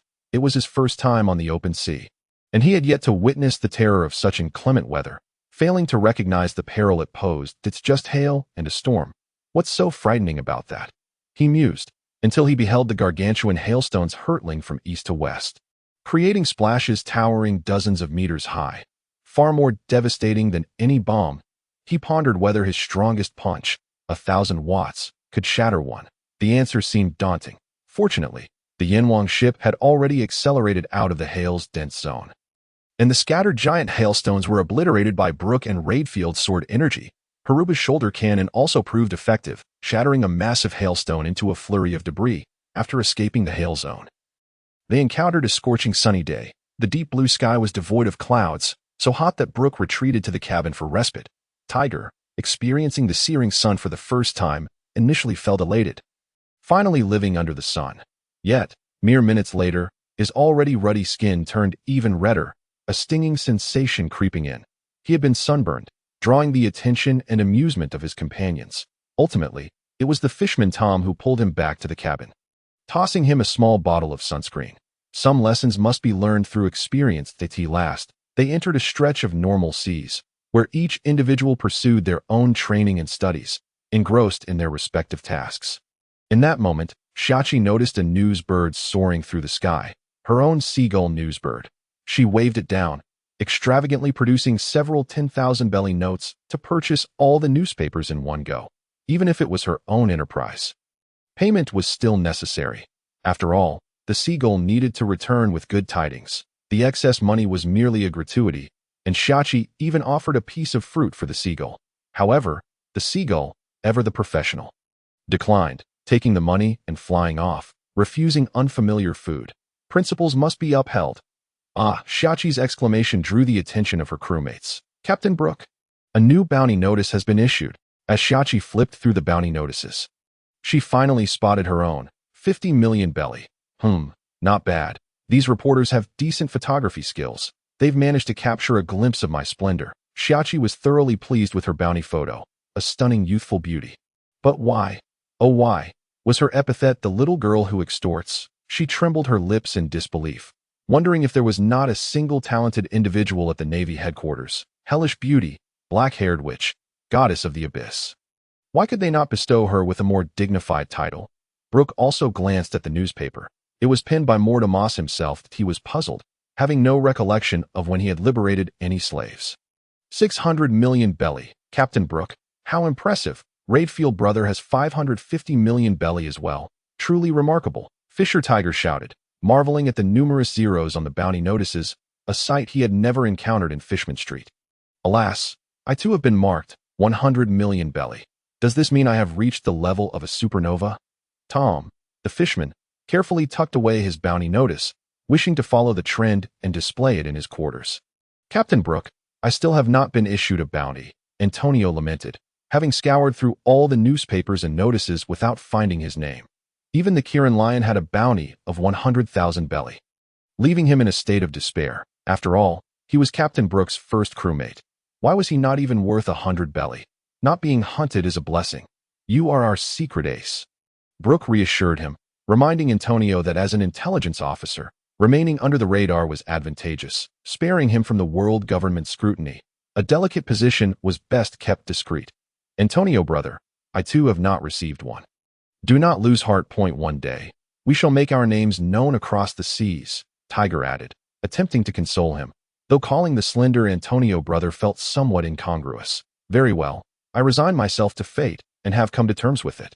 Antonio sighed, hands behind his back, shaking his head as he returned to the cabin, leaving behind a solitary figure. Yet, he soon dashed back out. Captain Brook, trouble. According to the feedback from phone bug number 43, it seems to be drifting further away from us. What? Brook surmised that Longbread was behind this, leading Charlotte Lin in another direction. This could not stand. They could not allow a prize duck to slip through their fingers. Immediate action was necessary to alert her. Meanwhile, Edward Newgate had not attempted to contact Brook, but remained on a nearby island, awaiting the arrival of the Hell Pirates. Mortimer swallowed hard, contemplating how best to assist Brook in clearing his name. Determined to portray him as a hero resisting the oppression of the celestial dragons, that he would not allow the world government to tarnish Brook's reputation, Mortimer set to work, personally crafting an article that would extol Brook's virtues as a champion of rebellion against the celestial dragons.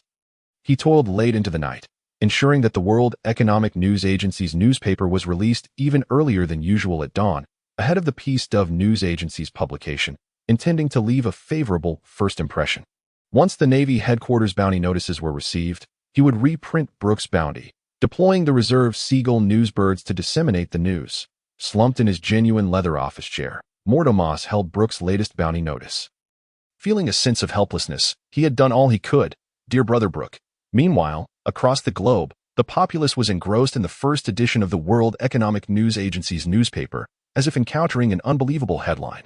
Though a pirate, he is also a hero. The Hell Pirates dare to defy the oppressive celestial dragons, igniting the first shot in the liberation of slaves. In his article, Mortimer skillfully downplayed the gravity of the events while elevating Brook's image as a liberator, leaving many readers unaware of the specifics. However, when the Peace Dove News Agency's newspaper and bounty notices arrived, shock rippled through the crowd, eyes widened in disbelief. Openly murdering the world noble celestial dragons. All pirates of the Hell Pirates are to be captured and punished. The world had gone mad. Had the Hell Pirates truly killed the celestial dragons in their quest for freedom? Was this a declaration of war against the world government? Even more terrifying was the exorbitant bounty placed on this pirate crew. Death God Brook, captain of the Hell Pirates, with a bounty of 600 million berries, possesses an unknown devil fruit ability, Red Earl Barrelick Redfield. A combatant has a bounty of 550 million berries, suspected to wield the natural-type thunder fruit. The mighty fishman Tom, shipwright, has a bounty of 100 million berries. The poison doctor Coloca's, ship's doctor, carries a bounty of 80 million berries. The sonic sniper Sharuba, marksman, is valued at 70 million berries. The little girl who shakes down others, Shiki, navigator, has a bounty of 50 million berries. The Kieran Lion, mount, is worth 1 million berries, due to Antonio's inaction. The Navy regards him as inconsequential, similar to the parrot and the memory seahorse, neither of whom are being pursued by the Navy. Redfield personally eliminated a celestial dragon, causing his bounty to surge from 80 million to 550 million berries, closely rivaling that of the captain. Moreover, the Navy appears to have gathered substantial information regarding the Barrelick family. Brook's bounty rose in tandem with Redfield's dramatic increase. A captain capable of subduing Redfield undoubtedly warrants such a bounty.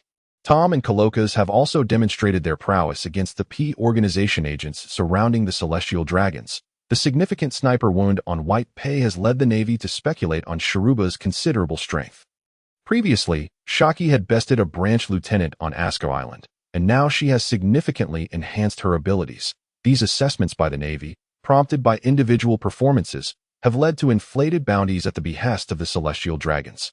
In the New World, on Hive Island, Hachi knows that it seems we have some remarkable newcomers, exclaimed Rox D. Jibek, now one of the overlords of the New World, commanding formidable subordinates like Silver Axe and Wang Ji.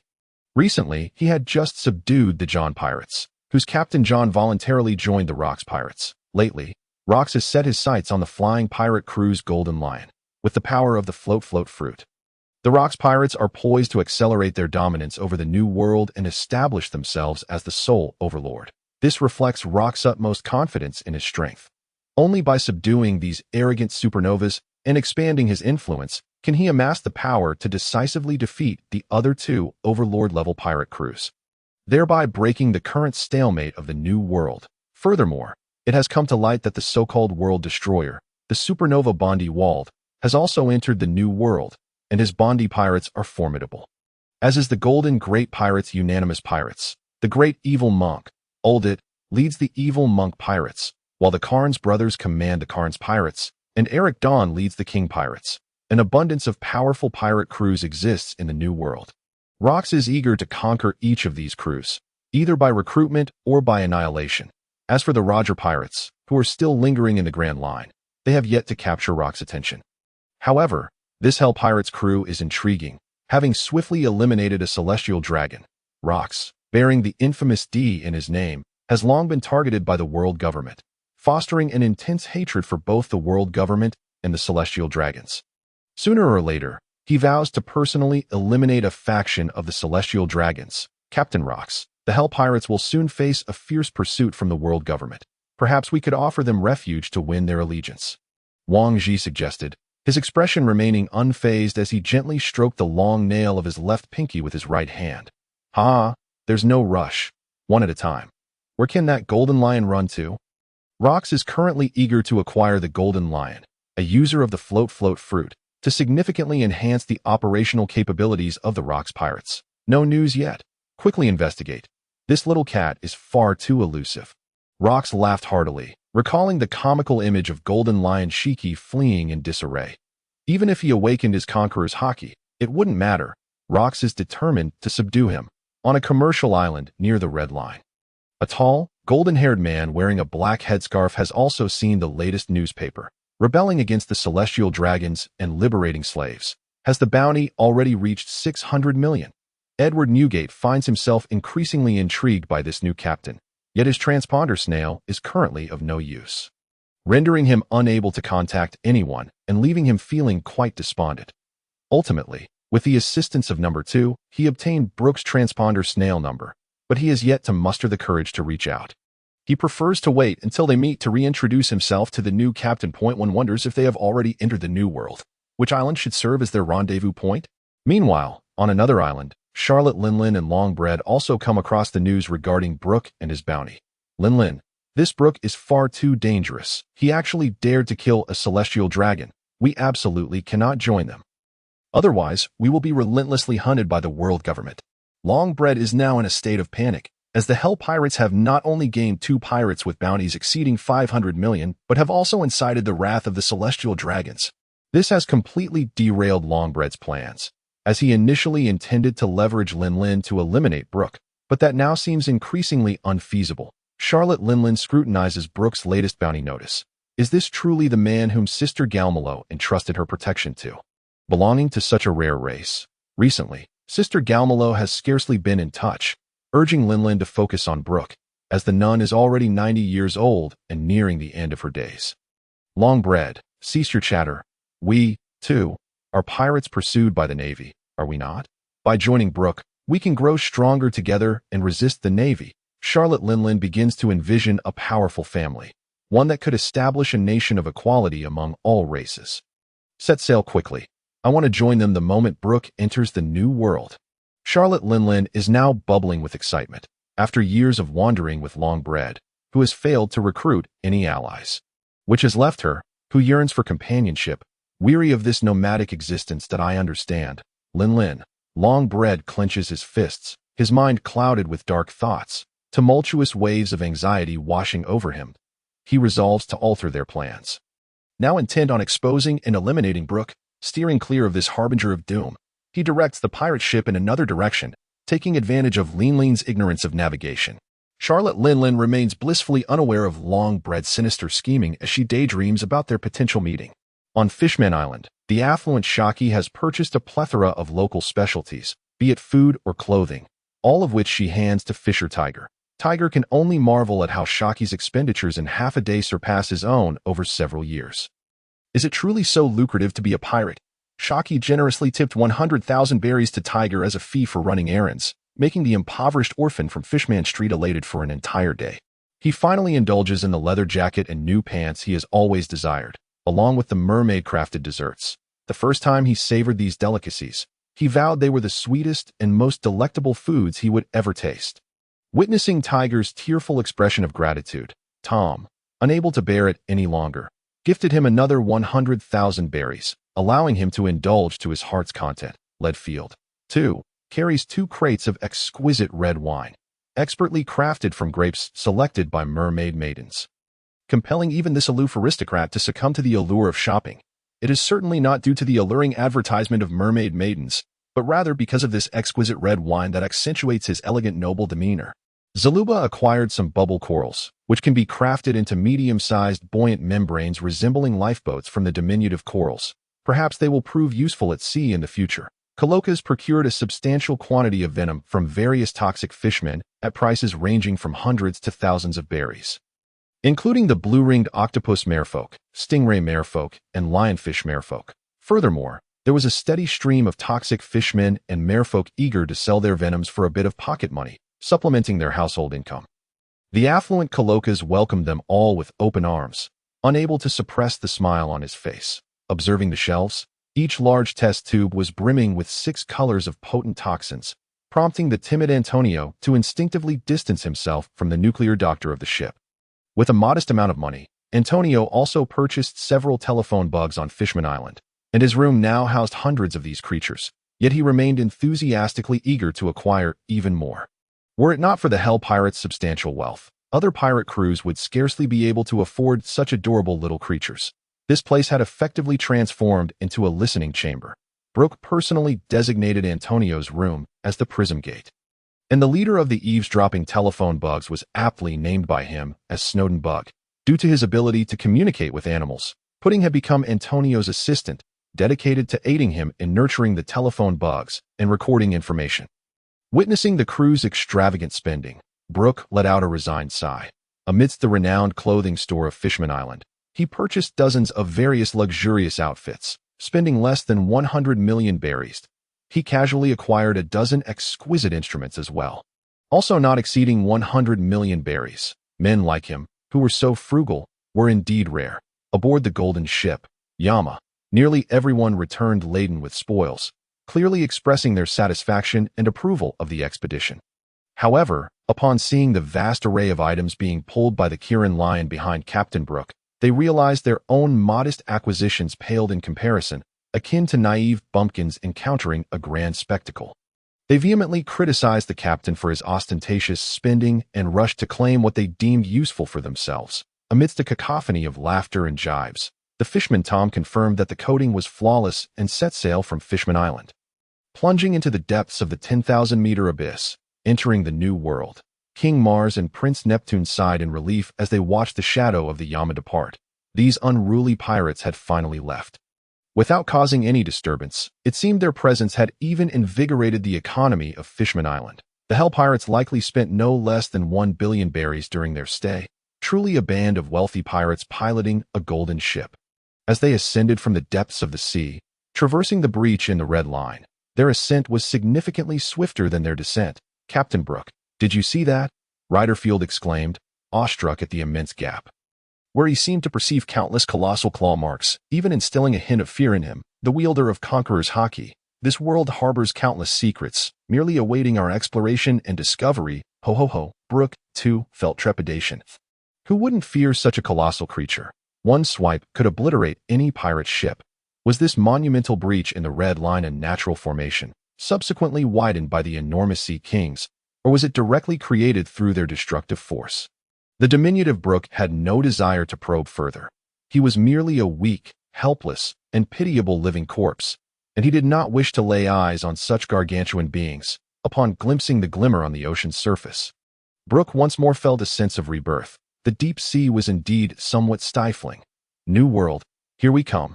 Are our 2 promising crew members ready to board our golden ship? Brook followed Antonio back to his Prism Gate telephone bug room.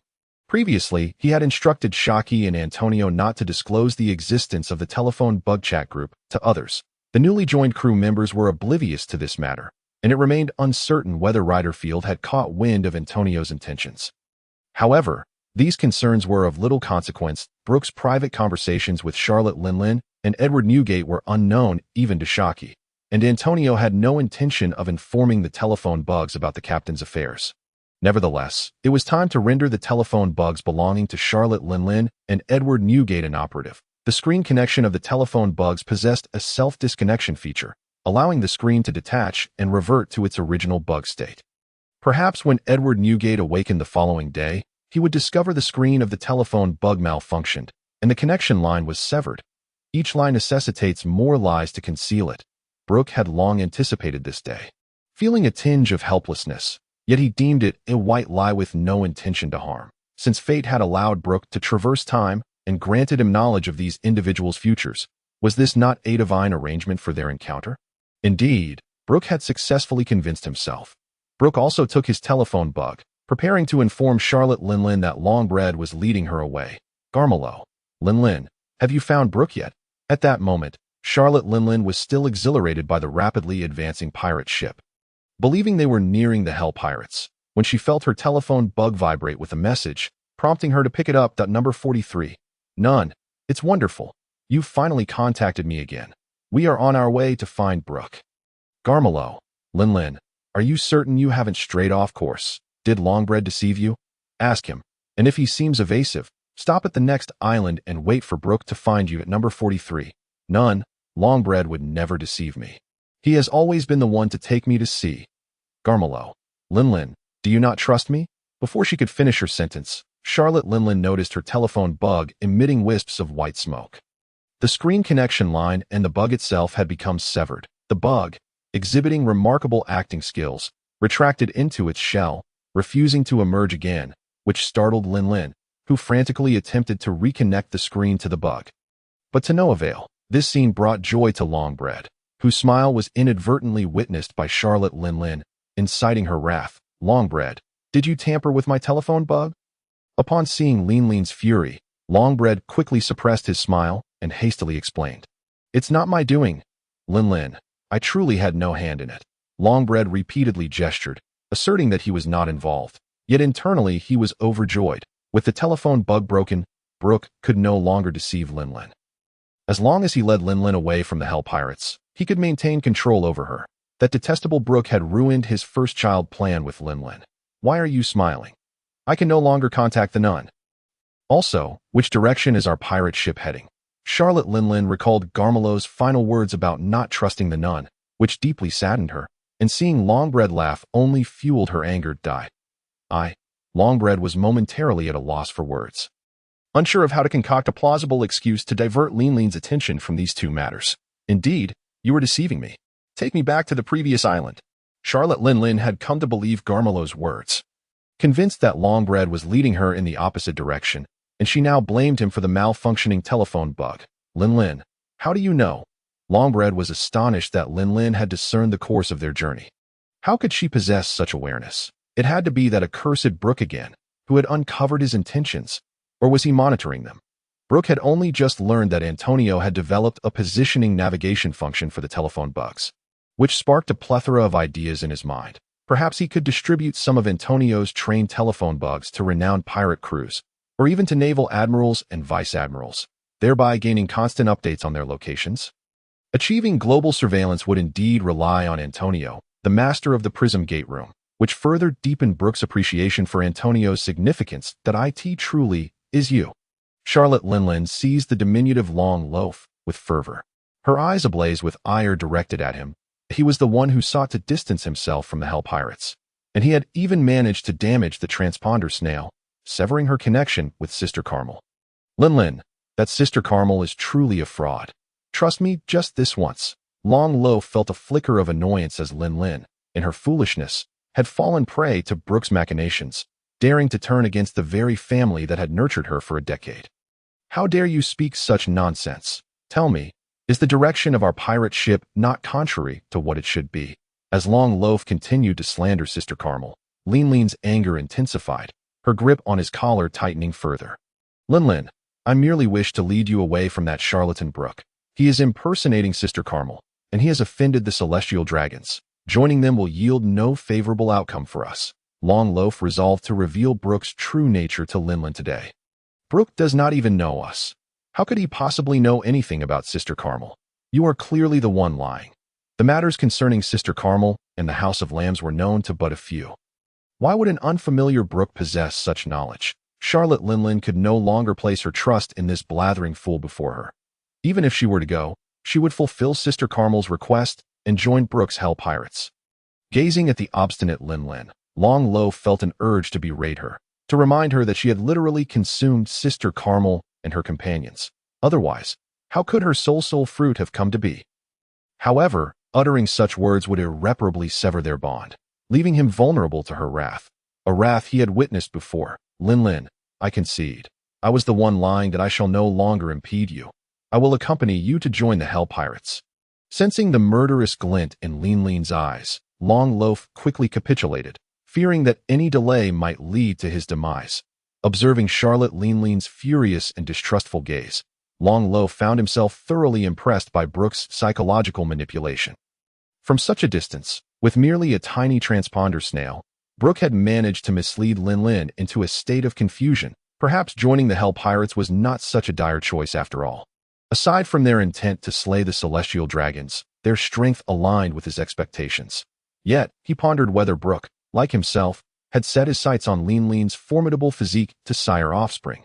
Should that be the case, a conflict between himself and Brook would be inevitable. For now, he could only hope that Brook was merely attracted to Lingling's combat prowess and not to other aspects. Alternatively, if Lin aspired to establish a realm of coexistence among various races, he might find an opportunity to partake in her ambitions and perhaps even share a romantic interlude, abandoning his initial plans for progeny, contingent upon Brook's disposition, if Brook indeed viewed Lin as a coveted prize. Long Loaf would have to devise further schemes to sow discord. Perhaps he could discreetly inform Brook that Lin was a man-eater, which would surely incite Brook's disdain for her, thereby possibly rendering Lin a prize for himself. One last time, I shall trust you. If you dare to slander Sister Carmel again, I will assuredly take your life. Now, turn the ship around. Charlotte Lin cast Long Loaf aside, the crimson fury in her eyes dimming. As she ultimately chose to spare him once more, swayed by a decade of shared history, cautiously, she retrieved the transponder snail, uncertain whether it could be restored.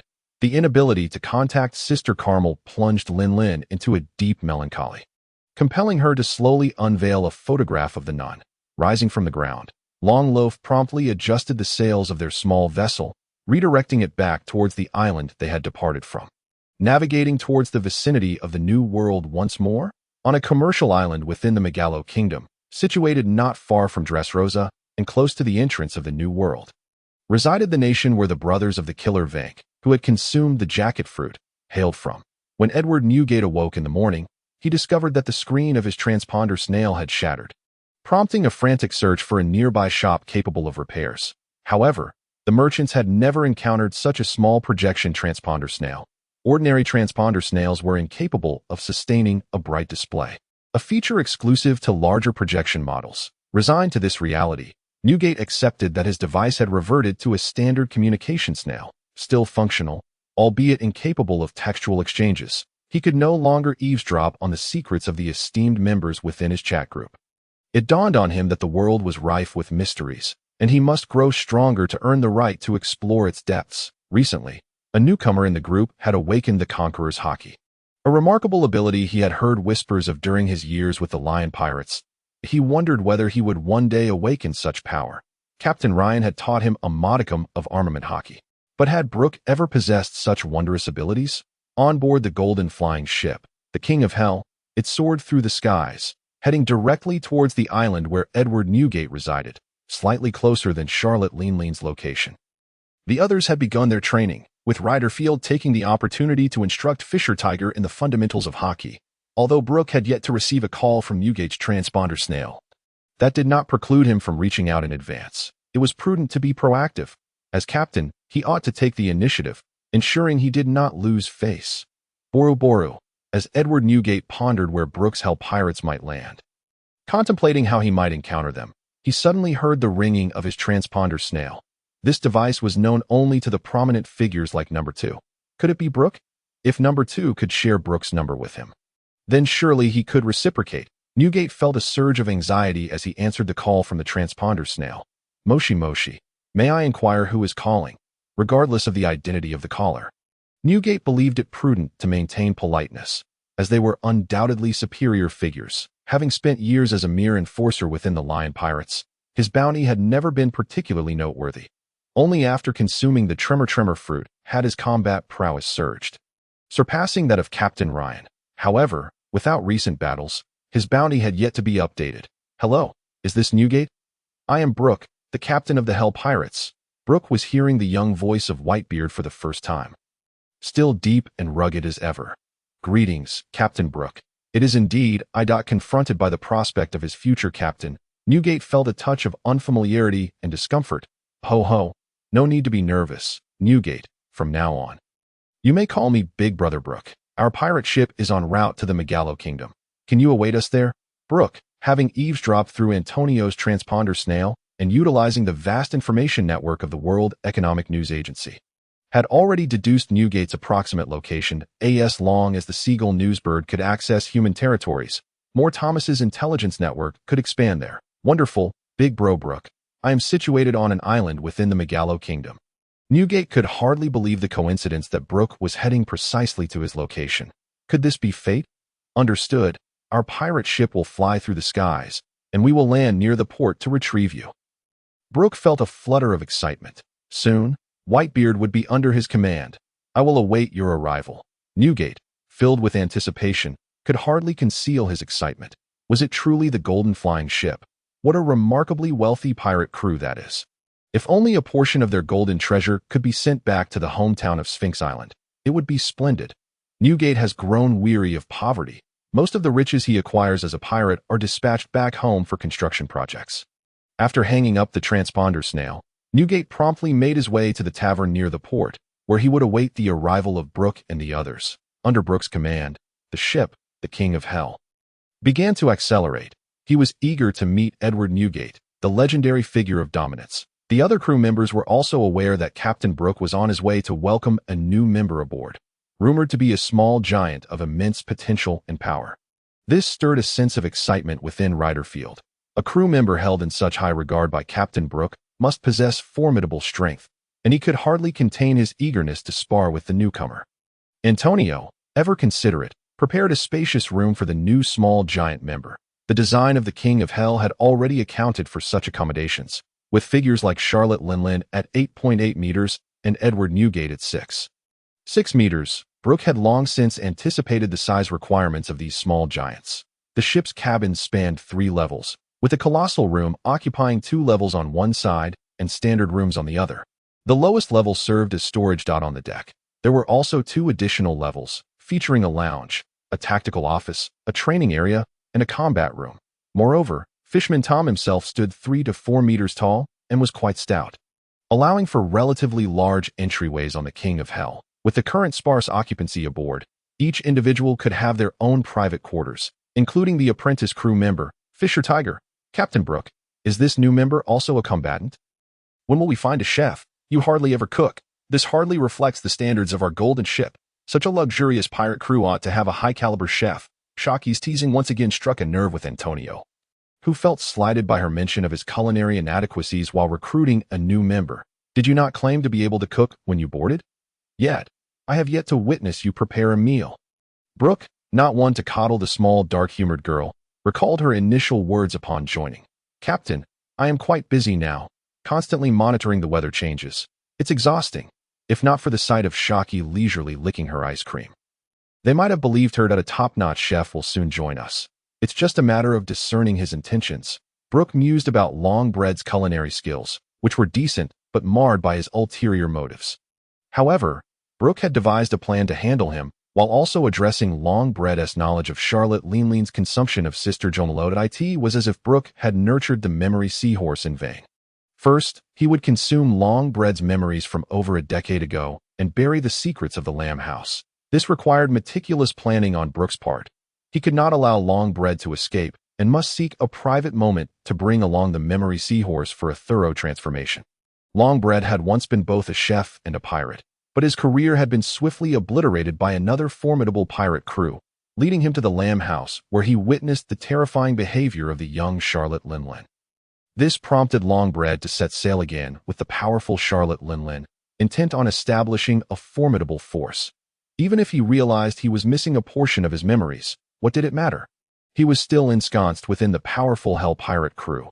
Given Charlotte Lingling's current attitude towards him, it was unlikely she would voluntarily assist in restoring his past and allow him to revert to an ordinary crew member. In the port tavern, the towering Edward Newgate sat, imbibing alcohol. Apart from his interest in drinking, he seemed indifferent to women and power, with treasures merely pilfered to be sent back to his homeland. Hey, you big guy, are you a pirate? How dare you brazenly appear on the territory of the Vodka Kingdom's assassin organization? This island was rife with bounty hunters and assassin groups, specializing in hunting down pirates of the New World to claim their bounties. Here, pirates generally exhibited greater strength, and thus the rewards were correspondingly higher. Hence, the New World was not only a haven for pirates, but also a paradise for bounty hunters, assassins, and underground organizations, where the roles of hunter and prey could swiftly interchange. Edward Newgate, combatant of the Lion pirate crew, with a bounty of only 90 million berries. How have you managed to survive? That's barely enough for a month's worth of meals for me. An assassin brandished Newgate's wanted poster, which also featured their captain, Ryan, with a bounty of 170 million berries, indicative of the standard for a typical supernova entering the New World. Evidently, the disparity among pirate crews in the New World was significant, with the formidable Ice Demon pirate crew being one of the three great sovereigns. Within the harsh, frigid environment, the ice giants, though few in number, produced many powerful individuals. Even the giant Oz from over 4 decades ago met his end in the ice country. Possibly after being injured and subsequently frozen, the Snow Mountain giant brothers, Rock and Scorch, who briefly appeared in Punk Hazard, hailed from this icy realm and towered over the giants of Elbaf at over 40 meters tall. The Rock's pirate crew had established itself as a sovereign-level pirate crew after countless battles, having traversed from the 4 seas into the New World. The other 2 sovereign pirate crews had long since entrenched themselves in the New World, and even Rock's could not easily topple both. Indeed, I am Edward Newgate, but I have already withdrawn from the Lion pirate crew. What of it? Do you intend to eliminate me for the bounty? Newgate took a hearty swig of his drink, smiling as he regarded the encroaching assassins, his massive fists emanating a circular white glow. So you are already a devil fruit user. No wonder you left the Lion pirate crew. Are you preparing to establish your own faction? Yet today seems to offer you no opportunity. A mere pirate with a bounty not even reaching 100 million, even possessing a devil fruit, would find escape impossible when surrounded by their assassin organization. During their peak, this organization had taken down pirates with bounties exceeding 200 million. Even if the captain of the Lion pirate crew, Ryan, were present, he would meet his end here. Today, I only wish to await the arrival of the new captain. I hope you will not provoke my ire. With the throng closing in, Newgate felt a surge of anticipation. He had yet to unleash his full potential.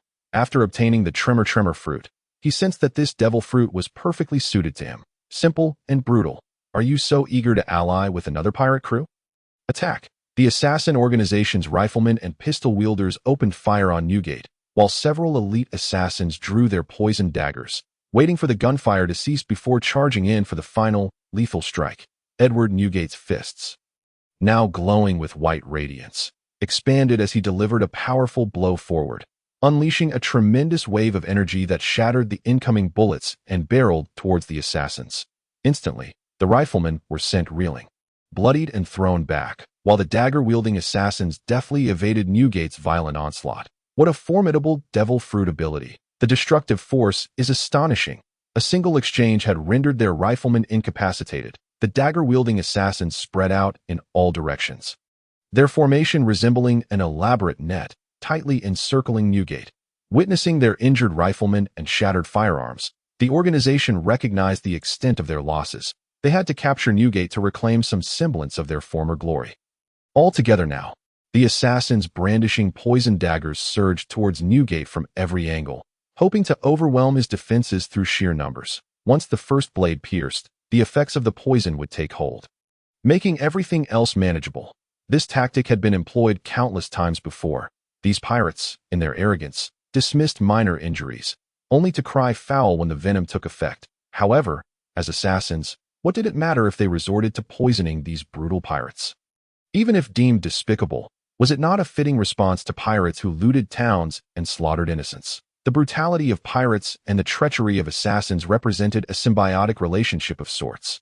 Both equally matched in their respective domains, Newgate observed the assassins surging towards him from all directions. Their green glowing daggers unmistakably signified that they were no ordinary foes, faced with the imminent siege. He acknowledged the inevitability of a lapse in his defenses and thus chose to break through from one side.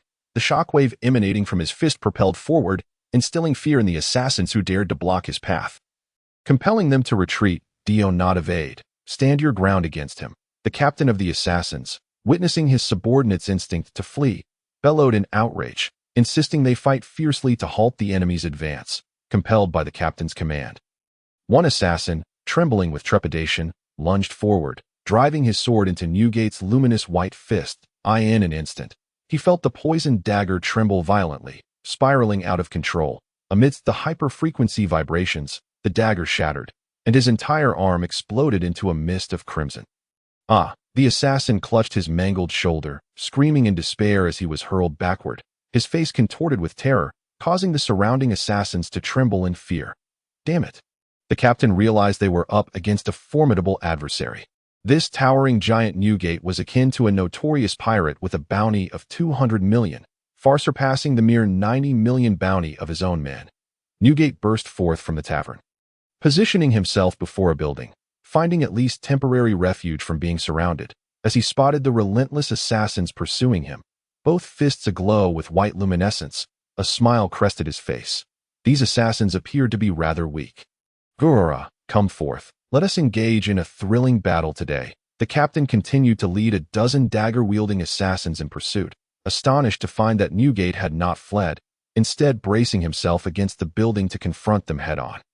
Immediately notify the leader to come. The captain, wary of underestimating the situation, hastily commanded his subordinates to contact the assassin's organization leader for assistance. "Understood, Captain." An assassin swiftly produced a transponder snail, calling for reinforcements and reporting their current losses. "A bunch of useless fools, stop him. I shall arrive shortly." The assassins breathed a sigh of relief upon hearing their leader's response, for he was a man capable of single-handedly assassinating a pirate worth 210 million berries. "Are more assassins on their way?" Newgate was not one to sit idly by. He immediately launched an offensive, his towering physique and unmatched strength, augmented by the formidable powers of the tremor fruit, sent the assassins into a state of panic, forcing them to scatter, lest they meet the same fate as their now dismembered comrade. "You scurrying rats, if you do not wish to fight, I shall take my leave." Newgate observed the assassins dodging with a swiftness surpassing that of mere rodents, utterly lacking any inclination for direct confrontation. "Attempt to flee. After injuring so many of our brothers, prepare for our leader to come eliminate you." Although the captain did not dare confront Newgate directly, his intention was to encircle and entangle him, hindering his escape. With a sudden burst of speed, Newgate obliterated an assassin who failed to evade him, further widening the gap in their encirclement. "Humph, I shall witness just how strong the leader you speak of truly is." Newgate was a man of indomitable spirit, having battled numerous human traffickers and pirates since youth, never once succumbing to defeat. "Very well, just wait. Our leader shall arrive shortly." No sooner had the captain finished speaking than a figure began leaping towards them from atop a nearby building. Bang! The figure landed, cracking the ground beneath and stirring up clouds of dust. "That's so? You're the one who injured my brother?" As the smoke dissipated, a rugged figure with coarse black hair and a scar running from forehead to cheek emerged, exuding an aura more reminiscent of a brutal pirate than an assassin. "It was you who attacked me first. Spare me the trifles, and let us battle." Newgate had no intention of denying or explaining himself, launching himself forward, eager to gauge the true strength of this so-called leader. "That I last encountered such a brazen pirate during my previous encounter. You shall soon join him in hell." The leader of the assassins, Poison Blade Khufu, drew a poisoned dagger that seemed incongruous with his robust physique. Do not be deceived by Poison Blade Khufu's savage appearance. He was, in fact, a devious and unscrupulous character, known for his vindictiveness. "Boss, be wary of his devil fruit abilities. His destructive power is formidable." The captain urgently warned his leader, imploring him not to suffer injury from a moment's inattention. Khufu's dagger and arms were instantly enveloped in a dark hue. Imbued with armament Haki, having navigated the new world for so long, he was no stranger to the art of Haki. The poisoned dagger thrust against Newgate's tremor fruit-imbued fist erupted into a tempest of energy. How could this be? It won't pierce? Khufu discovered that his Haki-infused dagger could not penetrate Newgate's devil fruit defenses, experiencing a sensation akin to being repelled. Die. Newgate's colossal left fist swung towards the steadfast Khufu, who narrowly evaded, rolling away to a safe distance. "Indeed, your devil fruit powers are impressive, but I shall not engage you directly." As Khufu spoke, he exchanged glances with the captain, clearly intending to leverage their numerical advantage to ensnare the enemy. allowing him to deliver a decisive blow. Meanwhile, a commotion erupted among the onlookers gathered near the port. Look, there's a ship in the sky. Indeed, is it a pirate ship? Could it be the recently famed sky pirate crew? Even Newgate and Poison Blade Kafue found their attention diverted to the vessel soaring above. As the ship drew nearer, the crowd finally discerned its magnificent form in the pirate flag fluttering above. Good heavens! What a grand figurehead of gold, adorned with glittering decorations. Could it all be real gold? It's a genuine golden ship. It belongs to the Hell Pirate crew, known for their golden vessel. Both pirates and denizens of the New World gazed greedily at the golden ship. At that moment, taking advantage of Newgate's momentary distraction, Poison Blade Kafue dashed forward for a surprise attack, while the captain swiftly coordinated with him to assault Newgate from the opposite side. Other assassins brandished their poison daggers and charged forth. Captivated by the golden ship, Newgate hastily summoned the powers of the Tremor fruit, determined to annihilate these bothersome adversaries. The sheer force of his assault collapsed nearby taverns and structures, sending the dagger-wielding assassins hurtling back, as if their bones had been shattered, collapsing limply amidst the debris. However, Poison Blade Kafue managed to withstand the tremors, seizing the opportunity to strike at Newgate's flank with a lethal dose of poison. Newgate, caught off guard by his own hasty blow that had not sent the formidable Kafue flying, once again concentrated the powers of the Tremor fruit in his fists, intent on obliterating the encroaching Kafue. Yet, it seemed Kafue's poison dagger was faster. Undeterred by the risk of injury, he aimed to deliver a venomous wound to Newgate, all while enveloped in a protective layer of Haki, just as Newgate appeared poised to be struck by the poison dagger. A flash of lightning and a streak of ethereal blue energy shot forth from the golden ship, instantly piercing through Poison Blade Kafue.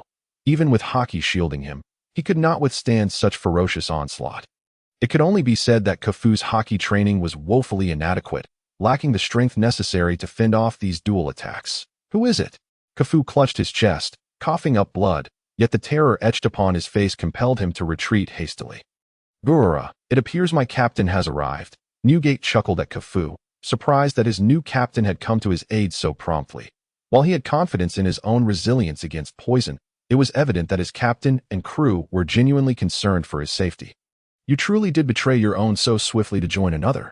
Upon hearing the pleas for help from his subordinate, Poison Blade Kafue had briefly familiarized himself with the information regarding Whitebeard, only to be astonished to discover that he had joined the recently infamous Hell Pirate crew, a band of ruffians bold enough to challenge even the celestial dragons. The colossal golden airship began its descent from the sky, as countless wine shells unleashed gusts of air upon the ground, scattering the debris of the buildings and stirring up clouds of dust.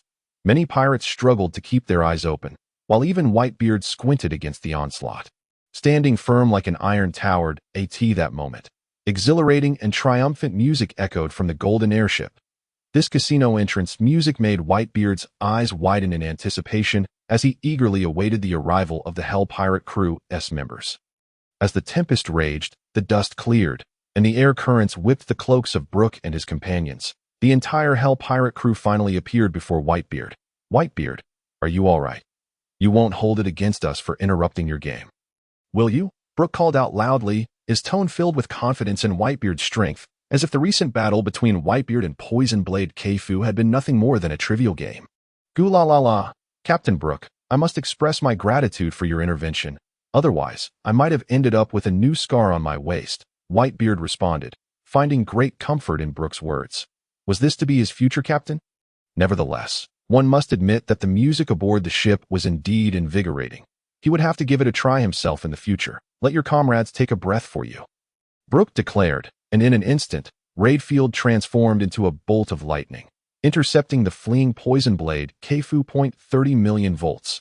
Great discharge. Redfield spread his arms wide, as if to embrace Poison Blade Kafue, unleashing a fierce current that enveloped him, causing smoke to billow and his eyes to roll back in shock. The remaining members of the killer squad, who were attempting to flee, were also struck down by Redfield's lightning and Sharuba's sniper fire.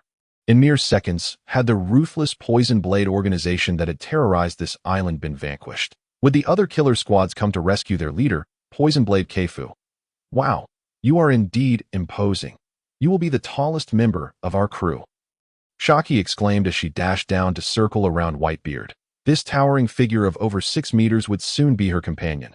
This sharp-tongued lady is Shiki, our navigator. Don't mind her. Brook introduced the overly familiar Shiki to Whitebeard. Captain Brook, I am the most crucial navigator aboard the ship. What do you mean, don't mind me? Shiki retorted, her cheeks puffed with indignation. She had not spoken ill of anyone. Why should the captain introduce her in such a manner before the new member?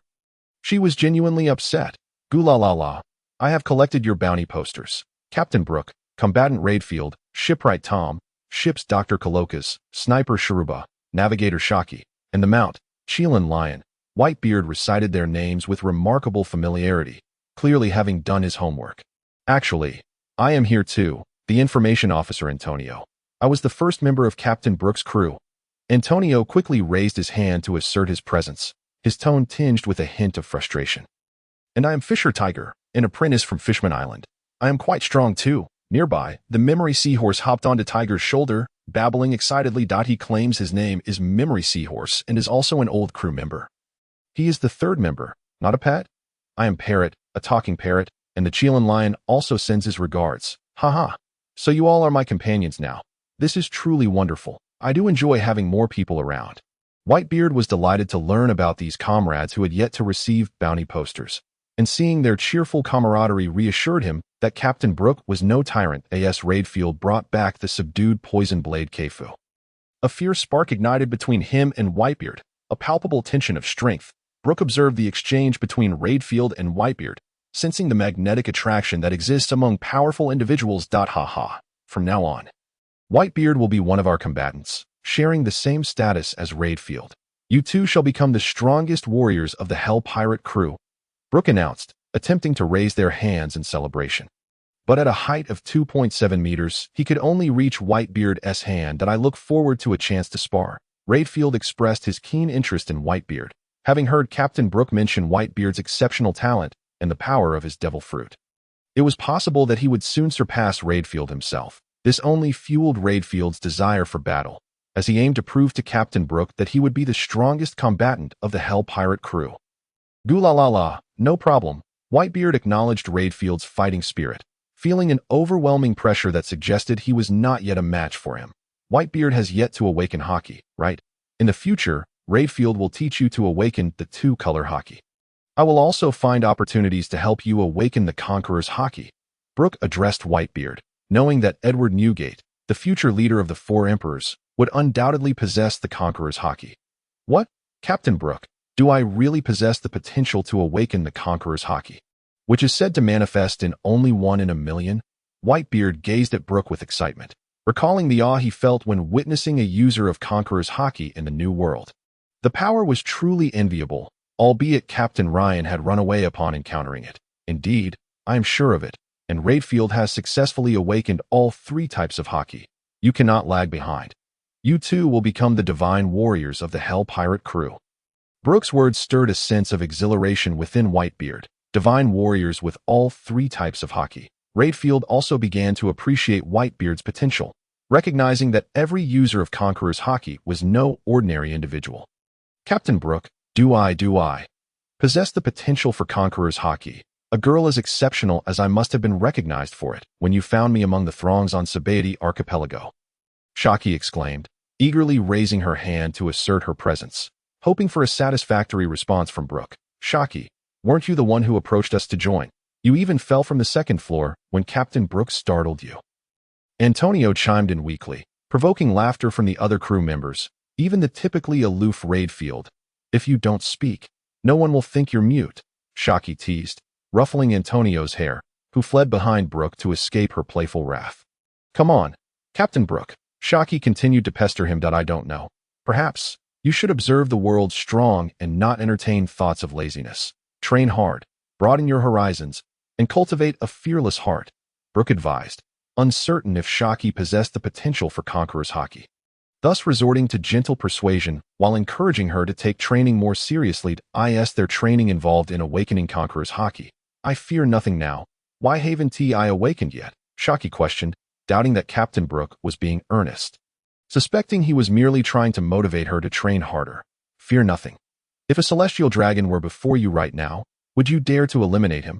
Brook recalled Shaki's panicked reaction upon learning of the celestial dragon's demise a few days prior. He doubted she had the required potential.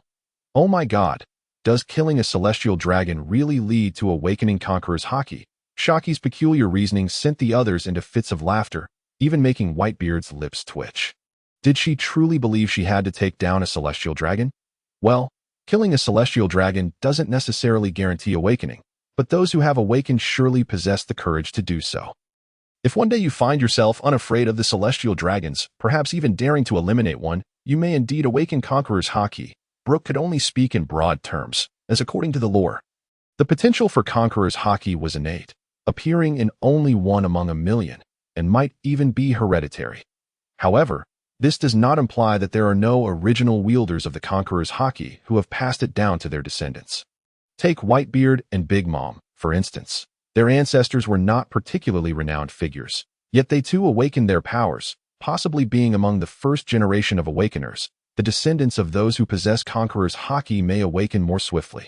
While the original wielders had to endure countless adventures, cultivate an exceptionally broad mindset, and possess unwavering will and ambition to achieve their awakening. Among the descendants of those with Conqueror's Haki, there are numerous individuals who awaken their powers at a tender age, some even in their early teens. For example, Don Quixote da Flamingo, the descendant of the celestial dragon, Portgas D. Ace, son of the pirate king, Kakuri, the son of Big Mom, and Monkey D. Luffy, son of the Revolutionary Army leader, all of whom have awakened their Conqueror's Haki at a remarkably young age.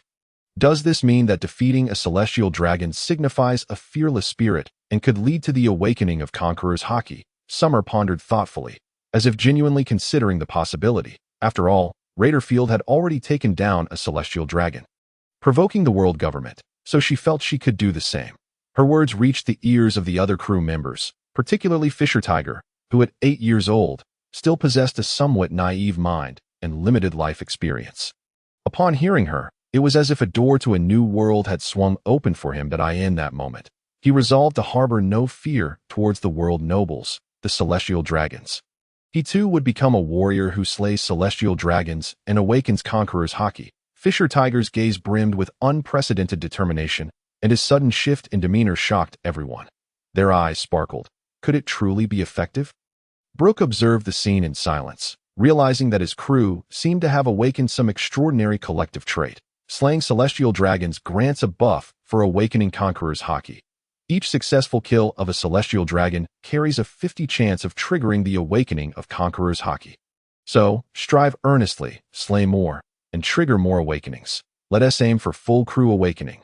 Brook vigorously shook his head, attempting to dispel such an absurd notion from his mind. Impossible. Absolutely impossible. His crew could not be that strong. Such odds were surely akin to a lottery, nearly impossible to win. Yet, the seed of this idea had been sown among the crew. It was only a matter of time before they sought to put it into practice. Perhaps one day, Brook would witness his crew's performance, declaring, "Let me assist by slaying a celestial dragon for celebration." Or perhaps, he would actively seek collaboration with the Rocks Pirates to raid the celestial dragon's stronghold, randomly dropping opportunities for awakening Conqueror's Haki. Disregarding Summer's wild imaginings, Brook turned his attention to the severely injured Poison Blade, Kaif. This individual, in both character and capability, did not meet Brook's standards. Newgate, how do you wish to deal with this fellow? Brook entrusted the decision to Newgate, who, in later years, would become the benevolent Whitebeard, though it remained uncertain if he possessed a ruthless disposition. Let him go. Captain Brook, as far as I know, this assassin organization only targets pirates and does not harm civilians, thus providing a form of protection for this nation. Newgate was well aware of the peril faced by nations like the Vodka Kingdom, situated in the New World yet unable to join the world government's allied nations. The local assassin organization primarily serves as a defense against invading pirates. His homeland, Sphinx Island, was plagued by poverty, unable to pay the celestial tribute, and thus fell into the hands of pirates and human traffickers. With neither a worthy military organization nor sufficient local defenses, the nation succumbed to ruin and chaos. In contrast, the Vodka Kingdom, located on the frontiers of the New World, managed to maintain relative peace, largely thanks to the efforts of the assassin organization and bounty hunters. Newgate, you truly are a pirate unlike any other. Were you a guardian of a kingdom, you would surely garner widespread support. Though a pirate in name, the future Whitebeard sheltered numerous islands under his aegis, ensuring relative peace and security for those in his domain. Gurura, a pirate is merely a title. Within my heart, I yearn for peace and stability. Newgate sincerely hoped for other islands to avoid the chaos and unrest that plagued his homeland. Then strive earnestly to become a powerful individual, so you may protect more people in the future. Brook encouraged Newgate, with high emotional intelligence, for the sake of peace, to protect more individuals, yet with low emotional intelligence, to seize more territory and secure his domain. Understood, Captain Brook. Newgate brimmed with confidence for the future. Determined to awaken Conqueror's Haki and become a powerful man capable of safeguarding others, if that is the case. Let us depart. Prepare to welcome the next crew member. Brook commanded, ready to lead the crew back to the golden ship. Setting off to confront Charlotte Linlin. Captain Brook, are you certain we won't replenish our supplies? Summer rolled her eyes at Brook. What kind of pirate ship would arrive at a populated island without restocking fresh water and provisions? Who knows when the next island might appear? Then let us stop for an hour. Everyone hurry and gather supplies. Considering the appetites of Newgate and Charlotte Linlin, Brook felt it necessary to stock the warehouse adequately. He wished for a space-based devil fruit user, perhaps one like the castle fruit, pocket fruit, mirror fruit, or book fruit, all capable of storing vast amounts of material for prolonged periods that eye in the waters surrounding a Prunum Island. A fierce storm raged, with several pirate ships bearing dark flags in pursuit of a luxurious vessel belonging to the Lionhead pirates. Damn it! Why must we encounter such dreadful weather? Roared the Golden Lion Shiki. Forced to lower his flying pirate ship to navigate the treacherous seas, with one of the three great powers of the New World, the Rocks pirates, hot on his tail. That bastard Rocks. I've only just entered the New World. And he comes to recruit me. I too am an awakener of Conqueror's Haki. How could I possibly submit to him? If I cannot defeat him now, I shall flee. Who can stop me? Yet, he found himself ensnared in such extreme storm conditions. Was it truly destined, as those in the chat group had prophesied, that he would bow to Rocks? Aboard the Rocks pirate's ship, the Blade of Jybek, the imposing Rocks laughed heartily as he observed the fleeing Golden Lion. Today, he would tame this rebellious little feline. Bakeen, your navigational skills have improved tremendously. Thanks to you, we've accurately predicted the weather in this region, allowing us to relentlessly pursue the Golden Lion until he is forced to land. Rocks remarked to the young, petite blonde woman beside him. Captain Rocks, as a navigator, such tasks are merely basic operations. Please refrain from excessive praise. The modesty in Bakeen's words was overshadowed by the pride in her expression. As she had established her position aboard the formidable Rocks due to her navigational prowess, this young blonde woman, later acknowledged as Whitebeard's beloved, Bakeen, single-handedly led Whitebeard II, Edward Weevil, to become a warlord of the sea in the Grand Line. Subsequently pursuing Whitebeard's remnants into the New World, her navigational skills were formidable indeed, as she traversed the world with her powerful, simple-minded son, taking down numerous captains under Whitebeard's command. Keek, once I subdue Shiki, I shall grant you a great credit. Next time, you shall have the first choice of treasure.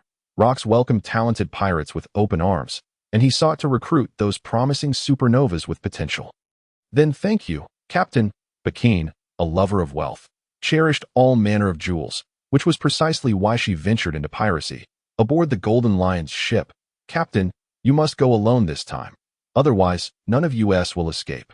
The battle officer Bloodied Fist Skaridu urged Shiki, his despair palpable that in comparison to the Rocks pirates, the flying pirate crew felt like mere children. Even Golden Lion Shiki could not withstand 3 of Rock's strikes.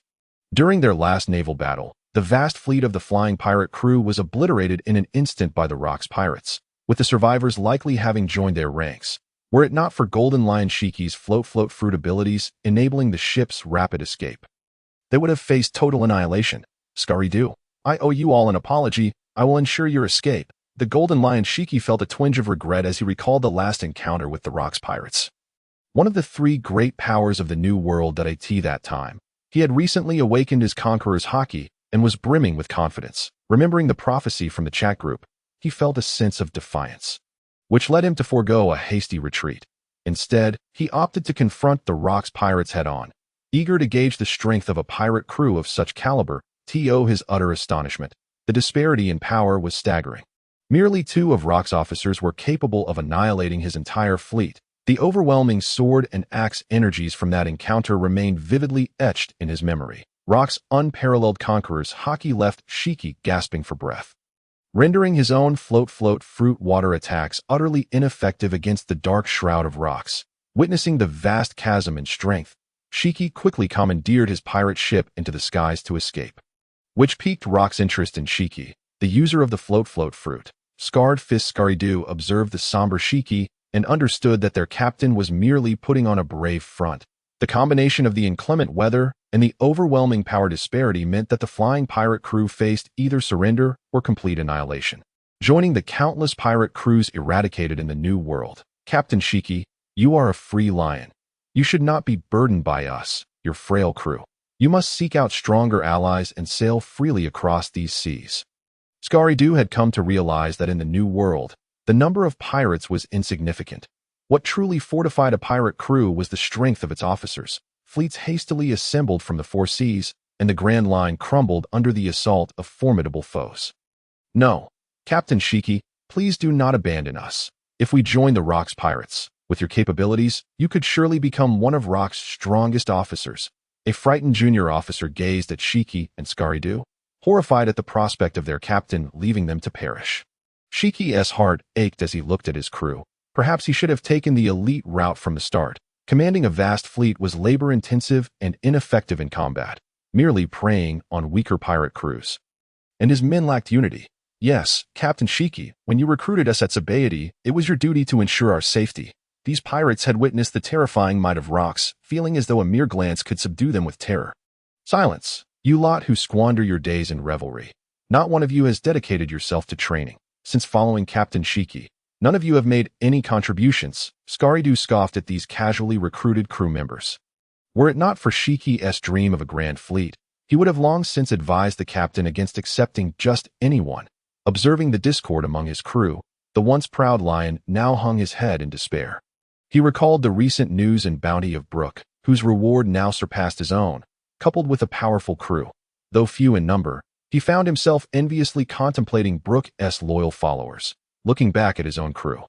Aside from Kaido, the remainder were weak and harbored ulterior motives. Such crew members were hardly worth keeping. Captain Shiki, let us surrender. An increasing number of crew members began to voice their desire for survival, viewing allegiance to the Rock's pirates as a more advantageous choice, perhaps allowing them to wreak havoc with their newfound identity. Kaido, witnessing his fellow crew members pressuring Shiki, felt a surge of anger. Have you all forgotten how the Rock's pirates decimated our fleet? How many brothers perished at their hands, and instead of seeking vengeance, you wish to surrender? While Kaido's attachment to the large fleet was not particularly deep, they had all perished under the banner of the flying pirate crew, deserving of respect. Becoming a pirate means living and dying by fate, but now we still have a chance to survive.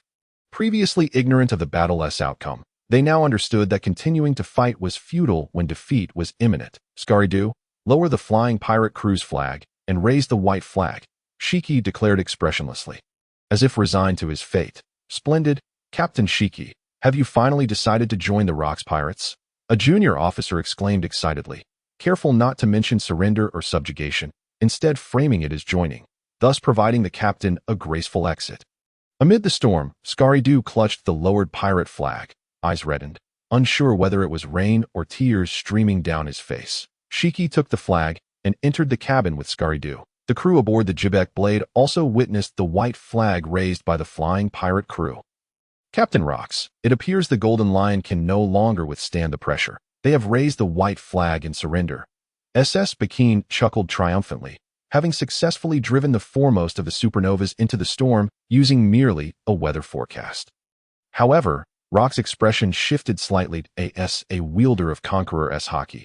Shiki should not have surrendered so easily. At the very least, there should have been some resistance before being subdued by Rock's overwhelming strength. Could it be that Shiki's conviction in his Haki had been shattered so effortlessly? Surely, he could not be that weak. Every individual who awakens Conqueror's Haki is a chosen one. This should not be the case. Accelerate towards them. Under Rock's command, the Vodka Blade braved the storm and towering waves, pressing closer to the flying pirate crew, eager to discern Shiki's next move. Just then, a massive breach shattered the side of the flying pirate crew's cabin, revealing a small landing craft capable of seating 4, stocked with fresh water and provisions. Captain Shiki, is this truly safe? Are we really abandoning them? Kaido could hardly believe that the captain intended to flee, risking their lives amidst the storm to leave the others behind. That I will never yield. Those urging me to surrender are of no concern. With Shiki's abilities, controlling the small landing craft was far simpler than commanding the entire pirate ship.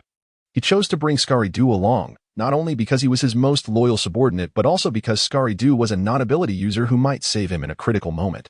Utilizing the float fruit, Shiki maneuvered the landing craft away from the flying pirate ship, descending into the turbulent sea, where both men fervently paddled to escape the cursed place. Meanwhile, the crew on deck watched as the Rock's pirates drew nearer, their captain having already chosen surrender, leaving them to hide back in the cabin with Kaido. From this point onward, they would all be crew members of the Rock's pirates, having successfully advanced from being members of a supernova crew to those of a new world power. This is bad. Captain Shiki has fled with Kaido. A regular crew member, curious about the noise from the cabin, attempted to check, but found the door locked from within by Shiki, venturing to the other side of the pirate ship. He was shocked to see the small craft with Shiki and Kaido already several hundred meters away. Desperately, Shiki and Kaido paddled through the storm, knowing that any misstep could lead to being engulfed by the monstrous waves. Hurry, paddle faster. We need to reach a calmer area and then we can take flight. In the heart of the tempest, even Shiki dared not utilize the float fruit's capabilities, instead adhering to the prudent course of action, paddling away. Meanwhile, the crew aboard the flying pirate ship was nearing madness, stunned that Captain Shiki had abandoned them. Cursed be the foremost of the supernovas. What a cowardly Golden Lion, owner of the Conqueror's Haki. Fleeing in such a manner. This is a strategic retreat with my pirate flag. You worthless crew members do not deserve to be my comrades. Shiki sneered disdainfully, vowing to find powerful allies and reclaim the dignity he had lost today from Rox. Rox observed the chaos aboard the flying pirate ship, sensing something amiss. Had a mutiny erupted? Watching the white flag raised upon the pirate vessel, Rox couldn't shake the feeling that Shiki had indeed abandoned his crew to flee alone. If that were the case, what value did these insignificant pawns hold for Rox? All he desired was the power of Shiki's float fruit. Due to the obstruction of the flying pirate ship, Rox was unable to perceive Shiki's distant vessel. Otherwise, he would undoubtedly have continued the pursuit.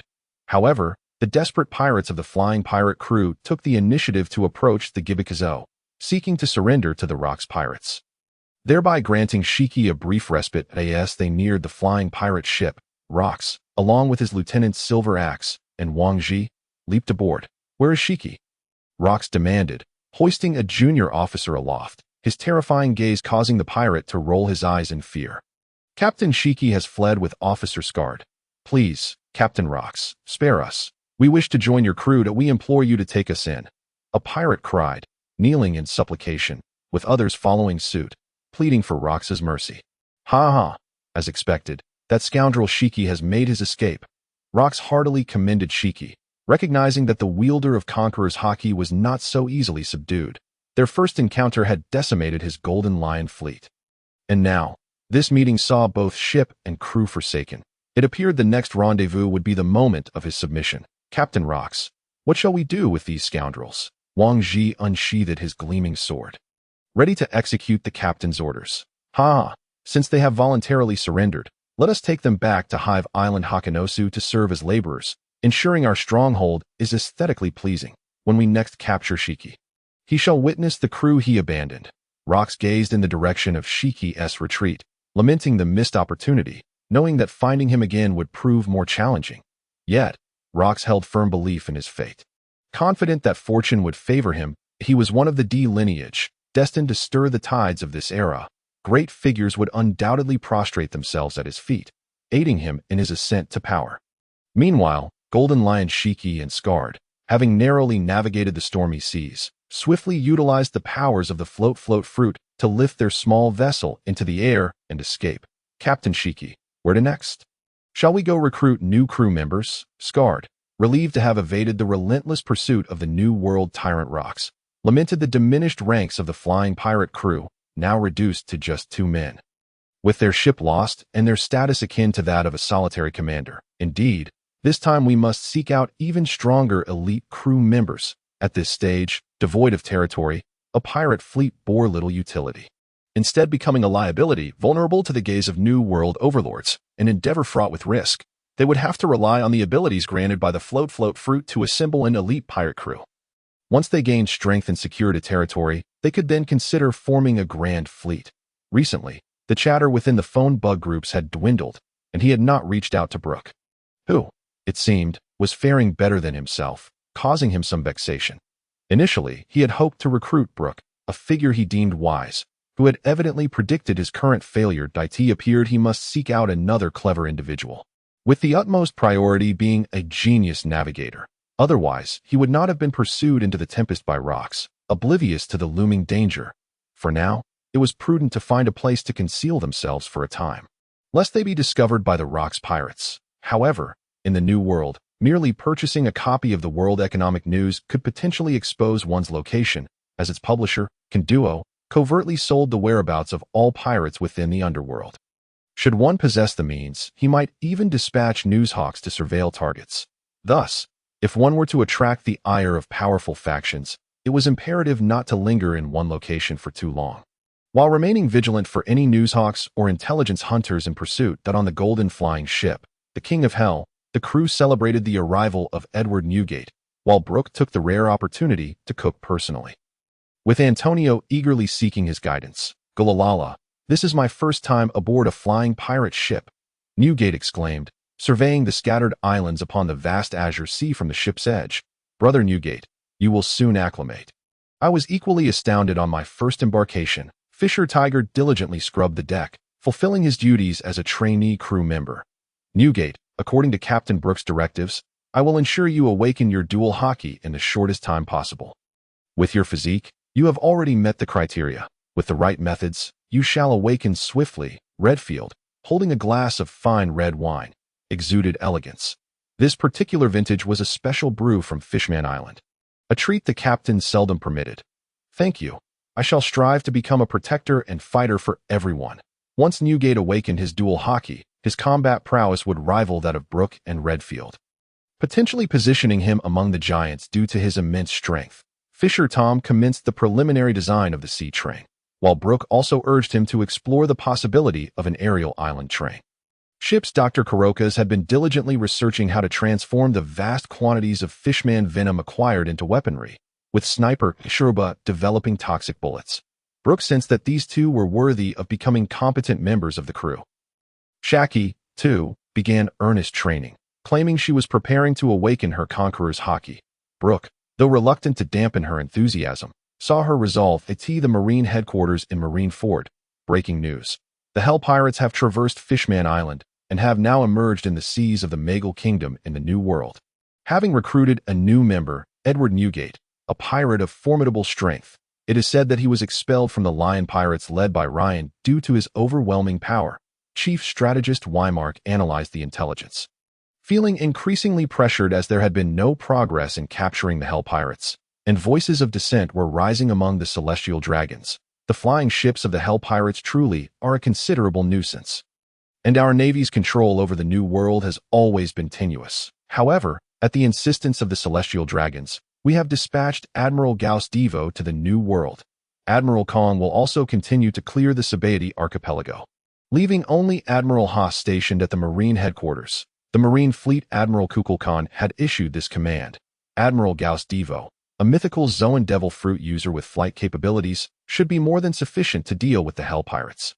In the Holy Land of Mary Geos, this P0 candidate shows great promise. Since the mysterious disappearance of Sister Garmelo and the escape of the so-called steel balloon Charlotte Lingling, we have not encountered such a promising specimen in quite some time. A P0 member donned in a white mask and suit remarked, "Sister Garmelo has been confirmed dead, as her devil fruit abilities have manifested in Charlotte Lingling." A stoic agent clad in black with sunglasses countered, dismissing misinformation regarding the disappearance of the mountain hag. This young girl belongs to a commendable lineage, known for their beauty that remains unchanged into adulthood, a favored trait among the celestial dragons for slaves. Why, then, is she being offered to P0? The white-masked P0 member gazed at the photograph of the blonde girl with satisfaction, puzzled as to how such beauty could slip into the hands of the celestial dragons.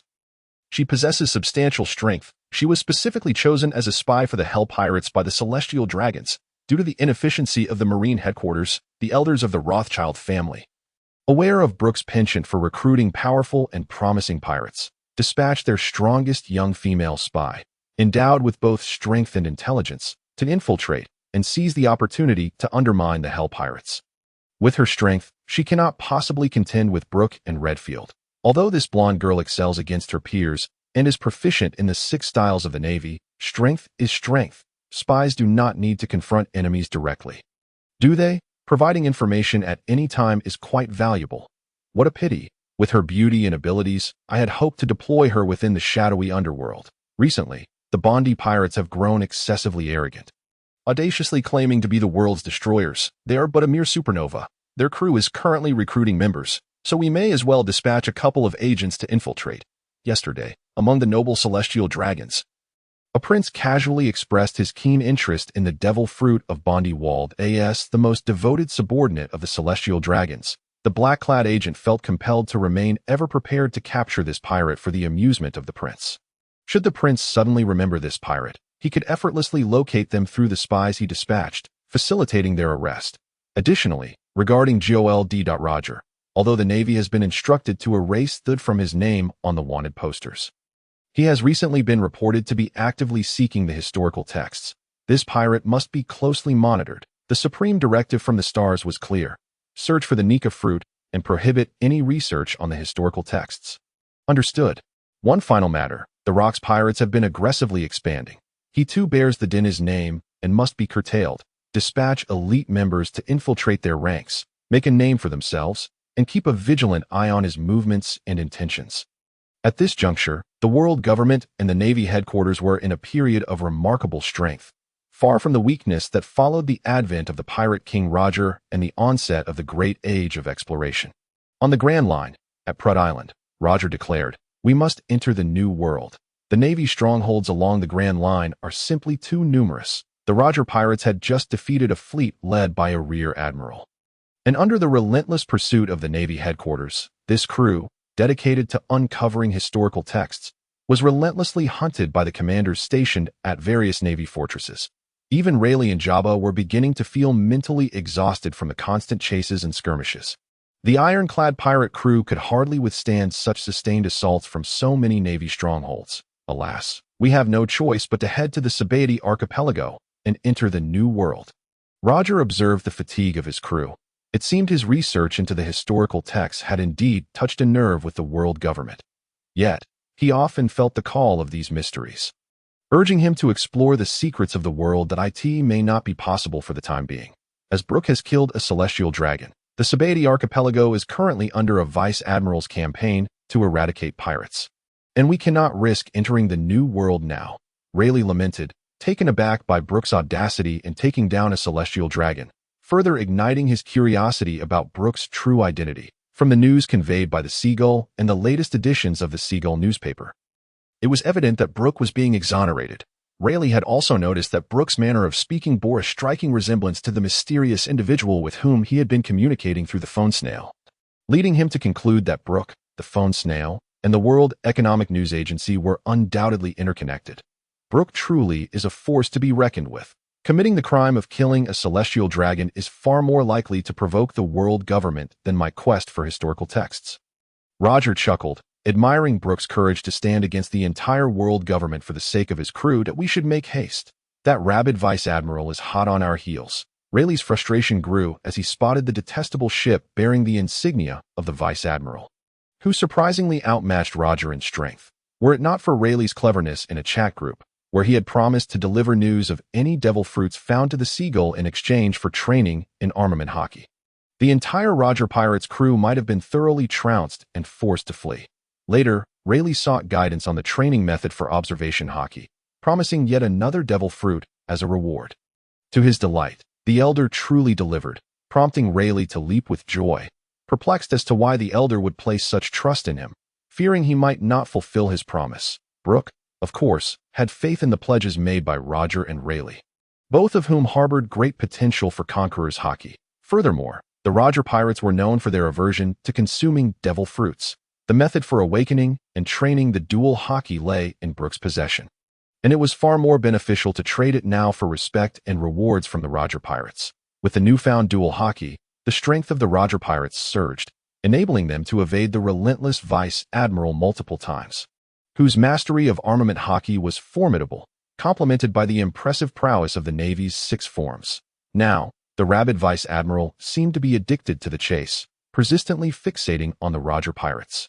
Much to the chagrin of Roger and Rayleigh on the Golden Ship, the King of Hell, after a grand embarkation banquet, Newgate quickly acclimated to the atmosphere of the Hell Pirates, where the crew valued strength above all, regarding wealth as mere detritus. Every time Newgate beheld the golden adornments on the ship's walls, he found it difficult to resist the urge to pry off a piece to take home.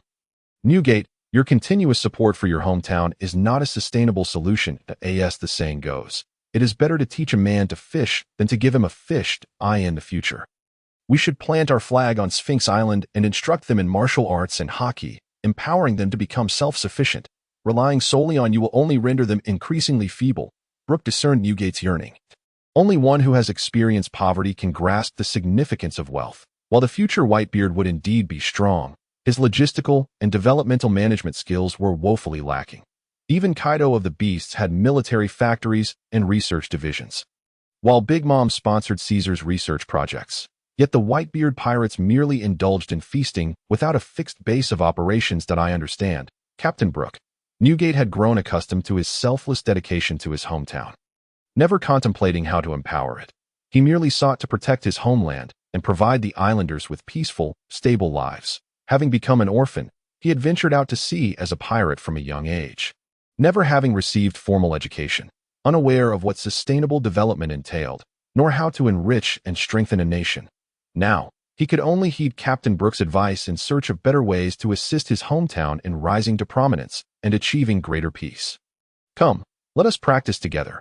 Brook had just discovered his new ability, which likely had always existed but had only now been unlocked. I have heard that many of the captain's abilities inflict harm upon the soul, making them exceedingly difficult to defend against. I shall gladly experience this firsthand today. Newgate activated the Tremor fruit, emanating a white glow as he aimed it at Brook, filled with battle fervor that ho ho ho. Fear not, this technique is not yet at full strength and should not harm you, Brook replied nonchalantly, as other crew members gathered around, recalling how the captain's previously developed soul music had incapacitated several crew members, still vivid in their memories, leaving them curious about what new abilities he had unveiled. Reaper, arise, gates of hell, open, path to the underworld, emerge. As Brook's voice reverberated, a colossal half-formed soul Reaper materialized, casting a gaze over the crew. Suddenly, the Reaper's abdomen split open, transforming into a ghostly green gate that led to a desolate road of the underworld. This is utterly horrifying. Captain Brook, have you opened the gates of hell? Shiki retreated a step, positioning herself behind Redfield, and boldly inquired of Brook that haha. Perhaps, come forth, my ghostly army. A few ethereal green spirits emerged from the gate, but they hardly constituted an army. Wait, does that ghost resemble Whitebeard, the president of the Peace Dove News Agency? Shiki exclaimed, pointing at one of the spirits with wide eyes, utterly astonished. Indeed, and that one is the human trafficker who abducted me, Antonio added, gesturing at another spirit, recognizing it as the captain of the slave ship, Disco, who had initially captured them. And there's the toxic cannon, Celine, whom we killed at the bar on Sabaody archipelago. Does this mean that Captain Brook confines the souls of those he vanquishes? How terrifying. Shiki was now half hidden behind Redfield, peering at the spectral apparitions in horror. It seems only the souls of those with a modicum of strength are discernible, Brook noted, spotting several indistinct spirits in the background, their forms too blurred to identify, presumably the lowly minions Brook had dispatched. Captain Brook can actually command ghosts in battle? Does this imply that ghosts truly exist in this world? Shiki's worldview appeared to be experiencing unprecedented upheaval. Upon returning to her quarters, she feared that the toilet, under the bed, and inside the cabinets might harbor unseen, decaying spirits. Her mind raced with frightful imaginings, prompting her to wonder why no other women were aboard to share her sleeping quarters. Resolutely, She decided she would sleep tonight clutching her memory seahorse. Gulalala. It seems that Captain Brook's enemies, upon death, are deprived even of the chance to be reincarnated. Newgate observed the ethereal specters, pondering whether his tremor fruit could shatter them. If physical attacks proved ineffectual, how was he to contend with these apparitions? Come forth. Let me witness your might. Brook commanded the ghostly figures, their eyes glowing green, as they surged towards Newgate. Newgate stood poised. Watching the oncoming phantoms, his massive fists collided with one of the specters, yet it merely passed through his strike, retaliating against him. There was no pain, yet Newgate felt a chilling sensation wash over him, as if it had no real effect. Even Brook, who directed the attack, appeared slightly embarrassed. Was it truly ineffective? An uneasy silence enveloped the air, while the specters continued their assault, clawing and kicking at Newgate, who could neither land a blow nor repel them. Rather, he felt a refreshing coolness instead. Captain Brook, perhaps they are merely intended to frighten us, Shiki suggested, seeking to alleviate Brook's embarrassment with a theory. No, wait, they are actually draining my vitality. Newgate abruptly retreated, realizing that the refreshing chill had begun to sap his energy, leaving his limbs cold and his reflexes sluggish. Upon witnessing Newgate's reaction, Shiki prudently fell silent, wishing to avoid being enlisted by the captain to test new techniques. Captain Brook, I sense they are incessantly consuming my life force. Although the initial effects were minimal, Newgate now experienced a slight discomfort. Considering his exceptional physical condition, brimming with vitality and strength, is that so? It appears they are not entirely ineffective. Either these spirits are rather weak, or Newgate is simply too formidable, Brook mused, his gaze now shifting to the novice crew members aboard the ship. Recognizing that feeble ghosts could only achieve their effects against inexperienced sailors, the weather is changing. I must go observe, Shiki exclaimed as she dashed off, not forgetting to take her memory seahorse along for company. Captain Brook, it seems the position of that new crew member's snail has shifted. I shall investigate. Antonio recalled his terrifying experience of having his soul nearly extracted by soul music and, catching Brook's discerning glance, quickly sought an escape. Ahem, Sharuba, did you not mention you had new varieties of poisonous bullets? Ship's Dr. Kurokas promptly turned back towards the research lab, dragging along Sniper Sharuba with him. Indeed, Kurokas, you are too kind to me. Sharuba replied enthusiastically, don't look at me, Captain, I must steer the ship. Fishman Tom, sensing Brook's gaze, resolutely declined. He was not keen on being a test subject. One by one. What is this nonsense? I shall undoubtedly seek out the most capable. Tej, wouldn't you agree? Tej, I have complete faith in your abilities. Let us assess your progress today. Brook, faced with a series of evasive white mice, turned to the inexperienced apprentice sailor. Tej, absolutely. Captain, I am quite strong. These phantom nuisances shall not pose a challenge to me. Tej, elated by Brook's endorsement of his potential, envisioned himself one day rivaling the great Redfield and surpassing Uncle Tom. Excellent. Such a fearless spirit of challenge is precisely what is needed. That I trust your strength will soon soar, and you will become a full-fledged crew member. Brook encouraged Tej, while simultaneously commanding the specters to charge at him. The crew members who had previously fled returned, eager to witness Tej's performance. Come forth, you little specters. I am destined to awaken the conqueror's Haki. How could I possibly be intimidated by the likes of you? Tej unleashed his fishman karate, yet it remained futile as the phantoms passed through him and continued their assault. Fishman Tom shook his head, while others began to speculate on how long it would be before Tej faltered. Isn't it just a bit refreshing? Brother Newgate, might you be overreacting a tad? Tej, feeling merely a chill, found it rather pleasant, yet soon the cold intensified. His lips turned blue, and his limbs grew icy. He attempted to escape, but the ghosts, guided by the captain, clung to him, rendering him unable to break free or disperse them. Captain Brook, stop.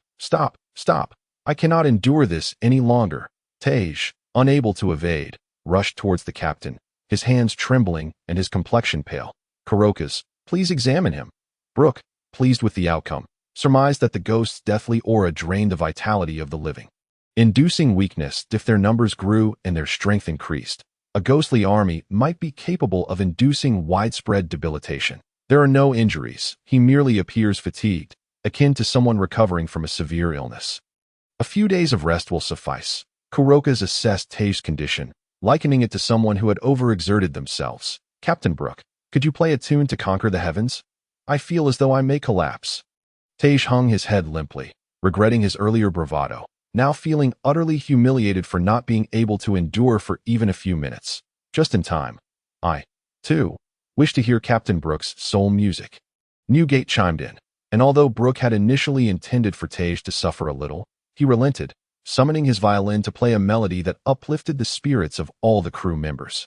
"I am no longer afraid of ghosts. Tonight, I can sleep alone, untroubled by fears of specters beneath my bed or in the wardrobe." Shiki motivated herself, momentarily forgetting her own sound snail, with a melody. She could face anything unafraid. "Hearing such music makes me eager to seek out a brawl," Newgate exclaimed, astonished by the unexpected power of music. As time flowed by amidst training and skirmishes, the golden ship continued its voyage through the skies, heading towards the domain of Charlotte Lingling. Meanwhile, Admiral Gauss Daver had entered the New World via the official route through the Red Line, landing at the covert research island Punk Hazard for resupply, while also bringing new scientific directives and an array of rare materials. This island was now a hub of numerous scientists engaged in their respective projects, as the New World facilitated the acquisition of various experimental materials, including an assortment of biological specimens, even humans. The tasks assigned by the world government are utterly impossible to accomplish, a newly recruited young scientist lamented, surveying the daunting research projects, which included methods to traverse the Calm Belt, devil fruit recovery, the creation of devil fruits, and artificial warriors. Even the legendary pure gold was being earmarked for projects. Each scientist and researcher was required to select a favored or specialized area to form a research team for development. "I am keen on researching firearms and explosives. Why are there no such projects this year? I was studying robotics back home. Does that count as creating artificial warriors? I specialize in organ transplants from various organisms." "What about you, my friend? What do you excel at researching?" "I am quite remarkable. I specialize in being researched." A bald researcher clad in a white lab coat proclaimed with pride that he was not only an inventor of weaponry, but had also gained recognition among his peers for his formidable vitality and boundless creativity. His latest invention, the 1,000 Deaths of Worry Wind, received high acclaim from his contemporaries, inspiring them considerably. General Gauss Daiwa, however, wished to disregard these eccentric scientists and pressed onward with his troops into the New World, pursuing the fleeing Hell pirate crew. Due to the world government's intelligence operations in the New World encountering considerable difficulties, even the Navy headquarters had clandestinely forged cooperative ties with the titans of the underground world. Consequently, much of the Navy's information now stemmed directly from the shadows, supplemented by a trickle of reports from a few undercover agents. Broccoli Island, situated merely 2 days from the island of Lamb's House, had already welcomed Longbread and Charlotte Lingling for a second time. In the future, the island housing Lamb's House would undergo transformation under Charlotte Lingling's guidance, evolving into the core island of the United Nations, known as Cake Island. Meanwhile, the nation on Broccoli Island would face defeat at the hands of rebel forces, rendered vulnerable after Luffy vanquished Don Quixote da Flamingo, thereby cutting off their supply of underground weaponry. The king, desperate to quell the insurrection, would spend lavishly to hire the mercenaries of Germa 66, swiftly concluding the rebellion within a mere 4 hours. This nation still possessed substantial financial strength and abundant resources. "Lin, I have heard that Brook's pirate ship is a golden flying vessel. That must be splendid." Ever since Longbread altered his plans, he had diligently gathered intelligence on the Hell pirate crew, finding their prowess quite satisfying, especially with the allure of a golden flying ship enticing him. As long as Brook did not covet Lin, his invaluable companion. "A flying pirate ship?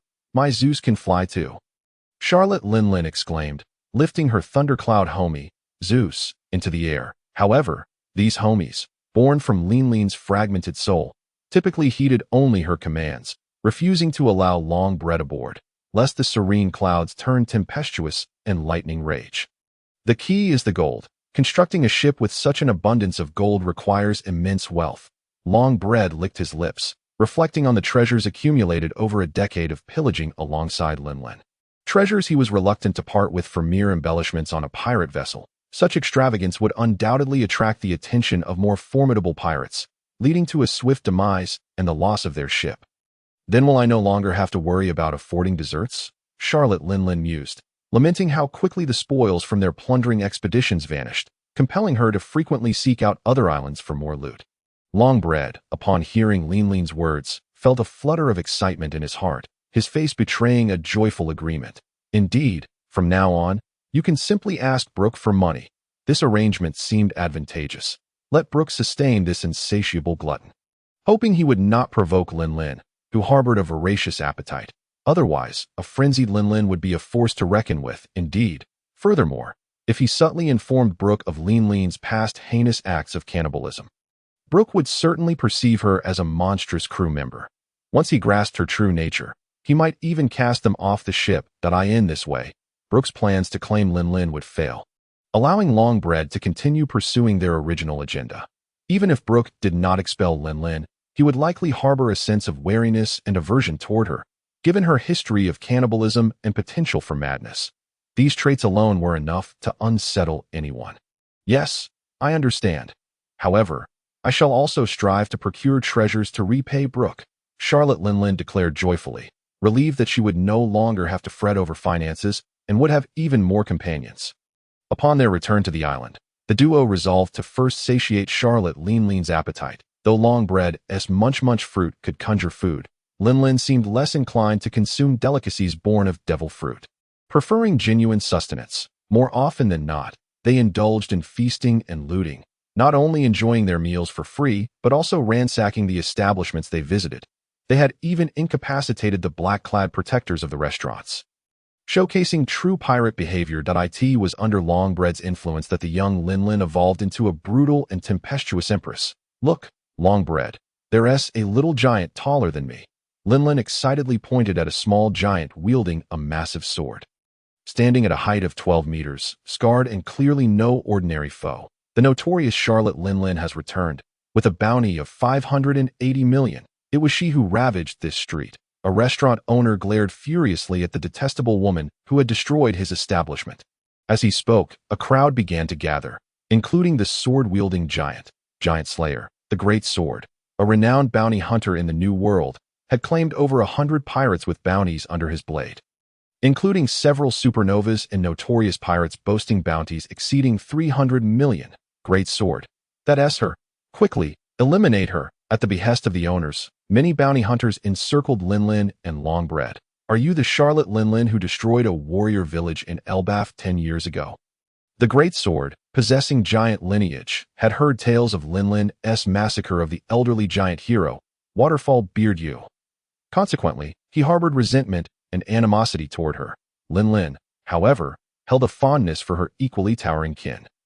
Wishing to forge bonds and play together, which was also the reason she supported Caesar's experiments on gigantification, she had always endeavored to mend relations with the giant race, before Charlotte Lingling could even respond. The Great Sword charged forward, brandishing his massive weapon, displaying none of the sluggishness typically associated with giants. His ferocious momentum startled Longbread, who promptly fled, leaving the battle to his loyal companion. Lingling raised her arm to block the Great Sword, relying solely on her iron balloon's formidable constitution to withstand the violent strike without utilizing Haki. I did not mean to kill Grandpa Yuru. As memories of sorrow resurfaced, Lingling's eyes began to redden. Sensing his master's emotional turmoil, the sun homie Prometheus ignited with fierce flames, unleashing a torrent of fire upon the Great Sword. Simultaneously, the thundercloud homie Zeus darkened and raged, sending forth a storm of lightning toward the encroaching bounty hunters. Longbread, perched atop a nearby structure with his arms crossed, wore a cruel smile, as if he deemed these adversaries beneath his notice. In the face of Lingling's overwhelming might, these bounty hunters were akin to mere insects, incapable of posing any threat. They could only hope to retain their lives under Lingling's wrath. The Great Sword was toppled by Charlotte Lingling's immense strength, deploying Haki to shield himself from the searing flames. Why is this diminutive giant stronger than me? The Great Sword was incredulous. Strength had always been the pride of the giant race, yet he had been bested by the smaller Charlotte Lingling. I genuinely wish to befriend giants. Why must you despise me? Charlotte Lingling did not choose to retaliate, but instead gazed up at the towering figure before her with a sense of grievance. Unable to comprehend why every giant she encountered sought to attack her, the giant slayer, the Great Sword, seethed with fury at the sight of Charlotte Linlin feigning innocence, possessing such formidable power and devil fruit abilities. How could she act so pitiful? You will forever be the enemy of the giants. You are the one who slaughtered Elder Uru. We giants shall not forgive you. The great sword brandished his great iron blade once more, relentlessly striking at Charlotte Linlin, his terrifying strength complemented by remarkable speed, the very qualities that had earned him his infamous reputation as a bounty hunter. However, as a descendant of giants from beyond Elbaf, he had yet to master the giant race's ultimate techniques, such as the Elbaf spear or the formidable attacks of the Kingdom of Wano. He had only attained his current prowess through innate talent and diligent training. Having amassed hundreds of bounties in the New World, the bounties within the New World were no small matter, far exceeding the measly millions associated with lesser pirates, if not for the enormous appetite of giants. He could have accumulated billions of berries for himself. Among the half-giants, he was certainly the most industrious and financially savvy. No, I aspire to create a realm where all races coexist peacefully. How could I exclude the giants? Charlotte Lingling's fury ignited upon hearing the news of the giant race's resentment towards her. Her eyes turned a deeper crimson, and her aura grew increasingly tempestuous. The sun, Prometheus, had already incinerated or driven away the other bounty hunters. The storm clouds, Zeus, continued to unleash lightning upon the giant sword, prompting the enraged Charlotte Lingling to take matters into her own hands and deliver a punishing blow to the diminutive giant who had slandered her. Surely, she could befriend the giants. This small giant was hardly a true representative of their kind, unworthy of speaking on their behalf. That Lingling's iron fist struck the giant sword with a series of resounding metallic clashes, sparks flying with each blow. The cruel Longbread observed the battle with a sadistic grin, casually catching a piece of debris that had flown his way, drawing his sword and activating the power of the chomp-chomp fruit to transform into several cherries. Relishing the spectacle of the fierce confrontation between the two diminutive giants, with a thunderous crack, Charlotte Lingling shattered the giant's sword with her bare hands, prompting the giant to retreat hastily, fully aware that he was no match for this steel balloon.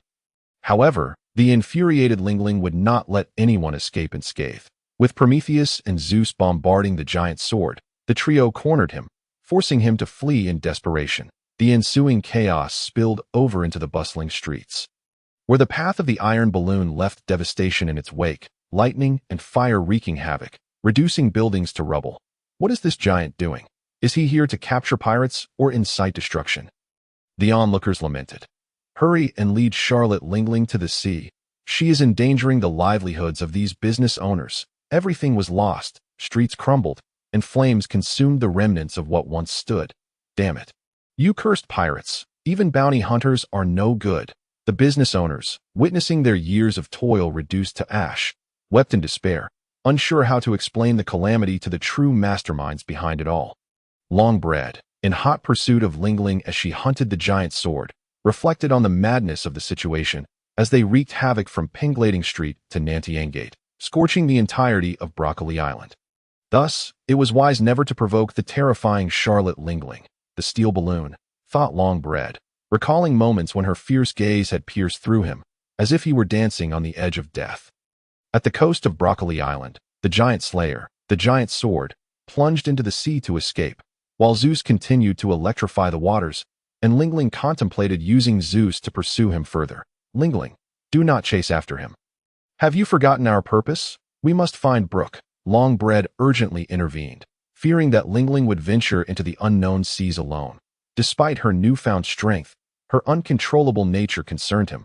With Longbread's guidance, Lingling's crimson eyes softened, and Prometheus transformed from a raging inferno into a charming little yellow pancake, while Zeus shifted from turbulent black clouds to a gentle, fluffy white cloud.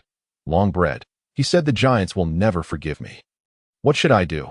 I truly wish to befriend them. The now composed Charlotte Lingling expressed her sorrow. Fear not, for you have me, and soon we will meet Brook. Longbread mused that joining a powerful pirate crew might not be such a bad idea. If the giants did indeed send their warriors to exact vengeance upon Lingling, he would be caught in the crossfire. While Lingling would likely escape unscathed, he could find himself in dire straits. For combat was not his forte. Meanwhile, the thick smoke billowing from Broccoli Island ascended into the heavens, visible to pirate ships in the nearby seas. Weaker pirate crews turned back, unwilling to engage in the chaos. Whether it be a clash between pirates or the plunder of islands, aboard the swiftly advancing golden ship, the King of Hell, Captain Brook, the signal from the transponder snail is drawing near. It appears the island shrouded in smoke is where our new member resides. Antonio reported to Brook, noting the enhanced capabilities of the transponder snails he had trained, allowing them to locate one another with increasing precision. Brook was ready to distribute the other snails as well. However, how could he ensure that the snails would naturally find their way onto the ships of pirates and the Navy? What if the snails were sent via the seagull newsbirds and were crushed in the process? That would be a significant loss. These snails represented a significant investment of Antonio's efforts and could not be squandered so easily. Nonetheless, keeping them indefinitely was not a solution, even though the Hell Pirates were not short on funds for their upkeep. Ultimately, these agents must fulfill their purpose. Perhaps Mort Thomas could organize a newspaper campaign, offering snails as prizes for purchasing newspapers, thereby tricking pirates or Navy personnel into thinking they had won a valuable communication tool.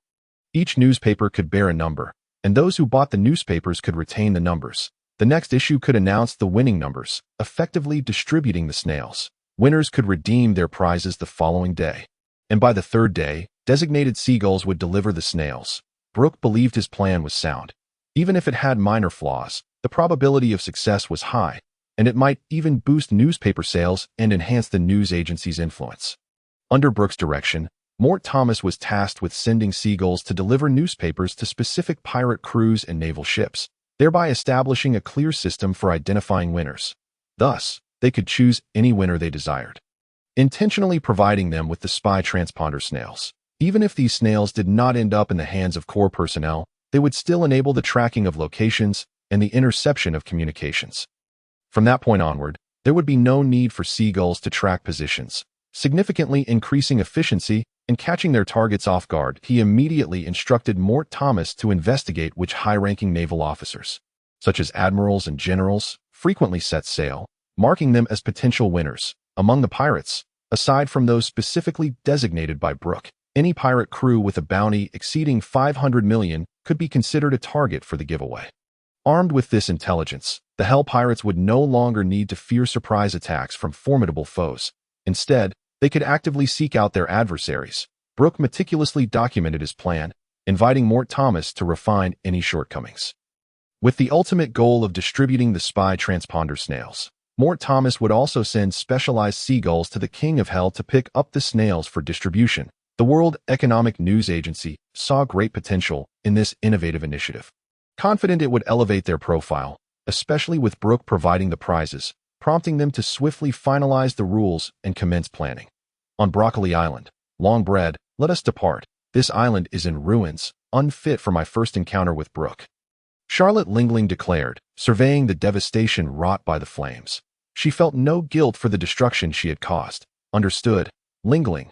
Longbread sighed, gazing at the ravaged marketplace, which now offered no opportunity for treasure hunting amidst the inferno. The duo boarded their pirate ship and sailed away, leaving behind the terrified and despairing residents of Broccoli Island, once again victimized by this cursed pirate. The losses this time were even greater than before. Had they known better than to summon those worthless bounty hunters? Meanwhile, the shops in the northwest breathed a sigh of relief, thankful that the chaos had not reached their vicinity. Given that this island belonged to a nation not affiliated with the world government, they could not summon the Navy for assistance, leaving the inhabitants at the mercy of these powerful pirates. In the New World, nations either sought protection from dominant pirate crews, relied on their formidable armies, or hired assassins and bounty hunters to maintain a semblance of peace. Even with the costs of rebuilding after pirate destruction, it was still far less burdensome than paying the exorbitant tribute demanded by the world government. For instance, the kingdom where Kaido resided had to wage wars annually to plunder other nations, achieving victory year after year, simply to gather enough tribute for the world government. Ultimately, they even sought to sell Kaido to the Navy in exchange for a seat at the World Conference. A testament to the overwhelming burden of tribute, even for a victorious nation. Captain Brook, our new member, has headed west. However, they are not moving quickly. At our current pace, we will catch up with them in less than an hour. Antonio remained vigilant, closely monitoring the newly joined member, the telephone bug, ready to report any developments to Brook. Then let us hasten our pursuit, Brook commanded, activating the lightning speed of Redfield and the wind-blowing capabilities of the fishman Tom. While he himself began strategizing with the memory seahorse on how to subdue the villain, Longbread, in the shortest possible time and bring Charlotte Linlin back to the right path. Brook also procured 2 smoke-flavored shells from the ship's doctor. Coloccas, one for the memory seahorse and one for himself, intending to resolve the situation with Longbread without igniting a battle. After all, many of Longbread's secrets remained unknown even to Charlotte Linlin. As well as to the other crew members aboard Brook's ship, it was as if they were welcoming a new ally. Time swiftly passed, and the Yama King caught up with the pirate ship carrying Charlotte Linlin. Longbread, upon sighting the golden airship above, felt a surge of greed. It truly was magnificent. How he wished to possess it. Linlin, is that the golden airship? Have we encountered Brook and his crew? Longbread exclaimed with excitement. Charlotte Linlin leaped onto Raijin Zeus, seemingly eager to ascend immediately. However, before Brook could draw near, he took the initiative to ride the Kieran Lion and fly onto the pirate ship, with the memory seahorse hastily jumping onto the lion's back. The other crew members felt that their captain was excessively eager, as they were merely a short distance away. Upon leaping from the Kieran Lion onto the pirate vessel, Brook beheld the towering figure of Charlotte Linlin alongside the diminutive Longbread. "You must be Linlin. I have heard much about you from Sister Carmelo," Brook stated as he boarded the ship, instantly capturing Charlotte Linlin's attention. Meanwhile, the memory seahorse also hopped aboard, feigning curiosity while gradually approaching Longbread. "You are Brook, aren't you? Sister Carmelo has often spoken of you to is this seahorse a rare breed?"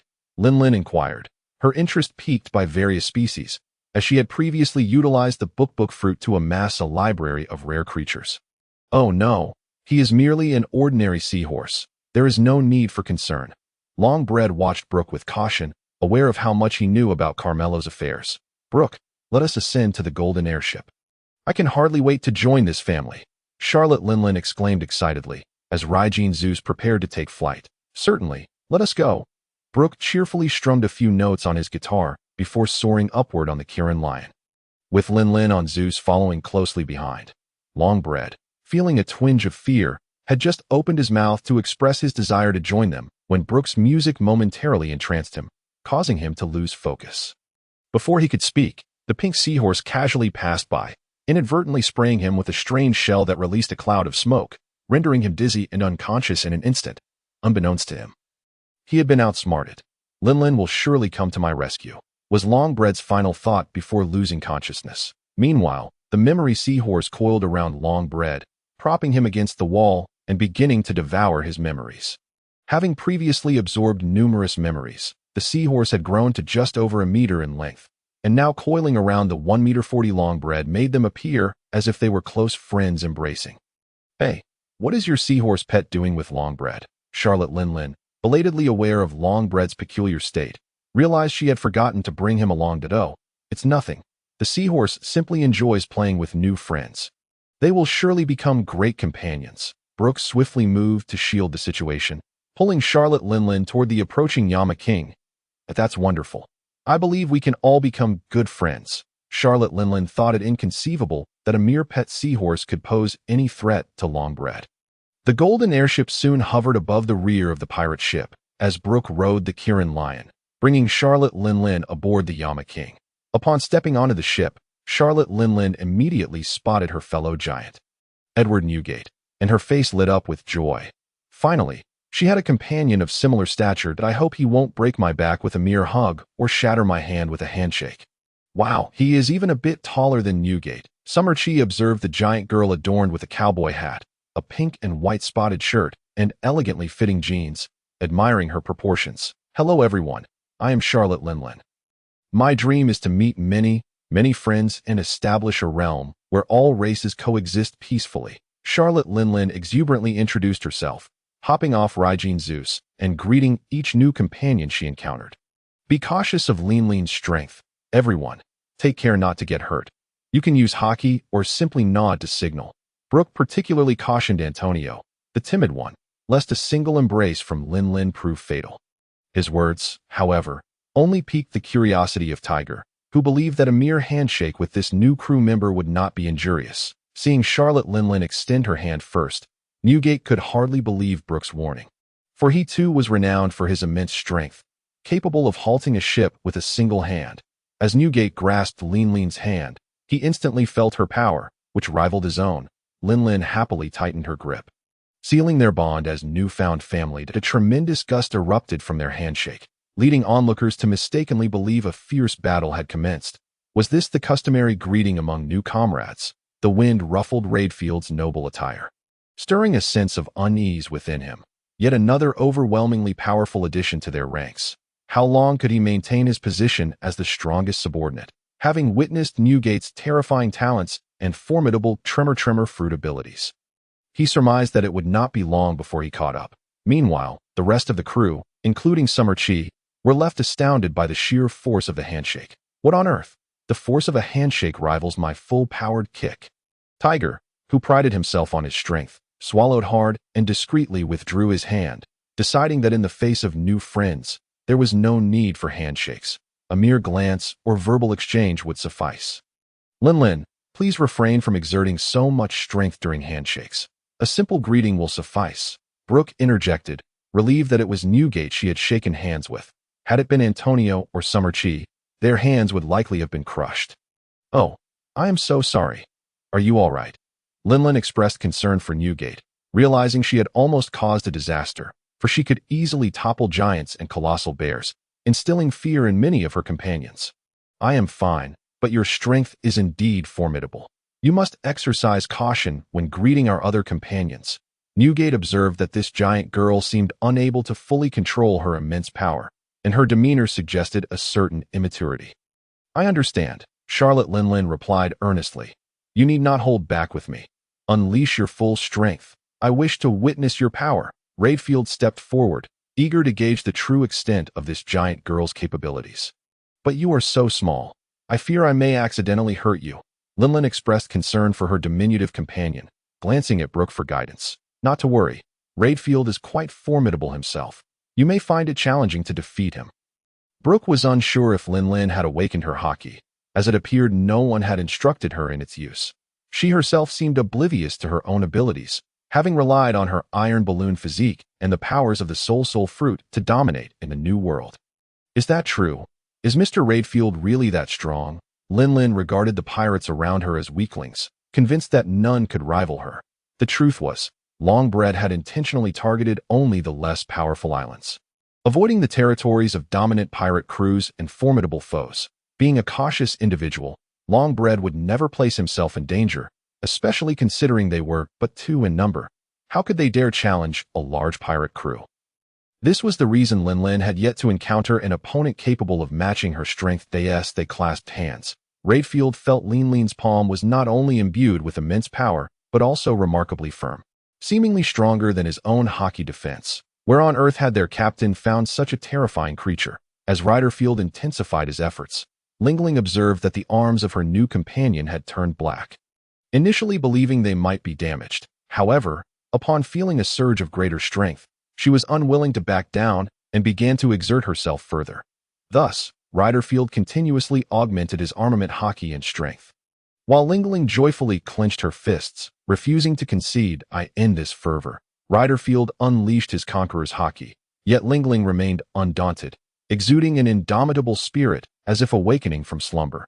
Brilliant lightning erupted from Redfield, causing Zeus, the thundercloud beside Lingling, to salivate in awe as he began to conjure thunder and lightning, yearning to partake in the electric feast. Master, I wish to partake, Zeus exclaimed, drawing the attention of the crew members, who were captivated by the talking cloud, influenced by Redfield's conqueror's Haki. Enough! Brook timely intervened to halt their escalating contest to preserve their camaraderie. The remaining crew members introduced themselves to Lingling amicably, lacking any intention of engaging in a contest of strength, save for the formidable fishman Tom, who shook hands with Lingling. The others could only manage to grasp a single finger of hers due to their size. Is this your pet, Lingling? Shiki inquired curiously, pinching Zeus, who had reverted to a white cloud. Zeus is my battle companion. He is formidable, capable of unleashing lightning. And there's Prometheus, who breathes fire. Impressive, isn't it? Lingling proudly summoned the sun Prometheus, revealing that this ability was one she had acquired from Sister Carmel. How incredible! I want one too, Shaki exclaimed with envy, as the crew had learned about Lingling's soul fruit abilities from Brook and were filled with admiration. Of course, just tell me what you wish to animate. Lingling could create objects with simple soul consciousness, but to craft higher intelligence homies required a stronger soul and more lifespan. Please transform my windspraying shoes into homies, so I need not control them manually. Let them carry me through the skies, Shaki requested, recalling her flying apparatus, which she had to control with her toes, causing her some embarrassment under the curious gazes of her crewmates. Charlotte Lingling conjured golden orbs of light from her palms, infusing them into the wind-spraying shoes. Suddenly, the shoes developed eyes, ears, mouth, and nose, becoming anthropomorphized and joyfully calling out, even flying in pairs through the air. I command you to follow Shaki henceforth. Lingling recited some soul incantations, designating Shaki as the master of the shoes, though the ultimate authority still resided with Lingling, the soul fruit user, granting Shaki merely secondary usage rights. The shoes willingly flew to Shaki's feet, allowing her to don them and soar freely, adjusting their altitude and speed according to her commands. This spectacle captivated Antonio, Sharuba, and Kurokas, who sensed the potential to forge bonds with this new crewmate. Realizing that many of their tools could be utilized, have you ever encountered a clam that automatically dispenses poison, or a water shell that sprays seawater? Have you seen a sniper rifle that fires on its own? Undoubtedly, such creations would prove invaluable. Antonio swiftly led Charlotte Lingling to tour her quarters and expressed his envy for Shaki's wind-spraying shoes, prompting Lingling to unhesitatingly imbue Antonio's shoes with a soul as well. Lingling was equally enamored with the vast, pink-themed room Antonio had prepared for her, while Sharuba and Kurokas pondered how to approach Lingling for assistance. I almost forgot. Captain Brook, please bring the long loaf and the seahorse aboard. We can't leave them behind. Charlotte Lingling emerged from her room, gratified by the concern of her companions, who were eager to assist her. Creating homies was a trivial task for her. All right, let's help Lingling move in. Brook rallied the crew, igniting their enthusiasm to help Lingling integrate into the group, despite knowing that the pirate ship held little of value. Everyone, this is wonderful. I adore you all. Charlotte Lingling was overwhelmed with emotion, having not experienced such camaraderie in many years. The golden ship descended upon the sea, nestled beside the pirate vessel, and Charlotte Lingling leaped back onto her ship. She spotted the long loaf lounging on a deck chair, seemingly asleep, while the memory seahorse continued to scurry about aimlessly. Even burping, long loaf, on such an important day, how can you sleep? Charlotte Lingling exclaimed, seizing the long loaf and shaking him vigorously, causing Shaki and Antonio to break into a cold sweat, fearing for his life. The long loaf, jolted awake by the intense shaking, groggily found himself in the grip of a colossal giantess, sending him into a panic. When had he been captured?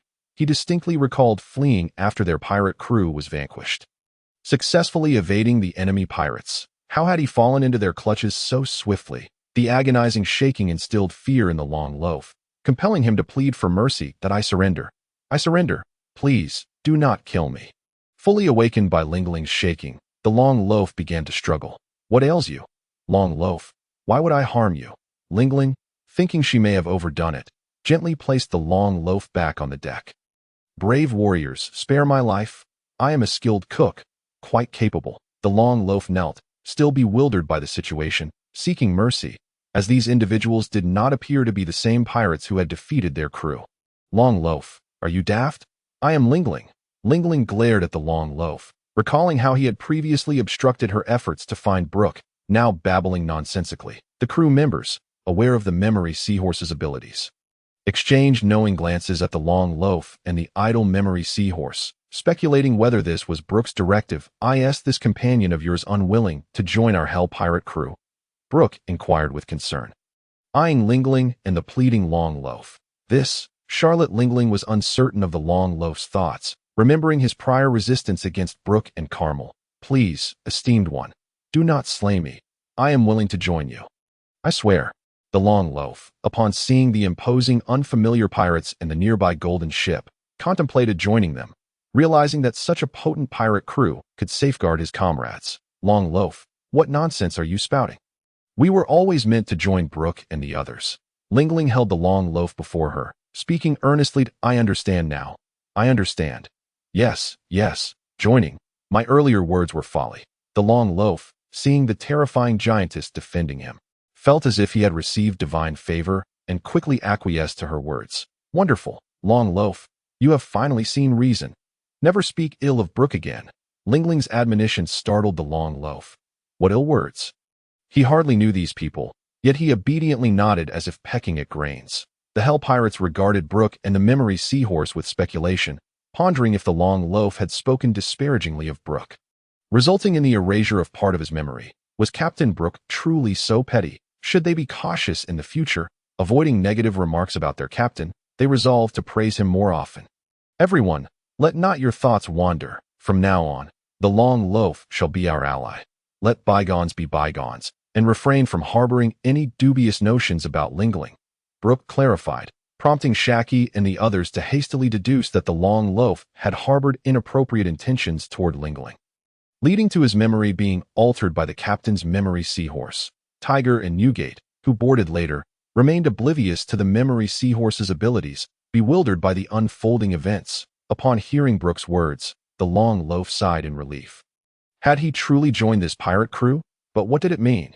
Did he have feelings for this giantess? Impossible. At merely standing at a height of 1 meter and 40 centimeters, how could one possibly harbor any interest in a terrifying female giant towering over 8 meters? Moreover, the sheer force displayed moments ago nearly led to one's demise. I am resolutely determined to become a dedicated chef, crafting delectable dishes for everyone. The long loaf immediately responded to Brook's words, striving to prove its worth and preserve its own life. As the long loaf boarded the luxurious ship, the Yama, alongside Charlotte Lingling's belongings, it pondered the nature of the pirate crew it had inadvertently joined. Was it all a dream? The long loaf pinched its cheek. Only moments ago, it had narrowly escaped annihilation from a smaller pirate crew, and now, it had mysteriously become a part of this fearsome, yet opulent pirate band. Had it stumbled upon an extraordinary stroke of luck? To its surprise, even as a newcomer, it found itself with an independent chamber. Was this piracy or a vacation? In its previous crew, several pirates had been cramped together in a small, unsanitary space, rarely bathing for months, while now, it marveled at the golden decorations adorning its lavish quarters. Such a pirate crew was something it had never envisioned encountering, even in dreams. Without a word, the long loaf resolved to remain with this extraordinary crew for a lifetime. Cautiously, it picked up a golden vase and cradled it in its arms, biting it lightly to confirm its authenticity. Let the banquet begin. With Brook's exclamation, the long loaf promptly dashed out of its room. As the chef, how could it possibly refrain from assisting in the culinary preparations? Upon reaching the deck, it was astonished to see Brook and Antonio already serving an array of dishes it had never encountered before, igniting the chef's eagerness to partake. Today, our Hell Pirate crew has gained 2 additional members, and our fundamental configuration is nearly complete. Now, we shall embark on adventures, continuously enhancing ourselves to face any adversary with unwavering courage. Brook raised his goblet in celebration, his excitement palpable as he had successfully recruited 3 members of the 4 Emperor's level into his crew. With such formidable companions, he too had to strive for improvement, aiming to at least match their prowess, if not surpass it. The Hell Pirate crew is the strongest. Shiki immediately led the response, rallying everyone to toast to Brook, taking advantage of this joyous moment. Let us reacquaint ourselves and unite in the pursuit of our dreams. Cheers. The atmosphere was filled with fervor and exhilaration. That I shall go first. I am Shiki, the navigator of the Hell Pirate crew. As for my dream, while I might boast that my foremost aspiration is to become the world's greatest navigator, the truth is that I wish to swiftly locate the devil fruit spoken of by the captain, becoming a formidable female warrior who does not hold her comrades back. Shiki spoke boldly, displaying no signs of anxiety. I am Fisher Tiger, currently an apprentice crew member. My dream is to vanquish the celestial dragons, awaken the conqueror's Haki, and become a powerful hero, an invincible god of war. No one belittled Tiger's ambitions. Even if the odds were slim, at least he dared to voice them. The long loaf, however, was struck dumb by his audacity to speak of defeating the celestial dragons. I am Shurba, the sniper aboard the ship, and my dream is to become the world's foremost sharpshooter, mastering both sniper rifles and handguns alike. Sharuba was quite professional, passionately devoted to firearms and artillery. And he had numerous peculiar inventions to his name. Haha, I am Tom the shipwright, also serving as the helmsman. My dream is to construct a sea train for Water 7, bringing prosperity to every island. Though Fishman Tom could not physically build it for Water 7, he had already devised a plan, confident that this adventure would come to fruition. Kuroka's, the ship's doctor, my aspiration is simply to cure any ailment. Kuroka's ventured out to explore the world, seeking to learn various medical practices from different lands. I am Antonio, the captain's first crew member and the intelligence officer of the Hell Pirate crew. My dream is to assist the captain in uncovering all secrets of our enemies. Antonio, despite being the least formidable, constantly reminded everyone of his status as the captain's first recruit, hoping for a little respect. Golala, I am Edward Newgate, designated as a combatant by the captain. My dream is to have many family members. Newgate took a swig of alcohol and spoke with a smile, feeling touched by the knowledge imparted by Brook and the Haki training methods shared by Redfield. I am the Long Loaf, and from now on, I shall be your chef. I look forward to your guidance. The newly boarded Long Loaf felt somewhat reserved and did not dare to say much. I am Charlotte Linlin, and I too shall be a combatant. I wish to consume an abundance of desserts and establish a realm where all races coexist peacefully, Linlin joyfully exclaimed as she devoured a cake. Thrilled at the prospect of frequently hosting banquets with her comrades, Beloric Redfield, combatant, with the goal of slaying the celestial dragons and overthrowing the world government. Redfield's declaration left the Long Loaf utterly dumbfounded. With fragmented memories, he had no knowledge that Redfield had already taken down a celestial dragon, making him contemplate a hasty departure from the ship. That it felt as though this pirate crew was cursed. With two individuals targeting the celestial dragons. Ha! All are splendid. We shall assist each other in realizing our individual dreams. As captain, my dream is to lead everyone toward becoming the strongest. Brook raised his goblet. Exhilarated by the establishment of his perfect team, with a little more time for growth, they might just contend for the title of the Supreme Pirate Crew.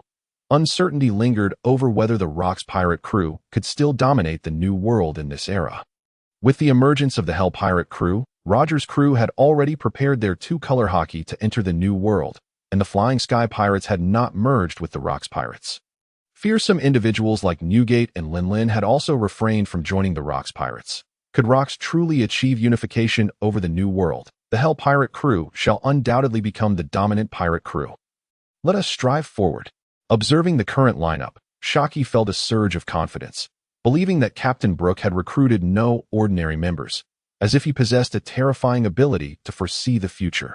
Moreover, with control over the World Economic News Agency's intelligence network, who could evade the captain's recruitment in the future, the prospects were promising.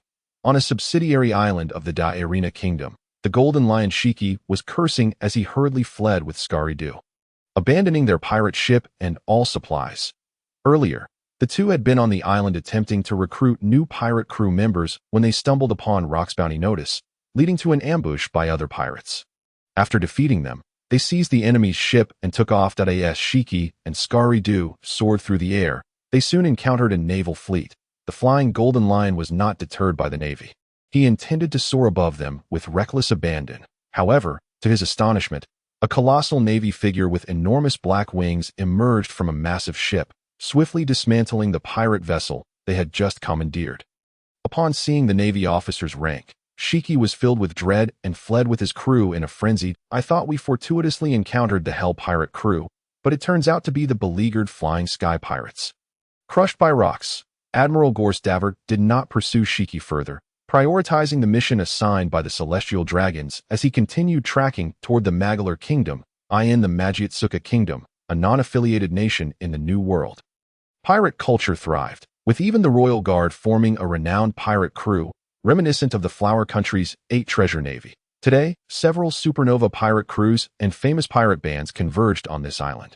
Inside the island's largest pirate tavern, the atmosphere was raucous, filled with countless pirates indulging in revelry. In a private room, several pirate captains and their officers convened. Ultai, what is the purpose of summoning us? I am not one to engage in childish games, Bondywald bellowed at a tattooed bald man. Despite his mere bounty of 200 million, his strength far exceeded that figure, as very few pirate ships could escape his onslaught thanks to the Momo fruit. "Calm down. Let us wait for the other captains," Ultai interjected, just as a pair of twin brothers, fearsome warriors from the Khan's pirate crew, entered the room. "Speak swiftly. I am eager to continue my journey to Dressrosa to admire the beauties."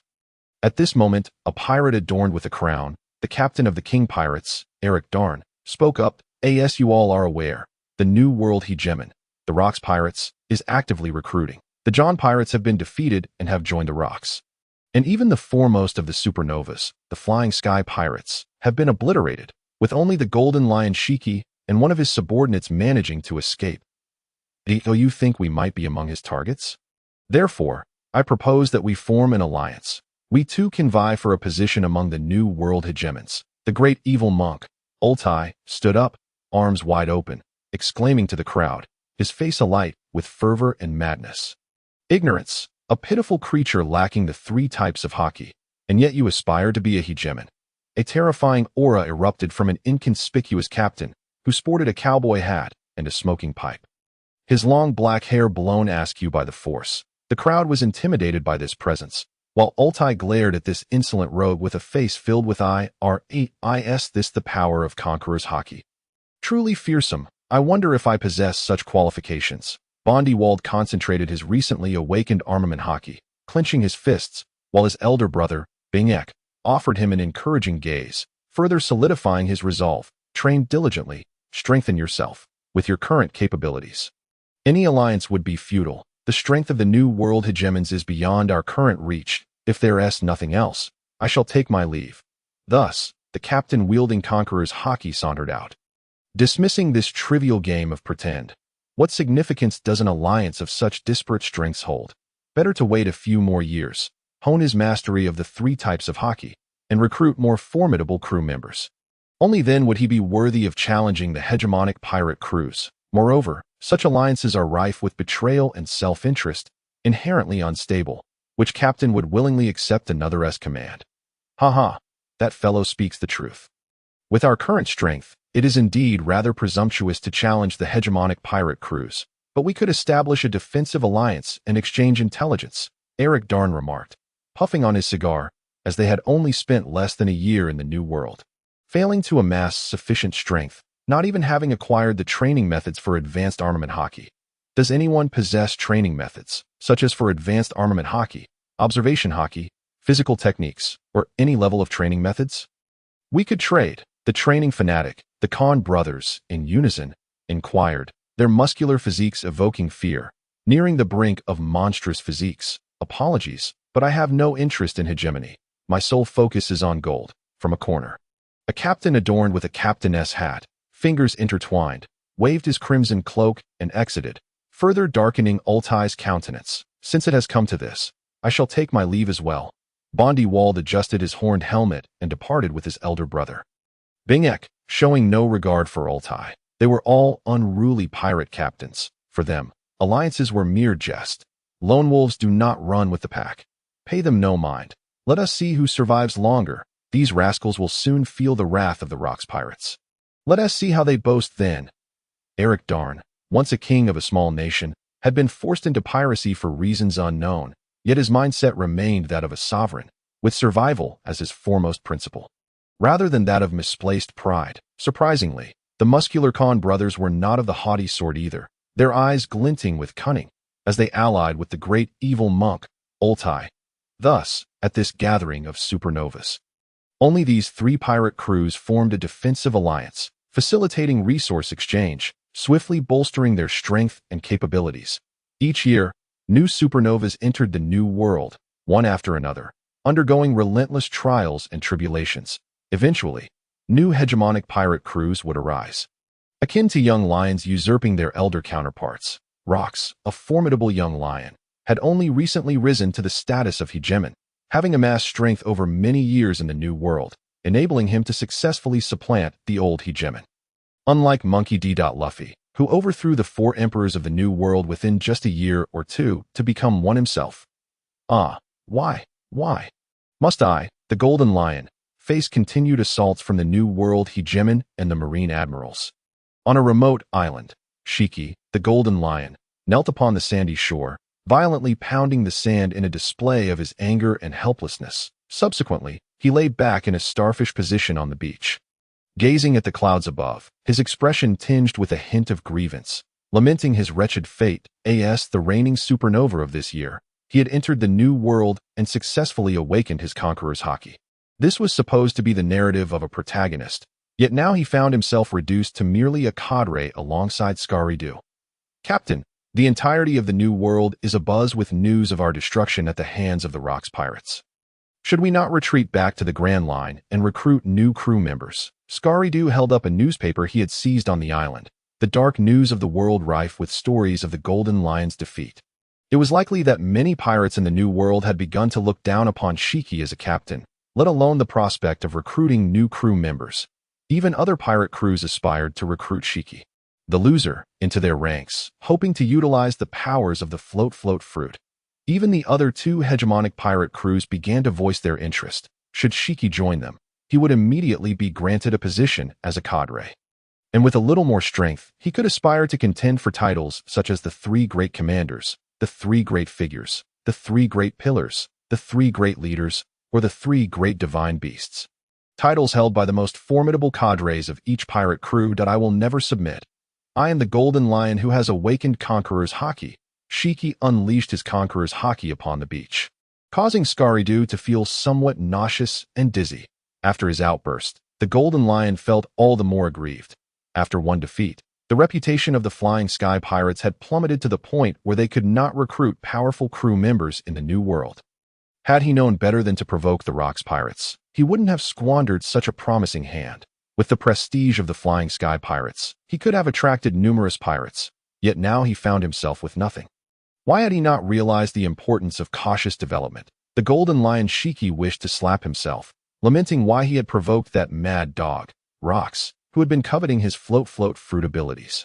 Was he truly destined to slink back to the Grand Line to recruit those ignorant of Haki? Would not the outcome be the same?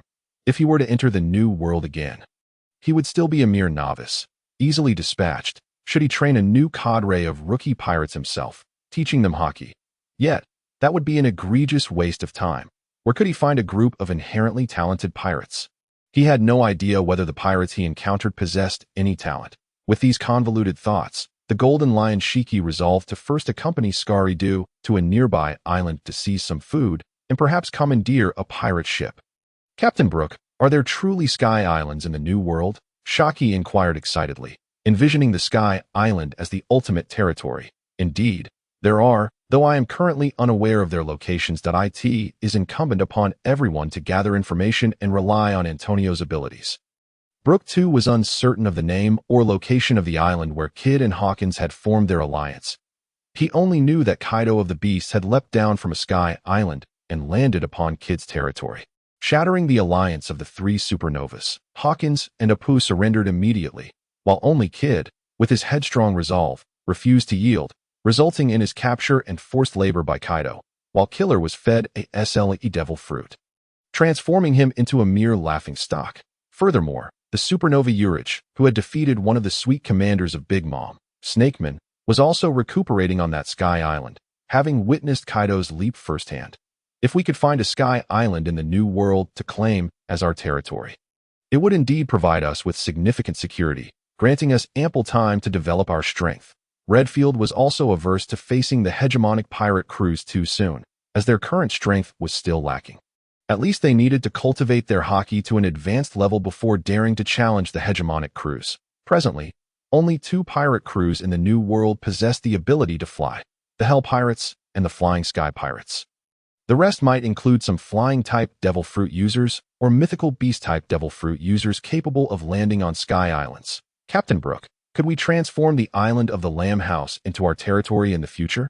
Charlotte Lingling harbors profound emotions for the island of Lamb's home, which she left to the Carmelite nuns, filled with an obsession that even treasures of long-held bread from 10 years past are concealed upon its shores.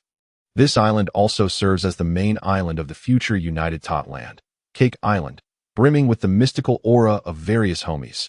Indeed, as long as we possess sufficient strength, we can seize any territory. We shall claim the Sky Island as the foremost dominion of the New World. transforming Lamb's Island into our realm and incorporating Newgate's homeland, Sphinx Island, under our protection. Brook declared resolutely. Of course, he also intended to conquer that exceedingly crucial strategic island, which he could not allow to fall into the hands of any pirate. Yes, I will undoubtedly grow stronger. Now, Charlotte Lingling has also joined the ranks of those training to awaken Haki, for a prodigy like her. Awakening Haki is as effortless as quenching thirst. Previously, both she and Newgate had no means to learn it, but now, under the tutelage of Redfield, Brook has truly witnessed the stark reality of competition among the gifted. What does this signify? Is it not the very essence of divine providence serving one's needs? In mere days, Lingling has successfully awakened her armament Haki, showcasing her innate talent to Shiki and Antonio. They felt as though their existence in this world was merely to serve as background characters for these prodigious protagonists, as they observed the formidable aura of these three exceptional fighters growing stronger by the day. Brook, as their captain, felt immense pressure to develop his own Yomi no Mi abilities. Thankfully, his previous fervent absorption of the dark energy and ghostly essence from the underworld had even stirred the fears of hell itself, granting him the qualifications to compete alongside these three formidable individuals. His power now rivals that of these young sovereigns. However, he must continue to exert his strength to maintain stability aboard the ship. Brook has now discovered that the souls of those he has slain may not enter hell, but instead are imprisoned along the path of Yomi, held captive by his devil fruit powers. More terrifyingly, it seems he can manipulate these spirits to devour one another, growing ever stronger, leaving only three small specters in their wake. This not compelling him to indulge in more killings. Will this not lead him down the path of a relentless murderer? Brook hesitated, for deep within, he remains a conscientious inhabitant of Blue Star, unable to commit egregious acts of slaughter for the sake of power. Thus, he sets his sights on the formidable pirates of the New World. The soul of a strong individual far surpasses that of 100 minions, and it appears that the path of becoming a sovereign in the New World is unavoidable. He must maintain formidable strength to ensure the stability of the Hell Pirates. Captain Brook, we have spotted the island below. Let us feast and gather intel on the Sky Island, exclaimed the sailor Shiki, brandishing a telescope with excitement. After being prodded by those monstrous figures aboard the ship, he too desired to find some pirates on the island to regain a fragment of his waning confidence. Nearby, the sniper Sharuba shared the sentiment, as he too felt utterly overwhelmed by the talents of Newgate and Lingling. In no more talk of being humiliated in the ranks of kings. Let us first engage in a few bronze matches to alleviate our spirits. Charge forth, let us ransack the fish pond. The appearance of the golden ship, Yin Wang, instantly captivated the attention of all on the island. Most islands in the New World are characterized by a fierce populace, having formed a grand fusion of pirates and indigenous inhabitants, resulting in a general state of chaotic coexistence. Each island bears a hint of the pirate spirit. This is the paradise where all pirates and rogues converge, where one can navigate without restraint, devoid of laws or royal decrees. As long as one possesses sufficient strength, one becomes the architect of their own rules. Yet, the New World is also a graveyard for pirates. Among the powerful, there are always those more powerful. The sovereign pirate crew represents the ultimate aspiration of all pirates. Either join them or strive to usurp them and ascend as the new overlord. Even the forces of the world government and the navy have been unable to eradicate the multitude of rogues and pirates within the New World. It is a realm tacitly acknowledged as a den of iniquity. The existence of devil fruits has led to an overwhelming number of fortunate souls across the globe, who overnight become capable of wielding extraordinary powers. Most of these individuals, upon acquiring their abilities, become ambitious, disrupting local order and engaging in rampant tyranny, becoming the root cause of instability. However, the world government remains the singular ruler of the four seas and the Grand Line. They will never permit such agents of chaos to thrive. Thus, those pursued by the navy are cast out to sea, becoming pirates. These ambitious pirates congregate in the latter half of the Grand Line, where adverse climatic conditions have gradually given rise to a haven for pirates, henceforth known as the New World. Aspirants from all corners of the earth, eager to claim dominion, rally under the banner of freedom upon entering the New World, no longer subject to the exploitation and governance of the world government. As time progresses, the number of powerful pirates in the New World continues to swell, even driving the Navy out of the region, with only a few naval bases remaining near the islands close to the Red Line. Currently, only countries like Dressrosa and the Kingdom of Prudence, situated near the Red Line and Fishman Island, remain as affiliated nations of the world government, albeit in limited numbers. Each year, the Navy suffers significant losses in their battles against the great pirates of the New World. Consequently, the world government has shifted its primary focus towards the Four Seas and the Grand Line, gradually retreating from the tumultuous realm dominated by rogues and formidable pirates. After all, the number of pirates possessing devil fruit abilities far surpasses that of the Navy. Had these pirates not been lawless, it would have been nearly impossible for them to unify into a colossal force. Otherwise, the world government would not have been able to withstand them. The Navy, under the auspices of the world government, has maintained its dominance over the seas due to its strict discipline, ample resources, advanced technology, and rich heritage. A flying pirate ship. Could it be the sky pirates mentioned in the Dark Report? Do they dare to show themselves? Are they not afraid of being captured by the three great sovereigns? No. It is said that the ships of the sky pirates have been seized. This vessel appears remarkably luxurious. Could it belong to the hell pirates who slayed the celestial dragons? Rumor has it that their ship is a golden ship. The pirates and residents of the island buzzed with excitement. Some already itching for a fight. Go down and gather information about the Sky Island in the New World. It would be ideal to locate the intelligence networks of the underground world as well. It is time to establish connections with these underground emperors. First, they must secure a foothold in the New World, allowing Mort Thomas to set up a branch of the World Economic News Agency to capture a share of the intelligence market. By the way, Antonio, prioritize monitoring the communications of the World Dark Report and identify their leaders. Keep a keen eye on any intelligence related to underground organizations. Brook continued to instruct Antonio. Even in a world dominated by individual combat prowess, information and intelligence remain crucial. Meanwhile, Mort Thomas's initiative to distribute telephone bugs is already underway, and a vast web of intelligence is about to be unfurled. One wonders if these lucky winners will rejoice in their newfound fortunes. Zahaha, it truly is a golden ship, and it has landed. Boys, fire the cannons, shoot. I shall seize it today. A pirate captain shouted greedily, his eyes glistening with bloodlust, utterly captivated by the golden allure of Yen Wan. Redfield, spare no mercy. I shall personally reap the souls. Upon witnessing the lightning-clad Redfield, Brook yearned to harvest a few souls himself, but he found that Redfield obliterated these foes into charred remnants. Redfield understood that only those whom the captain personally slays can have their souls harvested by Brook. Understood. Redfield unleashed a torrent of lightning, engulfing the oblivious pirates below dead on the island. The pirates witnessed countless bolts of lightning cascading from the golden ship, directly extending towards the cannon-firing pirate crew. Sniper Sharuba steadied his rifle, aiming at the commanding pirate captain, swiftly shooting off his finger and then blasting his knee. Had Brook not desired to capture him alive, the captain would have surely met his demise. Shiki too picked up a pistol crafted by Sharuba and began practicing his aim. I am joining in. Charlotte Lingling unleashed her thundercloud Zeus and Sun Prometheus, incinerating the pirate ships in the harbor, the thunderbolts shattering them as if a natural disaster had struck. What is happening? Has that iron balloon also joined the Hell Pirates? It is truly terrifying. Could it be that yet another new pirate crew is on the verge of rising to power? The pirate inhabitants of the island brandished the bounties of the Hell Pirates and Charlotte Lingling. For this was no trifling matter. A new generation of formidable pirates had emerged. Even if Brook and his companions' bounties contained exaggerations regarding the elimination of celestial dragons, the fact that Charlotte Lingling had allied with them only served to affirm a chilling reality.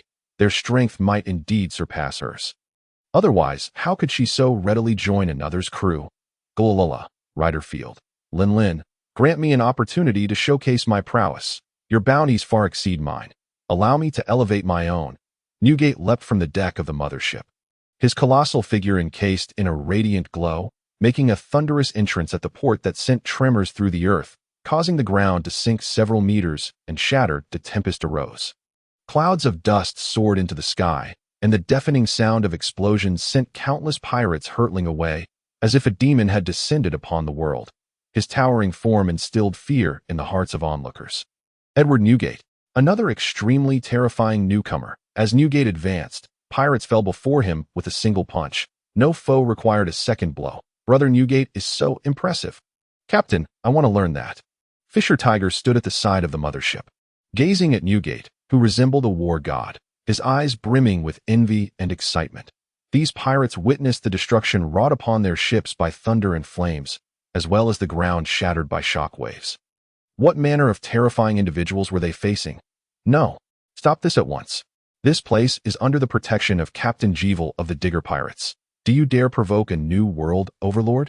A pirate, appearing to be a member of the island's management, rushed forward, defiantly standing before Newgate, his face a mask of fury. The pirates who had initially attacked the Hell Pirates scrambled to hide behind this administrator. Terrified of being effortlessly dealt with by Newgate, Gulalala, did you not see that they struck first against our Hell Pirates? Under Brook's influence, every crew member aboard remained unafraid in the face of adversaries. Even those from an overlord crew that if they couldn't win, they would simply retreat. After all, they possessed the golden flying ship, and one day, they would surely exact their revenge. They attacked you, and you may slay them. However, your destruction of Marseille Island is far too great. Do you not realize this island is a hub of pirate trade? It is a vital connection between the Grand Line and the New World. Vasily, a subordinate of Jeevel, berated Newgate, for he was responsible for the commercial island and the collection of protection fees, which he had to submit to Captain Jeevel each month. Now, with the majority of the port structures destroyed by the Hell Pirates, what a dire loss it would be for Marseille Island. If he failed to pay enough gold to Captain Jeevel this month, he would face severe repercussions. Captain Brook, the Captain Jeevel he speaks of, is one of the 3 great overlord pirate crews. A powerful subordinate captain of the Digger Pirates, with a bounty equal to yours at 600 million. The informant Antonio promptly retrieved Jeevel's bounty poster, revealing a slender figure adorned with shoulder-length golden curls beneath a captain's hat. Surely not. What terrible luck to encounter one of the 3 great overlord pirate crews. Is such misfortune truly necessary?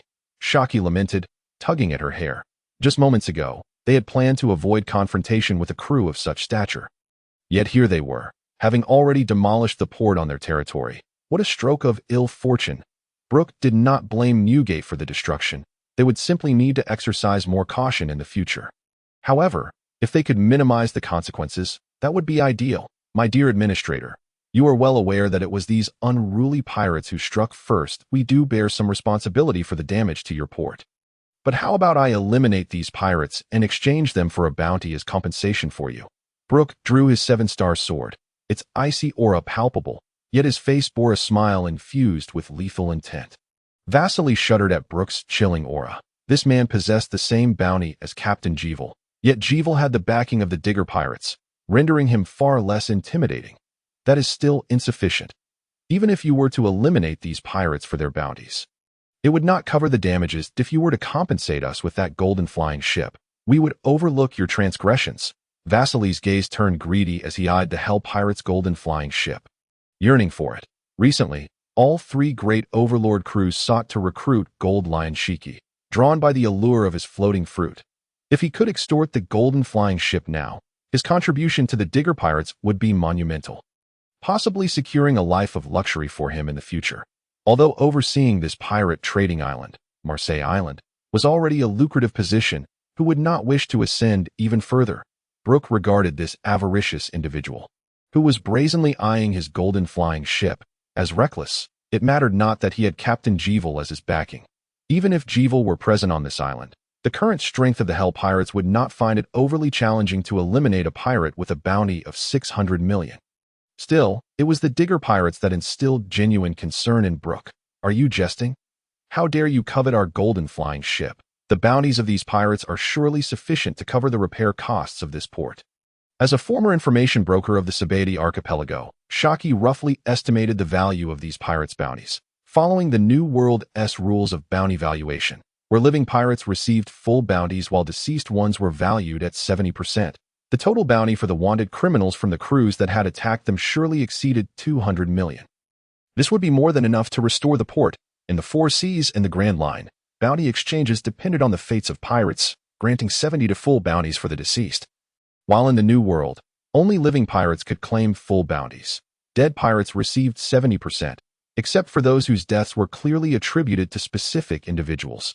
Otherwise, for those whose circumstances remained ambiguous, whether truly slain by you or simply discovered, one could still claim bounties. This created a niche for bounty hunters, as pirates could not approach the Navy to collect their bounties after slaying other pirates. Thus arose a type of bounty hunter who acted as intermediaries, helping pirates claim their 70% bounties from the Navy. They would take a 30% commission, and if a pirate wished to dispose of the body, they would be even more delighted, as they could claim the bounty without a trace left behind. This led some pirate captains, adhering to the principle that even the smallest of gains is worthwhile, to consider even 40% of a bounty as a commendable reward for their struggles, alongside all the spoils from enemy ships. My young lady, are you unaware of the pirate code of Lord Digger? Within his territory, no pirate may engage in combat.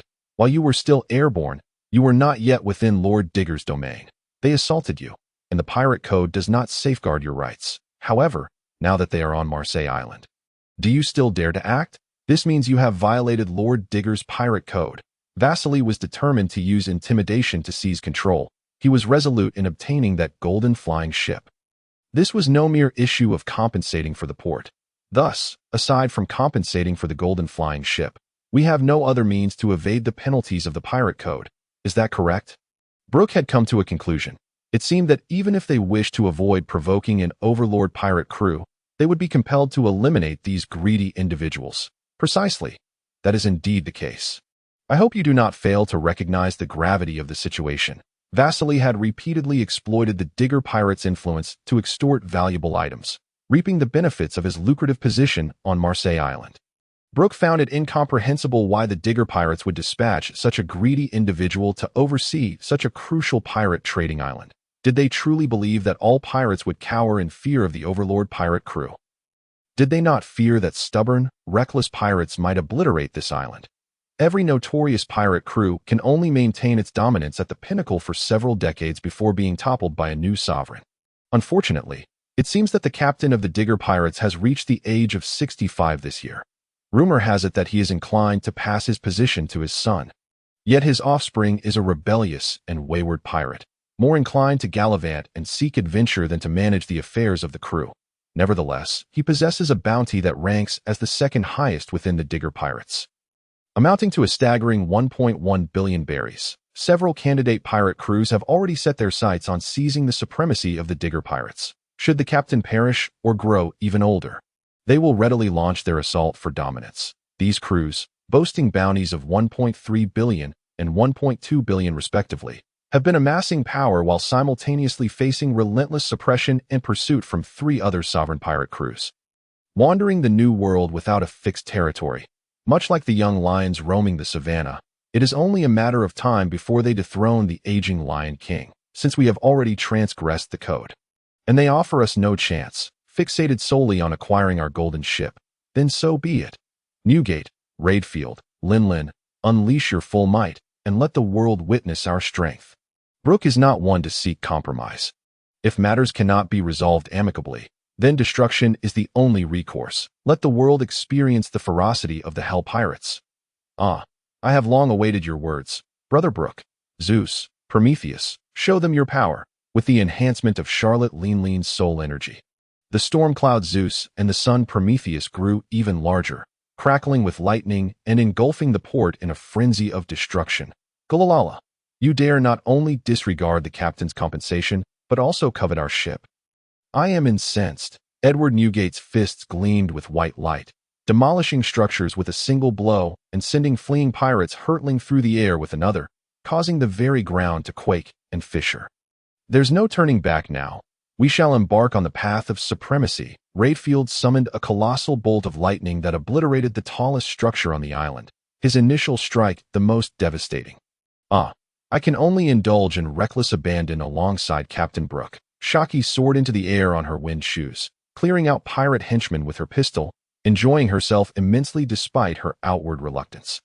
Sharuba remained aboard the golden ship, dispatching distant pirates with precise shots, maintaining a targeted cleanup. Fisherman Tom and Tiger, one wielding a massive hammer and the other practicing fishman karate, charged forth to demonstrate their formidable strength, sending pirates flying in their wake. Meanwhile, Antonio leisurely captured exquisite photographs of each crew member with his photography snail, or image snail, preparing material for Mortimas. The ship's doctor, Kurokas, showed no intention of joining the fray. Instead, he set out tea to enjoy with the memory seahorse, while Kieran Lion and Parrot cheered on the fighters with no intention of assisting. Thoroughly entertained by the spectacle, Chef Bread contemplated joining the fray to showcase his prowess, but, upon witnessing the cataclysmic destruction, deemed it unnecessary to join the fray and resolved to prepare a splendid meal for the victorious crew's return. No, you scoundrels, to dare strike against the digger pirates. You shall face certain death, for our captain will hunt you down. Vasily trembled in fear as he observed the havoc wrought by these terrifying foes. His charge, Marseille Island, was on the brink of ruin. And so was he. Did you not claim we have violated some so-called pirate code? Since we are already being hunted, let us go to the extremes. Brook materialized before Vasily, his 7-star sword gliding effortlessly, unleashing a wave of ghostly energy that froze the ground beneath them. Take heed in your next life? Oh, wait, you won't have one. Become nourishment for my ghost. Thus, Vasily was frozen by Brook, who, seeing the multitude of fleeing pirates, was determined not to miss out on claiming their souls. Everyone, tread lightly. I shall reap the harvest, Brook bellowed, for the destructive power of his comrades was too great. One misstep could result in the enemy's demise. Yomi Yomi no Mi. 7-star demon flash. The ghostly energy summoned a chilling mist that enveloped the fleeing pirates, rendering them as if ensnared in hell. Brook's figure flickered within, leaving behind a trail of fear-stricken ice sculptures. Alas, Captain Brook, the pirate I shot has yet to perish. Hurry and finish him off. Shiki, aware of Brook's soul-reaping ability, kindly reminded him, abandoning her shooting to engage in hand-to-hand combat with the pirates. Wind burst, 2-ton flying kick. Shaki's slender leg struck a pirate squarely in the face, and with the acceleration from her wind shoes, sent him crashing into a building, creating a gaping hole amidst the sound of shattering debris. I, Tiger, shall become the mightiest warrior. Fishman Karate. 6 styles. 3,000 watt fist. Fisher Tiger fused elements of Fishman Karate with the 6 styles. Unleashing a powerful technique he had diligently trained, a pirate fell helplessly beneath his fist. Eyes rolling back, blood gushing from mouth and nose, gasping for breath. This punch, do you know how many nights and days of effort it represents? What can you use to defend against it? Who else dares? Tiger hurled another pirate aside, letting out a triumphant roar, leaving onlookers to mistakenly believe he had dispatched a bounty of over $1 billion. In reality, it was merely a small-time captain, observing that the pirates who had attacked the golden ship had been neutralized by Captain Brook. Newgate ceased his assault, unwilling to harm the innocents of the island. This was his principle. Yet he would not hinder the actions of his crew. This was another rule he lived by, strict with himself, lenient with others. Having nearly completed his soul reaping, Brook did not penetrate further into the island, but instead focused on clearing the troublesome pirates near the port. Such pirate trading islands held significant importance in the New World, and Brook had no desire to obliterate it. Eliminating the malevolent leaders sufficed. Captain Brook, are you certain you don't want to venture into the island's trading center to seize some treasure? Shiki inquired, as they had already initiated combat, and as pirates, seizing spoils was expected. Moreover, even if they refrained from looting, other pirate crews would undoubtedly seize the opportunity, leaving the Hell Pirates to bear the brunt of the consequences. Having instigated the conflict, it would be a pity to engage in battle without gaining anything, especially against one of the 3 great sovereign pirate crews, the Digger Pirates. That would hardly be advantageous. Shaki's words found favor with Redfield, who believed that as pirates, they should not adhere too rigidly to the code of chivalry. They ought to take what was rightfully theirs, while they were not in dire need of money. The law of the jungle prevailed in the New World, and they deserved their share of the spoils. Brook, having come to the same conclusion, resolved that since they had already made enemies, they might as well go all out and seize whatever they could. As long as they did not harm too many civilians, it would be acceptable. However, in the New World, no island was genuinely devoid of pirates. Even a child might possess blood on their hands. Newgate had grown up amidst battles against human traffickers and pirates, having taken many lives himself, showcasing the brutal nature of the New World. Those who dared not resist, the weak, could only be exploited and enslaved. This was no one's fault, but rather a reflection of the world itself. The error lay not in being born in the New World, but in the very fabric of existence. The Hell Pirates swiftly plundered the pirate trading island, marking their first significant gain since descending from the Sky Island. Shiki relished this moment of piracy once more. This also marked the Hell Pirates' inaugural true island raid, as the previous venture in the Sky Island held little value in their eyes. Remarkably, Shiki, ever the opportunist, did not even spare the bodies of the pirates, seeking to sell them to a shady bounty hunter at a price of 40% of their bounty. Did this bounty hunter truly believe he could seize the corpses of these wanted criminals from Shiki? Not a chance. After some haggling and coercion, she ultimately sold them at a mere 30% that as Brook and the others began to board their ship and depart. Shiki had no choice but to part with her prize. Feeling as though she had suffered a personal defeat at the hands of a fellow miserly bounty hunter, this left her feeling as though she had faced a significant setback in life. Having negotiated a price below market value with a bounty hunter, an utter humiliation, aboard the golden ship, Yin Wang. Captain Brook, had it not been for your urging, I would not have incurred such a loss. As Shiki counted the berries, occasionally licking her fingers, she lamented to Brook. Hey, those pirate-wanted criminals are merely a bunch of useless rascals, and we are not lacking in funds at the moment. Is it truly necessary for you to prattle on for so long during this voyage? Brook shot Shiki a disdainful glance. This little miser, akin to a Scrooge, truly regarded money as sacred. What do you understand? Bargaining is inherent to a woman's nature. It is my creed. Furthermore, Captain, you are the biggest spender among us, yet you remain utterly oblivious to the principles of frugality. You truly give me cause for concern regarding our ship's finances. After finishing a stack of 10,000 yen berries, Shiki picked up a stack of 1,000 yen berries to count, shaking her head in exasperation at Brook. Brook chose to ignore Shiki, instructing Tom to steer towards the next island to avoid any potential trouble. As the information gathered on the island suggested that things might not bode well for the Hell Pirates, according to the intelligence from the island and the information intercepted by Antonio. It appeared that Kaido, the president of the World Dark Report, was somewhat affiliated with the Deg Pirates. Kaido was also dubbed the Hidden King of the Deg Pirates, aiding them in controlling the flow of information in the New World. Even establishing some connections with the world government, that it remained uncertain whether Kaido was genuinely loyal to Deg or merely seeking a powerful ally to advance his own ambitions. Deg Spiro, proclaimed the wealthiest pirate in the world, established a vast pirate empire on Madagascar, situated at the heart of the Ten Kings Islands, and even went so far as to compose a pirate code, asserting that all pirates in the New World must adhere to its rules. However, the other two sovereigns paid him no heed, and several major pirate crews also disregarded him. Nonetheless, within his territory, this pirate code held some degree of authority and influenced at that moment on the island of Jiadong. One of the Ten Kings Islands, a pirate captain donned in a captain's hat, and with cascading golden curls set down his den mushy, his face darkened with anger. The island of Marseille was his most significant source of income. And now it had been seized by a rookie pirate crew, showing utter disregard for him.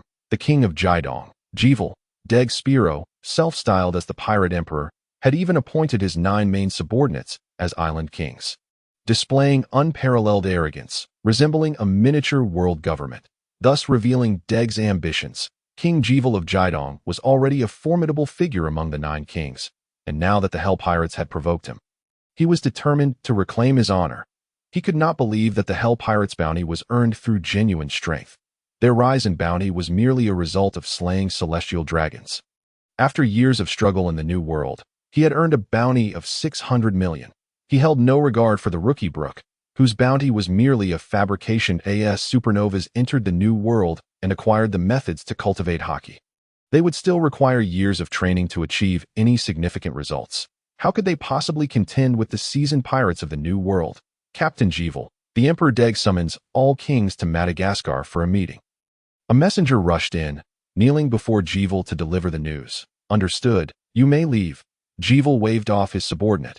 Contemplating the situation with the Hell Pirates, it seemed he would need to enlist a few more aides to assist him. As Brook's pirate crew had the ability to fly, an ominous revelation. Rumors had it that Captain Deg was particularly interested in the floating fruit possessed by the Golden Lion Shiki, and he would likely be curious about the golden airship as well. Otherwise, Captain Deg would initiate a pursuit of the Hell Pirates. At the center of the Ten Kings Islands, Madagascar had transformed from the Island of Kings to the Island of Emperors since Deg proclaimed himself the Emperor.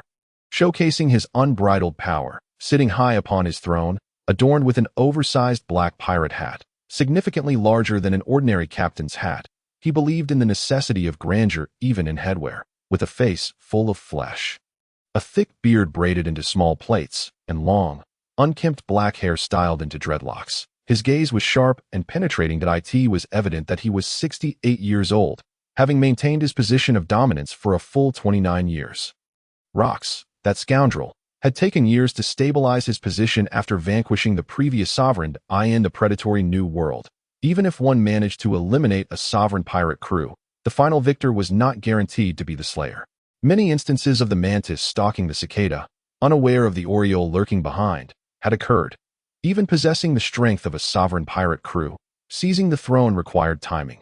One must not only defeat the old king, but also fend off the prying eyes of the other two kings and the numerous formidable pirate crews seeking to capitalize on any weakness.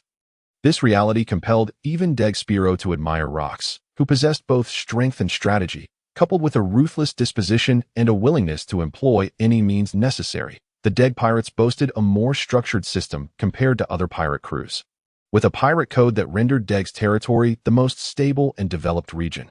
However, this also led to some unruly pirates showing no desire to join the Deg pirates, resulting in minor gaps and flaws in Deg's top-tier combat power. Nevertheless, Deg's current strength remained formidable, solidifying his position as a sovereign. Deg was an exceptionally capable ruler, adept at generating revenue. He was currently the wealthiest pirate in the New World, with interests in various industries.